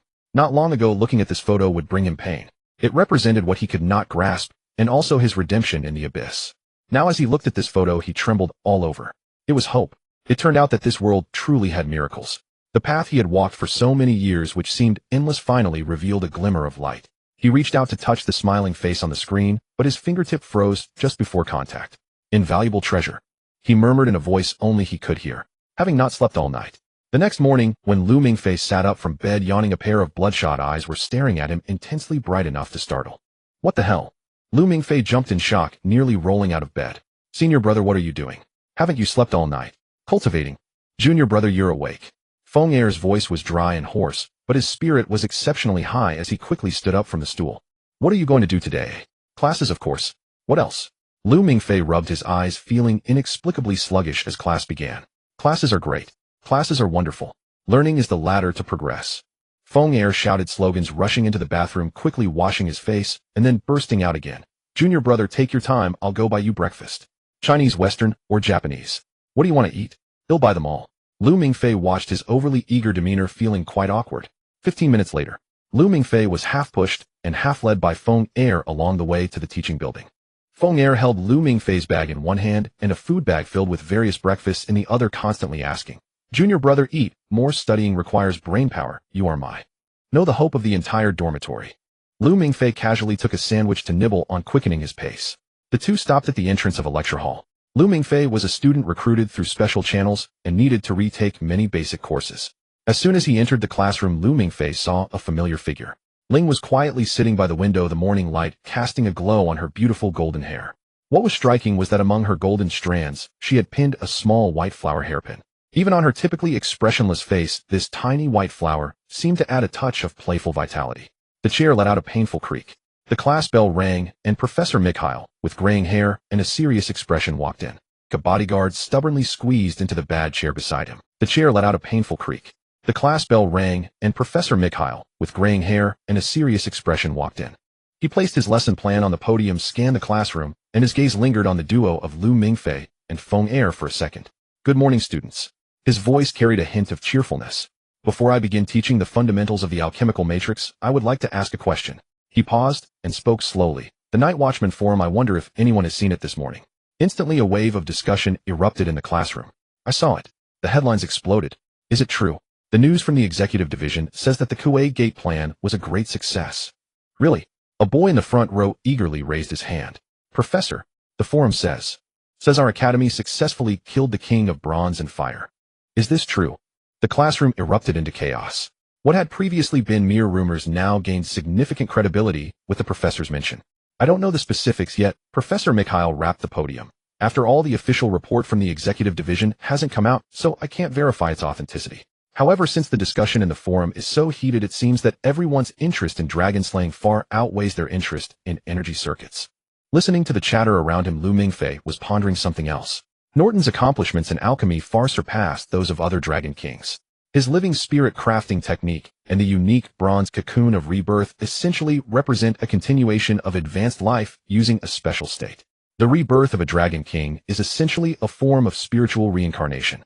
Modern scientific research defines death in humans by brain death, yet even after breathing and heartbeat cease, the cerebral cortex remains active for a period. The dragon race's reincarnation is somewhat similar to this, but far exceeds it. With their powerful spiritual cores and special dragon cells, they can ultimately achieve revival. The reason that hybrids cannot be reborn lies in the cells, or rather the lack of a true dragon body. Only a dragon's body can perfectly receive spiritual elements and become a vessel for the soul. From this perspective, EVA's revival is actually much simpler than that of the Dragon King's. Her personality is completely preserved within Norma's core. All she needs is a vessel, and the next generation dragon body is the best choice. It can both allow EVA's personality to descend without being disturbed by dragon spirits, and leveraging the dragon's transformation ability, can shift into human form, even enabling the revived EVA to become a powerful superhuman. Of course, the required alchemical materials and energy will amount to astronomical figures. Reviving a deceased human in the form of a dragon could be an unprecedented and insane feat in hybrid history. Feng Er too had no interest in the public discussions about dragon slaying. His mind was occupied with one thing. He leaned closer to Lu Mingfei's ear, his voice urgent. "What? Do we need to revive her?" Lu Mingfei snapped back to reality, looking at Feng Er's eager eyes, and whispered, "First, we need to capture a living next-generation dragon." "A living one?" Feng Er froze for a moment.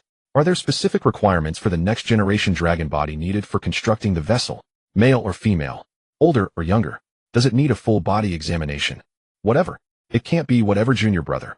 Feng Er persisted. "This is a life-and-death matter. It is a serious issue. Where do we go to catch one? I don't know if there's any stock in the ice cave. Why don't we go steal one tonight? You keep watch and I'll take action." Their whispered conversation was quite loud during the break before class, especially the word steal, which made several students in the front row turn their heads. Professor Mikhail's temples bulged. "Feng Er," the old professor said angrily, "my class is about magical machinery, not an introduction to theft. If your interest in the subject of how to steal far outweighs my energy circuits, I wouldn't mind if you went out to practice it right now."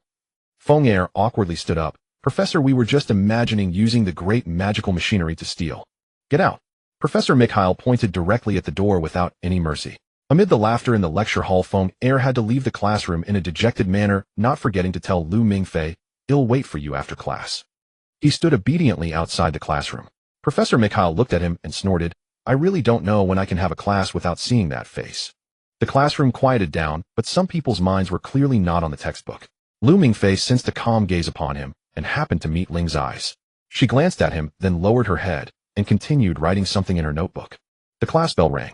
Professor Mikhail had just left the classroom when Finger dashed in from outside. A flattering smile adorned his face, completely ignoring the gazes of the surrounding classmates. "Junior brother, let's go eat and chat while we eat.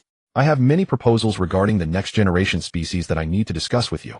Lu Mingfei was dragged along by him, not even getting a chance to greet Zero before being pulled to the cafeteria. Finger's tray was piled high, and his mouth and hands never stopped. As he wolfed down his food, he pulled out a napkin from his pocket and began to doodle on it with his greasy fingers. "Junior brother, this is my proposed capture plan utilizing the alchemy matrix for a surprise attack. And this one plan B, an underwater electric net with sufficient power to incapacitate instantly. Plan C can use bloodline trapping." Lu Mingfei silently pushed his own plate of food around. His senior brother had truly gone mad. The food disappeared quickly. Finger wiped his mouth and carefully folded the napkin, tucking it away in his pocket. "Junior brother, I need to go to the library to look up some information. Wait for my news." With that, he rushed out of the cafeteria, disappearing in a flash. Lu Mingfei watched his retreating figure with a sigh. He turned around to look for Zero, but the girl had vanished without a trace. Write the task report. He could go to the library and bother his senior brother, who was busy writing his task report. His senior brother would surely welcome him. Just as he was halfway there, a familiar voice called out to him. "Junior brother, finished with your work?" Lu Mingfei turned to see Nono leaning against a maple tree, her red hair shimmering in the sunlight like a burning flame. She waved the keys she was holding. "I have news about your apartment rental." Following Nono, Lu Mingfei crossed. The location of the Norton Hall was excellent, not far from the teaching area and library, with a large lawn at the entrance. The student council had not yet moved their things, and no one knew what Lu Mingfei's intentions were. The main door swung open. The people inside turned to look at the sound. In the center of the hall, Caesar sat on a sofa, holding a cup of coffee. Seeing Lu Mingfei and Nono, he set down his cup and stood up. "Nono, Lu Mingfei." Caesar smiled. "Regarding the rental of Norton Hall, I have made a decision on behalf of the student council." Lu Mingfei nodded, waiting for him to continue. "I have discussed your proposal with the student council officials. See, we are willing to pay $20,000 a month in accordance with the college's usual practice to pay the rent for the first 6 months up front." He paused. "Additionally, we have 2 proposals regarding the usage rights for the second half of the year. First, you can choose to rent it to the Lionheart Society. I believe Chu Zihong would be very willing. Second, if you are still willing to rent it to us after 6 months, the student council will raise the rent by 50% on top of the existing rent to continue the lease." Lu Mingfei looked at him and remained silent. This guy was indeed a born leader. The proposal was flawless. It gave him face, showcased the student council's strength, and simultaneously made a mockery of the Lionheart Society. "They'll choose the second option," Lu Mingfei said. "It would be foolish to turn down money. His senior brother would understand that this office space needed to be luxurious." To be fair, Amber Hall and the Lionheart Society really matched well. Caesar seemed unsurprised by his answer, looking directly into Lu Mingfei's eyes.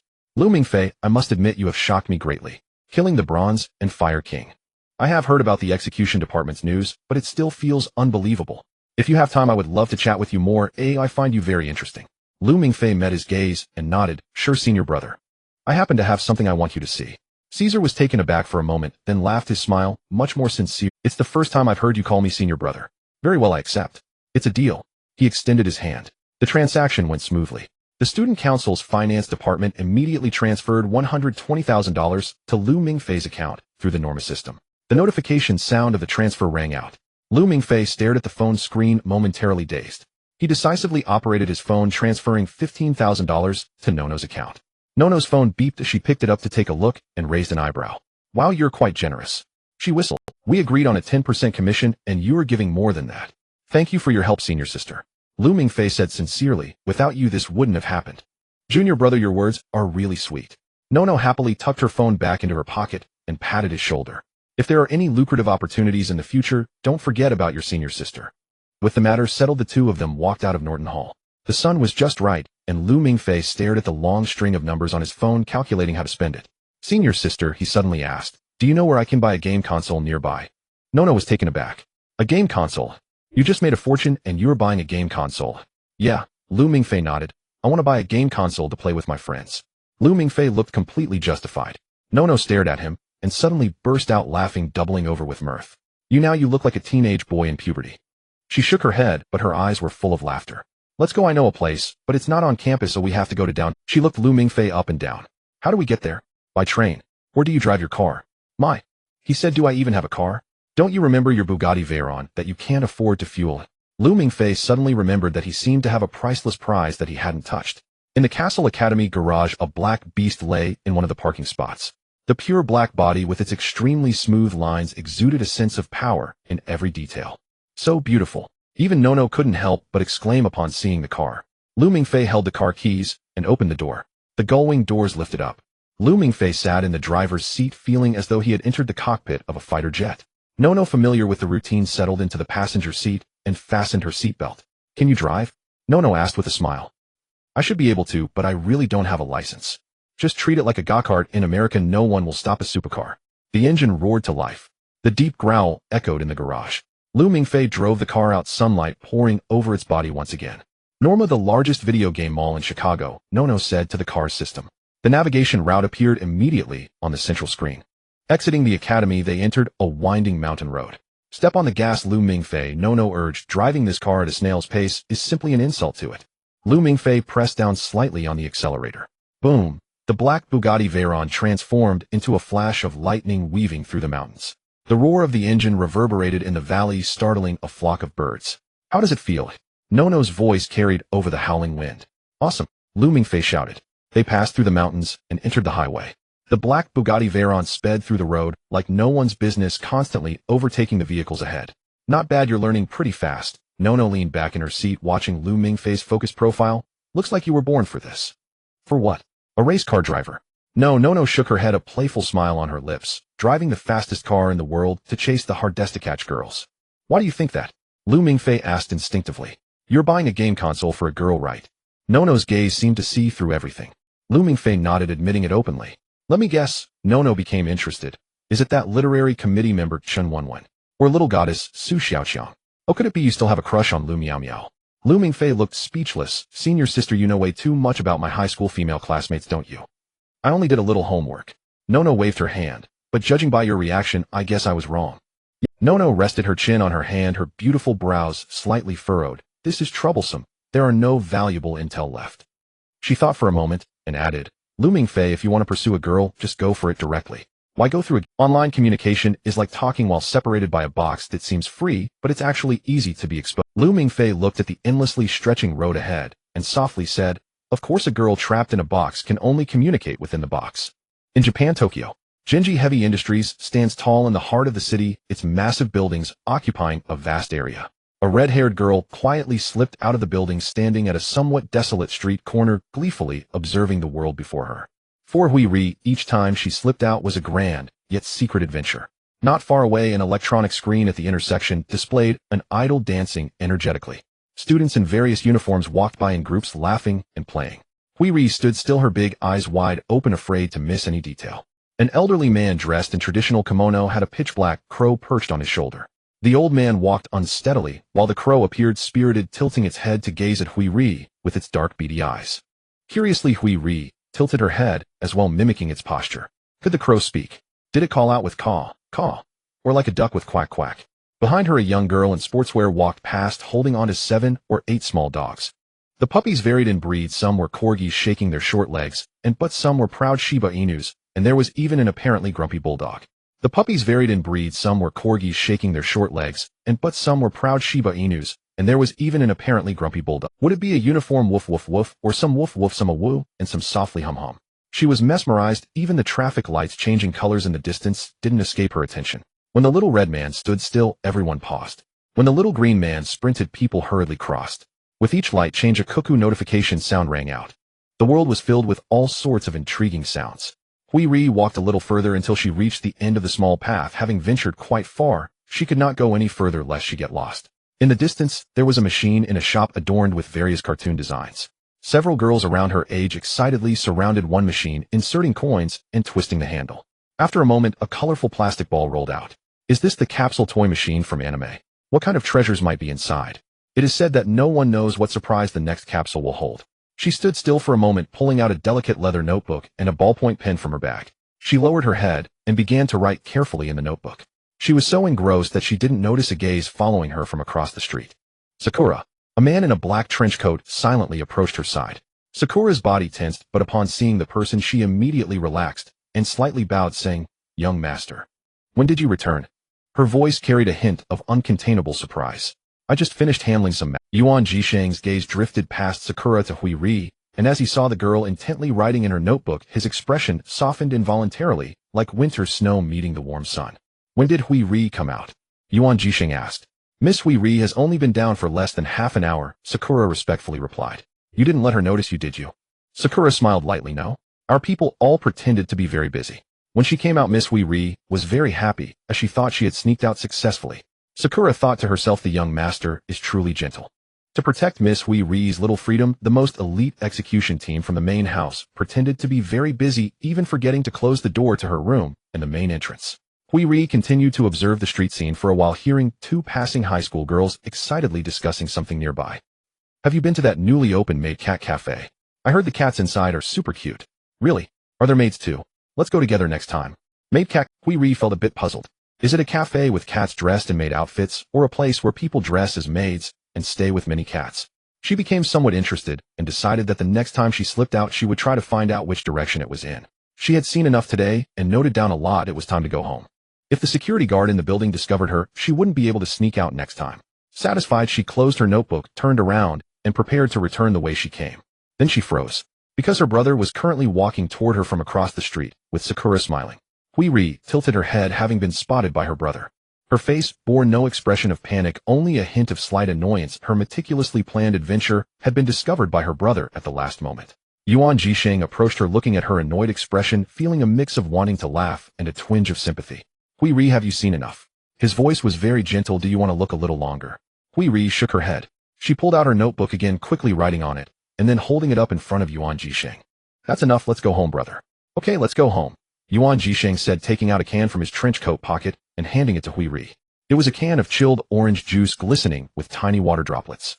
Hui Ri took it. The icy touch made her eyes widen in surprise, and she pressed the can against her cheek, savoring the coolness. "I bought this from the vending machine by the roadside just now." Yuan Jisheng reached out, gently stroking Hui Ri's soft red hair. "I thought you would like it." She hadn't taken a sip yet, but she nodded vigorously, hugging the orange juice to her chest. Seeing the girl so happy, Yuan Jisheng said, "I'll have someone install a vending machine in your room tomorrow, okay? You can choose whatever you want to drink or eat." Hui Ri's eyes instantly lit up. She immediately lowered her head, writing furiously in her notebook, then held it high. "You're the best, brother." At the end of her message, she even drew a big grinning emoji.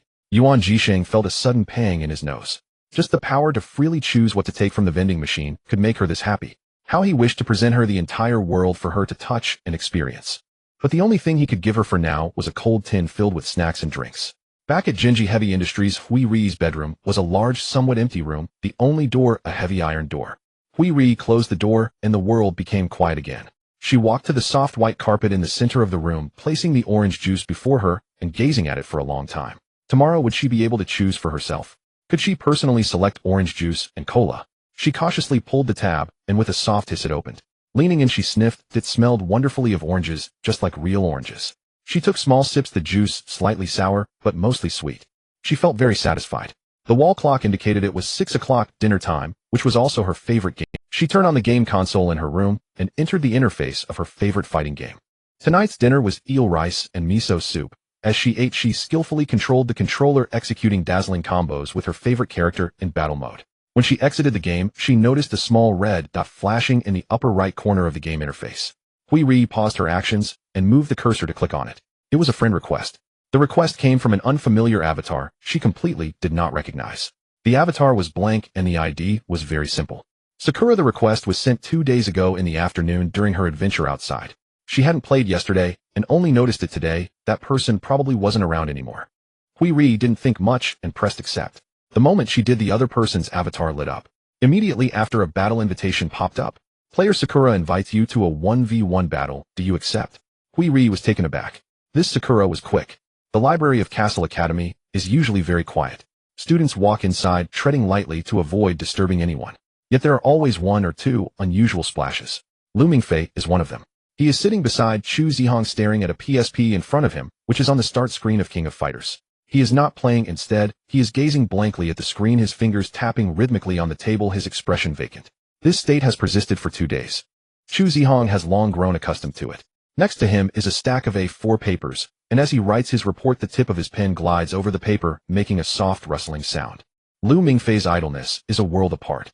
The wall clock in the library ticks to 6 o'clock. Chu Zihong finishes the last word, sets down his pen, and massages his wrist. He turns his head to look at his junior. Junior.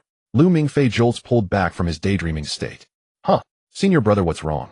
You've been sitting here since the day before yesterday, Chu Zihong replies in a flat tone. Haven't you thought about starting to play yet? Hee. Lu Mingfei scratches his head. Isn't it just waiting for an opportunity? Luck is scarce, but patience can be accumulated. As soon as he finishes speaking, a long-dormant gray avatar on his PSP's friend list suddenly lights up, sending a battle invitation.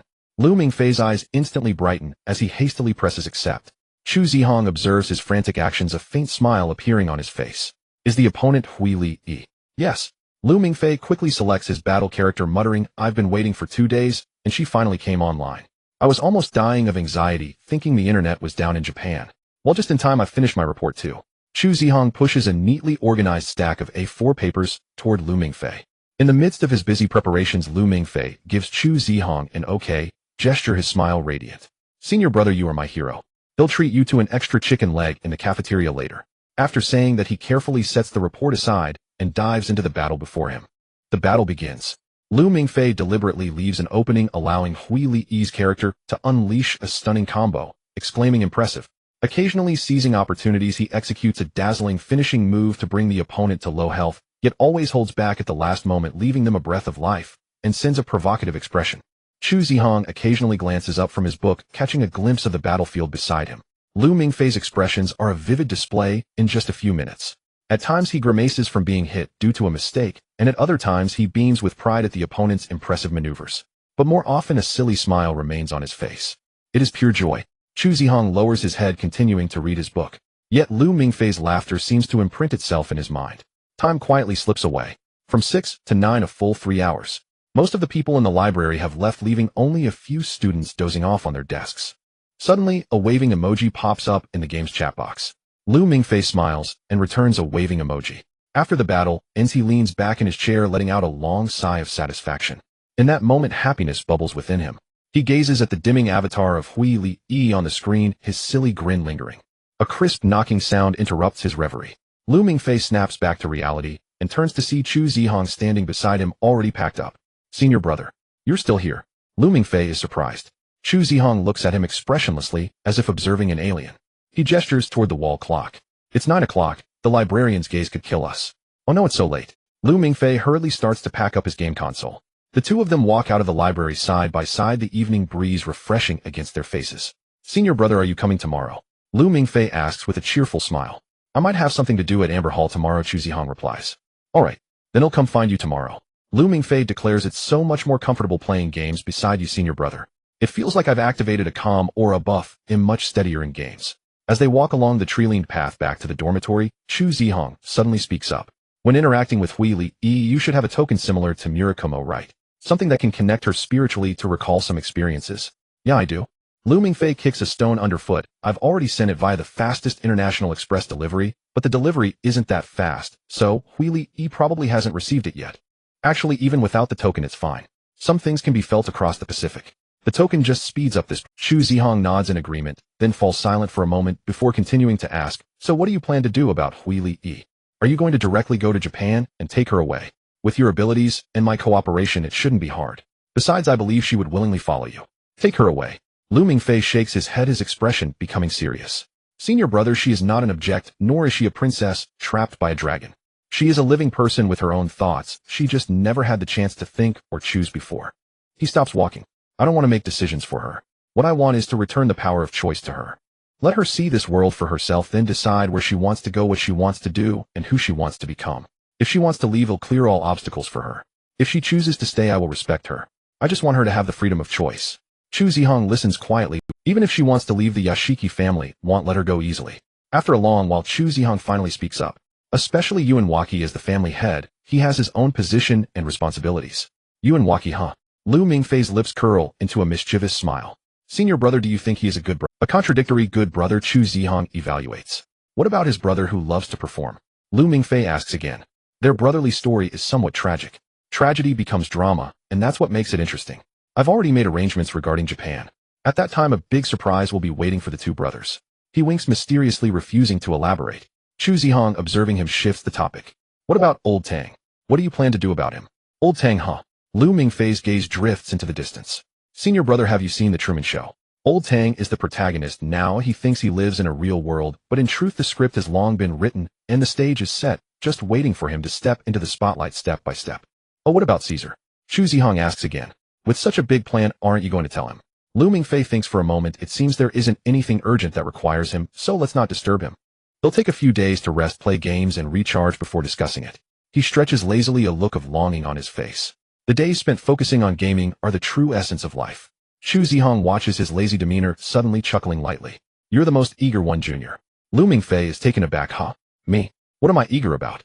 Him, clearly in a standard lazy posture, just lying flat.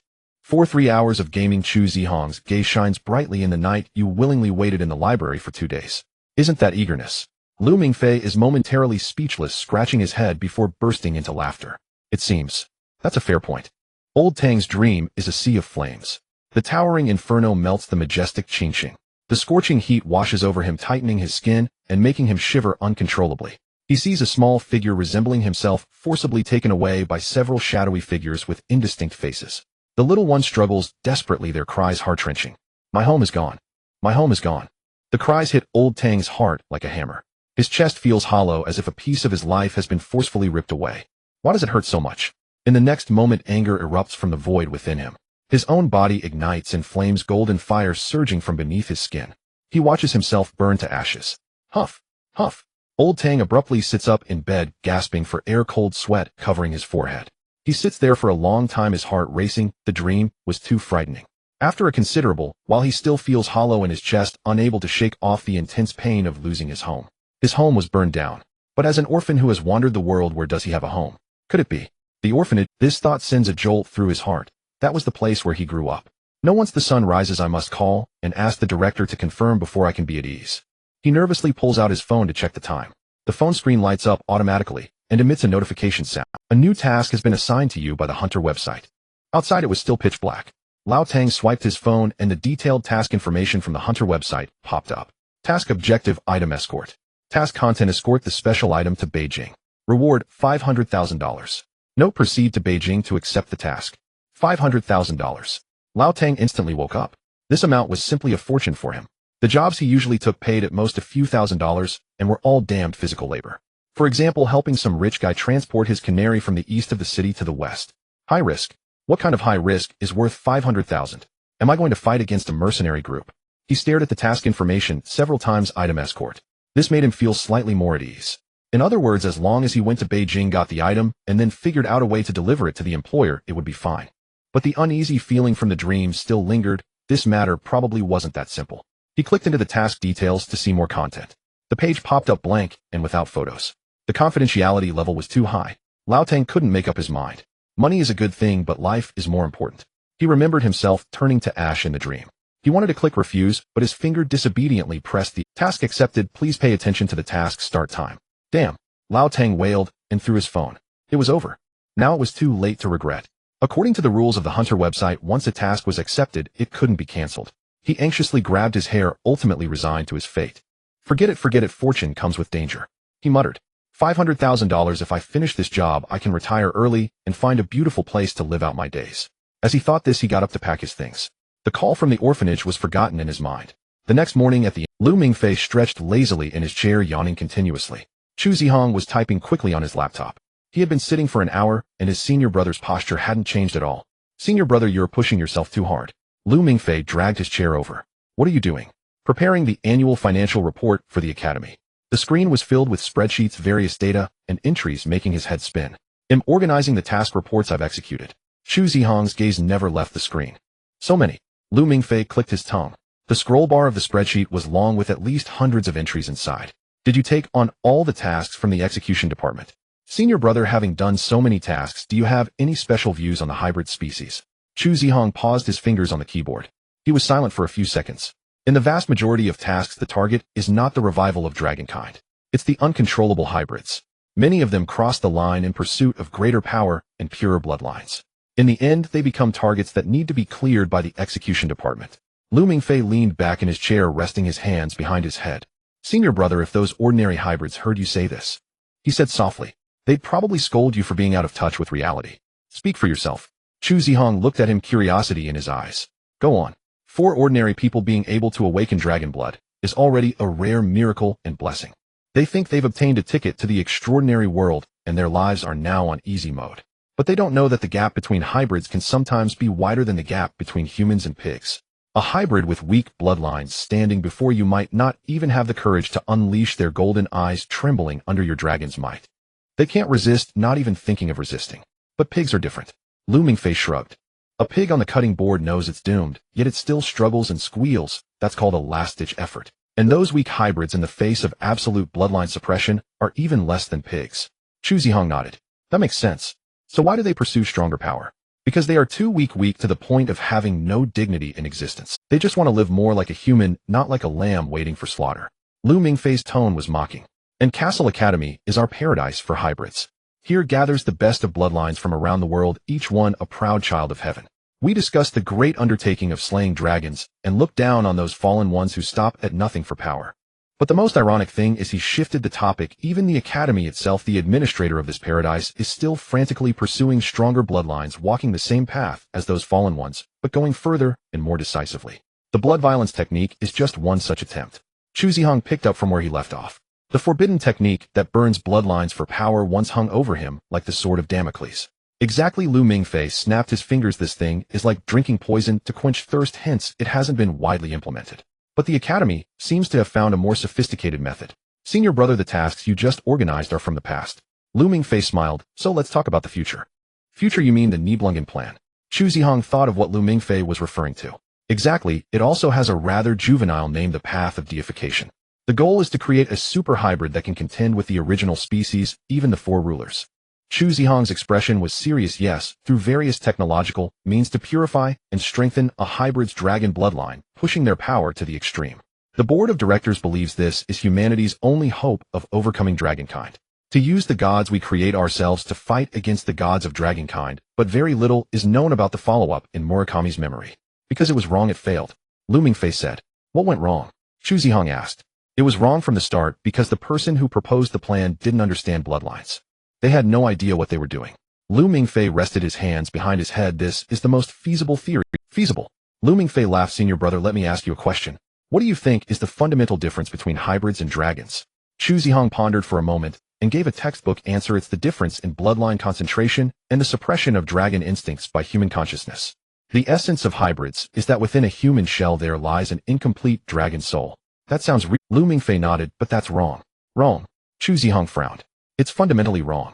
Lu Mingfei straightened his body. The fundamental difference lies not in the quantity of bloodlines, nor in any consciousness suppression, but rather, we are manufactured beings. Lu Mingfei straightened his body. The fundamental difference lies not in the quantity of bloodlines, nor in any consciousness suppression, but rather, we are manufactured beings. You can continually purify its bloodline, making it more and more like a wolf, but can it ever become a real wolf? Lu Mingfei shook his head no. Because deep in its genes lies the mark of dog. This mark determines its loyalty, its tameness, and its limit. It will always be a dog, a creation of humanity, for a purpose. It can never possess the soul of a wolf. Hybrids are the same. We are new dragons manufactured to adapt to the time's extensions of the dragon bloodline in this world. Our existence itself is a kind of incompleteness. This incompleteness is our original sin, and it is the shackles inscribed in our bloodlines. Chu Zihong fell silent. Although Lu Mingfei's wolf-dog theory sounded off, it was quite accurate. So Lu Mingfei continued. The path of deification that those old geezers on the board of directors are working on has been a joke from the start. They want to push bloodlines to the limit, thinking that this will create gods. But they don't understand that a copied blueprint cannot become an original. Purifying a wolf-dog's bloodline to 99, it is still just a dog that is infinitely close to a wolf, not a wolf. Pushing bloodlines to the limit will ultimately yield nothing but a monster that is infinitely close to Dragon King, a tragedy that belongs neither to humanity nor dragonkind. The end of hybrids can refer to Yusuji Kajikatsu. He mentioned that former Shadow Emperor. His bloodline was pure enough, right? Excluding Irie, he could be considered the apex in the history of hybrids with a terrifyingly stable and strong bloodline. His word Spirit Black Sun when released was almost like the Dragon King descending, but could he surpass the White King? Lu Mingfei asked, and answered himself. Impossible. Because his bloodline itself is derived from the White King. He is the pinnacle of the White King's bloodline, but that's all there is to it. His power, his existence are all defined by the White King. This bloodline's shackles have been firmly inscribed in his bloodline since the moment he was born, and he can never break. Without external interference, the 8 families of the Snake Clan can never break through the curse in their bloodlines. This is the rule. Chu Zihong remained silent for a long time. Then, is there no way? Do you have to struggle alone?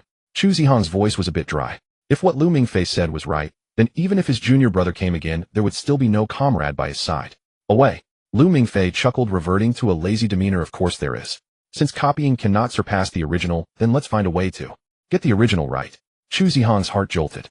Get the original. His implication was to slay the gods and take their place. Lu Mingfei noticed the shocked expression on Chu Zihong's face, knowing he had misunderstood.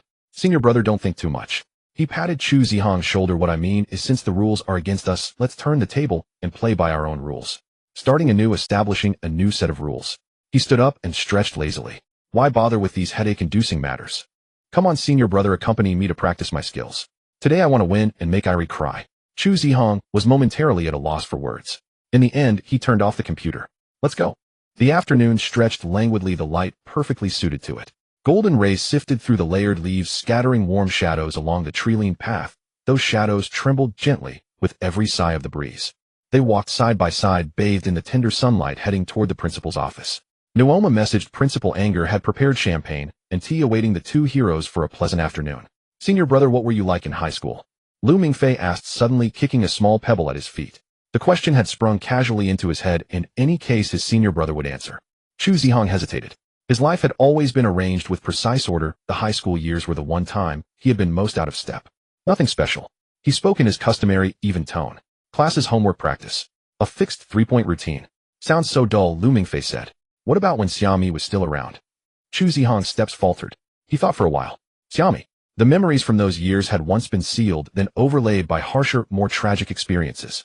The girl who first handed him a bottle of water by the basketball court, who snatched his papers in the study room and chattered endlessly. Those impressions had blurred into a mere silhouette. He was close to forgetting how that girl had truly looked. What lingered instead was the final resolute sorrow in her gaze, a look like Yumengjiade. Her face, it's become a little blurred. Yet it seems that whenever she appeared there was always sunlight and wind. She would bound over like a sprite. He tried to recover earlier scenes, but none fit cleanly. Wow, Lu Mingfei sighed. Senior brother, your description is the textbook portrait of a white moonlight. He adopted the affected cadence of a romance novel. You cannot quite recall her features now, nor most of the things she once said, yet you will always remember her name, the scent of sunlight when she appeared, and the softness of the wind. Many years hence, on some similar afternoon, a gust will brush past you, and suddenly you will think of that girl who came like the wind. Chu Zihong neither confirmed nor denied. See, Lu Mingfei spread his hands. Every tortured romance hero hides such a white moonlight in his heart. She is not a white moonlight. Chu Zihong interjected suddenly. Oh. Lu Mingfei pricked up his ears. Then what is she? A vermilion mole. She is Xiaomi, my junior sister. Chu Zihong looked ahead, his gaze distant. Lu Mingfei was stupefied. His senior brother had a knack for uttering the most affecting lines without meaning to. It outshone any of Lu's own attempts at dry humor. And you, Chu Zihong countered, turning his head. Me, Lu Mingfei smiled, a trace of self-mockery in it. Back then, I wasn't even the protagonist of my own life. Just a standard, unlucky kid. He began to relate that unremarkable chapter of his life. Living under other people's roofs, staying with my uncle and aunt, always the last to eat, always the last to bathe. They were not cruel, he said, it was just that he always felt like an extra. Like a worn piece of furniture. Too good to discard, yet taking up space if kept. They merely treated you as a duty to be fulfilled, Chu Zihong remarked abruptly. Lu Mingfei paused, then gave a wry smile. Senior brother, that summary is too apt. Exactly, duty. So my greatest daily pleasure was locking myself in my room to play StarCraft, imagining myself as the commander of legions saving the universe, because in that world I had agency. What about the girl you secretly liked, Chen Wenwen? Chu Zihong asked directly. Chen Wenwen. Lu Mingfei drew out the name, as if recalling something distant. She was pretty with 2 small dimples when she smiled. She didn't like me, as she liked Zhao Minghua, who fancied himself a second you. As for me, I could only sneak her name into my essays or post mawkish lines in my private online space, set to be visible only to myself. What happened to her later? Chu Zihong's curiosity, ever eager for gossip, surfaced. Later, probably together with Zhao Minghua. A handsome match made in heaven. Lu Mingfei shrugged. Not long ago at the cinema, I actually witnessed their confession. You felt nothing? Chu Zihong asked. What could I feel? Offer them my blessings and wish them many years of happiness and many children. Lu Mingfei grinned. When I graduated, senior sister Nuonyuo helped me vent. Besides, I'm a man destined to slay dragons. No time to fuss over them. He said it with a flourish. What about that classmate Su Xiaoqiang? Chu Zihong changed the subject. She was close to you, one of the few girls who would speak to you. Su Xiaoqiang. At the mention of her name, Lu Mingfei's expression shifted, becoming complicated. She was a good girl, really. When no one else paid me any mind, she would pick at me and tease me, but she was one of the few who paid attention. Unfortunately, my head was full of Chun Wenwen back then. I thought every other girl's smile in the world could not No. After a long pause, Chu Zihong finally spoke. Lu Mingfei blinked. Huh. What's not right? What you said is not right. Chu Zihong turned to look at him, meeting his eyes directly. Before you came to Cassell Academy, you and Su Xiaoqiang were close. You strolled the campus together every day and talked for hours. That girl was special to you. Lu Mingfei's expression froze. How did you know that? Su and you could not bring the memories of that life into the... Chu Zihong averted his gaze without emotion and watched the road ahead. Nuoma's files, and something I happened to overhear Su Qian say. Nuonyuo had told Su Qian. Nuoma knows everything. Nuonyuo does know her files. Thanks to the traditions of the Shixin Club, they can unearth anything. Don't be surprised if they could even dig up the girl's principal anger chased in his youth. Senior brother, you snooped on me. Lu Mingfei accused. Chu Zihong's eyes flickered. No. He denied it, though his tone lacked absolute assurance. It's information I stumbled upon before touching Tsu and you. After all, the day you were free was so striking that I accidentally overheard news about you. All right, senior brother. Chu Zihong nodded, then suddenly said, Junior brother, let me tell you a joke. Huh. Lu Mingfei was taken aback again, doubting his ears. His senior brother was about to tell a dry joke. Go on. Chu Zihong cleared his throat, his expression solemn. Once there was a programmer who had a pair of twins. He named them Control-C and Control-V.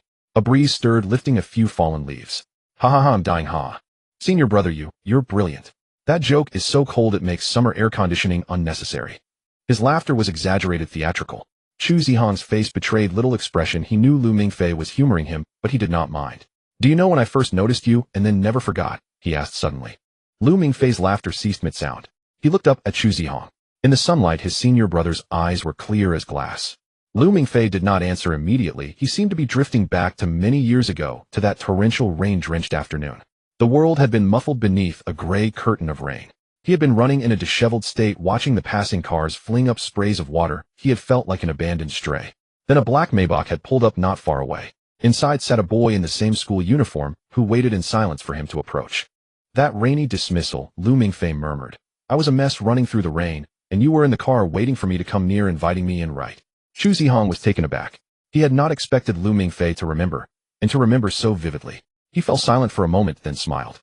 Yes. He looked at Lu Mingfei with tenderness in his gaze. You knew everything.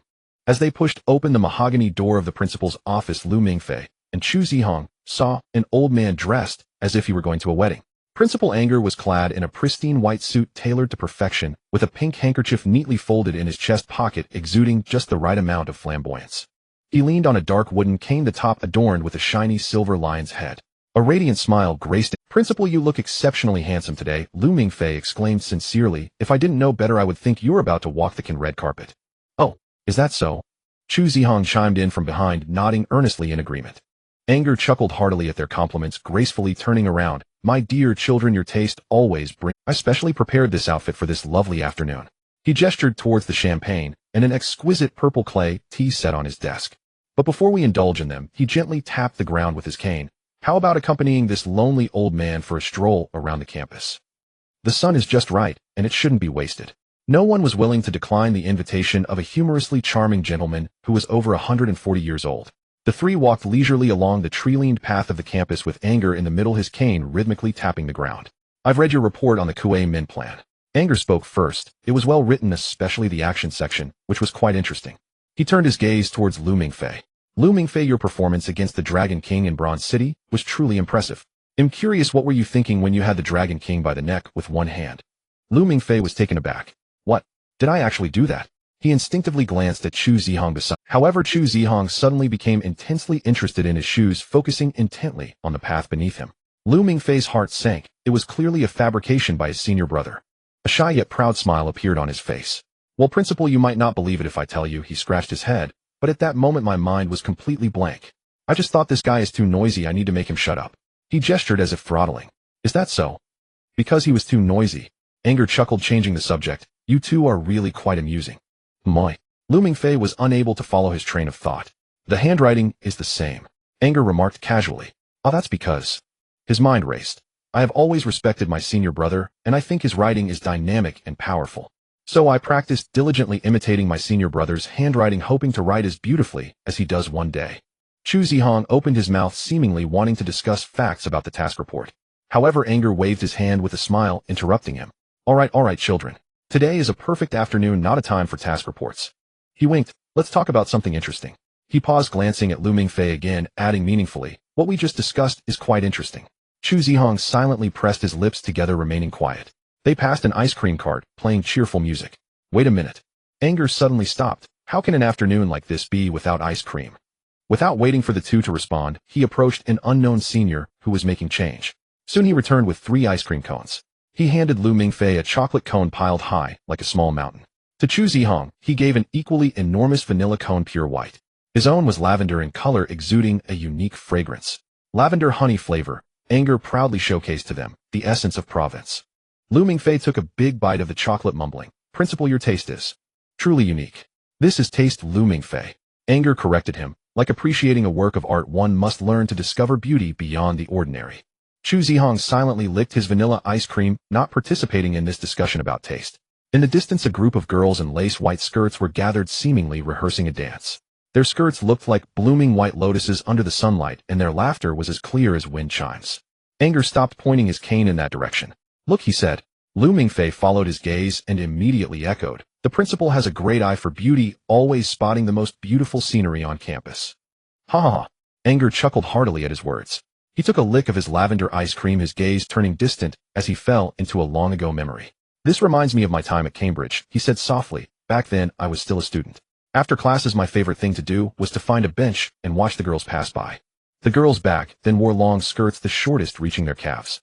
The fabric was heavy and the cuts were but when a breeze blew by, lifting the hem of the skirt in an elegant arc, you could catch a glimpse of their slender, pale ankles in that moment. Anger's tone carried a hint of nostalgic longing. That feeling was like unwrapping a gift. You never knew what surprise lay inside. Back then there was a subtle and mysterious beauty. He paused and glanced at the modern girls again. Today's, they are more confident, more radiant. Their beauty is bold, like sunflowers blooming in the sunlight, unabashed in their brilliance. Just look at their smiles, how infectious they are. Principal, you sound like a professional girls' art critic. Lu Mingfei finally found a suitable term after a long pause. Anger remained cheerful, lightly tapping Lu Mingfei's leg with his cane. Young people should experience love more. Go love, go get hurt, experience the thrill of a racing heart. Only by filling your lives with these can your youth be considered perfect.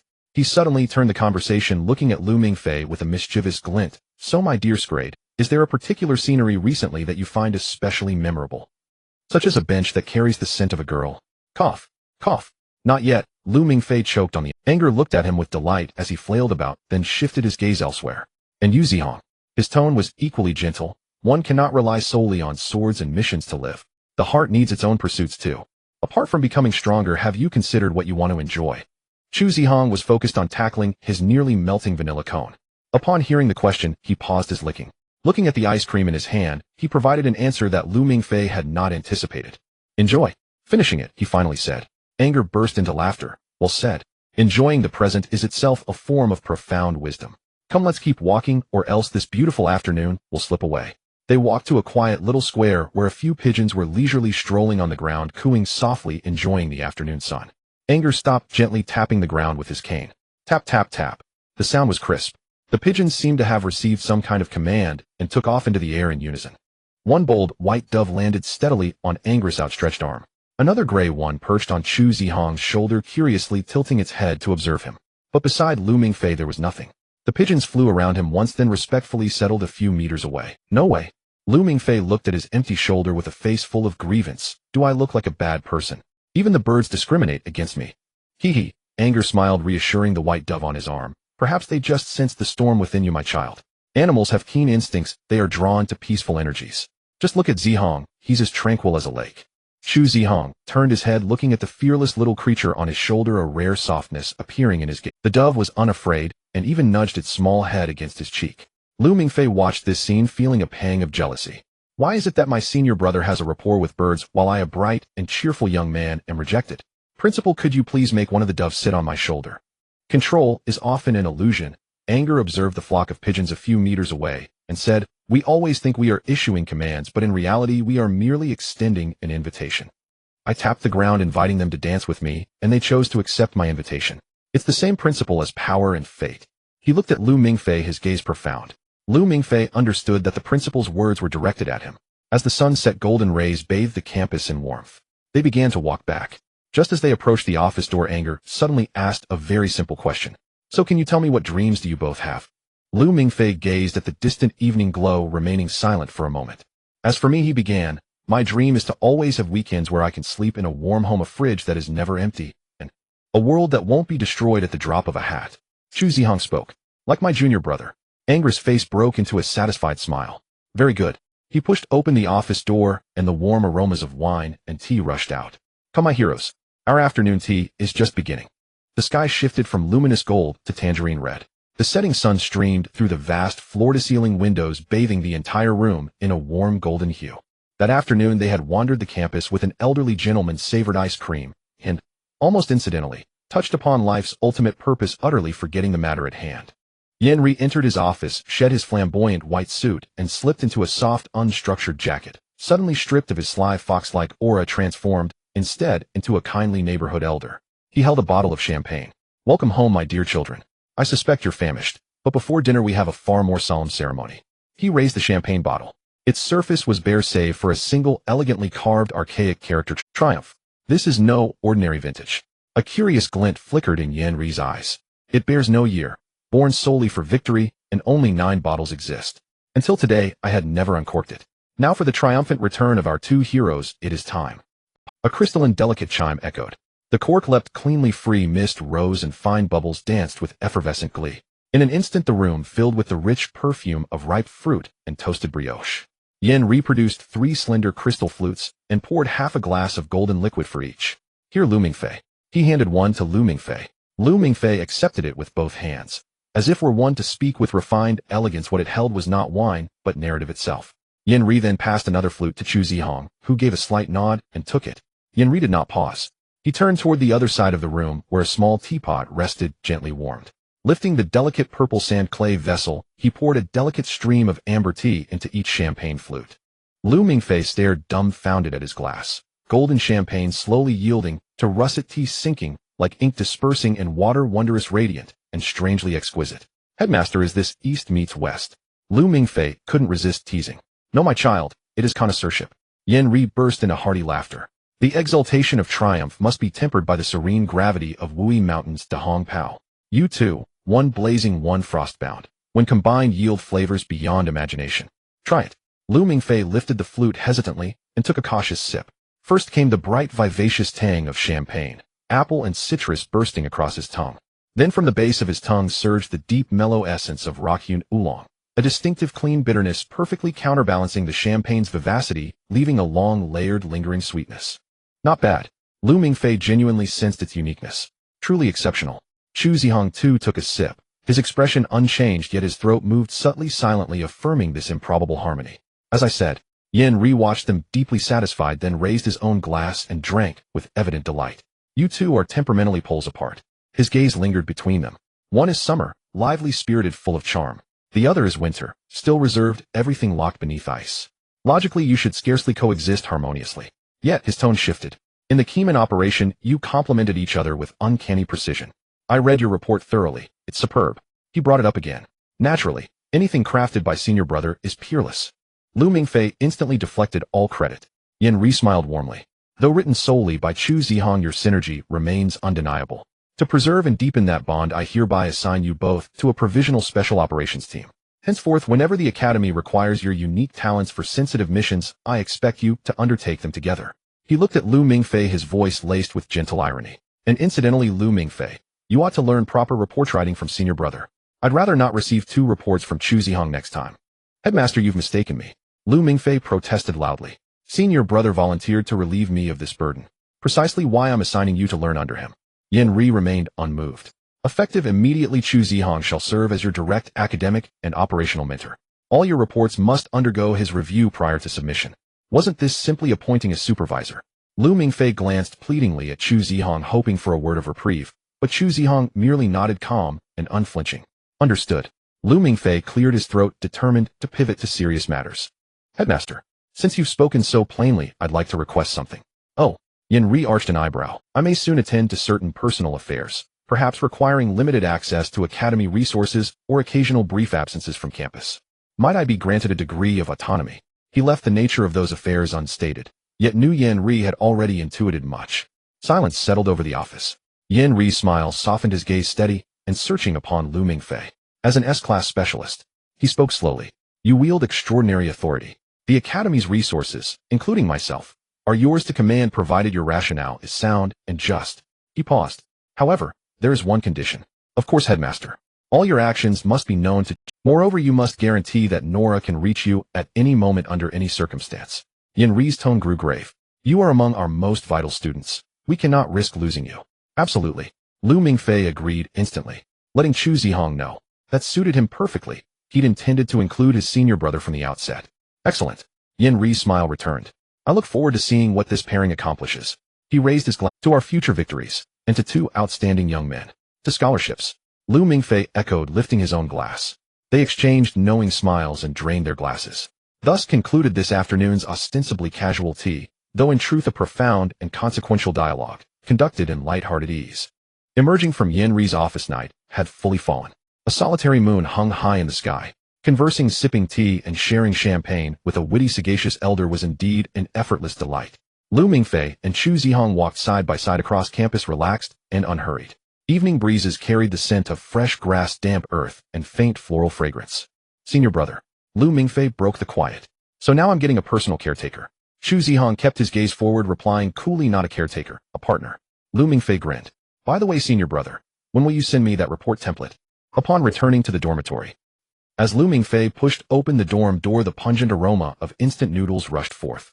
Finnegan lay sprawled before his computer in a grotesquely contorted posture, fingers flying across the keyboard. Finnegan, what on earth are you doing? Lu Mingfei asked. Junior brother, you're back. Finnegan sprang upright from his chair, eyes blazing with fervent excitement. Quick, look, we're rich. He yanked Lu Mingfei toward the screen, which displayed the Cassell College campus. A post stood pinned at the top, its title rendered in bold crimson characters, Exclusive Revelation. Humans and Dragons Deep Within the Bronze City. Lu Mingfei clicked it open, and after a single glance felt his blood pressure surge. The post recounted their Bronze City expedition with novelistic flair, vivid and unrestrained.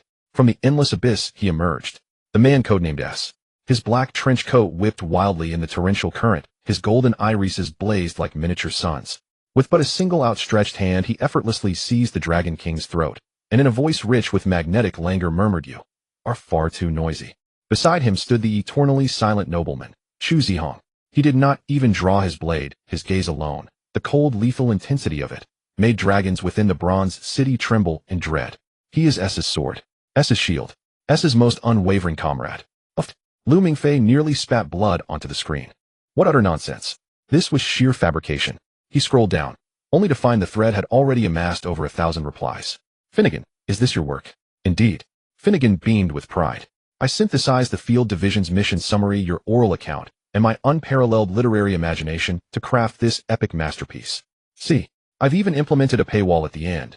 $10 per reader to unlock the sequel, How the Dual Kings Vanquished the Dragon King. Guess what?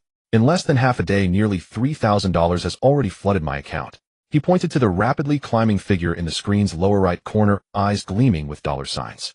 Senior brother, this is painfully awkward. Lu Mingfei stared at the extravagantly embellished post, gooseflesh prickling his arms. Who is this codenamed S-man? Black trench coat whipping in the current. Are you writing Japanese light novels? That day I wore standard combat gear. The Academy had indeed released the official outcome of the Bronze City mission through the exceptional performance of S-Class Specialist Lu Mingfei and A-Class Specialist Chu Zihong. The field division successfully eliminated a second-generation dragon, the Bronze and Flame King. Yet the announcement was laconic, offering only the result, omitting every detail of the operation. This silence granted Finnegan boundless creative license. Junior brother, you simply don't grasp it. Finnegan declared, emphatically, feigning sorrowful exasperation. This is persona construction. Packaging. In today's world, even heroes require visibility. What does the public crave? Not sterile mission reports, but legend, myth. Behold, the languid, enigmatic, formidable persona I've crafted for you. It's magnetically compelling. He gestured toward the rapidly scrolling donation log, eyes glittering with greenbacks. Besides, I'm executing a legitimate authorized secondary adaptation based entirely on the official release. Lu Mingfei pressed his palm to his forehead, suppressing an avalanche of criticism, and continued scrolling, determined to see just how far this absurdity could stretch. Then he saw something even more preposterous.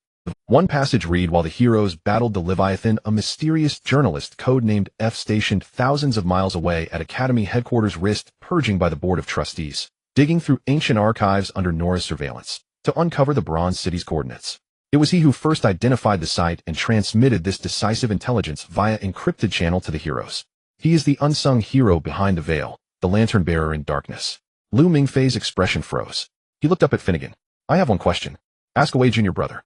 Is it about the next chapter's release? Don't fret. We can launch a donation-driven bonus update campaign. Finnegan enthused. The mysterious journalist F. Lu Mingfei enunciated each syllable deliberately. When exactly did you insert yourself into the Bronze City operation? How is it I remain unaware of your decisive intelligence contribution? Ahem, Finnegan replied without a trace of embarrassment. Junior brother, you misunderstand completely. This is artistic license. Every great epic demands a chronicler, a witness. I am that bard transcribing your heroic deeds with my pen. Without me, who would immortalize your saga? Moreover, he thumped his chest, adding my role enriches the narrative structure, heightens suspense, and deepens the sense of hidden machinations. Merely recounting your battles grows monotonous. We need an intellectual force like me orchestrating strategy from afar, imbuing the entire endeavor with depth, dimension, and resonance. That's what readers truly desire. Lu Mingfei regarded the unapologetically earnest man, and as he prepared to reply, his peripheral vision caught the ever-rising donation total in the screen's lower right corner. 3250. He fell silent. Slowly he opened his own bank app, glanced at his meager balance, then back at Finnegan's glowing figure. His disdain and incredulity vanished instantly. Well then, senior brother, let's discuss business. Business? What business? Profit sharing. Lu Mingfei declared with unblinking confidence. Consider this IS class and the protagonist, bearing mortal peril, delivering core material. 5% seems fair. Senior brother Chu is the deuteragonist, exuding charisma and covering retreats. I'll handle his allocation 2%. The remaining 3% goes to you, the mastermind author and backstage strategist. Your diligent mental labor and tireless composition deserve recognition. He counted on his fingers. As protagonist, I shoulder the greatest risk and supply foundational content. 50% is reasonable. Senior brother Chu receives 20%. You retain 30% for your intellectual exertion, typing, and imaginative fabrication.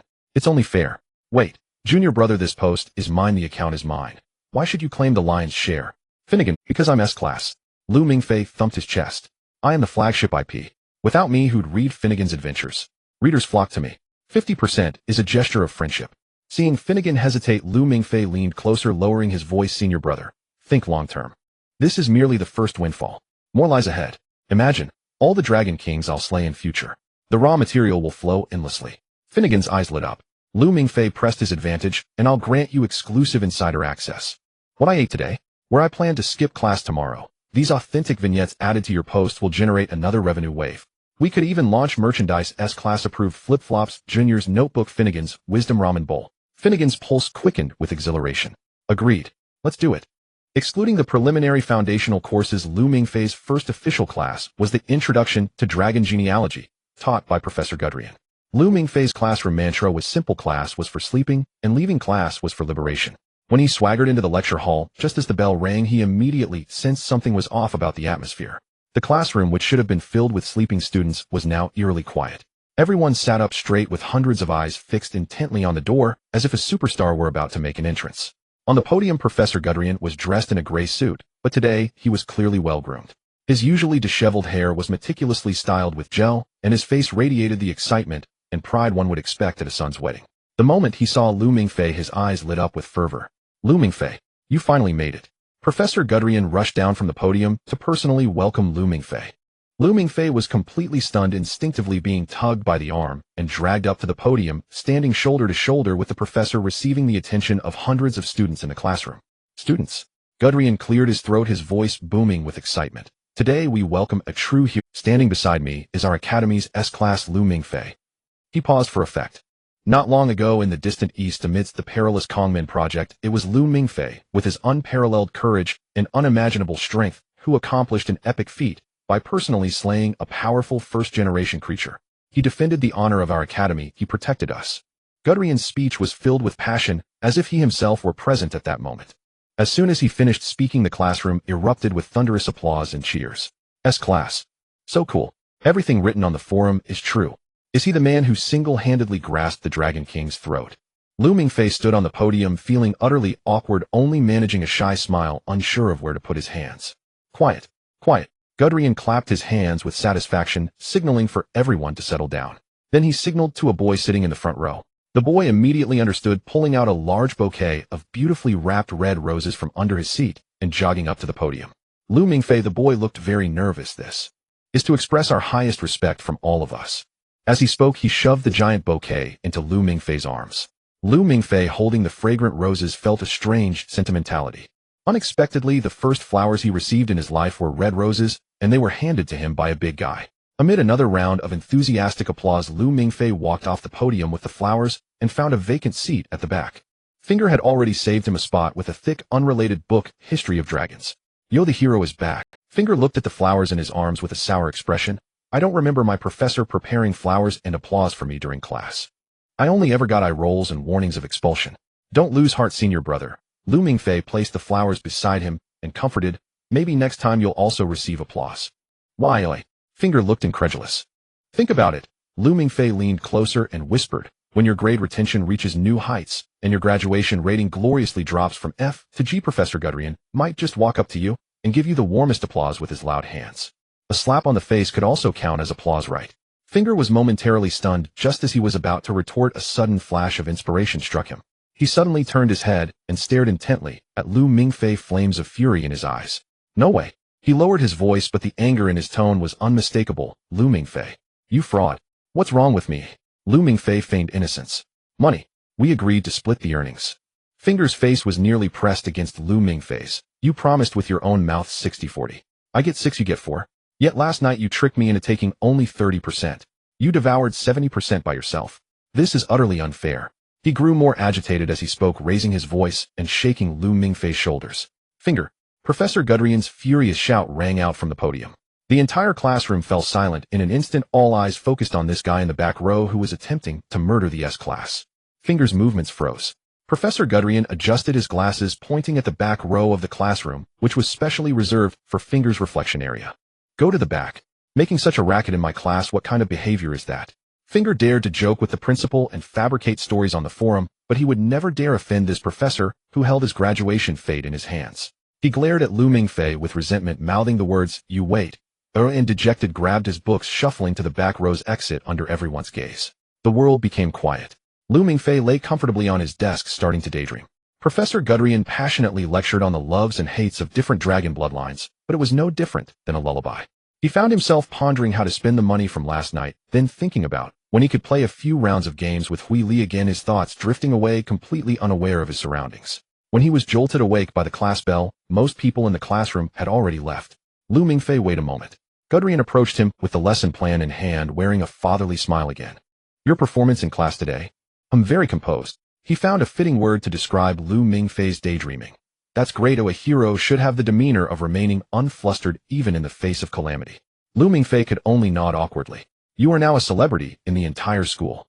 Gudrun patted his shoulder, his tone filled with pride. Not just me, even Professor Mans has been praising you to me.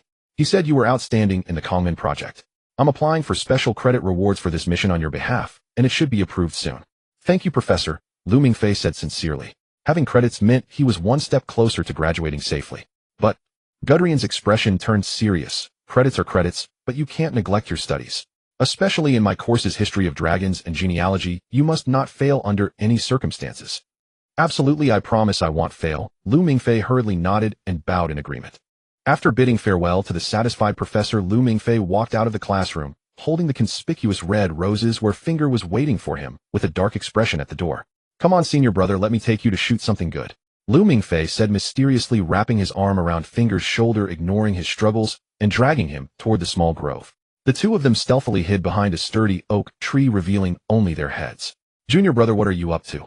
Finger looked puzzled. Why did you drag me here? And acting all mysterious. Shooting secretly, Lu Mingfei replied succinctly. Finger's eyes instantly lit up and his face displayed an expression of excitement, as if he had found a kindred spirit, secretly shooting. Who are we shooting? The cheerleaders changing clothes, or the swimming club girls? Junior brother, I didn't expect you to have such refined tastes. Lu Mingfei rolled his eyes, too lazy to reply, and pointed to a nearby forest path. Finger looked in that direction to see Yisheng and Jiodea walking side by side. Yisheng seemed to be saying something amusing, and Jiodea was occasionally covering her mouth and chuckling. Their progress was not rapid, and despite facing life and death, the two still maintained their guarded hearts. These two, also rooted in Eastern culture, could only express their fiery affections through some external intervention. Just them. Finger looked somewhat disappointed. A pair of old partners, what's so good about shooting? There's no drama at all. You don't understand this. Lu Mingfei's lips curled into a sly smile. Senior brother, let's make a deal. What deal? Just so you know, I absolutely won't accept a 70-30 split. Finger immediately became alert. As long as you can arrange some romantic dramatic scenes that can make the headlines on the forum, and then shoot them. Lu Mingfei said slowly, the previous 60-40 deal will be permanently effective. I will not go back on my word. Finger's eyes began to sparkle, and his breathing quickened. Knowing the moment had come, Lu Mingfei dropped the final bombshell. Moreover, he leaned closer to Finger's ear and whispered, as long as you turn this report into a hot topic that satisfies me. Next time I will personally lead a team to capture a second-generation creature alive. Hey. Finger's body shook violently as if he had received a divine revelation. Capture a second-generation creature alive. Junior brother. Finger's voice trembled with excitement as he grasped Lu Mingfei's hand. Are you serious? S-Class Lu Mingfei, always deliver on my promises, Lu Mingfei replied confidently. Deal. Fingers suddenly pinched his thigh to keep from bursting into laughter. Don't worry, junior brother. Don't say I have to arrange romantic scenes.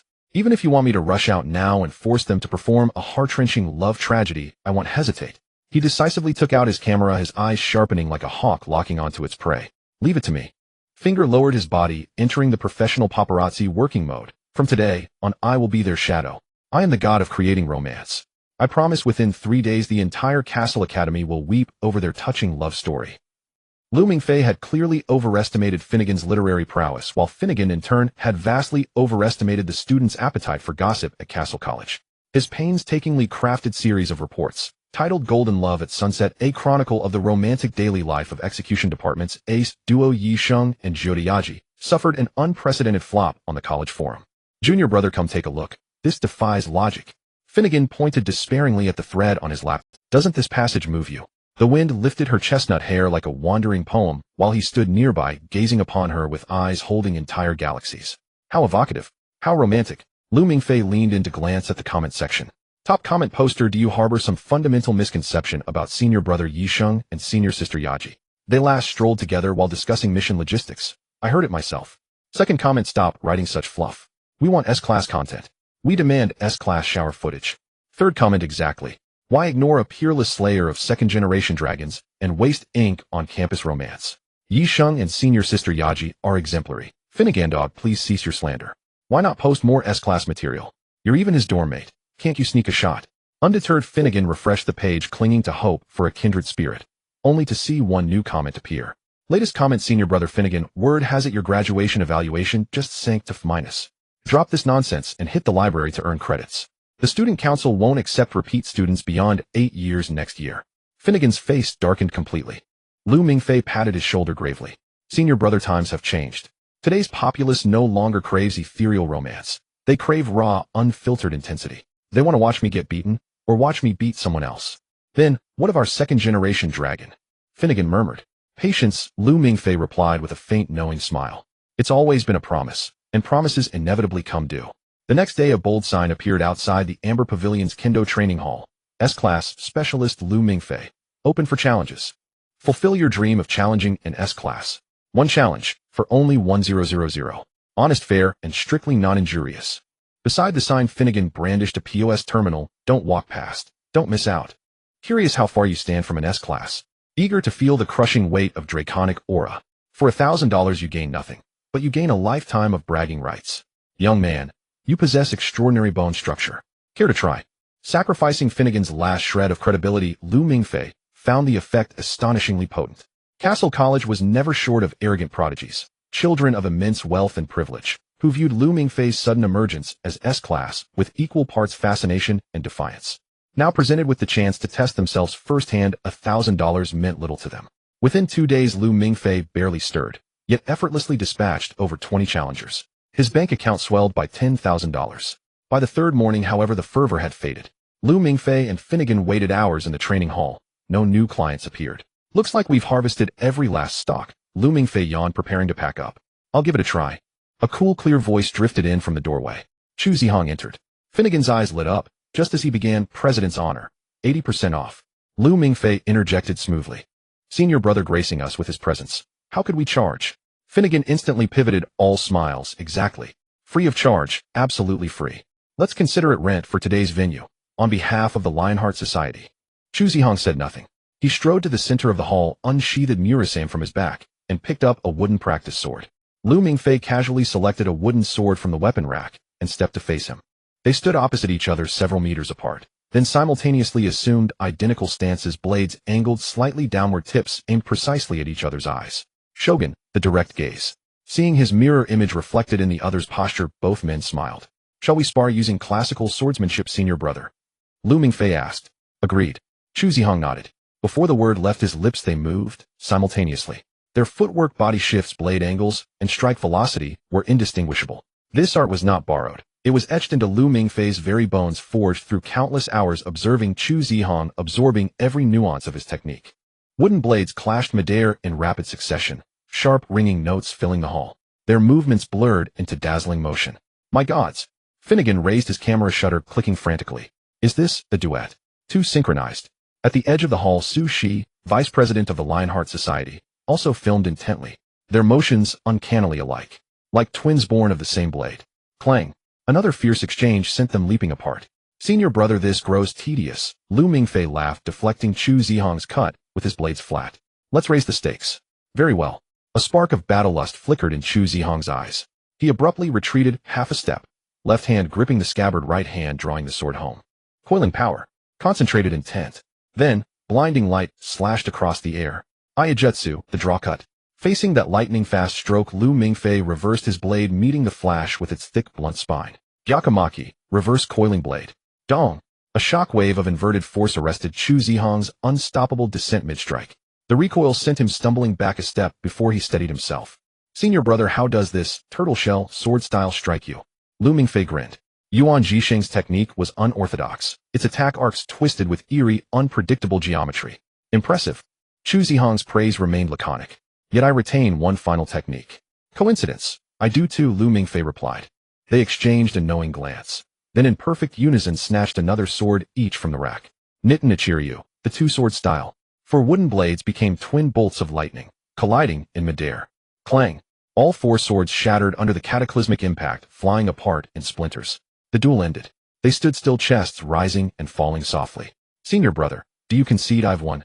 Lu Mingfei panted, a mischievous glint dancing in his eyes. Chu Zihong looked at their empty hands, identically bare, and nodded solemnly. Yes, you won.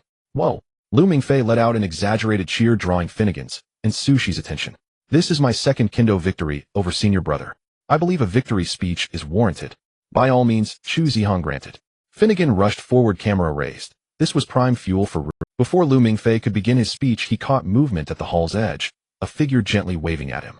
A young Indian man with soft dark curls and deeply carved features. Shilon. Lu Mingfei halted mid-sentence, grabbed the towel draped over the railing, and wiped sweat from his brow as he walked toward the boy. Hello, the boy greeted, first his Mandarin laced with a gentle foreign cadence. Hello, Lu Mingfei replied. I'm Lu Mingfei. I'm Shilon, the boy introduced himself. Would it be convenient to walk together? I'd like to. Of course. Lu Mingfei accepted without hesitation. He waved back toward Chu Zihong and Finnegan. Senior brother, I'm off. Victory speech postponed. Lu Mingfei and Shilon walked side by side out of the amber pavilion. Noon sunlight bathed them, warm, golden, unblinding. Congratulations, Lu Mingfei. Shilon spoke sincerely beside him. What you accomplished in the Bronze City has already spread across campus. Everyone says you've achieved the near impossible. The versions circulating are likely wildly embellished, Lu Mingfei chuckled. Probably spun by my unreliable roommate. He adores grandiose heroic epics. Indeed, somewhat exaggerated. Yet those tales led me to imagine you as difficult to approach, imbued with the awe and pressure of true strength. And now, Lu Mingfei asked, intrigued. You're far gentler than I imagined, Shilon replied earnestly. Like sunlight, brilliant and warm. Huh. First time anyone's compared me to sunlight. Most call me the unlucky one. Amused by the compliment, Lu Mingfei added, meeting new friends is always a joy. Their brief conversation flowed easily, Yet Qilan hadn't sought him out merely to offer praise. You came to see me today for something specific, didn't you? Or did you wish to spar privately? Lu Mingfei asked. No, not at all. Qilan hastily waved his hands, a wry smile crossing his face. I'm no match for you. I know nothing of combat. He stopped, turned, and grew serious. I came to warn you. Lu Mingfei asked idly. Oh, another prophecy? Qilan blinked in surprise. You know of my divine language. I heard it mentioned. By chance, Lu Mingfei. Qilan frowned. Last night, I dreamed something unusual. My prophecies usually arrive as fragmented impressions, but this dream was clear, vivid, and centered entirely on you. Tell me. Lu Mingfei urged, genuinely curious. I saw fire consuming the earth, while mountains rose to quench the flames. Qilan recalled the vision. And I saw your shadow flickering between flame and mountain. Faint. He met Lu Mingfei's gaze. I know it sounds strange, perhaps tied to your recent mission, but I felt compelled to tell you. Please don't dismiss it as mere fantasy. Fire consuming the earth, the king of bronze and flame. Mountains rising to quell fire, the king of earth and mountain. Had Qilan somehow glimpsed the very scheme Lu Mingfei was orchestrating? A storm of thoughts surged within Lu Mingfei, yet his expression remained calm, unreadable. I want, he assured Qilan, I sincere. Thank you, truly, for coming personally to share this. This intelligence matters deeply. He paused, extended his hand, and offered a clean, open smile. May I have the pleasure of your friendship? Qilan hesitated, then broke into a radiant grin and clasped Lu Mingfei's hand. Absolutely. Taking advantage of the popularity of the dragon-slaying hero, the days of frantically raking in money lasted for a few days. Lu Mingfei's bank account numbers soared, and he even began to contemplate whether he could retire early after graduation, buy a small house on some island, and live a blissful life like a pig. However, the good days soon came to an end as everyone's attention dwindled and the dollars vanished. Lu Mingfei also received a message from the Academy's executive department. Cinder Schneider. Content. Lu Mingfei, let Chu Zihong take you to the ice cellar as soon as possible. Lu Mingfei looked at the phone screen, scratching his head. Why is he looking for me at this time? Did Schneider find out about my recent fortune from opening the market? This isn't something the executive department should concern themselves with, right? He was certainly no stranger to the ice cellar, the heart of Cassell Academy, and one of the most mysterious forbidden places. Being summoned there by the minister was likely not for anything good. Before long, Chu Zihong arrived. Let's go, the minister is waiting for us. Chu Zihong said succinctly. Senior brother, can you give me a hint? Did my market opening get exposed? Lu Mingfei followed behind him and whispered, if Minister Schneider asks, you can just say the money was all yours and him just the one helping you. How does that sound? Chu Zihong did not respond to his nonsensical question, but led him to an inconspicuous private elevator passing through iris fingerprint and voice recognition. The alloy door opened and the elevator began to descend rapidly. The descent felt like a journey through time and space. The ice cellar was, after all, the heart of Cassell Academy, officially known as the Alchemical Equipment and Specimen Exhibition Hall, and it was also the place with the highest defense level in the academy. It was located at the deepest part of the entire academy, consisting of 3 main buildings named after the 3 fates from Norse mythology, Urd, Verdandi, and Skald. They housed dangerous alchemical biological specimens, high-risk alchemical items, and sealed linguistic data. When the elevator doors opened again, a cold air mixed with metal ozone and snow rushed in. The ground was paved with bronze inscribed with alchemical patterns. This area of alchemy was the second largest mercury-driven domain in the world, theoretically capable of withstanding direct attacks from next-generation linguistic beings, but the Academy had been unable to verify this for many years. It had been verified in a past life, but that was against first-generation beings. Chu Zihong led the way, and after passing through several security doors, they finally arrived at their destination. The Verdandi Hall was a vast circular exhibition hall with walls lined with display cabinets containing bizarre alchemical items. In the center of the exhibition hall stood 2 people. One was Schneider, still wearing an oxygen mask, his face pale. The other was someone Lu Mingfei found somewhat surprising. That was the legendary alchemist of the secret society, the vice president of Cassell Academy, Nicholas Flamel. This elderly man, who usually wore jeans and carried a bottle, was surprisingly dressed in a pristine white lab coat. However, this image was anything but meticulous. His hair was thick and messy. He was nervously pulling at his hair, pacing around the experimental table. No, this doesn't make sense. He scratched his head, growling in frustration. The material transformation is fine, and the traces of mental reconstruction are very clear, but what about the energy cycle? Its energy cycle is a dead end. How can a dead alchemical creation still retain vitality? Damn it. This is absolutely ridiculous.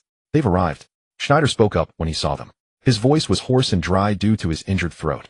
This gear is the core you brought back from Bronze City. He pointed to the object Flamel was circling around on the experiment. What it contains has been giving the vice president a headache, so I brought you here to assist. Schneider's tone was sure.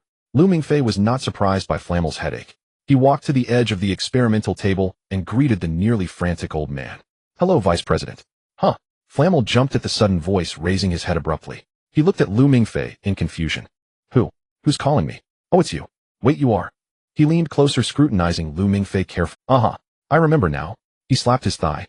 You are that dragon-slaying kid that Anger mentioned. Lu, indeed, quite a handsome young man. Come over and help me take a look at this damn thing. He pulled Lu Mingfei over, pointing at the bronze gear on the experimental table, looking utterly perplexed. You must tell me what on earth is this little thing. We've tried every method, but we can't get it to work. It seems like a dead object, but my intuition tells me it is alive. It appears to have completely broken away from the closed loop of energy circulation in alchemy. Lu Mingfei glanced at the gear. It was confined in a container and was unremarkable. But when he concentrated, he could sense the vast power contained within. Vice President. Lu Mingfei began. I have some thoughts on this. If you have thoughts, speak quickly. Don't keep us in suspense. Flamel urged. Because it is not an independent entity. Lu Mingfei explained. Its energy cycle relies on an alchemical network billions of times larger, which is the entire Bronze City. It is the heart, while the Bronze City is its body. Its energy cycle relies on an alchemical network billions of times larger, which is the entire Bronze City. It is the heart, while the Bronze City. To drive it, you can only use an equally massive alchemical matrix to supply it and provide it with nearly infinite heat dissipation capability. Flamel's head-scratching action halted.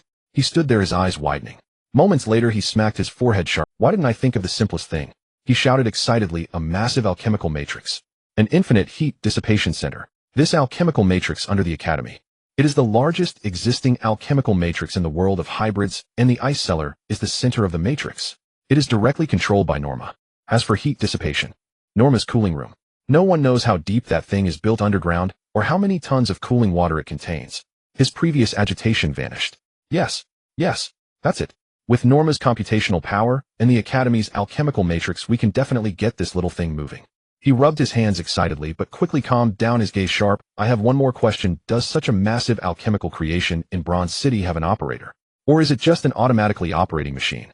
Lu Mingfei chuckled softly. Of course there is an operator. When the Dragon King was asleep, there was a powerful next-generation being acting as the organ of the Bronze City. He was the brain and nerves of the city, capable of mobilizing everything in Bronze City. The core's driving must be controlled by an intelligent life form. Flamel nodded thoughtfully. Vice President Lu Mingfei leisurely threw out a sentence. What if we combine the Academy's Norma with this heart? I believe it could have miraculous effects. He pointed at the gear. It contains one of the greatest alchemical powers in history. If we can successfully drive it, relying on the material transformation among the 4 principles of alchemy, as long as the materials are suitable, perhaps we can create a personality for Norma, or even a true body. Schneider, who had been listening quietly, suddenly shook his body. Lu Mingfei, Schneider asked with a hint of excitement, yet still hoarse, but his expression was indeed somewhat out of control. Are you serious? Schneider, who had been listening quietly, suddenly shook his body. Lu Mingfei, Schneider asked with a hint of excitement, yet still hoarse, but his expression was indeed somewhat out of control. Are you serious? He enunciated slowly. Norma. Obtaining a body. The possibility is very high. Lu Mingfei nodded. However, it requires some special materials. He extended 2 fingers. Many, but the most crucial are 2. He said. 1 is a living next-generation being. Flamel and Schneider's pupils both constricted.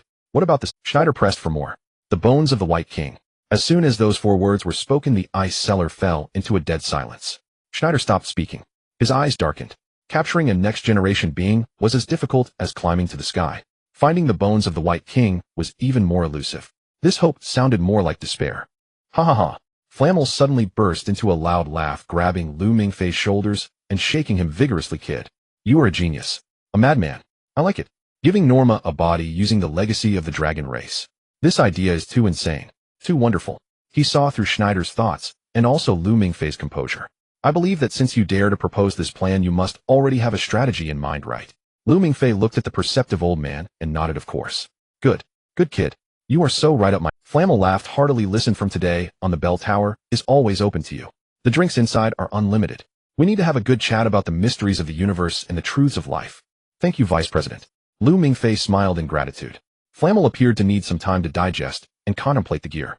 Schneider gestured, and Chu Zihong and Lu Mingfei took their leave. As they stepped out of the heavy alloy door and returned to the elevator leading to the surface, Schneider called out to Lu Mingfei. Lu Mingfei. Minister. Schneider approached him. I admit I have long harbored deep doubts about your identity and background. His voice was still hoarse, but with less stiffness, but anger told me that you are excellent and trustworthy. Today you surprised me. He paused. I won't ask what you know, your secrets belong to you. But I hope you can stand on the side of Cassell and Anger forever, just like Chu Zihong.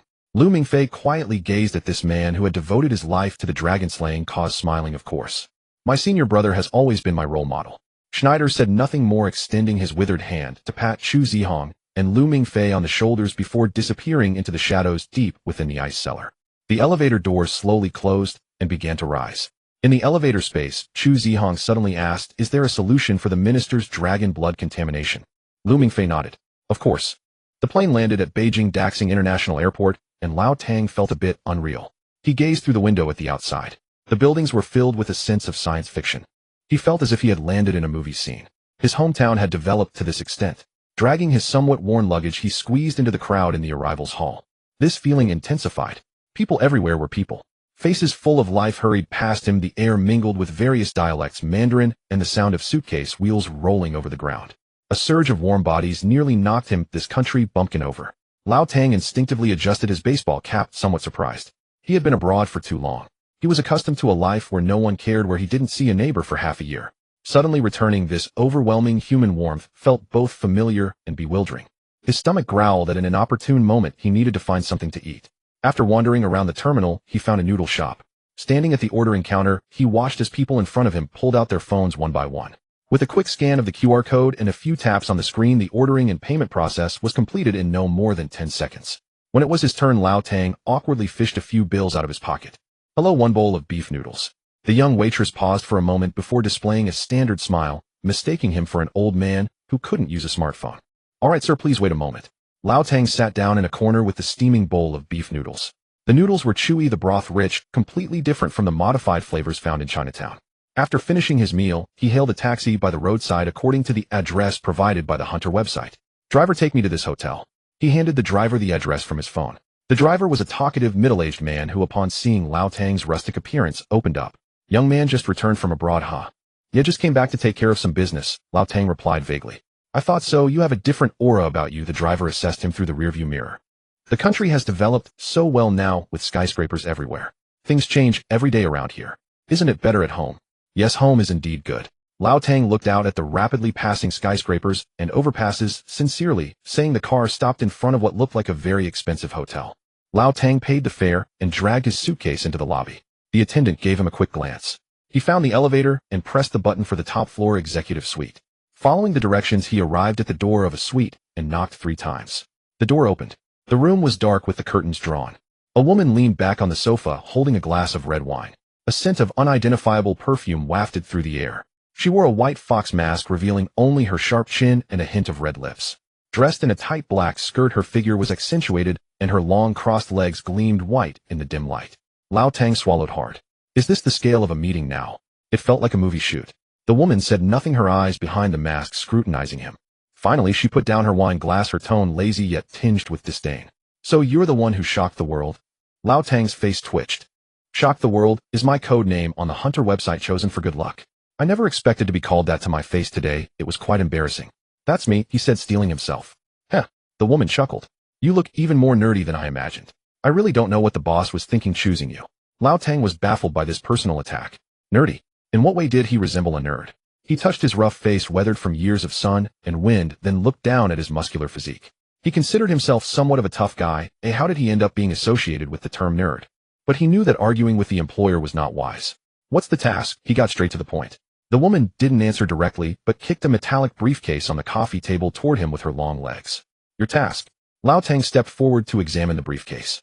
It was silver, very sturdy, with no markings whatsoever. "Carry this briefcase." The woman issued her instructions. "Wander near a school called Cassell Academy Preparatory Class, and remember, under no circumstances are you to open it. Until a specific girl notices you and begins to follow you, then you will lead her to the compound at the address I give you. That girl is very beautiful, unforgettable at first glance." Lao Tang frowned. This task sounded too strange. Carrying a briefcase as bait. Luring a girl. Doesn't this sound like kidnapping? He became alert. "Let me make it clear, I won't engage in any illegal activities. Especially not in my home country." The woman in the fox mask seemed to have heard the biggest joke, letting out an exaggerated scoff. "A fugitive mercenary talking to me about obeying the law. Are you out of your mind?" She stood up and walked in front of Lao Tang, looking down at him. $50,000, yes, $50,000. It really is $50,000. His heart raced, and his breathing became somewhat rapid. This amount was enough for him to buy a house in the countryside of New York and live comfortably for the rest of his life. But he still felt a tension in his heart. Money is good, but life is more important. The woman seemed to sense his hesitation as she pulled out a thick brown paper envelope from the cushion of the sofa and tossed it on the table. The task itself does not involve any violence, just luring. She said, "Here is $50,000 the deposit. You can check it right now." Lao Tang's gaze fell on the envelope. Its thickness indicated a substantial weight. His scale began to tip. He began calculating in his mind. $50,000 was already a significant sum. Why not? Just take the deposit. The task didn't sound like direct illegal activity, just being a lure. If things went awry midway, he could take the money and run, or report it to the police. That would be the least he could do. Don't think about taking the money and running. The woman in the fox mask seemed to see through his thoughts and coldly added, "We will monitor you throughout the process until the task is completed. If you dare to play tricks, you will bear the consequences." Lao Tang felt a chill run down his spine. He understood that for a task of this level they would definitely follow through. He took a deep breath, gritted his teeth, and made his decision. "All right, I'll do it." After saying that, he reached for the metal. The weight of the briefcase felt unusually heavy, and it carried a strange warmth as if it contained not inanimate objects, but a living being with body heat. The moment his fingers touched the metallic surface of the briefcase, a powerful and chaotic flow of information surged into his mind without warning. Shattered images, grand memories overwhelmed his consciousness. He saw, in the depths of the earth's molten lava, two ferocious bronze dragons wrestled and bit at each other in the raging flames. Each collision made the earth tremble, and each roar seemed to shake the heavens and the earth. He saw again. The flames of war spread from the dark depths of the earth to the majestic snow-capped peaks. The sky was dyed a desperate crimson, and the brothers' battle was unmatched, reducing everything in their path to ashes. It was a war that belonged to kings, lonely yet magnificent. In the end, all the images faded away. In a white, dreamlike space, a blurry figure of a boy stood there. He couldn't see the boy's face clearly, but he could feel the deep, unbreakable sadness and yearning emanating from him. The boy smiled and slowly opened his arms as if waiting for a long-lost embrace. "Hey, what are you daydreaming about?" An impatient reprimand pulled Lao Tang abruptly from the grand illusion. He came back to his senses and realized he was drenched in sweat, his heart racing, and his shirt soaked with cold sweat. He looked at the briefcase in his hand, his eyes filled with fear and confusion. What was that just now? A hallucination. Hold on to your things and remember your task. The woman in the fox mask had already put on her coat, her tone impatient. "I have already sent the school address and instructions to your task terminal. Don't mess this up for me." As she spoke, she walked toward the door in her high heels, still grumbling. "So annoying. Just arrived in Beijing and already heading to Tokyo. It's really treating me like a beast of burden. It'll wear out eventually." The door slammed shut. In the entire suite, only Lao Tang remained, along with the metallic briefcase in his hand, emanating a strange warmth. As dawn broke, old Tang appeared punctually at the gate of the Cassell Academy's preparatory class, carrying a heavy metal box. He had been wandering at the school gate with the box for 2 days now, resembling a street performing artist in America. The kind that seems utterly foolish. Who would believe that carrying a worn-out box at a high school gate could earn $50,000? It sounds unbelievable. He had already mapped out his patrol route from the security booth to the newsstand across the street. A full lap around the big locust tree at the entrance took exactly 5 minutes. The school security had already changed shifts 3 times. Their glances transformed from vigilance to sympathy, as if they were observing a madman. The uncle from the morning shift called out to him from afar. "Hey, they're out for a stroll again. The sun is nice today, just soaking it up for some calcium." Old Tang could only force a smile, continuing his monotonous patrol. By the morning, he felt utterly drained. He plopped down on the curb, resting the heavy box on his lap. Across from him stood the grand school gate. Cassell Academy Preparatory Class was prominently displayed in gilded letters. Suddenly a thought struck him. Is this the school where Mingming studies? He remembered it had a name starting with K. As this thought crossed his mind, his eyes brightened, finally establishing a connection with this strange place. He quickly pulled out his phone, opened a messaging app, and located a familiar profile. "Old Tang Mingming, what are you up to?" He expected to wait a long time, but to his surprise the reply came almost immediately. "Mingming, im in class. The teacher is lecturing on dragon slaying techniques, and I'm so bored I'm about to fall asleep." Old Tang chuckled. This guy sure knows how to brag. "Old Tang, dragon slaying. Your school teaches that. By the way, which university in America are you attending?" "I've forgotten the name of your school." "Mingming Cassell Academy." "You wouldn't know it anyway. It's a world-class dragon slaying program." "Sounds impressive, doesn't it?" "Cassell Academy. So it really is that school." "Old Tang, are there any special requirements to enter your school?" "Mingming, just consider it an ordinary university. It's just a place to pass time, pretty much what you think."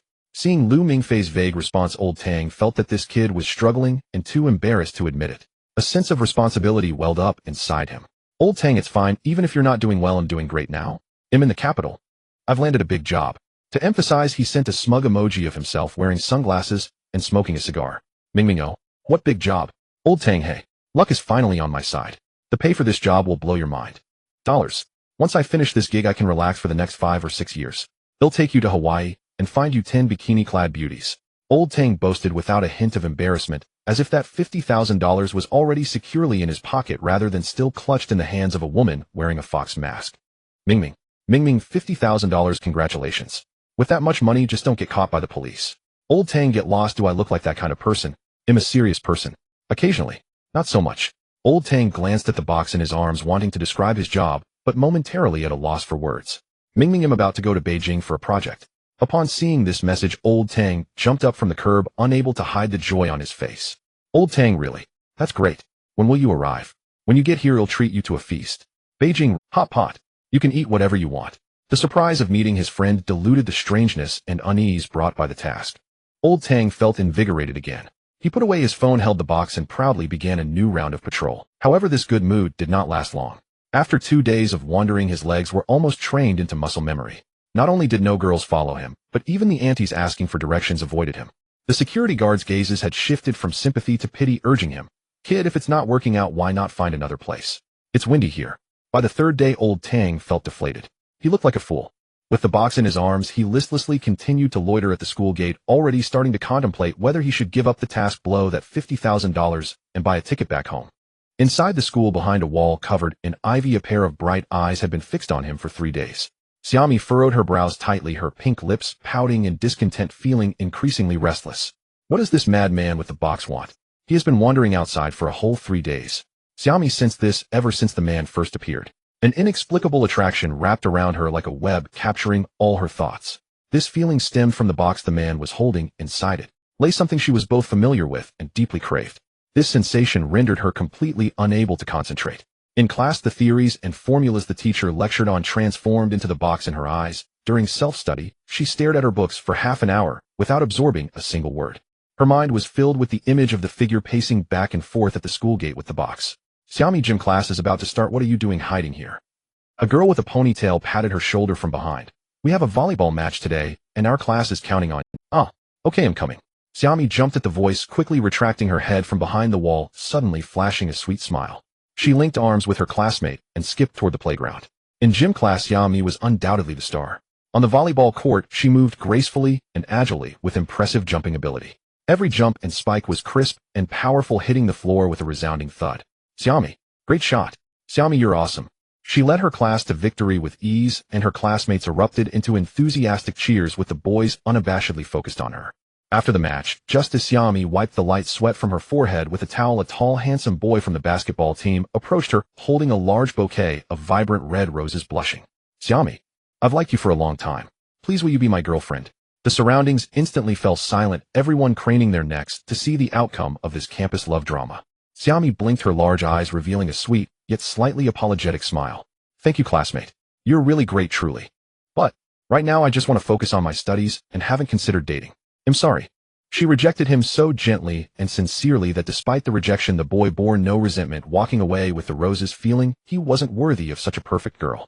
The surrounding classmates all sighed, wondering what kind of person could possibly be worthy of such a perfect girl like Xiaomi, who excelled in studies, sports, and character. However, as the crowd gradually dispersed, and Xiaomi walked alone toward the teaching building, the smile on her face faded little by little. Still restless, the familiar feeling from outside the school struck her again, clawing at her heart like a cat's paw, making her want to scream out loud. She fidgeted, scratching her ears and pulling her hair, wishing she could rush out of the school gate, seize the box, rip it open, and see what that strange thing was. No, she couldn't wait any longer. Xiaomi stopped in her tracks, a resolve flashing in her eyes. This feeling was too intense. It was seriously affecting her facade of calm in the human world.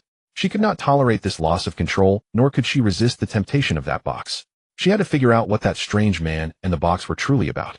Just halfway through the first class in the afternoon, Xiaomi raised her hand, covering her forehead, and with a pale face told the teacher she was suffering from a severe headache and wanted to leave class to rest at home.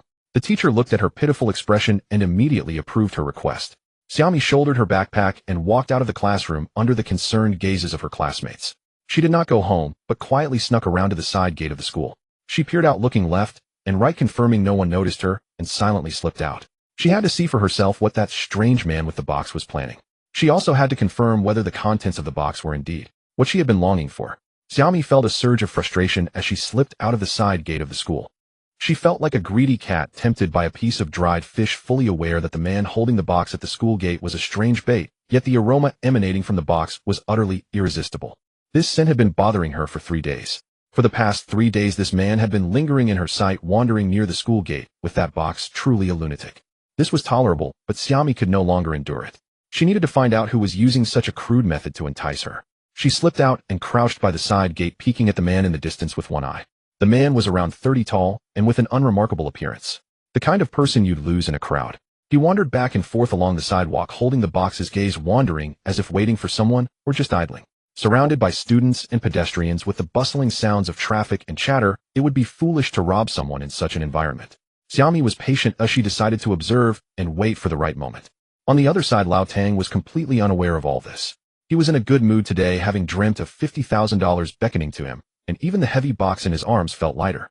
He had been pacing at the school gate for over an hour, and his legs were starting to ache. He decided it was foolish to keep circling. He would expand his patrol area and take a stroll elsewhere. The task given to him by the woman in the fox mask was to wait for a beautiful girl to follow him. But he couldn't just wait idly. What if the girl was absent today? Or what if she was directionally challenged and couldn't find the school? Lao Tang took the initiative to increase the chances of an accidental encounter. He held the box, assessed the direction, and began walking towards the bustling commercial street. Just as he left, Xiaomi darted out from behind the wall. A shadow silently followed him, maintaining a distance of 50 meters, neither too far nor too close. This distance allowed her to see his movements clearly without exposing herself in the crowd. She concealed herself among the throngs of people, using roadside billboards, bus stands, and hurried pedestrians as cover.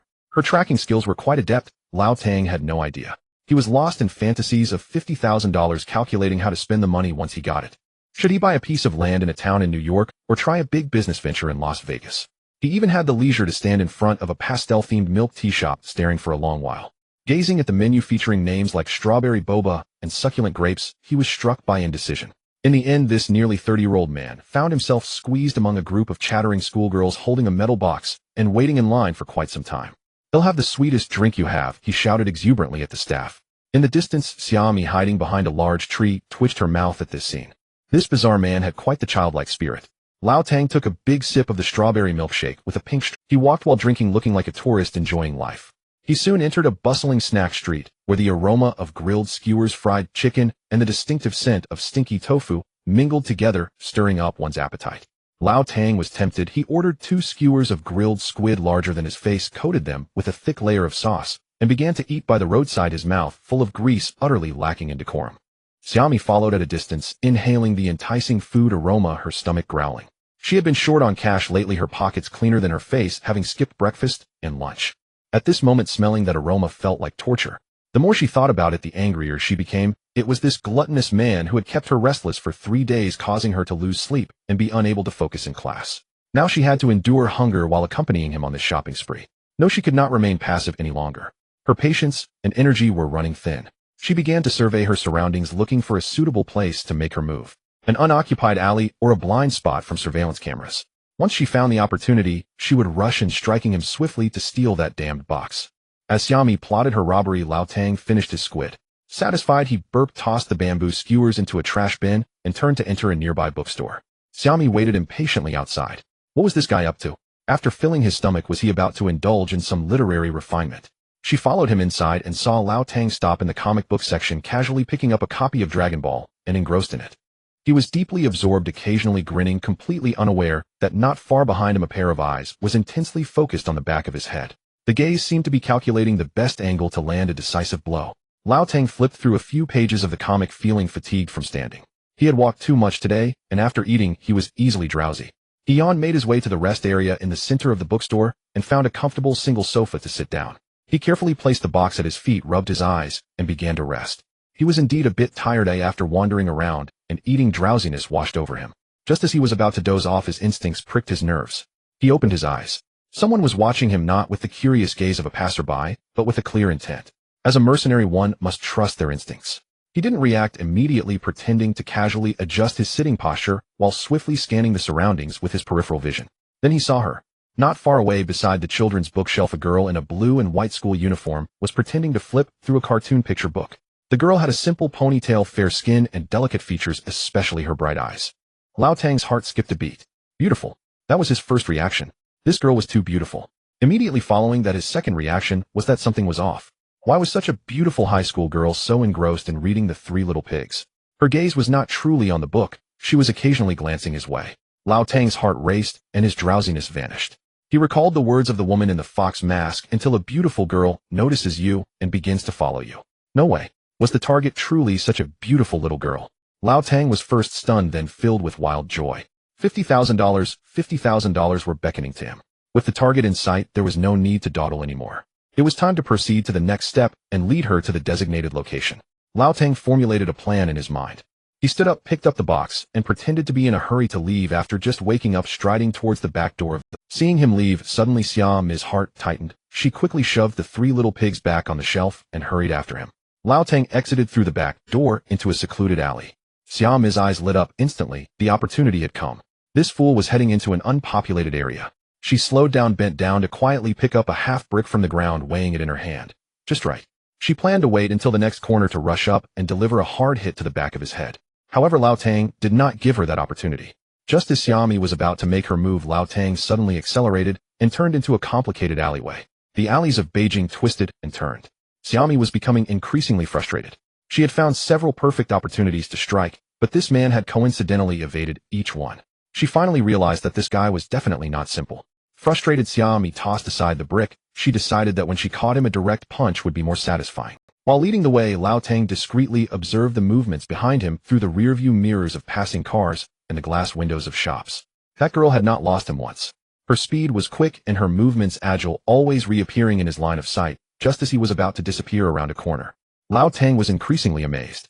This was not a skill set typical for an ordinary high school girl. It seemed that $50,000 would not be so easy to obtain. No longer hesitating, he focused all his energy and directly ran towards the address of the family courtyard mentioned in the task information. Since the other party was so good at following, he would lead her to the destination. However, Xiaomi, trailing behind, felt increasingly uneasy. Her attention shifted from the man in front to the surrounding environment. Why did this road feel so familiar? The grocery store at that corner had a sleepy old man as the owner, and she used to go there often to buy popsicles for 50 cents each. That crooked old locust tree by the roadside was where she had once searched for bird nests. An anxious feeling spread rapidly in Xiaomi's heart. Where on earth was this strange man headed? Finally, Lao Tang stopped at the entrance of a rather ordinary and somewhat dilapidated family courtyard. He turned back and smiled towards the empty alleyway. Then, holding the box, he pushed open the iron gate and walked inside. Xiaomi, hiding around the corner, was completely stunned, her mind blank. That courtyard was all too familiar to her. Because this was her home.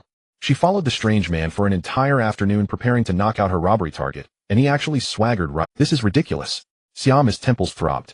This is so absurd that even a third-rate comedy wouldn't dare to concoct such a plot. Is she a dumb protagonist being manipulated by the screenwriter? The yard gate creaked. Should she rush in and confront that person, or take out her phone and dial 110? She forced herself to calm down. Call the police. The thought flickered in her mind for a second before being snuffed out. What would she say? Hello, police. A strange man entered my house carrying a silver box that I want. Come and catch him and give me the box. If she said that, she would probably be the one to enter first. Before knowing what that strange man intended to do, the best course of action was to wait and see. Xiaomi didn't use the front door. She circled around to the side of the yard beneath the mottled red brick wall, took a few steps back, and crouched down. She took a run and jumped. Her body felt weightless as she vaulted over the 2-meter-tall wall, landing without a sound. Footsteps approached. The man was going upstairs. The stairs were old wooden ones, creaking at the slightest touch of the handrail, a sound she heard every day. But today it was especially grating. She pressed against the wall, stifling all noise, and followed him. The man reached the top floor and stopped in front of a peeling iron door at the end of the corridor. The door still bore the faded character for good fortune from last year's New Year. That was her home's door. The top floor only had her residence. Lao Tang stood at the door, exhaling deeply. He finally arrived at his destination. This job was exhausting, and his legs felt almost numb. He placed the box on the ground, shook his aching arms, and raised his hand to knock on the door. His hand hadn't even risen. A chill ran down his neck. Turning his head, he saw a hand resting on him. The hand looked slender, fair, and delicately manicured, posing no threat. But in the next moment, a terrifying force surged forth. Lao Tang's neck cracked audibly, as if it could snap at any moment. He wanted to fight back. Counterattacking was instinctual, throws, elbow strikes. He had dozens of ways to escape the grip. But just as these tactical thoughts emerged in his mind, the increased pressure on his neck extinguished them completely.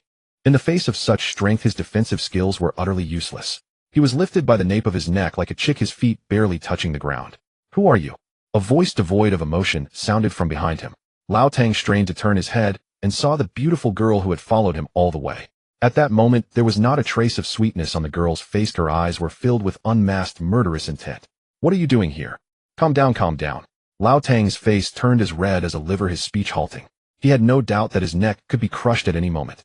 Let's talk this out. Please don't resort to violence. I was just passing by. Yes, just passing by. I didn't do anything. I'm a good person. A law-abiding citizen. He started rambling, throwing out every word he could think of. I have an elderly mother to support, and below me, I have a child waiting to be fed. I just came out to earn some hard-earned cash to support my family. Oh, I'm definitely not a bad person. You must have mistaken me for someone else. Xiaomi was skeptical. She didn't ease her grip, but pointed to the door behind him with her other hand, her tone icy. You came to my doorstep and claimed to be a good person. Lao Tang's mind buzzed. He widened his eyes looking at Xiaomi, and then at the door. Is this your house? Of course. Xiaomi's grip suddenly tightened. Lao Tang's vision darkened as the feeling of suffocation washed over him. Now tell me your purpose. Otherwise I'll strangle you right here. My mission, Lao Tang managed to squeeze out a few words, was to lure you out. Lure me out. Xiaomi's pupils contracted. Had she been exposed? Who was it? Cassell Academy. Or those of her kind lurking in the shadows of the world? How did they discover her? Was this man just a pawn? Countless thoughts flashed through her mind, and her already agitated mood became even more chaotic. She slightly loosened her grip, allowing Lao Tang a chance to breathe. What was the purpose of luring me out? She pressed. Who sent you? Lao Tang gasped for air, feeling as if he had just escaped the gates of hell. The delicate girl before him had strength like that of an elephant, and he inwardly lamented. This was no $50,000 mission. This was a life-threatening mission worth 50,000 ghost coins. I don't know. Lao Tang almost cried. My task was just to lure you here. What to do next, I have no idea. The person who sent me was wearing a fox mask, and she was a woman. I don't know who she is. Xiaomi scrutinized Lao Tang's expression. His eyes were filled with terror and confusion, not resembling a liar. A mere pawn responsible for baiting. Were there others waiting for her? Xiaomi asked a few more questions about the meetup details and the woman's characteristics. But other than curvaceous tall fox mask, Lao Tang could provide no useful information. By the end, Xiaomi, growing impatient, kicked his calf a few times. Such useless trash, and you still dare to call yourself a mercenary? Oh, what a disgrace. Lao Tang grimaced in pain, not daring to fight back. Xiaomi stared at him, but his bloodline resonated strangely. Although this man was weak beyond belief, the bloodline within him seemed unusual. It gave her an illusion of being somewhat similar. Something was off. Regardless, now that she was home, it didn't matter who sent him. She would drag him inside, tie him to a chair, and interrogate him thoroughly. Something was off.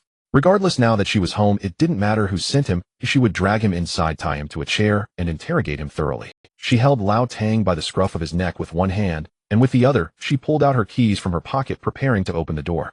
She inserted the key into the lock, and before she even turned it, she simply pushed the door gently. The door creaked open. Not locked. How strange. She distinctly remembered locking the door when she left in the morning. A sense of foreboding enveloped her heart. She didn't have time to think further. Dragging the still bewildered Lao Tang, she forcefully burst open the door. What she saw would be etched in her memory forever. In her room, two men sat side by side on her bed, which was covered with a white sheet. They were relaxed. One man wore a smile that suggested he was enjoying the show, watching her at the door. Xiaomi's brain crashed in that instant. Two unfamiliar men had intruded into her private space, sitting on her bed. One of them was dressed casually and looked ordinary, but his smile was infuriating. The other. Xiaomi's eyes widened suddenly. It was a stern-faced young man dressed in a well-fitted black trench coat, his demeanor sharp like a drawn sword. Chu Zihong. How could he be here? Sitting on her bed. Am I dreaming? Or is it the way I entered today that Xiaomi was questioning her life choices? The infuriatingly smiling man spoke up. He waved at her, as if greeting an old friend. Hi Xiaomi, junior sister, you're back? Quickly let Lao Tang go, don't choke him. If you do, he'll pass out. We're all on the same. Meanwhile, Chu Zihong was experiencing a tsunami of emotions within. He had envisioned their reunion 100 times around a corner at the academy or in a restaurant in Beijing. He imagined casually saying long time no see in the most bland tone possible. He had rehearsed countless opening lines ranging from how have you been to nice weather today. But when the door pushed open and the figure he had dreamed of day and night truly appeared, everything he had prepared got stuck in his throat, and not a word could escape. His hands rested on his knees, unconsciously rubbing them. He wanted to raise a hand to greet her like Lu Mingfei, but his hand felt as heavy as 1,000 pounds. He could only watch her face filled with shock, anger, and confusion. 1,000 words turned into the complexity and guilt reflected in his eyes. Lao Tang, hearing the familiar voice, was moved to tears. He struggled to turn his head, finally seeing the face on the bed, letting out a cry of survival. Ming Ming, Ming Ming, help! Quickly tell this girl that I am your friend. She's too strong, as someone might get killed. Xiaomi felt a bit dizzy from the overwhelming amount of information. This infuriating man is named Ming, a friend of the mercenary Lao Tang. Chu Zihong and Lu Mingfei sitting together means they are in the same faction. So is Chu Zihong also a friend of that mercenary? How is this possible? Therefore the true relationship is that Ming is Lao Tang's friend, and Chu Zihong is brought by Lu Mingfei. A setup, an enormous conspiracy aimed at her. She slammed the door shut with a bang and locked it. The room's light dimmed. She released her grip on Lao Tang, who immediately collapsed to the floor like a puddle of mud, coughing violently. Xiaomi stepped into the room, her expression dark. She declared, I need an explanation. An explanation that satisfies me. Lu Mingfei watched Xiaomi tense up, sword drawn, and his smile widened. Whoa, junior sister, calm down, calm down. Don't start shouting about killing and fighting the moment you open your mouth. We're not villains. As he spoke, he sauntered 2 steps closer with a mischievous grin, utterly ignoring the lethal aura radiating. We're here to deliver warmth to the community. And look, we've even brought you a long-lost relative. With that, he bent down and lifted Lao Tang, who lay slumped on the floor like a sack of wet clay, and brushed the dust from his clothes. Actually, by bloodline, he is your kin. We went to extraordinary lengths to locate him, and escorted him across thousands of miles just for this reunion. Moved. Delighted. Lao Tang had barely caught his breath when those words struck him like thunder from a clear sky, nearly sending him into another faint. Relative? My God, what kind of absurdity is this? Is he trying to get me killed faster? Right now, all he wanted was to put as much distance as possible between himself and this stunning, yet monstrously strong young woman. He struggled desperately to break free from Lu Mingfei's grip. Ming, stop joking. Explain quickly. Lu Mingfei whispered softly in his ear, don't speak. Just lie still. Lao Tang fell silent. Though 1,000 questions churned in his mind, his body obeyed instinctively, leaning limply against Lu Mingfei, feigning frailty and innocence. Xiaomi's gaze turned glacial. This grinning fellow, was his mind truly intact? Let me repeat myself once more, give me an explanation. Her voice was frost itself.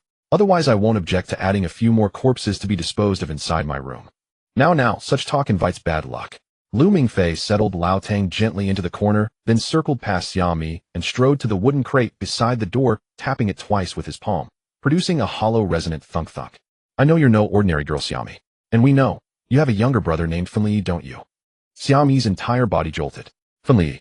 Who is this man? How could they possibly know of Finli's existence? Her murderous intent surged instantly, genuine, unyielding death will. The room's temperature plummeted. Who are you really? Meanwhile, Chu Zihong sat motionless on the bed, silent from beginning to end. Lu Mingfei observed Xiaomi's reaction and knew the moment had ripened. Push further, and she might truly overturn the table.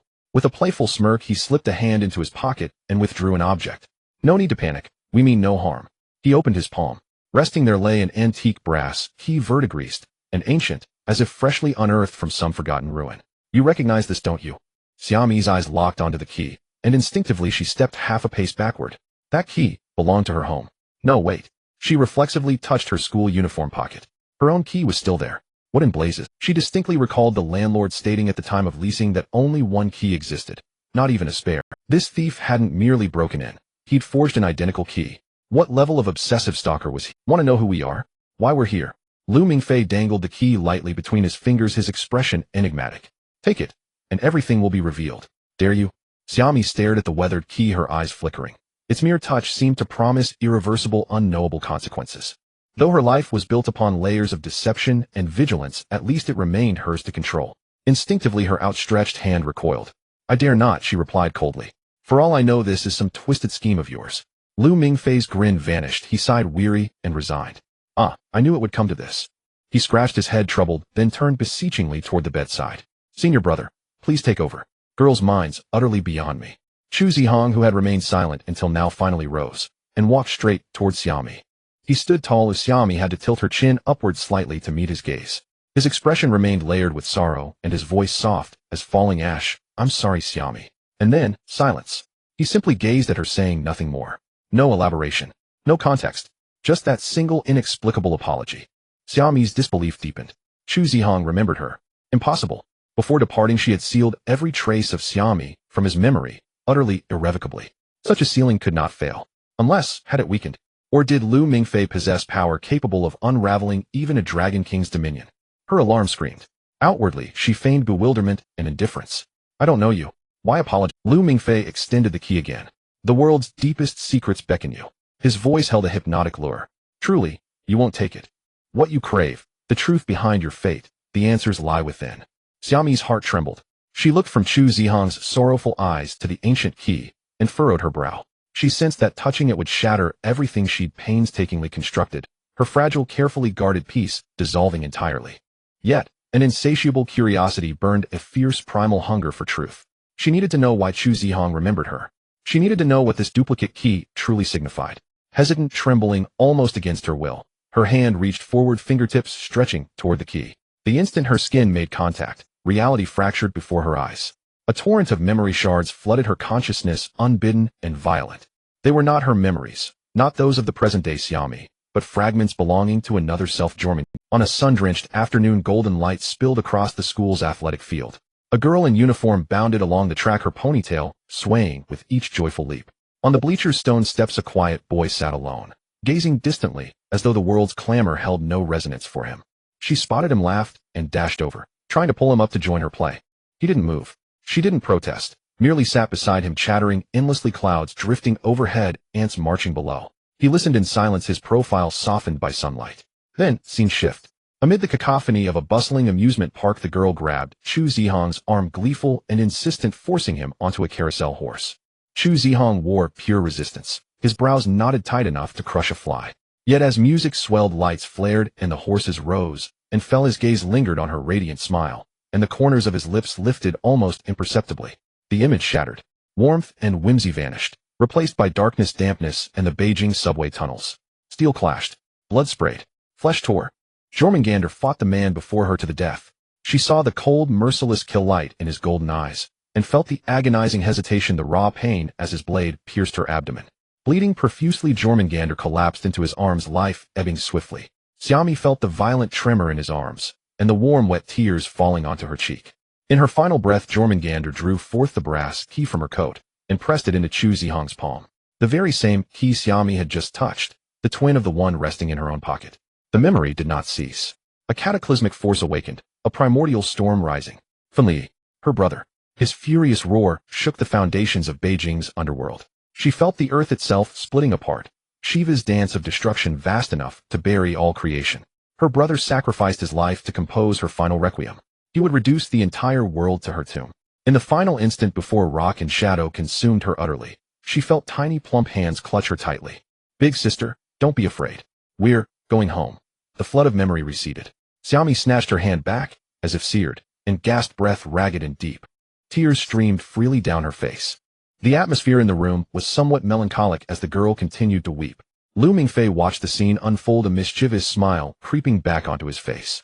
He nudged Chu Zihong beside him with his elbow, winking and whispering, "Senior brother, look, junior sister Xiaomi is crying, you should comfort her. Girls cry and boys should take the initiative." Chu Zihong gazed at the tears on Xiaomi's face, feeling a pang in his heart. Comfort her? How to comfort her? He fumbled around himself in a panic, finally pulling out an unopened pack of tissues from his pocket, clumsily tearing it open and cautiously handing one to Xiaomi. His lips moved as if he wanted to say something like "don't cry" or "wipe your tears," but he couldn't muster any words, only holding out the tissue. Xiaomi did not take the tissue. She raised her head, her red eyes fixed intently on the two men before her. The sadness in her gaze faded, replaced by a raging fury. "You two bastards." She cursed, her voice laced with tears. "I will kill you." She charged at Lu Mingfei, who was. Lu Mingfei seemed to have anticipated this, standing his ground, and even spreading his arms wide open. Xiaomi's fists fell like rain upon his chest and shoulders. "Bastard! Bastard! Bastard!" she shouted as she hit him, her tears flowing even more fiercely. Her fists looked fierce, but when they landed on Lu Mingfei it felt more like a soft outburst rather than a beating. "You were so powerful. You could have saved me. Why did I have to die so tragically? Why? Why were you? You were just a useless loser. You couldn't do anything, couldn't change anything." She seemed to see far more in the torrent of those memories than just her own death. She saw this man helpless time and again, filled with regret over and over. You couldn't even protect your closest. You couldn't protect your junior sister. You couldn't save the girl you liked. You couldn't protect your senior brother. You watched him die in front of you again and again. "Lu Mingfei, tell me, what did you do?" Her fists gradually came to a halt, and she clutched Lu Mingfei's collar, her voice choked with despair. Lu Mingfei allowed her to hit him, allowed her to question him. He gently patted Xiaomi on the back. "Yes," he said softly, "in the past, I couldn't save anyone. I was utterly useless. That's why I came back." Xiaomi's body trembled. She heard Lu Mingfei's calm and resolute voice above her. "I came back to save you all." Xiaomi slowly raised her head, her eyes reddening. She stopped hitting him and released her grip on his collar. Lu Mingfei looked at her and immediately returned to his teasing demeanor, pointing at Chu Zihong, beside him, starting to deflect. Hey, junior sister, why are you hitting me? I never laid a hand on you. If there's a grudge, take it up with the one who caused it. It was your senior brother. Go hit him, go hit him. He'll hold him down, I promise he won't fight back. Xiaomi's gaze immediately shifted to Chu Zihong.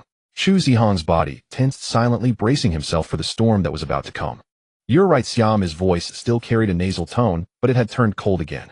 Of course I want revenge. She walked up to Chu Zihong step by step, pointing fiercely at his shoulder. Lift your arm up and roll up your sleeves. Without hesitation, Chu Zihong immediately complied. He extended his left arm, rolling up the sleeves of his coat and shirt above his elbows, revealing his solid forearm. He asked seriously, do you need me to wash it first? Xiaomi huffed angrily at his ill-timed question. She did not answer. Instead, she suddenly lowered her head and opened her mouth, biting down ruthlessly on his forearm. She clearly liked him so much.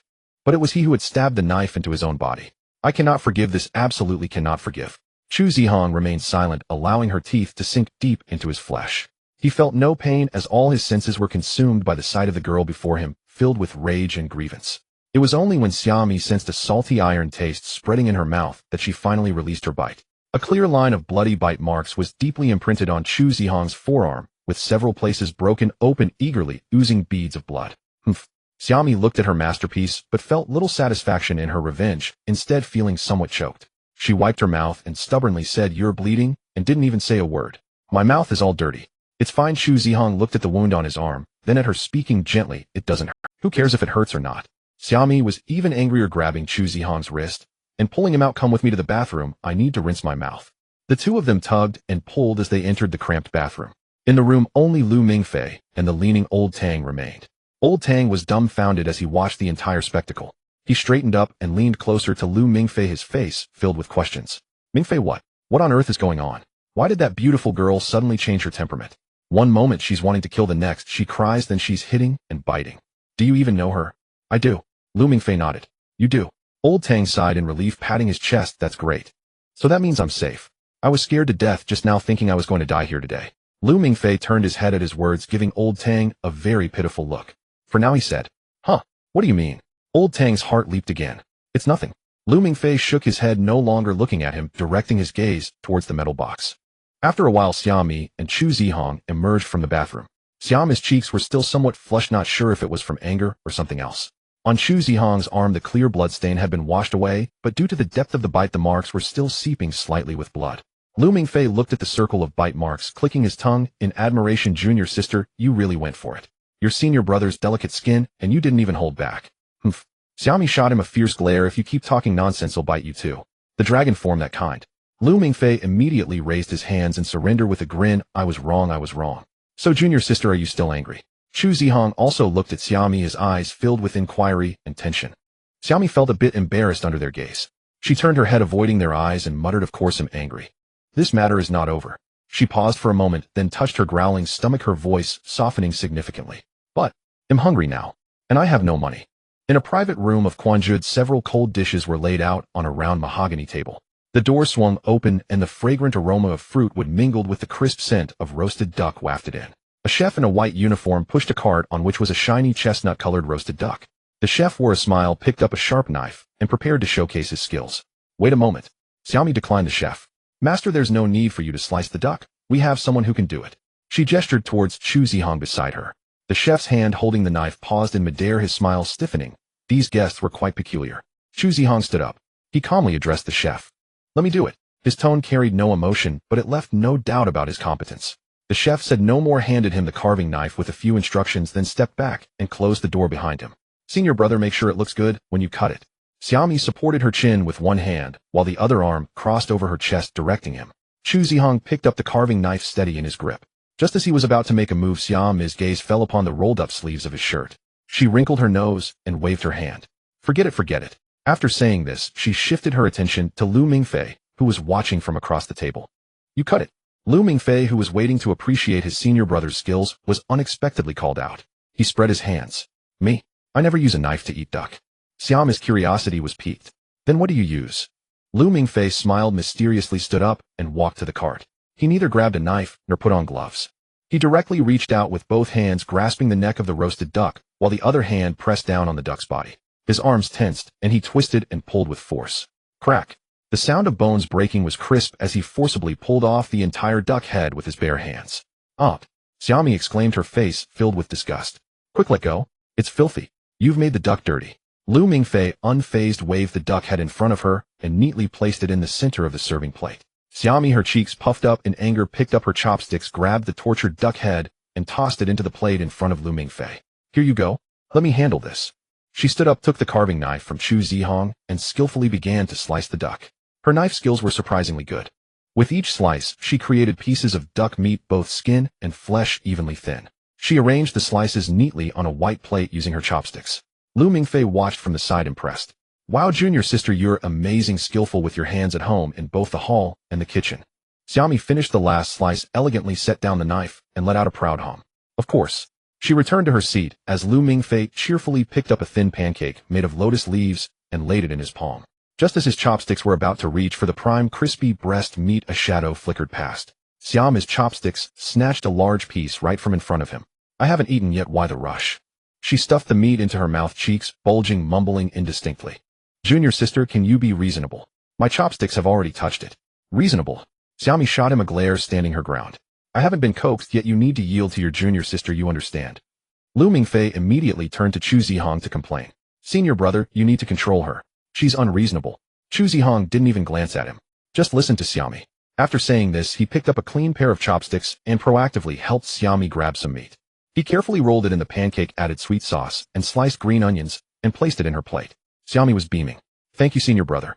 Chu Zihong paused in his actions. He hadn't heard that term in a long time, especially coming with such a bright smile. It felt like a lifetime ago. While he was lost in thought, Xiaomi finished the first duck roll she had wrapped, then pointed to another dish with her chopsticks. I want to eat that braised pork. Chu Zihong snapped back to reality and nodded. All right. He picked up a piece of pork belly and placed it in her bowl. Xiaomi promptly picked it up and devoured it. Looking up, she noticed Lu Mingfei looking at her with his arms crossed, wearing a teasing smile. His eyes conveyed a single meaning, flirtation.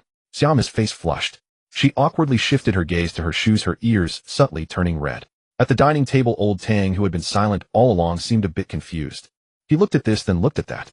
This girl and the seemingly cold senior brother had an unusual relationship.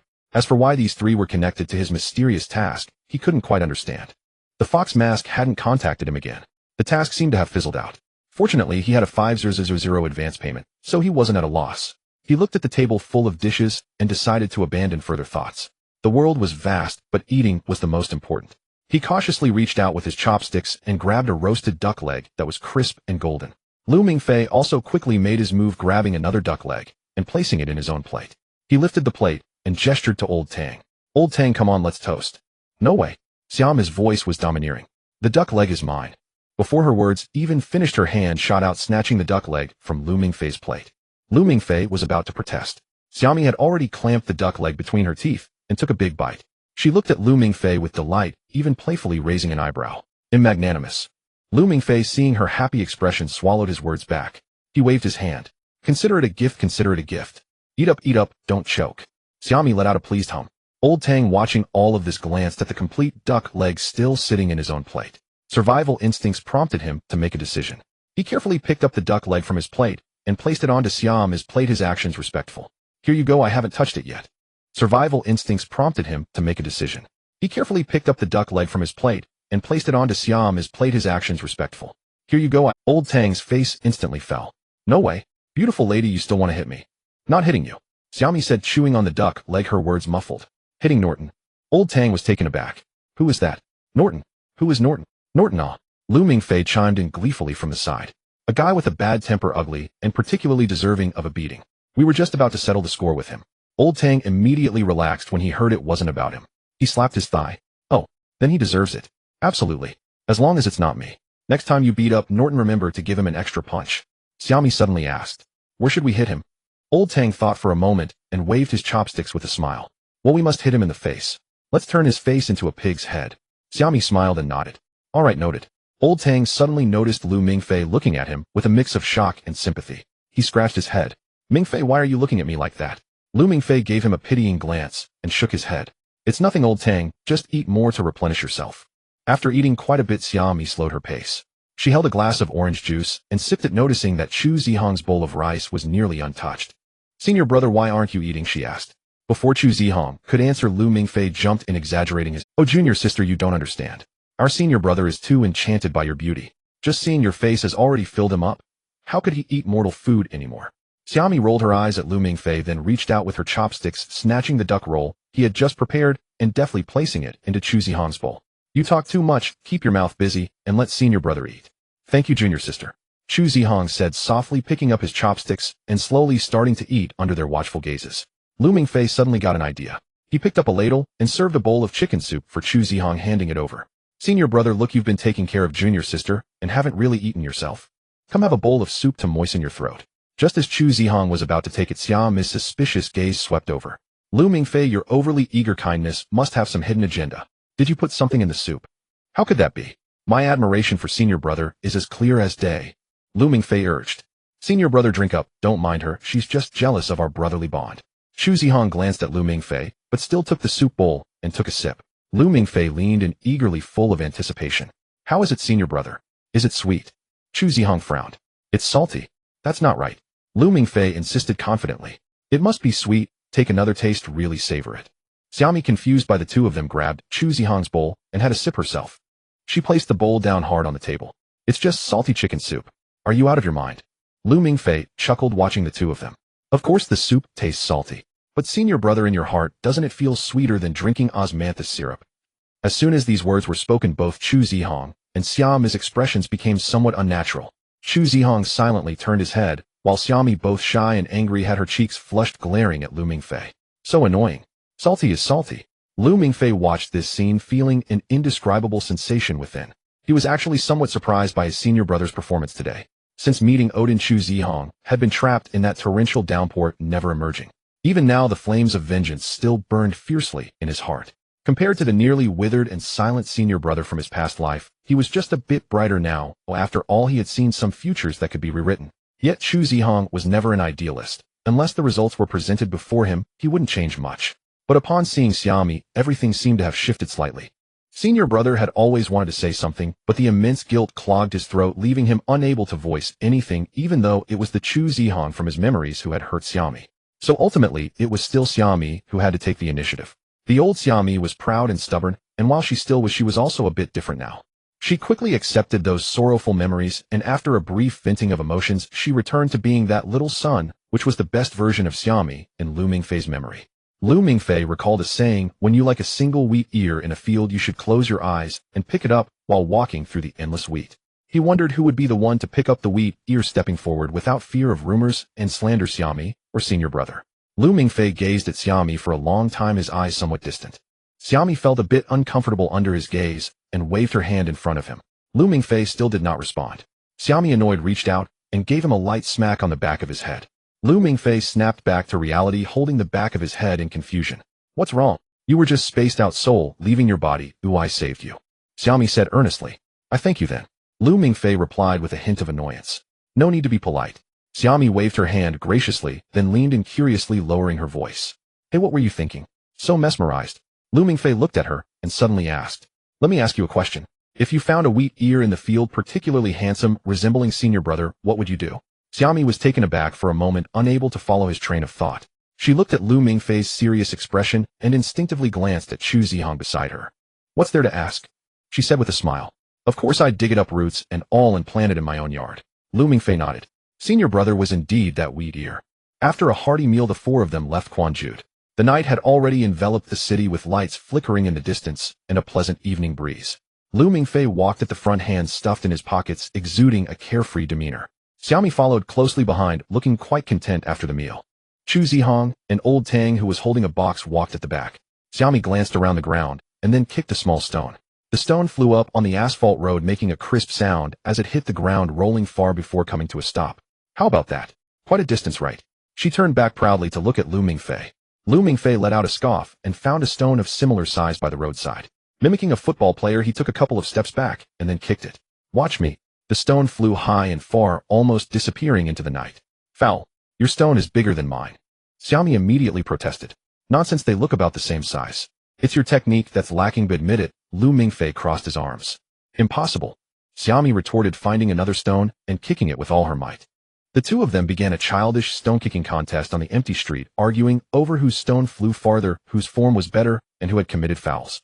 Chu Zihong, trailing behind, watched the two, bickering ahead, the corners of his mouth curling up slightly, revealing a faint smile. Old Tang caught a glimpse of this expression and gaped in surprise. This man, who had seemed expressionless throughout, actually smiled. However, the smile was a bit stiff, resembling a forced grin. Perhaps sensing the gaze upon him, Chu Zihong's smile vanished, instantly reverting to his usual expressionless demeanor. He glanced at Old Tang faintly. Old Tang quickly averted his gaze, pretending to be focused on holding the box. The playful competition ahead came to a temporary halt as Xia Mi caught up to Lu Mingfei, walking side by side. She glanced at the box Old Tang was holding and suddenly spoke up. "Hey, is it Constantine inside the box?" Lu Mingfei nodded. "Yes, specifically to lure you and Norton into action." "How did you get it?" Xiaomi asked. "I retrieved it from the Bronze City with my senior brother," Lu Mingfei said casually. Xiaomi fell silent for a few seconds, then asked, "Can you be sure that Norton will act according to your plans?" Lu Mingfei replied firmly, "Of course he has no choice." Xiaomi slowed her pace, looking down at her shoelaces, her voice soft as she asked, "And me? Do I have a choice this time? If I get scared and do nothing, just hide with Finner, will you give me the option to hide?" Lu Mingfei stopped in his tracks, turned to look at her, and said earnestly, "Of course. You can choose freely, do anything you want." Xiaomi raised her head, her eyes shimmering with tears, her voice small and fragile. "What if I get hurt again like in my memories? Will you and senior brother protect me?" Lu Mingfei was taken aback. "In those memories I saw myself stabbed with a knife." Xiaomi lowered her head, her voice trembling. "It seemed really painful. Ooh, I feel a bit sad." Her voice grew quieter, almost a whisper. The Xiaomi in those memories was actually very happy. She could go to university, sneakily sleep in class, argue over trivial matters, and she had a long time of freedom in the academy. That was a very happy life, filled with sunshine and noise, surrounded by many companions. She almost forgot but Fenrir. He had nothing. Xiaomi's voice dropped again, filled with sadness. He was lonely and timid, knowing nothing, like a foolish child. He was locked away in a dark and cold place. The only thing he could do every day was wait for me. Wait for me to return and bring him lots of delicious food. He waited for so long, so long. Her voice started to choke in the end. He waited for my corpse. He saw me die. He didn't want to live anymore. Xiaomi could no longer continue, large tears rolling down her cheeks as she silently wiped them away. The human life of Emir's children was a drama performed for Xiaomi. Though the ending was tragic, the process was joyful, and Xiaomi immersed herself in it, forgetting who she was. When the one she loved most pierced her chest with a knife, Xiaomi's deepest sorrow was not in dying. In her grand play, someone had to draw the curtain. She just didn't expect it to be Chu Zihong. But Fenrir knew nothing, waiting for so many years only to receive the news of his sister's death. Fenrir did not understand what had happened and died alongside Xiaomi. The brother who had accompanied her for countless years was gone. Xiaomi could never let go. "Senior brother, tissue. Xiaomi is crying." Lu Mingfei was momentarily flustered. Chu Zihong quickly walked over. Xiaomi hastily wiped her tears with the back of her hand, defiantly raising her head. "It's too windy, it blew into my eyes." Chu Zihong said nothing, extending his hand to gently wipe the lingering tear stains on her cheek, his movements tender. "Yeah," he said softly, "the wind is a bit strong." Lu Mingfei stepped forward, sighed. "Both senior brother and I will protect you. Don't cry, you'll look ugly when you cry." Xiaomi's emotions were quick to rise and fall, and upon hearing this, she immediately shot Lu Mingfei a glare, retorting nasally, "You're the one who looks ugly when you cry." She seemed to recall something, adopting a disdainful expression. "I saw you cry many times in my memories. I died so tragically in my last life, and you couldn't help it all. I could count how many times you cried. It seems like 2 hands wouldn't be enough." Lu Mingfei stopped in his tracks, as if someone had stepped on his tail. "Why do you remember that?" "Because you cried," Xiaomi said with righteous indignation. "You're talking nonsense." Lu Mingfei countered. "You looked ugly when you were crying just now." "Impossible." Xiaomi immediately denied. "A bow tie's tears are not considered ugly. That's called pear blossoms bathed in rain, do you understand?" "It's still ugly," Lu Mingfei insisted. Xiaomi, too lazy to argue with him, turned her head and once again grasped Chu Zihong's arm, looking up and asking, "Senior brother, did I look ugly when I was crying just now?" Chu Zihong looked at her, eyes still slightly bloodshot, and silently shook his head. Xiaomi immediately turned around, proudly lifting her chin towards Lu Mingfei. "See, I told you, you're the one who looked ugly when you cried." Lu Mingfei opened his mouth, speechless. After passing another intersection, Lu Mingfei stopped. "All right, enough teasing. Let's go deal with Norton first." "Where to?" Xiaomi asked. Lu Mingfei's gaze shifted to the ground. "To your house. And also let's show old Tang the truth of the world." He smiled. "I'm curious what Norton will feel when he wakes up and sees 2 dragons in front of him." "Wait a minute." Old Tang, who had been silent, finally couldn't help but speak up. "Did I just hear you mention me? Where are we going?" Lu Mingfei pointed at Xiaomi, "To her house for the night." Old Tang was completely stunned. He looked at Xiaomi, then at Lu Mingfei, and finally directed a pleading gaze at the seemingly most reliable Chu Zihong. Chu Zihong nodded at him, confirming that Lu Mingfei was stating the facts.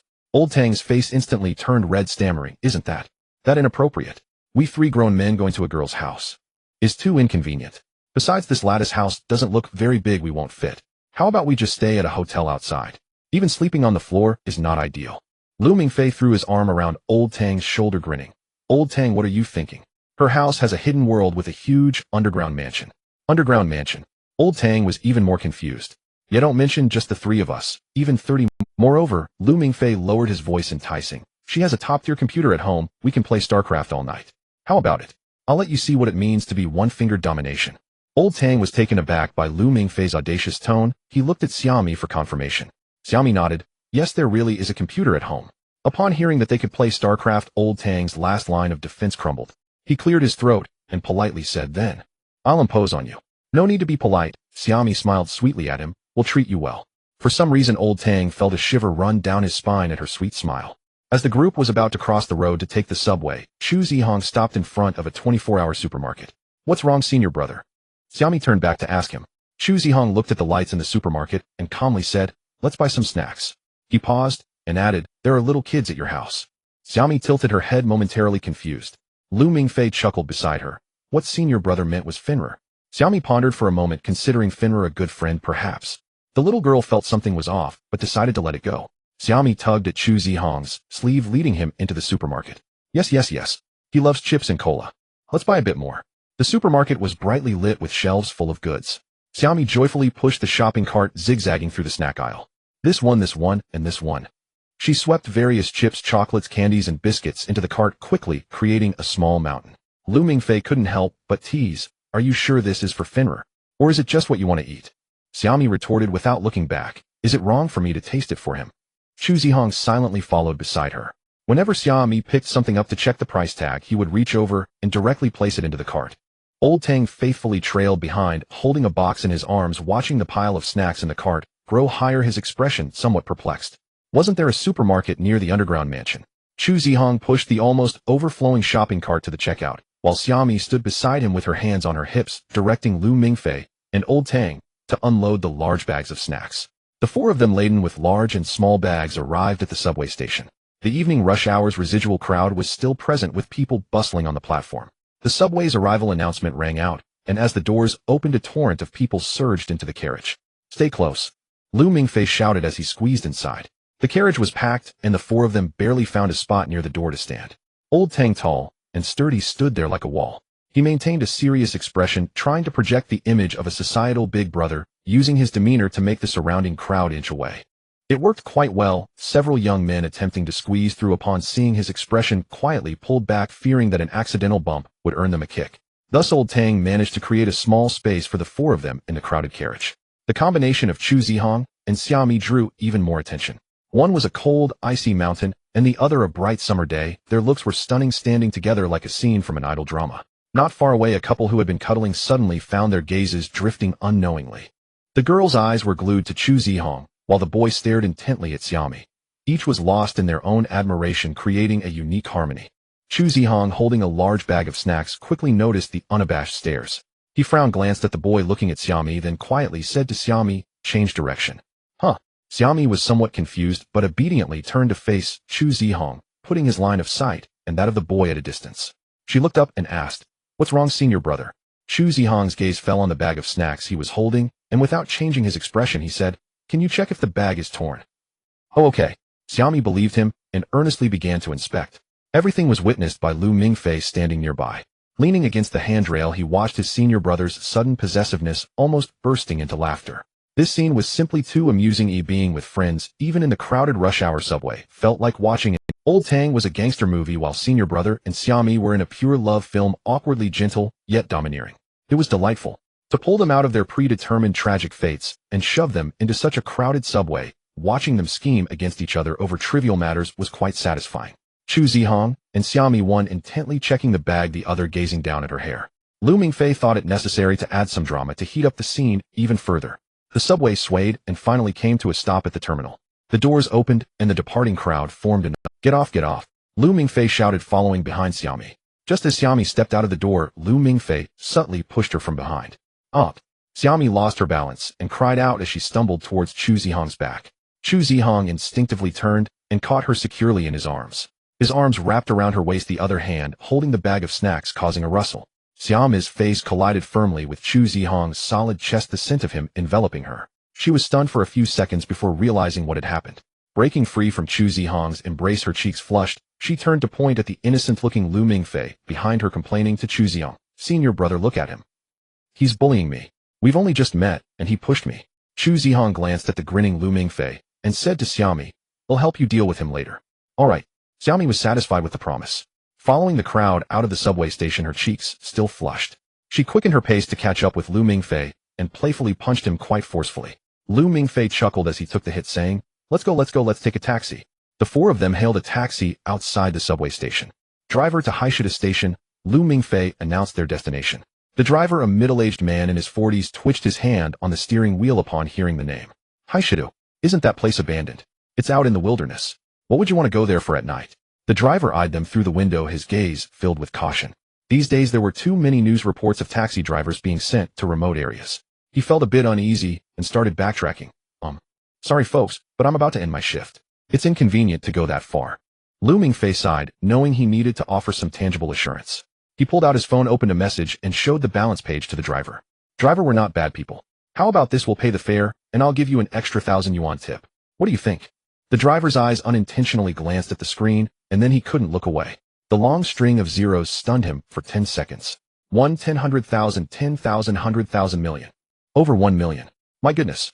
In this day and age, while millionaires were starting to become common, who would keep over 1 million in cash in a checking account? What kind of family background is this? The driver's attitude did a complete 180. The caution on his face was replaced by eager flattery as he swiftly jumped out of the car to personally open the back door for them. "Oh, it turns out to be esteemed guests. Look at me not recognizing a great mountain. I calculated earlier that today a noble person would assist me, and it seems I was right. Please get in. Don't mention Haishido. If you need to go to the moon, as long as my car can reach, I'll take you there." The driver's mind was racing with calculations. These days a brand new modern car is just over 100,000, and the money on this young man's phone could buy 10 of them. With such financial power, why would he need to rob him of a few hundred? Absolutely safe. Lu Mingfei put away his phone, marveling at the driver's rapid change of heart. The money for renting Norton Hall for half a year plus what he earned from his stir in the forum totaled up to $15,000, which converted to about 1,300,000 yuan. Xiaomi, sitting next to Lu Mingfei, also caught sight of that astonishing number.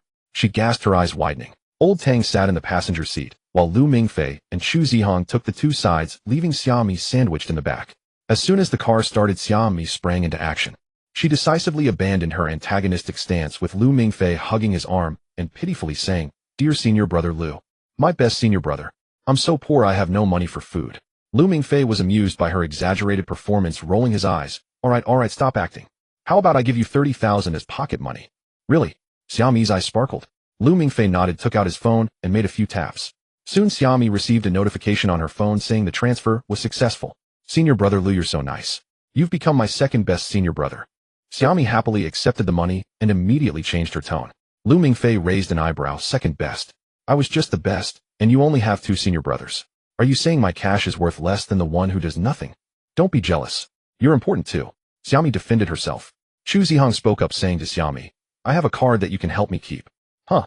Xiaomi was momentarily taken aback, her cheeks flushing again as she waved her hand and quietly said, "Let's talk about it later." Chu Zihong nodded in agreement, not pursuing the topic further. Lu Mingfei watched the rapid changes in expression with keen interest and couldn't help but tease, "Talk about it later. What will you talk about? Is it about keeping the card or something else?" Lu Mingfei. Xiaomi was both shy and angry, directly punching him repeatedly. Hey, you're murdering your senior brother." Lu Mingfei shouted, "Look at that face of yours. If I had known, I wouldn't have sponsored you. I regret it now. Give me my money back." "Too late." "Despicable." Xiaomi remained silent, just throwing punches. The driver watched the antics of these young people through the rearview mirror, astonished. My goodness, 30,000 given just like that without batting an eye. This bunch of rich kids really doesn't treat money. His gaze then fell on the large man in the passenger seat who hadn't spoken a word and was tightly holding onto a box. The driver speculated silently that this person must be a bodyguard holding the box so tightly it must be filled with gold bars. Indeed, only gold bars would match the worth of these young masters and young ladies. The driver shook his head and silently pressed the gas pedal. The world of the wealthy was truly incomprehensible and untouchable. Better to drive honestly and earn my own 1,000 yuan tip. At the end of the desolate road, the taxi came to a stop. The headlights pierced through the darkness, illuminating a dilapidated and abandoned subway station made of black stone. "Driver, this is it," Lu Mingfei said. The driver turned back and glanced at him. This place was isolated with no village ahead and no shops behind, devoid of even a street light, in eerie desolation that sent chills down the spine. "Are you sure this is the right place?" "There's no road ahead," the driver questioned. "I'm sure," Lu Mingfei replied, pulling out a wad of cash from his pocket and handing over a dozen bills. "Here's the fare plus a tip, as we agreed." 1,000, Lu Mingfei said. The driver's eyes widened at the thick stack of red bills. He snatched the money, his voice immediately filled with enthusiasm. "Oh, little brother, you're too kind. I guess you're here for an adventure, right? Let me wait for you here for a while. This place is very strange, you know. The price is negotiable," he emphasized. "At this hour, by the time you finish your business and want to leave, it might be midnight. You won't find another taxi, even with a lantern." "No need, driver, we might be here for the whole night." Lu Mingfei waved his hand, pushing open the car door. Xu Zihong and Xiaomi followed and got out. Old Tang, clutching a box, was the last to squeeze out, nervously surveying his surroundings. "Really don't need my help." "Then I'm leaving." The driver still was not ready to give up. Let's go, Lu Mingfei waved his hand. The driver saw he was not joking and fell silent, calculating the unexpected windfall in his mind. With a rev of the engine, the taxi turned around, and the two red tail lights quickly vanished around the bend of the road. Darkness and silence engulfed the surroundings. The evening breeze swept through, carrying the smell of dust and decaying vegetation. "Let's go." Lu Mingfei took the lead, heading towards the dark subway entrance. The four of them descended the stairs covered in dust and cobwebs. The power had long been cut off here, with only the faint glow of their phone screens illuminating their steps. Deeper inside lay a thick darkness. The air was dry and murky, each step stirred up choking dust. Old Tang held the box tightly, glancing back every few steps. He felt as if he had entered a horror movie set. He could no longer hold back, quickened his pace to grab Lu Mingfei's sleeve, lowering his voice. "Mingming, are you sure this is the place? This cursed spot. It looks nothing like it has an underground mansion. Have you been tricked?" Lu Mingfei patted his hand. "No mistake, it's right here. You'll see in a bit." "But this?" Old Tang still felt uneasy. Could it be that he was lured here to be disposed of? "Don't worry." Lu Mingfei saw through his thoughts and chuckled. "Am I going to sell you out or something?" Old Tang thought for a moment and agreed. He had known Mingming online for a long time, though they were only meeting today. He didn't think he was the type to deceive friends. He felt a bit reassured, instinctively holding the box tighter. Xiaomi, walking in front, suddenly turned back and flashed Old Tang a meaningful smile. The light was too dim and her skin very fair. That smile in the gloom resembled a vengeful ghost seeking a life. Old Tang's heart skipped a beat at her smile, and the hairs on his back stood on end. This girl was so beautiful. Why did every smile make him feel like disaster was imminent? The group reached the end of the abandoned platform. The iron tracks were rusty and covered in thick dust. Xiaomi took out an ordinary bus card from her pocket and tapped it on the malfunctioning card reader. Nothing happened. Just as Old Tang was about to remind her that there was no power here, a low hoo-hoo sound suddenly echoed from the depths of the tunnel. The sound grew louder, and the tracks began to tremble. A beam of dim yellow light tore through the darkness as a subway train emerged from the shadows. The train's body was rusty, and the windows were smeared with grime. It swayed as it slowed down, coming to a stop with a creaking sound right in front of the four. The doors swung open with a loud clang. Old Tang was dumbfounded by this nonsensical scene, his mouth agape, unable to speak. "Relax, Old Tang, it's a regular operation." Lu Mingfei patted his shoulder, appearing unfazed. Old Tang forced himself to calm down. In fact, he had seen his fair share of strange occurrences. A few years ago, while on a mission in New York, he witnessed a man on the streets of Manhattan with golden light in his eyes who single-handedly flipped a Ford pickup truck. At that time, he thought it was a movie shoot, but there were no cameras or wires around. Since then, he had vaguely guessed that there existed some unknown extraordinary powers in this world. Today, Mingming and his friends bringing him here seemed to gradually confirm his suspicions. This girl with frightening strength and the ghostly train that arrived on its own. With that thought, Old Tang's anxiety eased, curiosity overtaking his fear. The four of them boarded the train one after another. The interior of the carriage was as dilapidated as the outside. The leather seats were cracked, exposing yellow sponge, and the armrests were covered in dust. The doors slammed shut again with a clang, and the train started driving into the endless darkness ahead. Not to mention, Lu Mingfei found a relatively clean spot to sit down, propping his leg up, and began to complain. "Norton's Nibelungen, the Bronze City, how grand and luxurious it is. Yours is just too shabby, right? Even the vehicle to your own lair was stolen from a scrap yard." Xiaomi shot him a glance, her face filled with pride. "What do you mean stolen? This is called resource utilization. Anyway, they would just be waiting to be dismantled into scrap metal if returned to the recycling station, so why not let me have them cheaply?" "That makes a lot of sense." Lu Mingfei nodded, then threw out another question. "Since you managed to get such a huge subway train, how come you're so broke?" "Not even enough money to eat." Xiaomi was caught off guard by the question. She started to count on her fingers. "Food, snacks, rent, buying." It seems I've spent a bit too much. Right, why am I so poor? She looked blankly at her palm, lost in thought. Because Xiaomi has integrated very well into human society, Chu Zihong interjected. She treats herself as an ordinary girl, follows the rules, so she doesn't misuse her abilities for personal gain. She's a kind girl, Xiaomi beamed, happily scooching closer to Chu Zihong. Exactly. Senior brother understands me best. Lu Mingfei rolled his eyes, muttering, kind. With all those deadly roller coasters and assassination plots, I don't see any kindness in that. His voice was low, but Xiaomi still heard him. She exploded in anger. I haven't done those yet. Don't slant. Watching the two start another round of banter, Old Tang's tense feelings relaxed instead. The dilapidated train had been running for an unknown time before it began to slow down. With a screeching squeak, the train stopped in a massive underground space. The doors opened. Old Tang followed the three down and looked up the vast cavern stretching endlessly, causing his heart to. The ceiling was so high that even the light from his phone couldn't reach it, only vaguely revealing the jagged rock walls that curved downwards.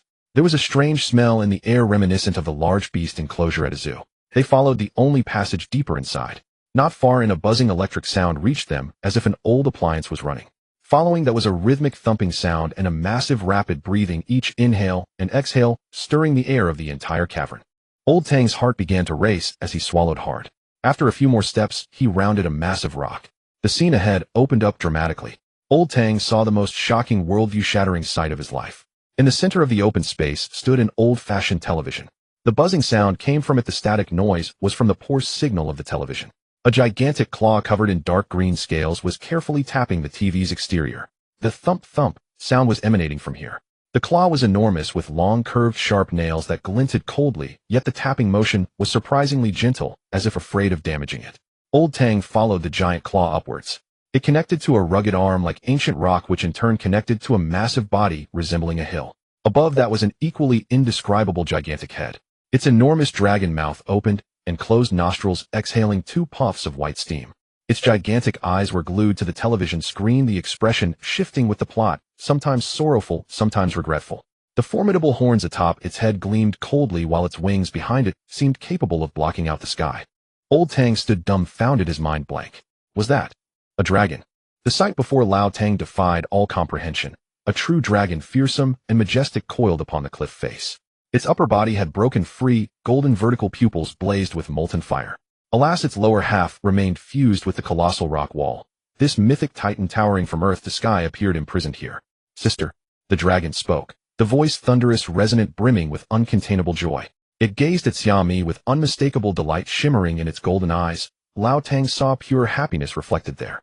Sister, you finally come. No one has kept me company for so long.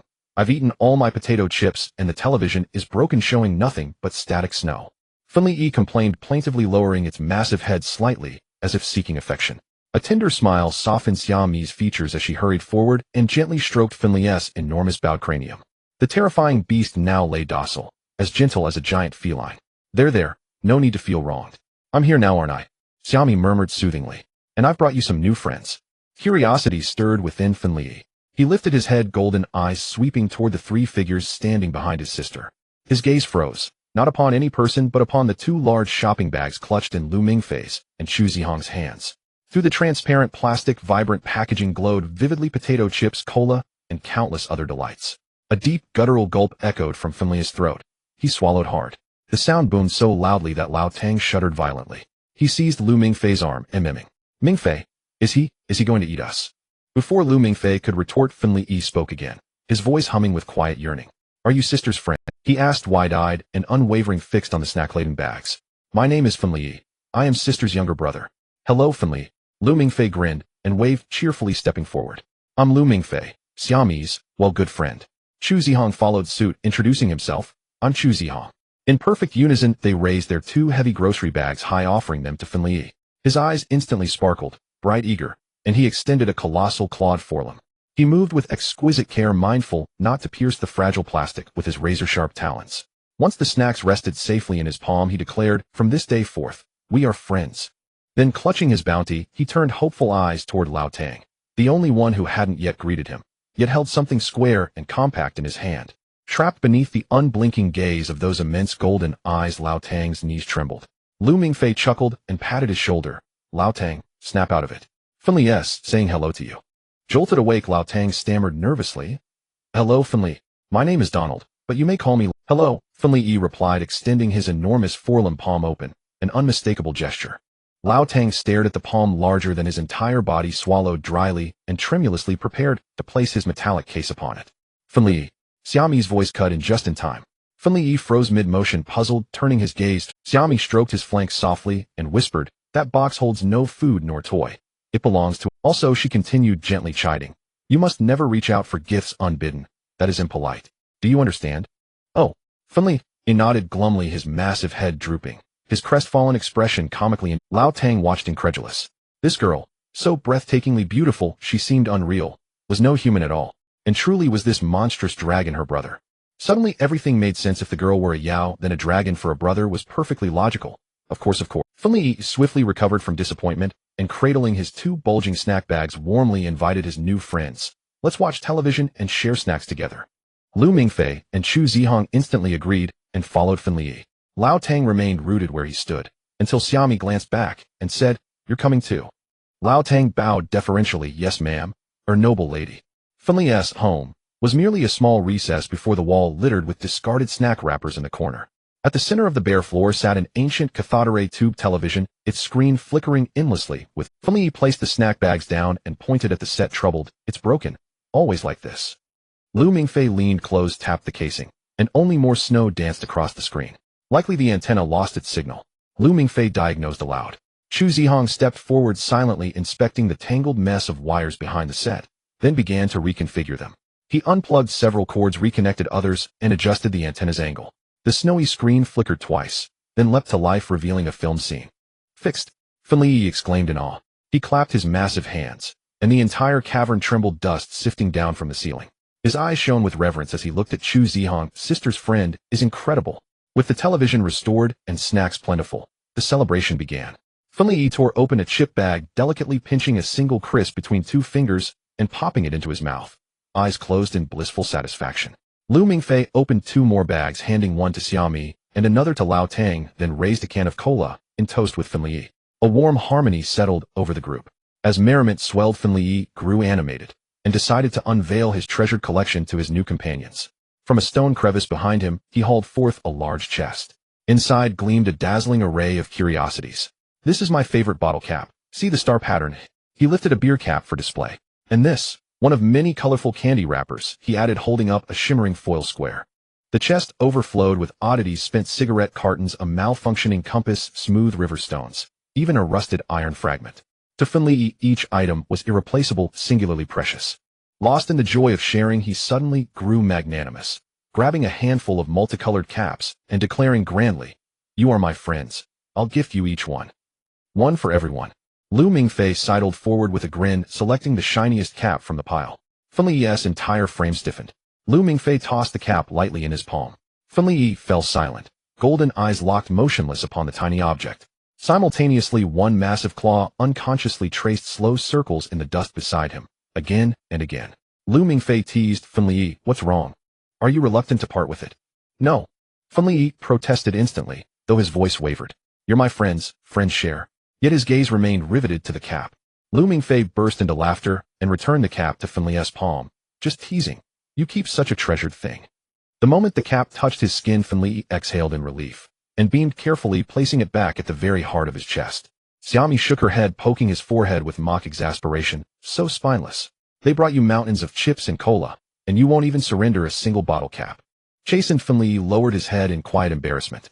Then Chu Zihong reached into his pocket and withdrew a small metal toy car, its crimson paint gleaming brilliantly. He approached Finli and placed the miniature automobile onto the dragon's vast open palm.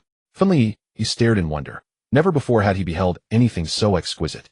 With one careful fingertip, he nudged the car. It shot forward across his palm, headlights flashing rhythmically. "It's a car." Finli puffed excitedly, setting it down and pushing it back and forth across the floor, mimicking engine sounds. "Vroom, vroom." Lu Mingfei chuckled and remarked to Chu Zihong, "Senior brother, I checked the receipt. That wasn't on the list." Chu Zihong watched Finli's delight, his expression softening. "I bought it during our stroll. Thought it might come in handy, so I carried it with me." "Whoa, senior brother, you're deviously thoughtful. Carrying a child-charming artifact like that." Lu Mingfei cried dramatically. Xiaomi countered immediately, "That's not cunning. It's tenderness." "Exactly, tenderness." Lu Mingfei beamed, nodding vigorously, then pulled something else from his coat. Funny thing, turns out I have one too. He held aloft a larger toy, a bright yellow sports car, and mine transforms. With swift twists of his wrists, click-clack, click-clack, the vehicle morphed into a formidable, gleaming. Fan Yi abandoned his red car instantly, eyes wide and radiant as he stared at Lu Mingfei's Lu Mingfei handed it over. Fan Yi, now blessed with yet another treasure, shook with unrestrained joy, his colossal head bobbing ecstatically. Xiaomi smiled at Chu Zihong, senior brother. See how crafty Lu Mingfei is. Chu Zihong, watching Lu Mingfei's triumphant grin, nodded approvingly. Indeed, he is. Laughter filled the cavern, except for Lao Tang sitting apart, utterly out of place. He glanced at Lu Mingfei, then Chu Zihong. Both had arrived prepared, each gift striking its mark perfectly. He looked down at his own empty hands. Only that solitary box remained. Watching Fan Yi roll gleefully across the floor, clutching two new toys, Lao Tang's anxiety mounted. Frantically, he patted his pockets, searching for anything he might offer. Phone? No. Wallet? Absolutely not. At last, steeling himself, he drew out a single crimson banknote, 100 yuan bill, and rose, approaching Xiaomi with hesitant humility. Noble lady, Lao Tang murmured, cheeks flushed, voice barely above a whisper. I arrived in haste, brought nothing with me. This sum is modest, but please accept it. Use it to buy your brother another toy car. A small token of my goodwill.